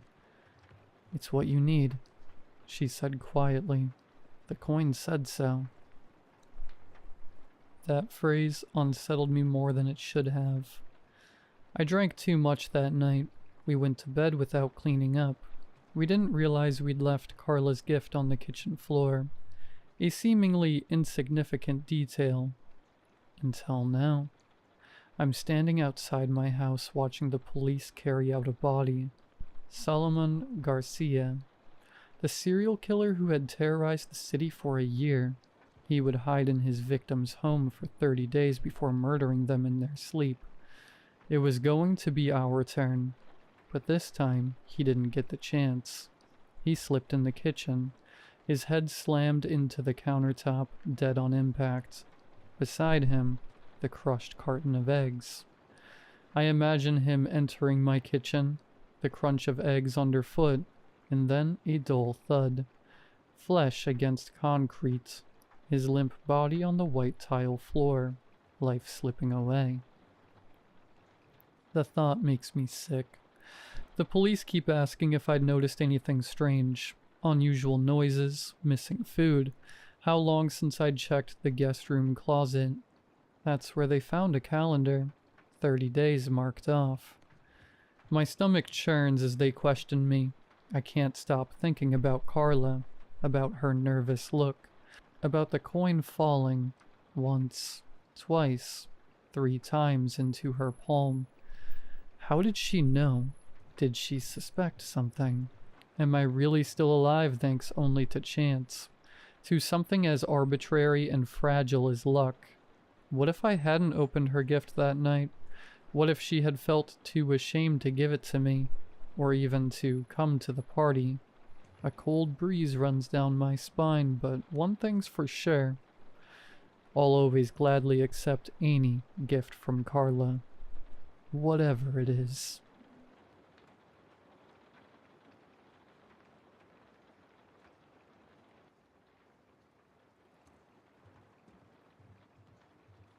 I didn't believe in any of it. Not really. Demons, rituals, salt circles, all that stuff just felt like folklore. Old cautionary tales wrapped in mystery. That's probably why we laughed when Dev pulled out that weird old book. It was Friday night. Me, Dev, Jay, and Alina were hanging out at Jay's house. His parents were away for the weekend, and we were deep into one of those nothing nights. Lazy, tired, half buzzed, half bored. Dev had been digging through a box of his dad's things in the basement when he found it. This heavy, leather-bound book with cracking edges, and pages that looked like they'd been stained by time, or something else. The title said, "The Lesser Key of Solomon." Most of it looked like junk, faded Latin, weird symbols, dramatic warnings, but Dev turned to one of the marked pages, finger-tapping an underlined name. "Orobus," he said. "Says here he tells the truth, protects people, one of the good ones." Jay laughed. "A chill demon? You gotta be kidding me." Alina rolled her eyes, already over it. I don't know what made me say it. Was it boredom, too much beer, or sheer curiosity, but I said, "Let's summon him." We weren't being serious. It was just something dumb to kill the time, get some laughs, maybe get a few clips to post later. We lit a few tea candles from the junk drawer, sat in a circle on the cold concrete floor, and Dev read the words out loud. We skipped most of the steps. We couldn't be asked to go through all that and waste time. No protective circle, no fancy herbs or incense, just candlelight and bad decisions. And nothing happened. That just made us laugh harder. It was fun. We bashed each other, tried to scare each other a bit, and ultimately shrugged it off and went to play Mario Kart. But after about 20 minutes, the basement door creaked open. Jay swore he'd shut it tight, but those doors were iffy. He went and locked it. We still got some laughs, saying that maybe the chant succeeded. Then we heard a soft knock upstairs. Just once. Soft enough to not be intrusive, but sharp enough to stop our talking. Then came the sound of a pan hitting the floor in the kitchen. Jay went up to check, came back frowning. The pan wasn't even near the edge. It was pushed off. Probably the cat. I remember Alina saying something like, "Must have been the draft," but I wasn't convinced. The air felt heavier, not cold exactly, just wrong. I didn't feel at ease anymore. Something felt off. Then something slammed into the wall behind us, loud, deliberate, hard. We all jumped, even Dev looked rattled, and he was the one that didn't get pushed off the rails easily. I saw that he looked freaked out, terrified at this point. He grabbed the book again and started reading more clearly. His brow furrowed, and the rest now realized this wasn't a prank anymore. Oribus, if summoned without circle or seal, may wander freely, though not of harm by hand. He grows stronger through fear and time. He may torment, mislead, and draw harm from the world to you, to reveal the truth. At the final hour, when shadow becomes flesh, he may touch. He may take. Protection lies in circles of salt and in the light. He cannot cross either unless broken. If he does not possess a soul until daybreak, he shall return to his realm.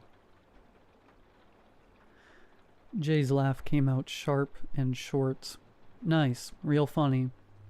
Then we all heard it, breathing, right next to my ear. Cold, uneasy, and damp, and very much there.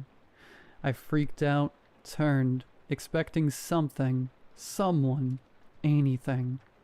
Dev's voice cracked when he shouted, "We didn't bind it. It says right here, no binding, no control." More noises upstairs. Then a bulb popped in the stairwell. Alina screamed. Jay cursed. I didn't say anything. I was trying not to lose it. We scrambled. Dev tried Googling binding rituals. Yes, funny, but not so funny when we faced something we didn't understand. This was supposed to be fun, a joke. We realized all too late that it wasn't. I ran upstairs and grabbed a bag of salt, and we poured it around us in a shaky ring. All of us standing close now, barely speaking, undecided if we should watch around us or each other. Then the light started dying. One bulb, then another, then another. Pop, pop, pop. Always just outside the circle. The darkness was creeping closer with each pop. We knew we were in real danger now. I held up my phone's flashlight. It flickered, but the battery was full. It shouldn't have. Dev read again, barely above a whisper. He may not touch the soul unless it slips from light into dark, or into dream. Don't fall asleep, Alina said, and her voice broke halfway through. I don't think that'll be a problem, Dev said. Doubt anyone could sleep. It was now 4:25 a.m., and we just had to make it until sunrise. Time went slow, but it moved. The next hour, I don't even know how to describe it right. There were scratching sounds. Not constant, just enough to keep you from forgetting. A chair skidded across the floor by itself. Something moved in the corner just outside the light, but when I looked, it wasn't there. Not gone, just wasn't. Then something happened that made us aware we were indeed not safe. The gas. It hit all at once, sharp, sour. Alina started coughing. The burner upstairs, someone had turned it on, but we'd all been downstairs. We didn't want to leave the salt circle, but we couldn't just sit there and let the house fill with gas. We decided to go up together slowly. One person always shining the light on the others, like kids playing flashlight tag in a haunted house. The burner was on full blast. The knob was gone, yanked off. Jay found the valve under the counter, turned it off with pliers. I took the handle, shoved it into my hoodie pocket. Then the phone lights flickered again. We ran like hell. We held a grip on each other, and we just ran. Back into the basement, into the salt. We didn't talk anymore. We just breathed, shaky and quiet. I remember looking out the small basement window and seeing the sky start to get that weird bluish gray. Just barely. Just enough to believe it might end. It might be over. Everything was silent. No more noise, no more draft. Nothing moved. Everything was peaceful. Just that nice warm feeling of first sun rays on the skin. That sunrise came slow. It always does when you're watching it. When it finally did, I felt like I'd been holding my breath for hours. Alina stood up, stiff. It's over, right? Dev was still sitting there. He hadn't said much in a while. Then suddenly he stood up. I'm going home, he said. What? No, wait, Dev. I'm tired, he said. I just want to sleep. He said something else under his breath. I didn't hear it, but Jay froze. What did you say? Dev looked confused. Nothing. Good night. We didn't follow. We started cleaning. We had a lot to clean. The mess, candles, broken lights, the salt circle. Just trying to return the room to something normal. Then Jay said quietly, The circle. We turned. He was just staring at the floor. There was a break. A line in the salt where someone had stepped in too fast. A single heel mark that had smeared the edge. A gap. And Dev had been sitting right near that spot. We just stared at it. Didn't speak. Didn't clean it. Didn't want to admit it was there. And Dev hasn't answered any of our calls since. We keep telling ourselves he just needed space. That he walked out that morning and went home. But none of us actually saw him leave. We just remember the sound of the door. And when I think back to that moment, I can't shake this feeling. What if Dev never made it out of that basement? What if we let something else walk away?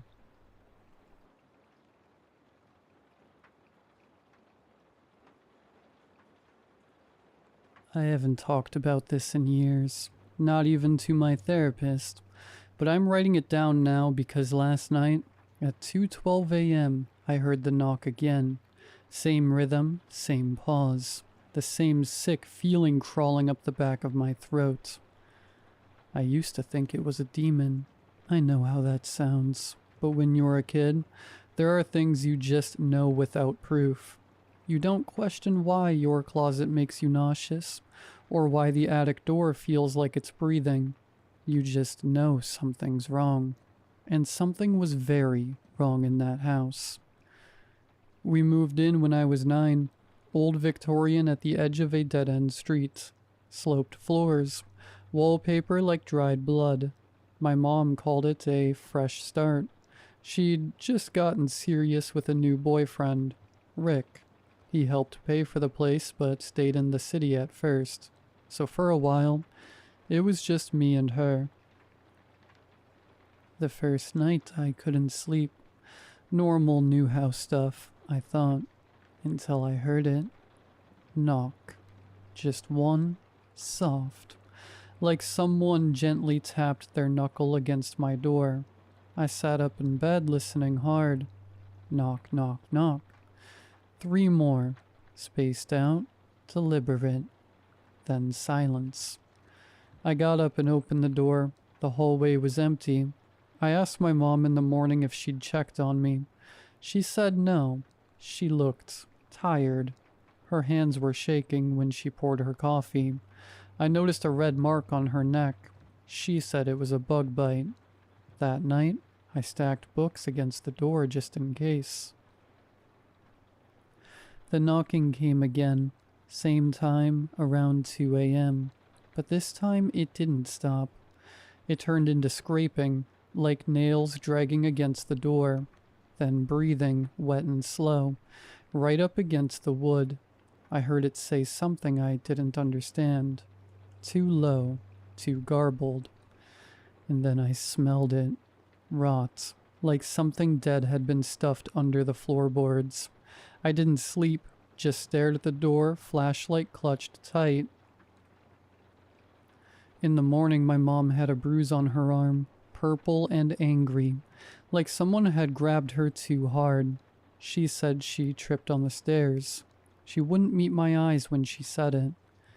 It kept happening. Some nights it tried the doorknob.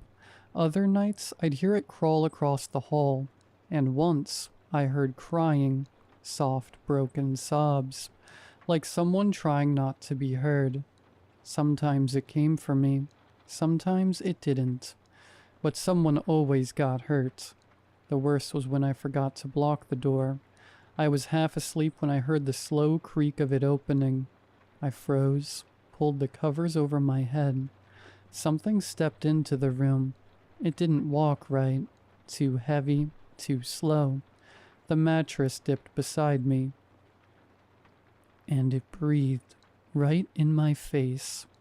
Hot, sour, and wrong. Then finally it left. In the morning I had scratches across my back, through my shirt. I didn't tell my mom. She already looked like she was unraveling. Eventually Rick moved in, just showed up one day with his bags, and that looked like he belonged there all along. The weird part, the knocking stopped, but the house didn't feel safer. It felt worse, colder, heavier, and my mom seemed even more withdrawn. I started having dreams of something watching me from the hallway, tall and thin with no face, just a mouthful of too many teeth. Sometimes I woke up with bruises, sometimes with dirt under my nails. Once I woke up outside, lying on the porch, barefoot. My hands were bleeding. I told my mom we had to leave. She cried, said she'd find a way. That night, she locked her bedroom door, and I waited. 2:09 a.m. Footsteps. They didn't stop outside my door this time. They kept going, toward hers. I heard her murmur something, confused, half asleep. Rick? Then a crash, and a scream, then silence. I ran to her room. The door was open just enough. Inside, in the dark, something was crouched over her. Tall, wrong. It held her down, hands wrapped around her wrists. She was fighting, kicking, sobbing. And then it turned to me and grinned. I didn't think. I ran to the kitchen, grabbed the biggest knife I could find. When I came back, it was still on top of her. I screamed, ran forward, and drove the blade into its back. Again and again and again, until it slumped to the floor. My mom was screaming, screaming at me. I looked down. It wasn't a monster. No claws, no fangs. Just a man. Just Rick. His face was caved in, one eye open, one shut. Lips split like someone had tried to tear the truth out of them. The police came, said it was self-defense, said I saved her, but she never looked at me again. We moved out of the house. She never spoke to me after that. Years later, I still don't sleep with the door open. I live alone now. 1-bedroom apartment, 3rd floor. No creaks, no attic, no shadows in the hallway. Still, last night I woke up at 2:12 a.m. Knock, knock, knock, tap, and a voice behind the door. Not growling, not whispering, just tired. Why? Edit. This morning I found something under my bed. My old flashlight, cracked, the one I used to keep under my pillow, still faintly glowing, and it smells like cigarette smoke.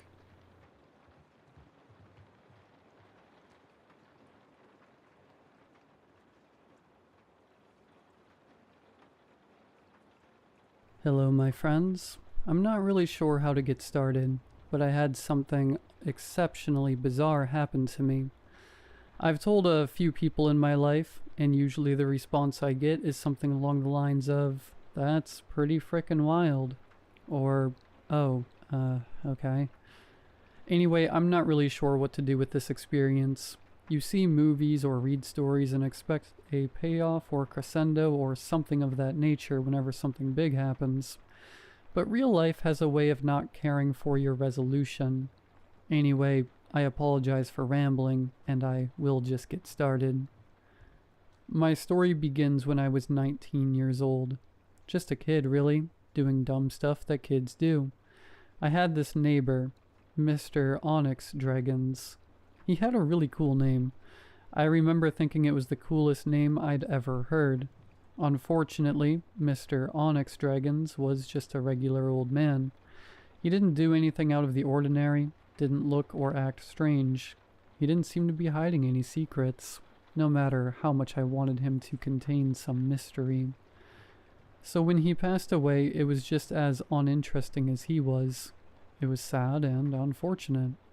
He had gone to the hospital and had pneumonia and simply died. I learned about it from my dad, who knew him a bit better than I did. No cool death or anything else that I am shallow enough to imagine. I remember feeling really bad when I caught myself thinking, imagine having such a cool last name and utterly wasting it on being boring. It was a weird fixation, I know, and for what it's worth, I felt like a piece of crap for even thinking it. Months went by after his death, and I assumed that he would have just had someone come by to clean it out. Family or the government or whoever. But no one ever did. The house just sat there. The lawn remained maintained. Everything looked in order. I had no idea who was taking care of the house, but someone was. The strange thing, though, is that I never saw anybody there. Believe me, I kept an eye out for it, too. One day I decided enough was enough. For no particular reason, I decided to break into his house. I don't really know why I did. I suppose it just bothered me the way it sat there seemingly frozen in time. The truth is, he bothered me, despite the irrationality of it. I could not stop thinking about him. How is your name Stormhawk Umber lxscairns, and you don't have any sort of interesting qualities to you? I feel like my parents had given me such a name. I would either feel compelled to do something crazy like becoming a Navy SEAL or something awesome. I feel crazy to even acknowledge how much it bothers me. I know it's silly. Anyway, breaking in was easy enough. I didn't even have to break anything really. I simply went around the back of his house, found a window that was unlocked. I managed to open it and crawl inside. I broke in during the day when everyone was at work, and I didn't want to use any unnecessary electricity or anything. I didn't know if the electric company would notice and investigate or not. Upon entering his house, I landed in what looked like a regular living room. I got up and began looking around. Much to my great disappointment, his house was as boring as he was. In fact, even so much to the point that his house was unsettling in a weird way. Everything was too nice, like it was a life-size dollhouse. Everything looked like it was just a large toy version of whatever it was supposed to be. I approached the couch that I would have sworn was made of plastic by looking at it, but when I approached it and touched it, the strangest dissonance came over me. It was the most comfortable couch I'd ever felt in my life. Somehow the disconnect was enough to jar me, but not deter me. I began searching his drawers and whatnot, but strangely enough, everything was empty. No drawer or cabinet had a single thing. No dishware, no random odds and ends that seemed to pile up in drawers. All of the books were solid objects. They didn't even open. They were just decorations. I was so confused at what this was that I didn't even know how to feel. Creeped out? Interested? Even now I'm still not sure which. I thought maybe I should leave, but I also figured that I was just being paranoid. What in the world could plastic do to me? As I picked up one of the plastic books to return it to its spot, the strangest thing happened. It was so subtle I didn't even really register it at the time. I felt a sense of accomplishment, similar to when you finish reading a book. I caught myself thinking about the premise of The Old Man and the Sea, the struggle that ends in futility. But then I remembered, I'd never read that book. I shivered and shrugged it off, probably just some lecture I had heard at school or something. After wandering around a bit more in this strange dollhouse, I made my way to the basement. Not sure what I was expecting to find, but I had a morbid curiosity. So I descended the stairs. When I reached the bottom, to my surprise, I found an elaborate mirror maze. A million me's reflected in every direction. As I was walking through the maze, I could not shake this overwhelming feeling of being watched, but every time I tried to look to where I felt the eyes, I'd see only an infinitude of myself peering back into me. To this day, I still get the chills thinking about that. However, after navigating for a while by tracking the floor, I managed to make it to the other side of the maze. What I found was odd, but at this point, I wasn't surprised. It was one of those big doors on a submarine, the one with the spinny wheel. I opened it to see what was on the other side. I really wish I hadn't. Inside there was a massive, an impossibly large ballroom. It looked like it was from the 1950s, with posh design, velvet, and mahogany, I think. I'm not really familiar with the minutiae of fancy decor, but this was that, and then some. In the background, a phonograph playing music. It was scratchy and skipping every so often. It was the perfect blend of post-war hope and the decaying dread of a dream gone by. This isn't what unsettled me the most, though. On the floor through the ballroom, there were all of these metal tracks. They were all over the place. Upon the tracks, moving and zipping around, were all dressed mannequins, moving from here to there, an emulation of dancing and mingling, a frozen, mobile mimic of movement. There were easily 50 of them, all of them following the tracks in different ways to different points, like a bastardized recreation of a party by someone who had never met a human. In the middle of the hall there was a large table. I thought to leave, but upon turning around I saw the mirror maze, a legion of myself bidding me to stay where I am. I couldn't resist. When I looked back into the ballroom, I had found that just for a brief moment all of the mannequins had stopped, and all of their heads were turned to look at me, regardless of the position of their body, but just for a moment, soon after they began zipping back and forth. I made my way to the banquet table and saw a card that had a name on it. It was my name. I sat down at the head of the table. There was a platter in front of me. When I lifted it off, I was greeted by the ripe aroma of rotten meat and turned dairy. A large buffet of rot waiting to be eaten. I tried to get up, to recoil in disgust, but I couldn't. I don't know how I knew, but I knew the mannequins would never forgive me if I didn't partake. So I did.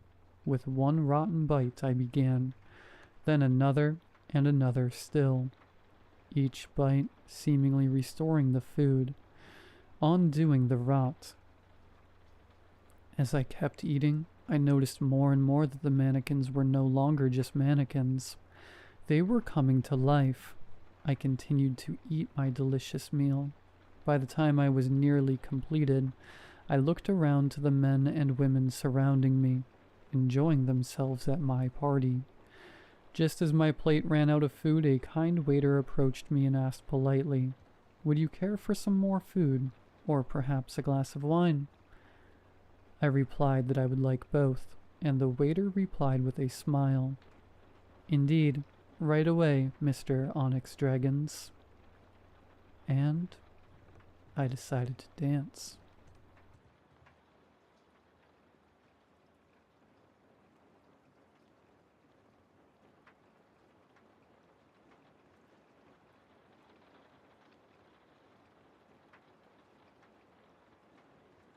I moved into this house a week ago. Nothing special, just a one-bedroom with scuffed floors, peeling paint, and a draft that whispered through the cracks when the wind picked up. Rent was cheap and I didn't ask questions. I couldn't afford to. The first few days were fine, dusty, quiet, maybe too quiet. I slept like crap, but that wasn't new. I figured it was just the usual insomnia, or the leftover anxiety still chewing at my gut after months of couch hopping. But then something shifted. At first it was just a feeling, that subtle itch between your shoulder blades, like someone's watching you, but you're alone. I'd walk into the kitchen and feel eyes on my back, turn off the bathroom light and feel like I had to run to the bedroom. Silly stuff. Childhood fears. I told myself I was adjusting. But a few nights ago, something happened I can't explain. I was lying on the couch late at night, TV on mute. The only light in the room came from the screen and the bulb behind me in the hallway. I'd left it on without thinking. Something about the dark in this place felt too heavy. Out of the corner of my eye, I thought I saw something peeking around the edge of the hallway door. 2 eyes, low to the ground, pale, wide, unblinking. They vanished the second I turned to look. Just gone. Like they'd never been there at all. I told myself it was a trick of the light. Maybe a reflection. Maybe I was just tired. But I couldn't shake the image. Those eyes, there was something off about them. Not wrong in an obvious way, just enough to make my stomach knot. They didn't blink, didn't shift, just stared like they were trying to memorize me. 3 nights ago, I tried to take a shower. I'd just stepped under the water, curtain only half drawn, because even then, something about closing it all the way made me uneasy. I wasn't thinking about that though. I was rinsing shampoo from my hair, eyes stinging. When I opened them, I saw a part of a face peeking through the edge of the curtain. Just a sliver, pale skin, a sharp cheekbone, half an eye, too wide and too still. It was just standing there watching me. No sound, no movement, just there. I froze, heartbeat in my throat. I didn't scream. I couldn't. I just stared. And then slowly it slid back out of view. Gone. Like it had just wanted me to know it could get that close. I haven't been in that bathroom since. I taped the door shut the next morning and started using the kitchen sink for everything else. I sleep with the hallway light on now. Not because it helps, but because dark corners make it worse. That same night, I set up my phone in the hallway facing the corner. The one just outside the bathroom. The one where I kept feeling it. I turned on the motion detection, opened the live feed on my laptop, and stayed up watching. Hours passed. Nothing. Then around 3:17 a.m., the feed cut to black for 7 full seconds. When it came back, the camera was tilted slightly to the left. I didn't touch it. I started moving differently through the house, walking sideways so I could keep corners in view. Mirrors went up in every room, on tables, door frames, even taped to the ceiling above my bed so I could keep an eye on the hallway without leaving my room. It helped a little, but I had to sleep sometime, and that's when it got closer. I blinked. That's all it took. One blink. My eyes were burning from hours of staring at the hallway. I just needed a moment. I let them close and heard the couch scrape softly across the floor behind me. When I turned, it had shifted. Not much, just an inch. But it was no longer flush with the bedroom door. Something had nudged it from the other side. That's when I realized it doesn't move if I'm watching. That's the rule. It waits just out of sight. It only moves when you're not looking. The next morning, the bathroom door was open. The duct tape I'd used to seal it had been peeled off slowly, deliberately, like someone didn't want to make a sound. I didn't go near it. I didn't touch the tape. I just backed away and left it alone. Later that day, I called the landlord. I tried to stay calm, asked if anything weird had happened in the house, if other tenants ever complained. He got quiet, then he said, "You're not the first one to ask about that." When I pushed for more, he said, "If you're smart, you'll find somewhere else." Then he hung up. He won't answer my calls now. Things aren't staying in the same place anymore. Not just furniture, walls. I know how that sounds, but I swear it's true. The hallway feels shorter now. I keep bumping into things I never used to. Shadows fall differently. Corners are tighter. I measured everything. The numbers say nothing's changed. But when I walk through the house now, it feels like it's watching me back. Or worse, like it's folding in around me. I've stopped looking at mirrors. A few nights ago, I glanced at one on the dresser and saw myself smiling. I wasn't smiling. Sometimes I'll see something slipping out of frame when I turn my head. Always left, always behind. I don't turn my head anymore. I just keep walking, keep watching. Because if I don't, it'll move.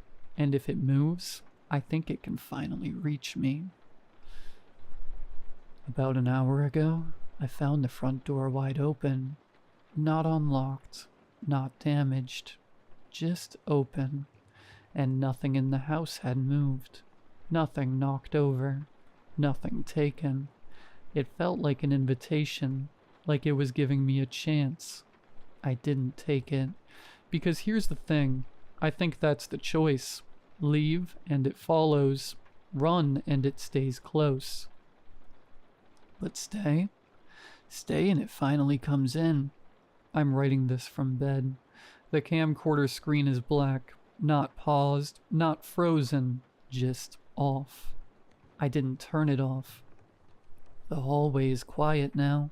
The light's still on, but it feels like it doesn't matter anymore. I haven't turned my head in over an hour. I can feel something breathing just behind me. I think it's already in the room. I know the rule now. It only moves when I'm not watching. So I'm going to sit here, eyes open, wide, burning, and if I blink... Final edit. If you're reading this, don't look away. Not even for a second. Because it might be in your house now, too.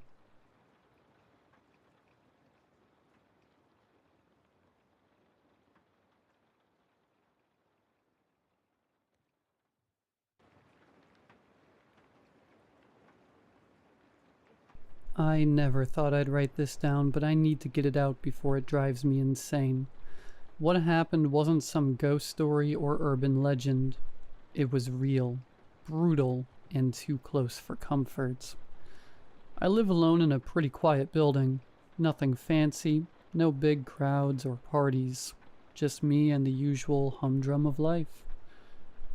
There's this one neighbor, an older guy. We barely talked, just polite nods in the hallway. He was the kind of person who kept to himself, always locked inside his apartment. Sometimes I'd catch a glimpse of him staring out the window late at night, but he never said a word. One night I was up late working. Around 2 a.m. I heard a weird scraping noise from his unit, like metal dragged across the floor. At first I thought it was some furniture moving or repairs, but it kept going, getting louder, more frantic. I tried ignoring it, but curiosity got the better of me. I peeked through the peephole. His door was slightly cracked open. The scraping stopped. I was about to knock when a sharp, wet thud hit the floor inside. My heart froze. I could swear I heard a low, guttural groan, like someone struggling to breathe. I called the building's maintenance, told them what I heard, but they brushed it off. Probably just him. He's harmless, they said. The next morning, I noticed something off. The hallway near his door smelled awful, like rotting meat mixed with chemicals. It was faint, but enough to make me gag. I went to check the mailboxes downstairs. His key was stuck in the lock, like he'd left in a hurry or forgot. I reported it again, but no one did anything. Days later, I finally had enough. I called the police anonymously and told them about the noises and the smell. When they forced the door open, what they found still haunts me. His apartment was a nightmare. The walls were smeared with dried blood and strange symbols scratched into the plaster. In the corner, there was a makeshift table with tools that looked like they belonged in a horror movie. Scalpels, saws, clamps, all stained dark red. On the floor, I won't lie, were body parts. Human. I still can't erase that image. Turns out he was kidnapping people, strangers, drifters. He kept them captive to study them. The victims' remains were hidden in false compartments behind the walls. The scraping noise I heard? Him trying to move the bodies around in the dead of night. The police said they found evidence he'd been doing this for years, covering it up perfectly. Nobody suspected a thing because he was so quiet, so invisible. I can't sleep in my apartment anymore. Every creak, every shadow, feels like he's still here watching. The worst part, they never found his last victim. They think they're still hidden somewhere inside those walls. I don't know how to explain it, but if you ever hear strange noises late at night, and it smells like death lingering in the air, don't ignore it. Some monsters won't scream or fight. They just sit quietly, waiting for their next move. After the police stormed the place, the building emptied out fast. Most of the tenants left within a week. I stayed. I don't know why. Maybe it was guilt. Maybe I wanted answers. But the nightmares didn't stop. I'd wake up gasping, drenched in sweat, hearing that same metallic scraping echoing through the walls. Even after the unit was sealed off, I swore I heard movement, faint shuffling, like someone dragging their feet just behind the drywall. One night, maybe 3 weeks later, I got drunk enough to knock on the sealed door. I laughed to myself. It was stupid. I turned around to head back, but then I heard it. A voice, hoarse, barely audible. "Help, please." My blood ran cold. I pressed my ear to the door. Silence. Then again. A weak knock from inside.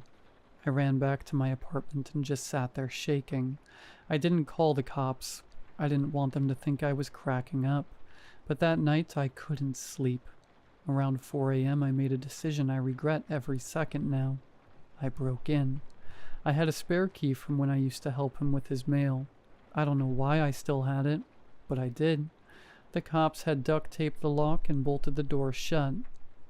But nothing a claw hammer couldn't rip through. The stench hit me like a punch. Rot, iron, chemicals, something wrong. I covered my face and stepped inside. The crime scene tape still hung like streamers. But what caught my eye was the floor. Fresh drag marks in the dust. Something, or someone, had been moved recently. I followed them. They led to the bedroom closet. That closet had a false back. The cops missed it. Behind the plaster wall was a narrow crawl space, pitch black. The drag marks went inside.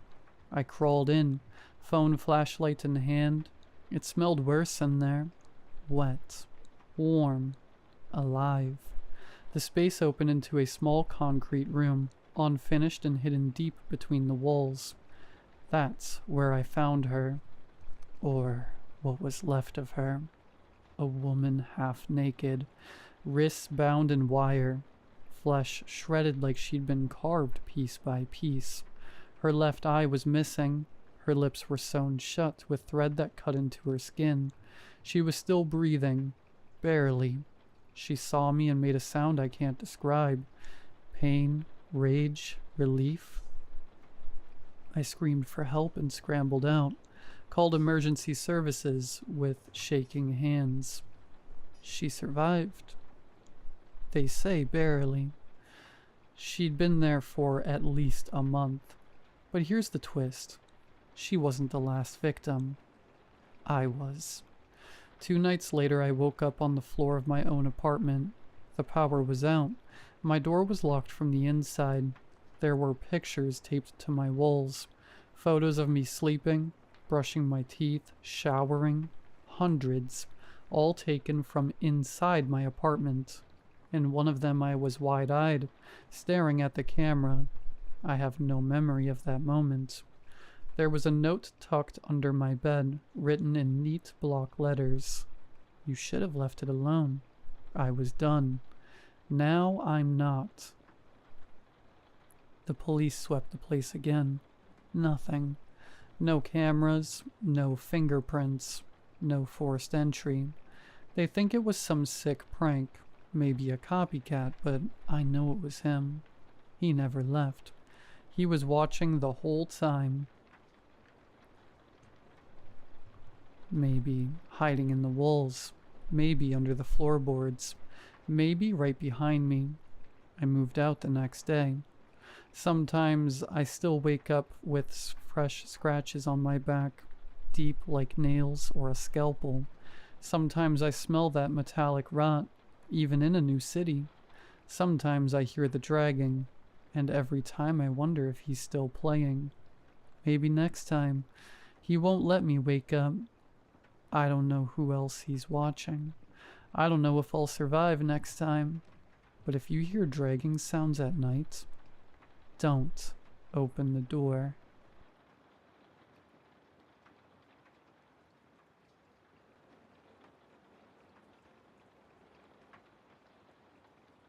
I never thought I'd come online for advice, especially about something like this. I'm used to having all the answers, or at least I'm good at pretending I do. You see, I write an advice column for a small town paper. If anyone could sort this out, it should be me. That's what makes the situation feel even more hopeless. This is the part where I'm supposed to say I know how crazy it sounds. I don't. I know how it reads. I know how you're probably tilting your head right now. Skeptical, but curious. The way I do when I get letters from my column about cheating husbands or truant kids. Despite never fully knowing what I was doing, I always had the language to make others think I did. But I don't have language for this. I just have him. Let me back up. My son is 8. Was 8. I don't know anymore. We were at the park for a playgroup thing. Other moms, other kids. Same place we'd gone every month since he was 3. Wood chips, a few slides. A patch of woods we always said was too thin to get lost in.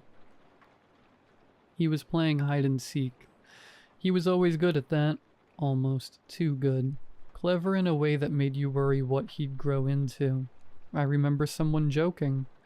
He's either gonna be a world leader or a criminal mastermind.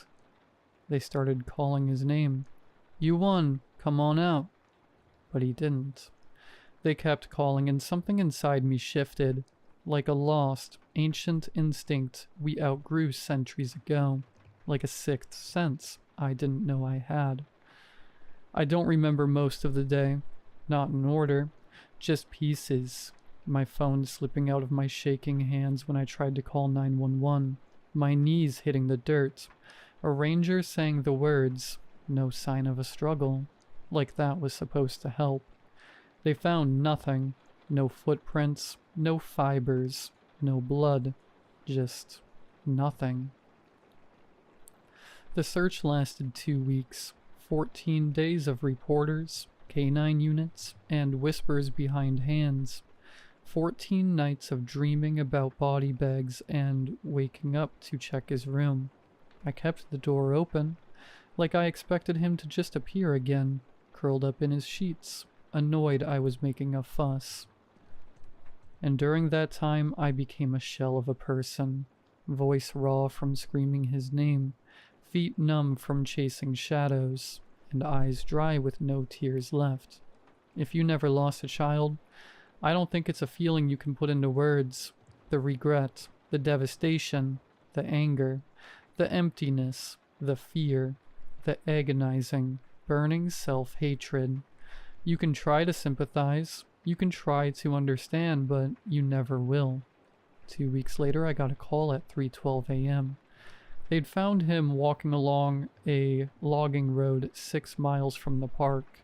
He was cold, disoriented, but alive. When I saw him at the station, I melted, just dropped.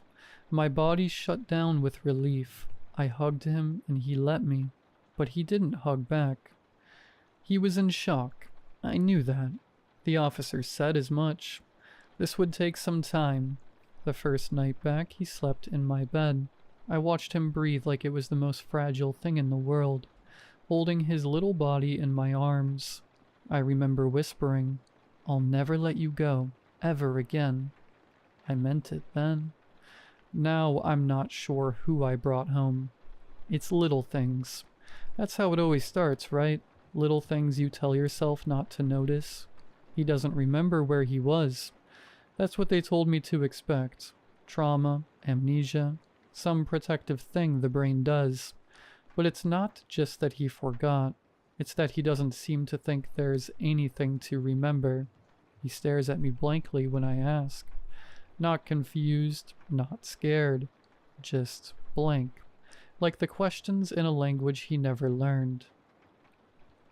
He struggles with showering, getting dressed, anything that involves changing clothes. I had to compromise by letting him shower in his underwear, or else he won't even touch the water. He walks like he's copying someone, every step a second behind. He hums to himself now, but not songs I recognize. Just slow, disjointed notes out of tune. It's been weeks and these new habits still haven't went away. He calls me Mom, but it doesn't sound right. Like the shape of the word is right, but the soul of it is missing. Like hearing your name from a stranger pretending to know you. Last night I caught him standing in the hallway, not moving, just standing, staring at the wall like he was listening to something I couldn't hear. When I asked what he was doing, he said, "Making sure no one's here." I laughed. I don't know why. It wasn't funny. It just short-circuited my brain. I told his therapist. I was careful. I said I thought the trauma had changed him, that he seemed different. She said that was normal, that kids process fear in strange ways. I nodded and pretended to agree. Then I went home and locked my bedroom door for the first time in my life. He eats less now, sleeps less. I think he even blinks less. I've checked his body for marks, scars, anything. I don't even know what I'm looking for. Some proof that what I feel isn't just panic unraveling me from the inside out. But everything's where it should be. Same cowlick, same chipped front tooth, same tiny freckle behind his left ear. But I know that's not my son. It's not a dream. It's not paranoia. It's not some post-trauma spiral. It's something else, and I don't know what to do. If anyone's been through this, if anyone's ever felt this, please say something. Tell me I'm wrong, or tell me I'm not.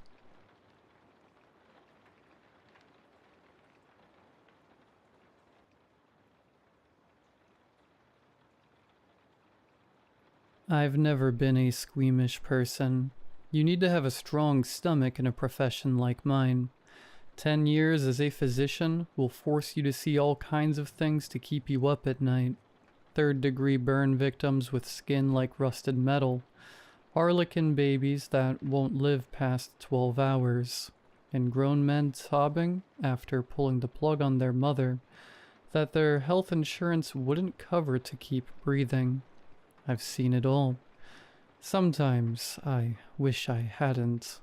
And yet it was something so simple that broke me. It was a case you see every day. At least, That's how it started. I still remember it all so clearly. A man was rushed into the emergency room after losing control of his car and landing it squarely in a ditch. He had 3 fractured vertebrae in his spine, as well as a rib going directly into his heart. It was a miracle he was still breathing. It was standard procedure. We carted him in and immediately began blood transfusion and monitoring his heartbeats. He kept murmuring as we hooked him up to our equipment, so faintly, but you could almost make out, "Please, stop." At the time, I assumed it was shock getting to his head. Retrospect has such a cruel way of working the things you see when it's already too late. We were just about to begin an emergency thoracotomy to revolve the rip when he flatlined. We immediately got the defibrillators and began trying to resuscitate him. Clear. Clear. It was no use. His heart hadn't beaten in 10 minutes. He was dead.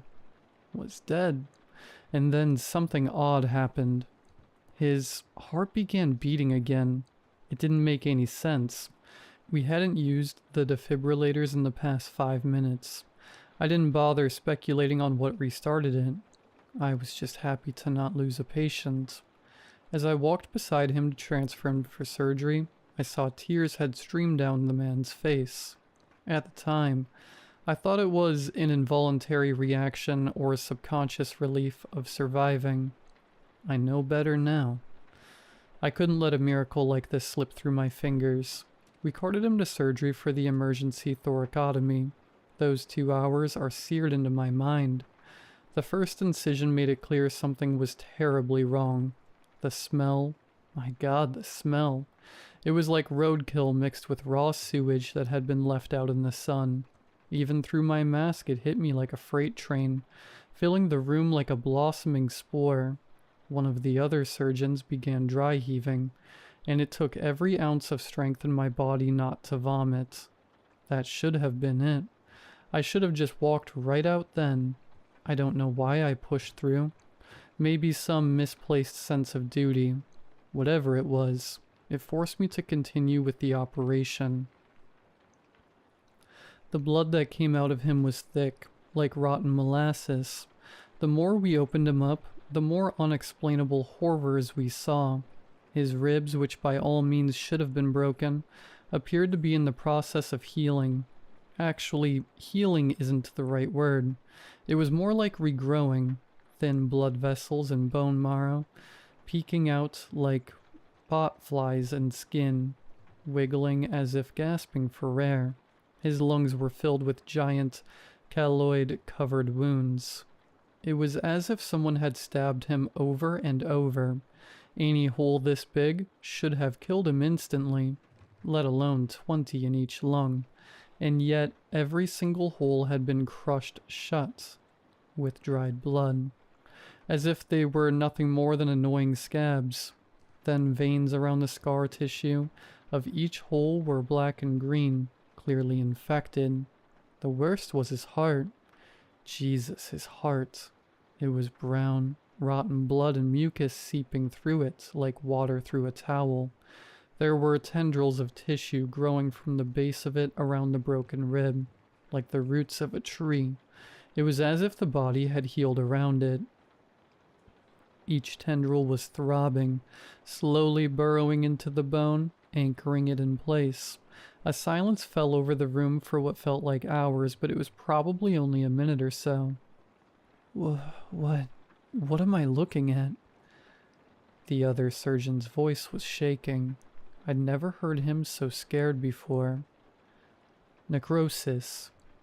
This is not necrosis. I've seen necrosis. It doesn't turn your blood into syrup.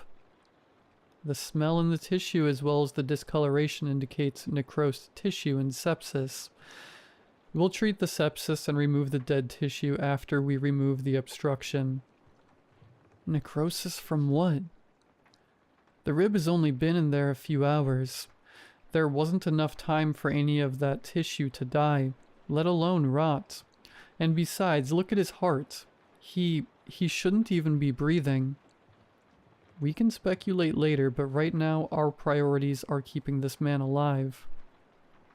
Scalpel. He handed me the scalpel, and I slowly began cutting the tendrils that had latched onto the bone. With every incision, a small hiss would emanate, screaming like a dying animal. It took hours, but we finally got the rib removed, along with some of the necrosed tissue. There was no way to get all of it out at once. There was no way to get it all out at all, actually. How were you supposed to remove 2 lungs and an entire heart and expect someone to live enough to perform a transplant? The best we could do was hook him up on some incredibly strong antibiotics and pray that worked until we came up with further treatment. That treatment never came. 2 nights after I sewed him shut, the man jumped out the window of his room. He was on the 11th floor, or in other words, roughly 110 feet above the ground. I wish I had stayed behind when we all ran to the parking lot that day. His body was writhing reddish-brown mess. Screams of what sounded like at least a dozen men emanated from the air, piercing the ears of everyone near it. His ribs stretched like millipede legs, scratching at the cement of the parking lot, trying desperately to get traction. His spine flailed like an unmanned watering hose. The worst part was the face. His head had been partially crushed from the impact, and his upper face was still mostly intact. His eye, ever so slightly pushed out of socket, looked at me, begging, pleading, praying to be put out of its misery. There was something else in there. Hate. Red-hot, boiling hatred for me. Me. My God, the way it looked at me. That bloodshot abyss poured into my soul, into my very being. I could practically hear it scolding me, screaming at me. You did this to me. You kept me alive. How dare you think you could do this to me? Look at me. Look at what you've done. I didn't even realize I was screaming till the police came. I don't really remember what happened after that. The sound and smell of it all is the only thing that sticks in my mind. Yelling, gunshots, crying, cursing, crunching, smoke, and then finally silence. I never saw the body get carted away. I couldn't bear to look at it again, any of it again. I resigned the next day and never looked back. I'm in therapy now, and from what I'm being told, I'm recovering quite well. The nightmares have stopped. I can sleep peacefully now. Almost. I see it all when I close my eyes. The blood, the bones, the torn skin, and that eye. That eye. No matter where I go, that eye will follow me, and I will always feel its gaze. Its hate.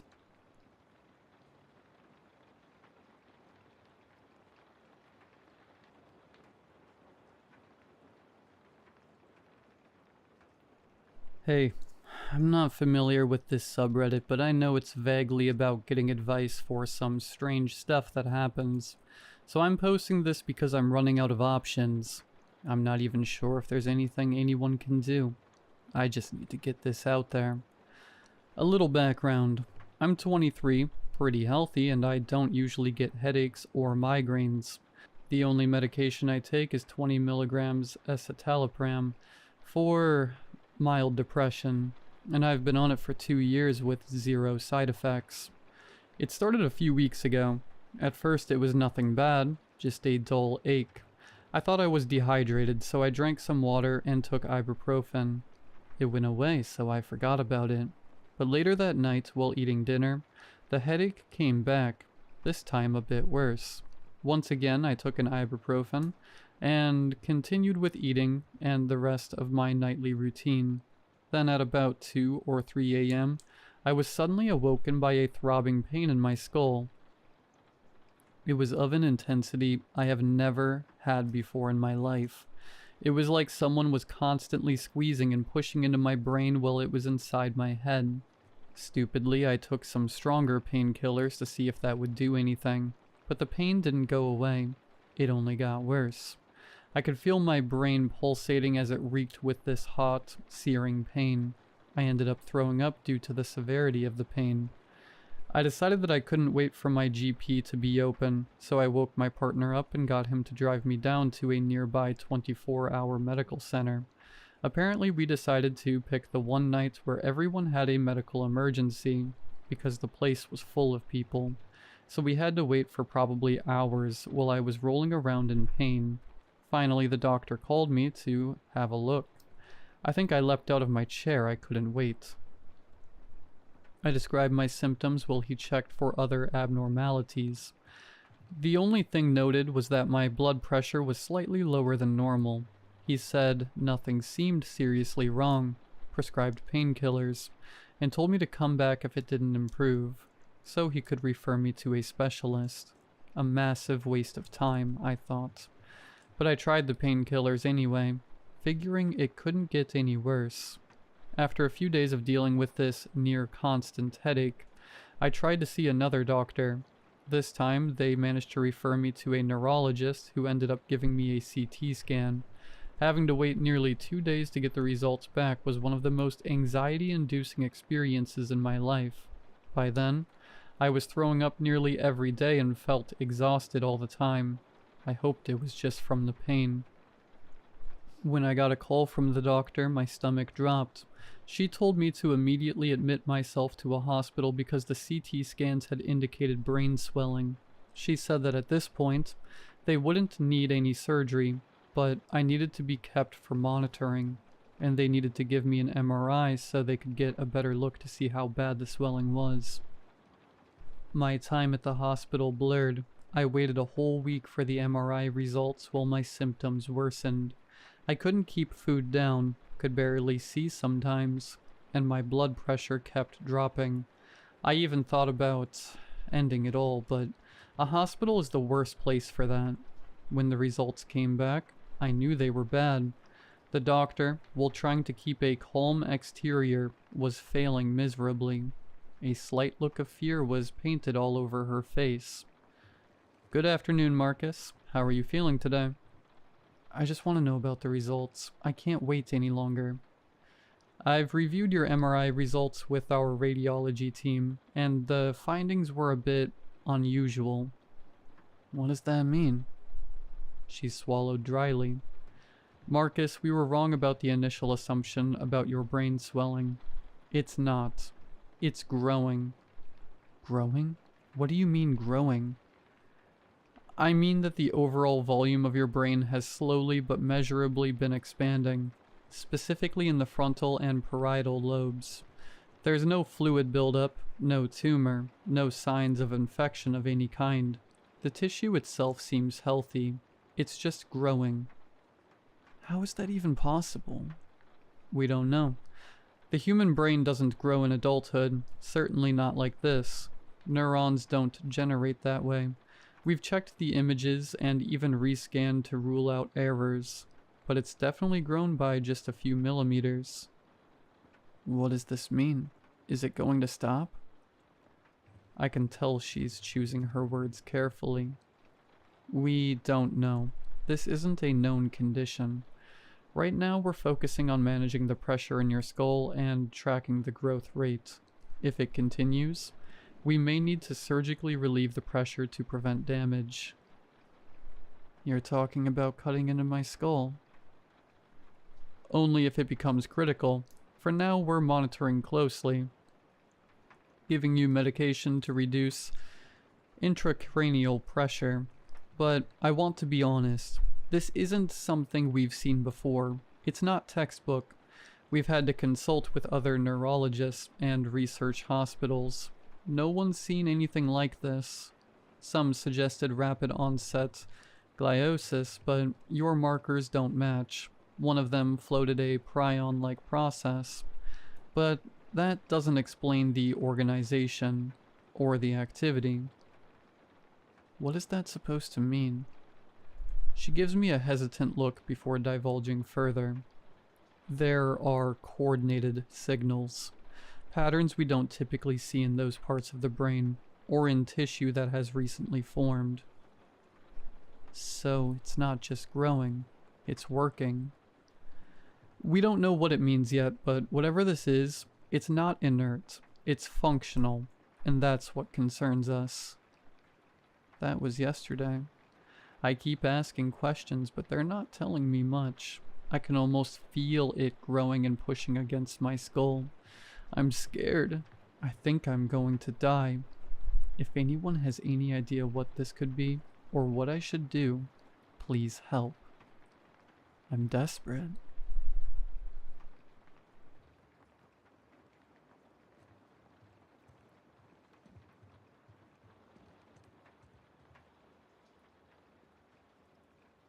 I left Rungsville when I got married. I was 18 at the time, way too young and dumb to make a decision of that significance.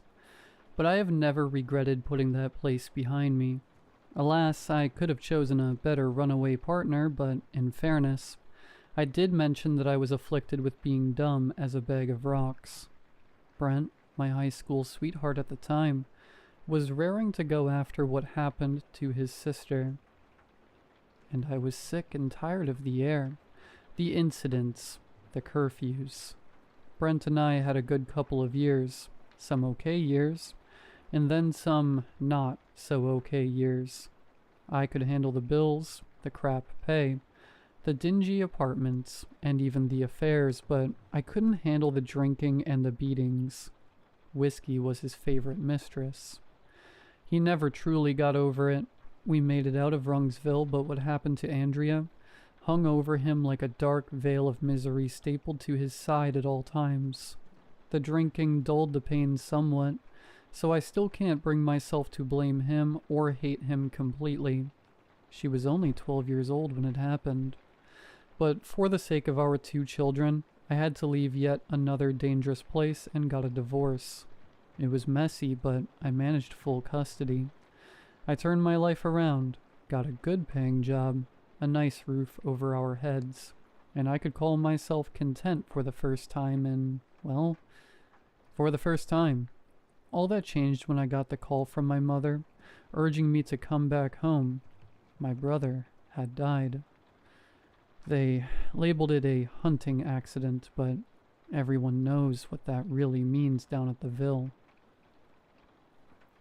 So, against my better judgment, I loaded the kids into my old Toyota and got on the road heading home. 6 hours flew by, despite the occasional hissy fits and the fruits of the womb's supernatural ability to get under each other's skins. I was too deep into my own thoughts and memories to really care about the constant bickering.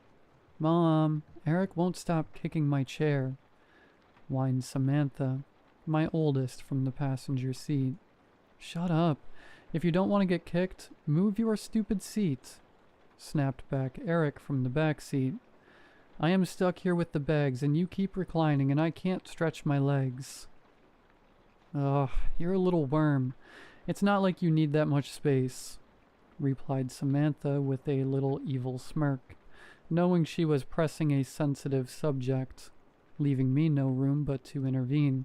"Both of you behave," I yelled.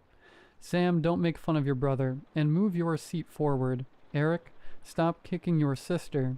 We both know that if it wasn't the seat, you'd find something else to kick her over." Both of them grumbled in annoyed agreement.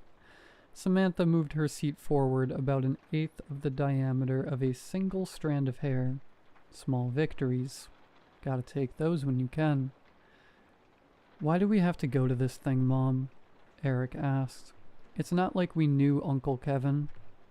"Well, you didn't know him, kiddo, but I did, and Grandma asked me to come," I replied. "Trust me, I would have dropped you two with someone and spared you the misery of the trip, but no one was available and the kennels were all full for the weekend." I shot a smirk at him and he smiled. Samantha rolled her eyes. It was becoming a growing trend in our house. She might not believe me, but I was her age once. also filled to the brim with the edgy adolescence that makes annoyance the automatic response to everything. Though, even back then, me and my brother Kevin were very close. Mom and Dad usually worked late down at the store, and he was the one that regularly made sure I got home okay and before nightfall. I might have bickered, but I never resented him for it. Besides, him being my big brother and me loving him, my room faced the woods. I had heard the incessant crying, the price to pay. We were getting closer to town, already on the descent. Driving down the top of the hill, I could see Rungsville from above. It was a pretty sight. Rungsville was an affluent place, well taken care of, definitely picturesque. Sprawling gardens adorned with fancy-looking fountains and marble statues. Pearly white buildings as far as the eye can see. A picture of the Ville wouldn't look out of place as the backdrop to one of those propaganda pieces from the 50s depicting the American dream. As we made our way down, we were suddenly surrounded by the trees. A growing feeling had begun in my stomach ever since we passed the sign indicating that we were in the outskirts of town. It had crept up, inflating like a balloon as we made our descent. Now it was on my chest, restricting my lungs, making it difficult to get a breath in and out. Images of my brother came to me, his warm smile, his tight embrace every time I safely made it back home. Flashes of those nights I crept into his room, crying more often than not because the sounds outside made it hard to fall asleep. I tried not to let my imagination run loose, but I couldn't help but think of his final moments. My mother refused to tell me any details. I keep picturing him by himself, the trees closing in, all alone, until he wasn't.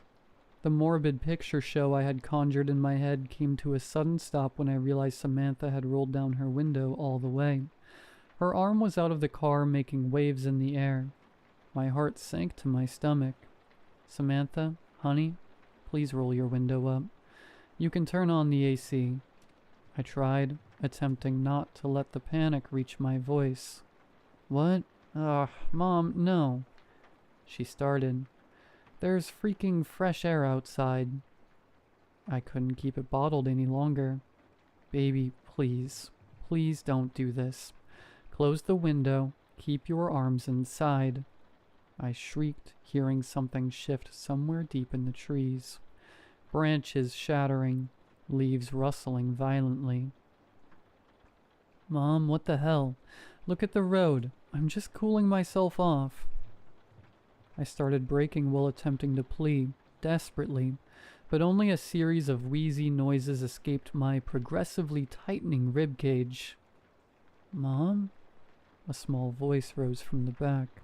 It was Eric. He was staring out his window. I only caught it for a split second, but he seemed confused and scared. That's when I heard my daughter scream. Something had caught her arm. I stepped hard on the brake as I felt something wet hit my face in a jet. It was coming from the passenger window. Wrapped around my daughter's arm, I saw rows of putrid, brown-tinged teeth.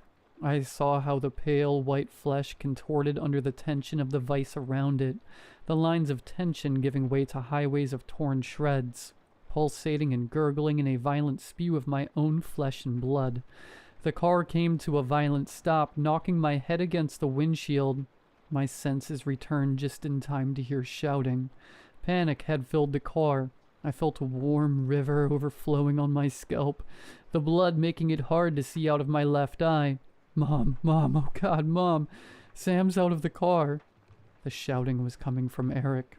He was shrieking, banging his hands desperately on the glass. I turned my head toward the passenger seat. Empty. Where my daughter had sat, there was only a pool of gore. Looking out of the passenger window, I saw it. A sack of lumpy meat and a vaguely humanoid drape of skin sat on the ground. Its back was facing me, but I could see its bald head bobbling reverently. Its body was too thin, Irregularly placed patches of dirty, wire-thin hair covered its body and gangly limbs, crooked at the joints. The bobbing stopped, its meal interrupted by my son's bloody shrieks. It turned rapidly. Its mouth was a mess of sagging skin hiding an abyss of crooked razor blades. I saw her hair, her pretty blonde hair, caught in between them. I wanted to cry out in horror. I wanted to yell. I wanted to get out of the car and do something. I couldn't, and the reason was that the beast's black, beady eyes weren't aimed at me. They were fixed on Eric. I put the car in drive and I floored it. I did not look at the rearview mirror. I did not listen to Eric's shouts and pleas to turn the car around as they morphed into wails of gut-wrenching grief. I focused on not veering off the road as I stepped on the pedal, only breaking focus slightly to roll the passenger window up.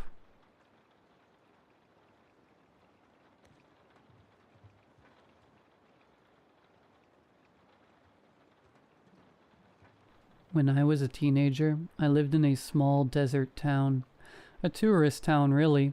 Think cowboy historic, with lots of old buildings and dust. I was able to make some extra cash babysitting on the weekends because there wasn't much else to do in the town anyways. One night I was babysitting for a couple that had an infant. I met them at Target.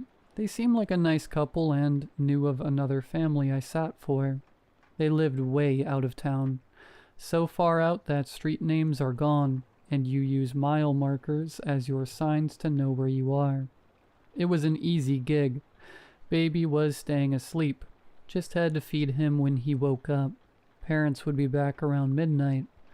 I cozied up on the couch with Netflix and settled in for a chill night, when the doorbell rang. Thinking it was one of the parents who forgot something, I jumped up and opened the door immediately. To nothing, it seemed. I shrugged and started to close the door when I heard a soft voice. "Miss?" I stopped the door and looked around the corner to see a girl standing on the steps to the porch. She was about my age, had long hair, and a hoodie pulled up, but her eyes, they were so light blue they were almost glowing in the dark. "Do you live at this house?" she had asked me. "Oh," I started. "No, I'm just visiting." I was careful not to say too much, because although the girl seemed harmless, she was still a stranger. "Is Mrs. Rosino home? I need to talk to her," she asked. She seemed nervous, twiddling her thumbs, looking behind me into the house. "You know what? She just stepped out to go to the store. I can tell her you stopped by, if you tell me your name," I said, slightly backing up, ready to close the door. She stepped towards me, eyes darting around, and she put her hand over the zipper on her hoodie. She leaned forward and whispered, "Please tell me where she is. I don't want to hurt you." My heart dropped. She removed her hand from the zipper and really looked at me, her eyes pleading. "I'm sorry, she really isn't here right now," I said with a tight expression. Her face turned desperate, but at that point I had been thoroughly creeped out, so I closed the door and locked it. I called the Rosinos to let them know. Once I described the girl, they grew frantic. They told me they were calling the police and to stay with the baby. I still remember Mrs. Rosino screaming into the phone, "Don't leave my baby," over and over. I ran down the hall to the nursery, threw open the door and ran to the crib. The baby was sound asleep still. I scooped him up gently and sat in the rocker with him in one arm, my phone in the other. "Help will be here soon," I had whispered, more to comfort myself than anything. Then the banging started. I could hear the front door shake from the force used to knock on the wood. Then the sound moved. Why aren't there any sirens? The police station wasn't far from this area at all, right before you turned on the mile marker. They should be here by now. I heard the banging travel along the house. One big knock at a time. Bang. They were by the living room. Bang. They were by the kitchen. Bang. They were by the hallway. I got out my phone and texted 911 help to my mom. She knew where I was babysitting tonight. She responded immediately with question marks, then tried calling. I silenced the call. I couldn't risk answering and the intruders hearing me. My mom would make sure the police got her. I knew it. Slowly moving closer and closer to where I hid in the nursery, the window was locked tightly with the blinds closed. But glass is breakable. Bang. They were at the wall next to the window. I backed away from the window to the corner of the room when I heard the front door creak open. The baby boy still asleep in my arms. I started to cry. I whimpered, like a wounded puppy. I couldn't fight someone off while holding him, but I wasn't going to put him down. Footsteps descended the hallway. I heard muffled voices while doors were being opened and closed. "Where is the nursery?" a gruff voice asked. I don't know, Daddy. I couldn't see the floor plan online." The same small voice of the girl from earlier answered. "If that little girl wants to help them, that's fine, but he belongs to us. No one can keep him from us now." "Daddy, please. Maybe she will understand." The voices stopped right outside the door. The baby started to stir. I shushed him quietly and rocked him back and forth. Then I heard the sirens. I shot a thank you up to whoever was watching over me, grateful that this nightmare would be soon over. But the weirdest thing happened. The footsteps didn't retreat. No one ran. No one left. No one moved. I was sure they were going to come in and finish me off, right before the police showed up, and then steal the baby into the night. But that didn't happen either. Loud footsteps came walking through the house. A boisterous voice called out towards the hallway. "Excuse me, sir. Are you a resident here? We got a call that a little girl was in trouble. Is she her?" Muffled voices sounded and trailed off, walking outside. I was waiting to hear anything. Yelling, screaming, more sirens, but it was silent. After what seemed like hours, heavy footsteps walked directly down the hallway toward me, and the door opened.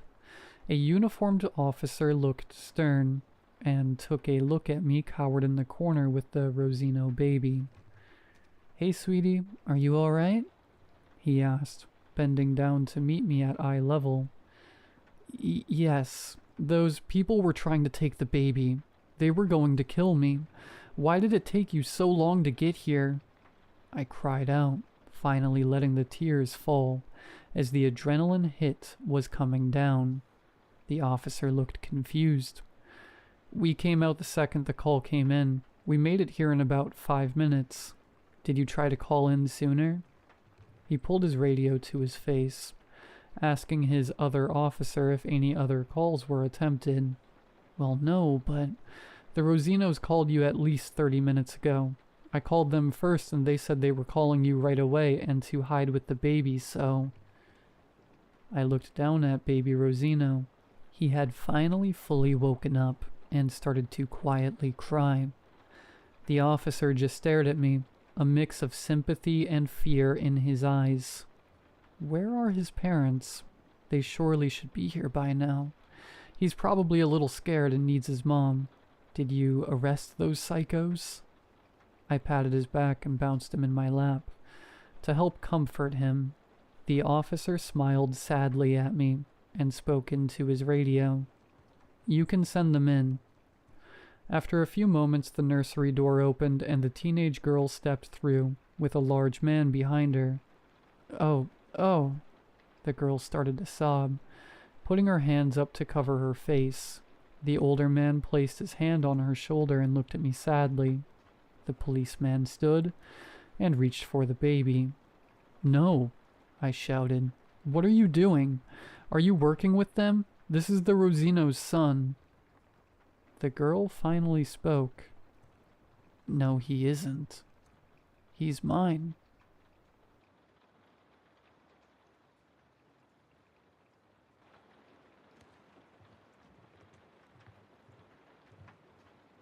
When Robbie told me that he was into feet, I tried to be understanding. Believe me, I did, but I won't lie. I always found his attraction to them a bit strange. Robbie was never an overly sexual man. It wasn't until 3 months into our relationship that it even came up. I don't think he ever intended to tell me. Not with words, at least. I only found out because of what he did in my sleep one night. My eyes shot open, hazy vision dissipating as the darkness of my room gradually grew clearer. In my tired state, my first thought was to roll over and go back to sleep, until the covers jostled near the foot of the bed. My heart jackhammered in my chest as I turned to Robbie's pillow, expecting to find him sound asleep. But that's not what I saw. Robbie's side of the bed was empty. I shot up, my eyes wide as dinner plates. Right as I did, I felt it, a hand caressing my left foot. Robbie, what are you doing to my feet? My fear had melted away, and by that point I was more perplexed than anything. The sheets writhed, and I heard panicked rustling as Robbie struggled to fight his way from beneath the covers. I was asleep, he offered, his head poking meekly from under the blankets. I crossed my arms, despite the smile tugging at the corner of my lips. Nice try, mister. You've got some explaining to do. And that's how I found out that my boyfriend is into feet. I'd be lying if I said that I didn't think Robbie's revelation was a little bit odd. Yes, I told him that I didn't, but I was just trying to be a supportive girlfriend. Even so, I determined that it wasn't a deal breaker. Robbie liked feet. So what? That just meant free foot massages, right? Wrong. Everything was fine until 3 nights later. Work had taken its toll on me, and unlike most people my age, instead of hitting the bars, I went to bed early. Robbie didn't join me right away. He'd opted to stay up a bit later watching Transformers. As I drifted off to sleep, I thought everything was fine. Little did I know that night would mark the beginning of a much bigger issue.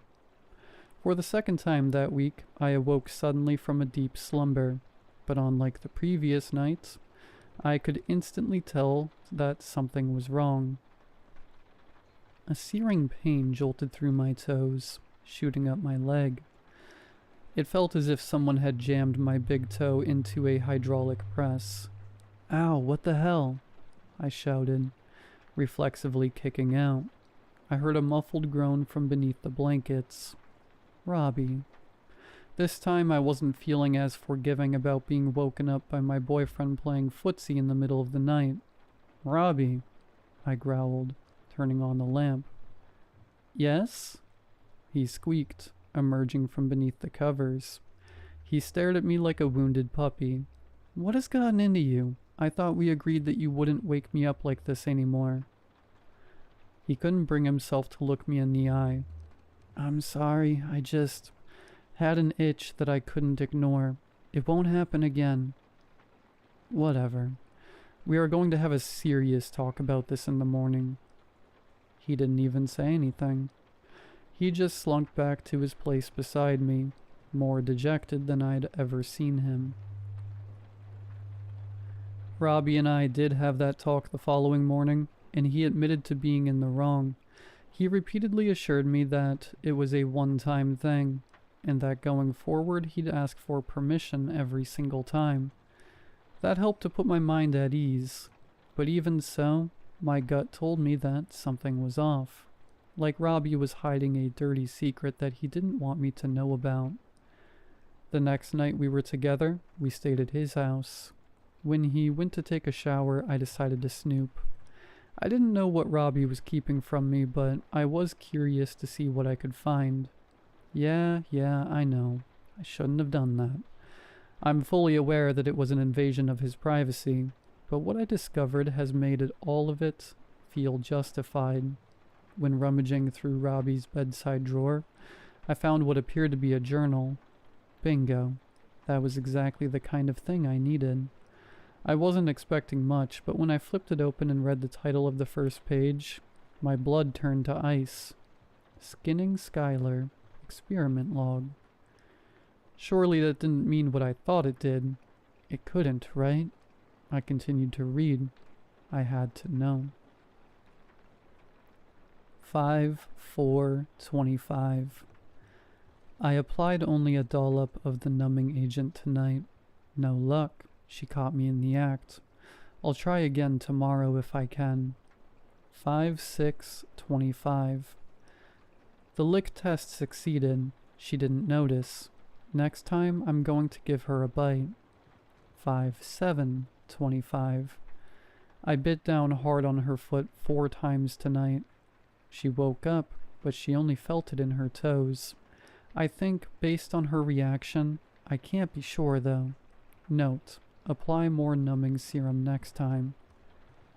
I had to pause what I was reading. I nearly vomited all over Robbie's bed.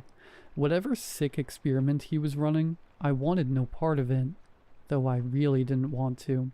I forced myself to continue, solely to find out how much danger I was in. What I read next will haunt me for the rest of my life.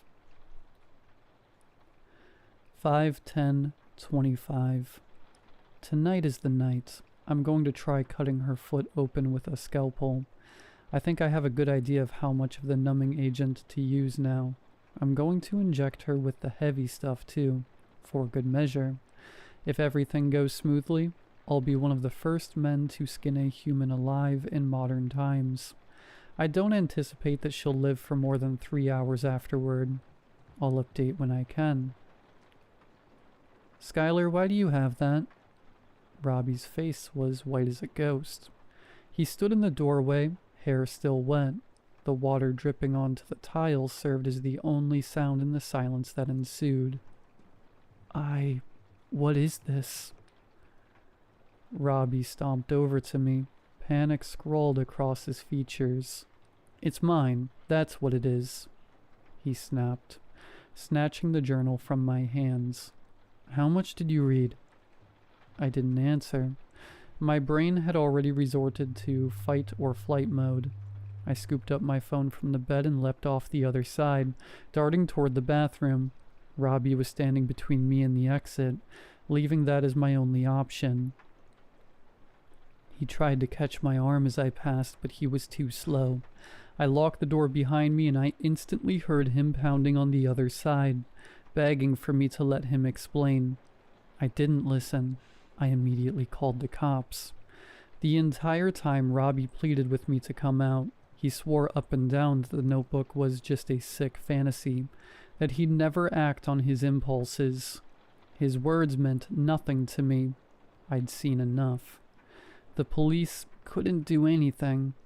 Go figure. Robbie would have needed to hurt me for them to take action, and the chances of getting him thrown in the slammer for biting my foot a few nights prior were practically zero. So I did the only thing I could do. I left him, blocked his number, and tried to move on with my life the best I could. It wasn't easy, but after a month, I was starting to heal. Until I found a letter on my kitchen counter. I was petrified when I saw it lying there. No one else had access to my house. I had the only spare key, and I lived alone. With trembling hands, I picked up the note, fear raking at my insides. What was written on that scrap of paper has me terrified for my life. Dearest Skylar, I've decided that I need a bit more practice in order to conduct my experiments on a live subject. Your lifeless corpse should do just fine. I'll see you soon.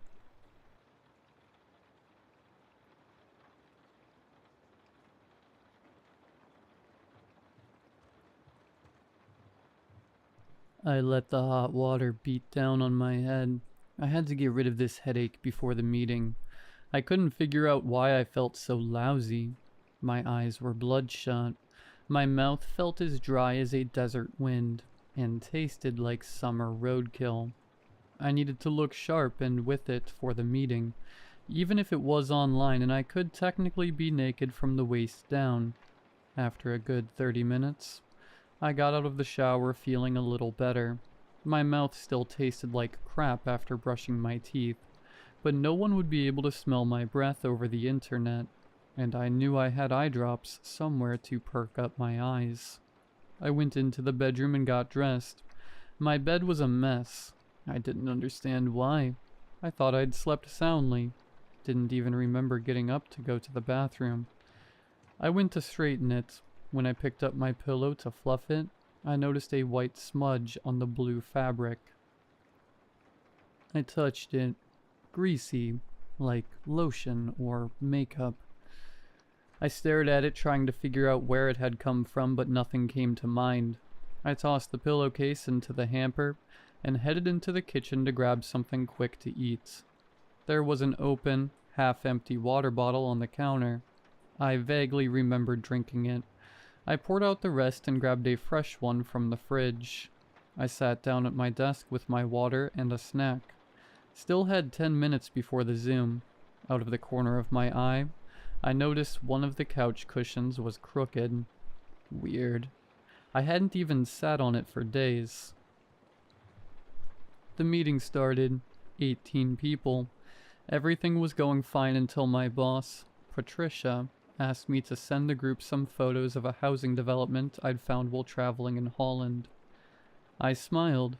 "You'll be impressed," I said. I opened the photo app on my phone and started scrolling to find the folder. But the last photo on my camera roll wasn't from Holland. The last photo stopped my heart cold. It looked like 4 grotesque figures sitting on a couch. I zoomed in. My pulse went haywire. My skin tightened, and goosebumps rose in waves. "Mandy?" Patricia's voice cut through. "Did you find the photos?" I didn't answer. I couldn't. I was locked on that image, trying to make sense of it. "Mandy," this time sharper.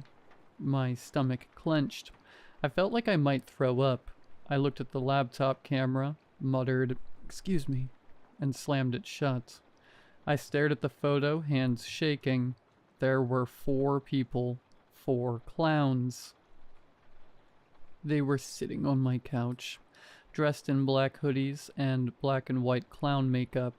These weren't friendly clowns, not the kind that bumble around at children's parties. These were something else. They looked like gang members mixed with Art the Clown.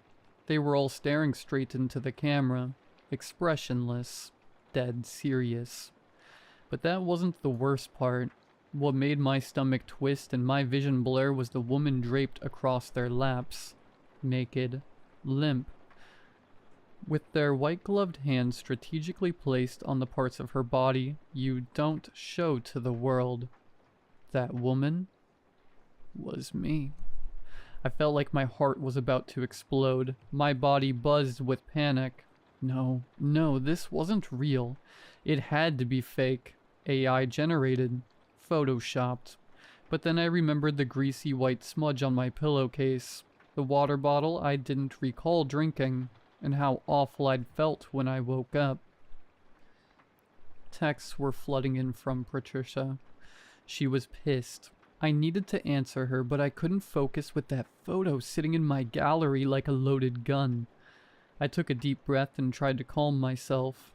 It's just a prank, I told myself. Some kind of sick, glitched image or joke. I deleted it, closed my eyes, breathed in, breathed out.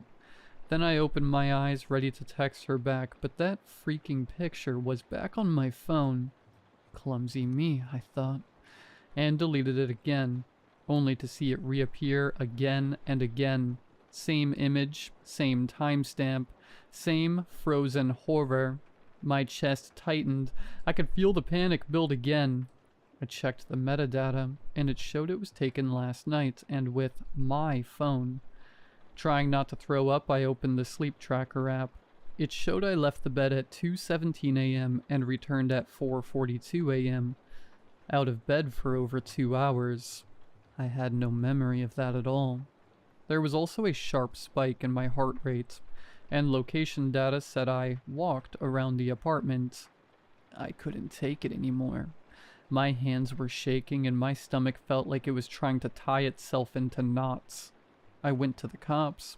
I didn't want to be one of those people, but what else was I supposed to do? 4 strangers might have broken into my apartment and posed with me while I was unconscious. That's not a prank. That's assault. I didn't care how crazy I sounded.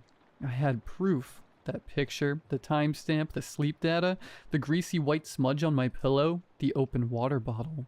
I knew something had happened. The cop at the front desk looked at the photo for maybe 5 seconds before shrugging. Possibly AI generated, he said. What? We see this a lot nowadays. People prank each other with fake photos. There are websites where you can make this stuff. I blinked. You think I made this? He shrugged again. Could have been anyone with access to your phone or cloud account. Could be a bug. Try changing your passwords. Make sure your Bluetooth's off when you sleep. That's it? I asked. You can file a report if you want, but there's no sign of a break-in and no injuries. I don't think we'll be assigning anyone to it. I felt like I'd been slapped. That's me. That's my couch. That's my tattoo, I said, and pointed to the purple butterfly on my thigh, clearly visible in the photo. Look, he said, already bored. I'm not saying it's funny. I'm just saying we get this kind of thing a lot lately. You can file a report, but I doubt anyone's going to take it seriously. And that was it. I left with nothing, just me and that photo. That night I didn't sleep. I kept checking the locks. I unplugged everything. The router, Alexa, even my TV. I stuffed a towel under my bedroom door.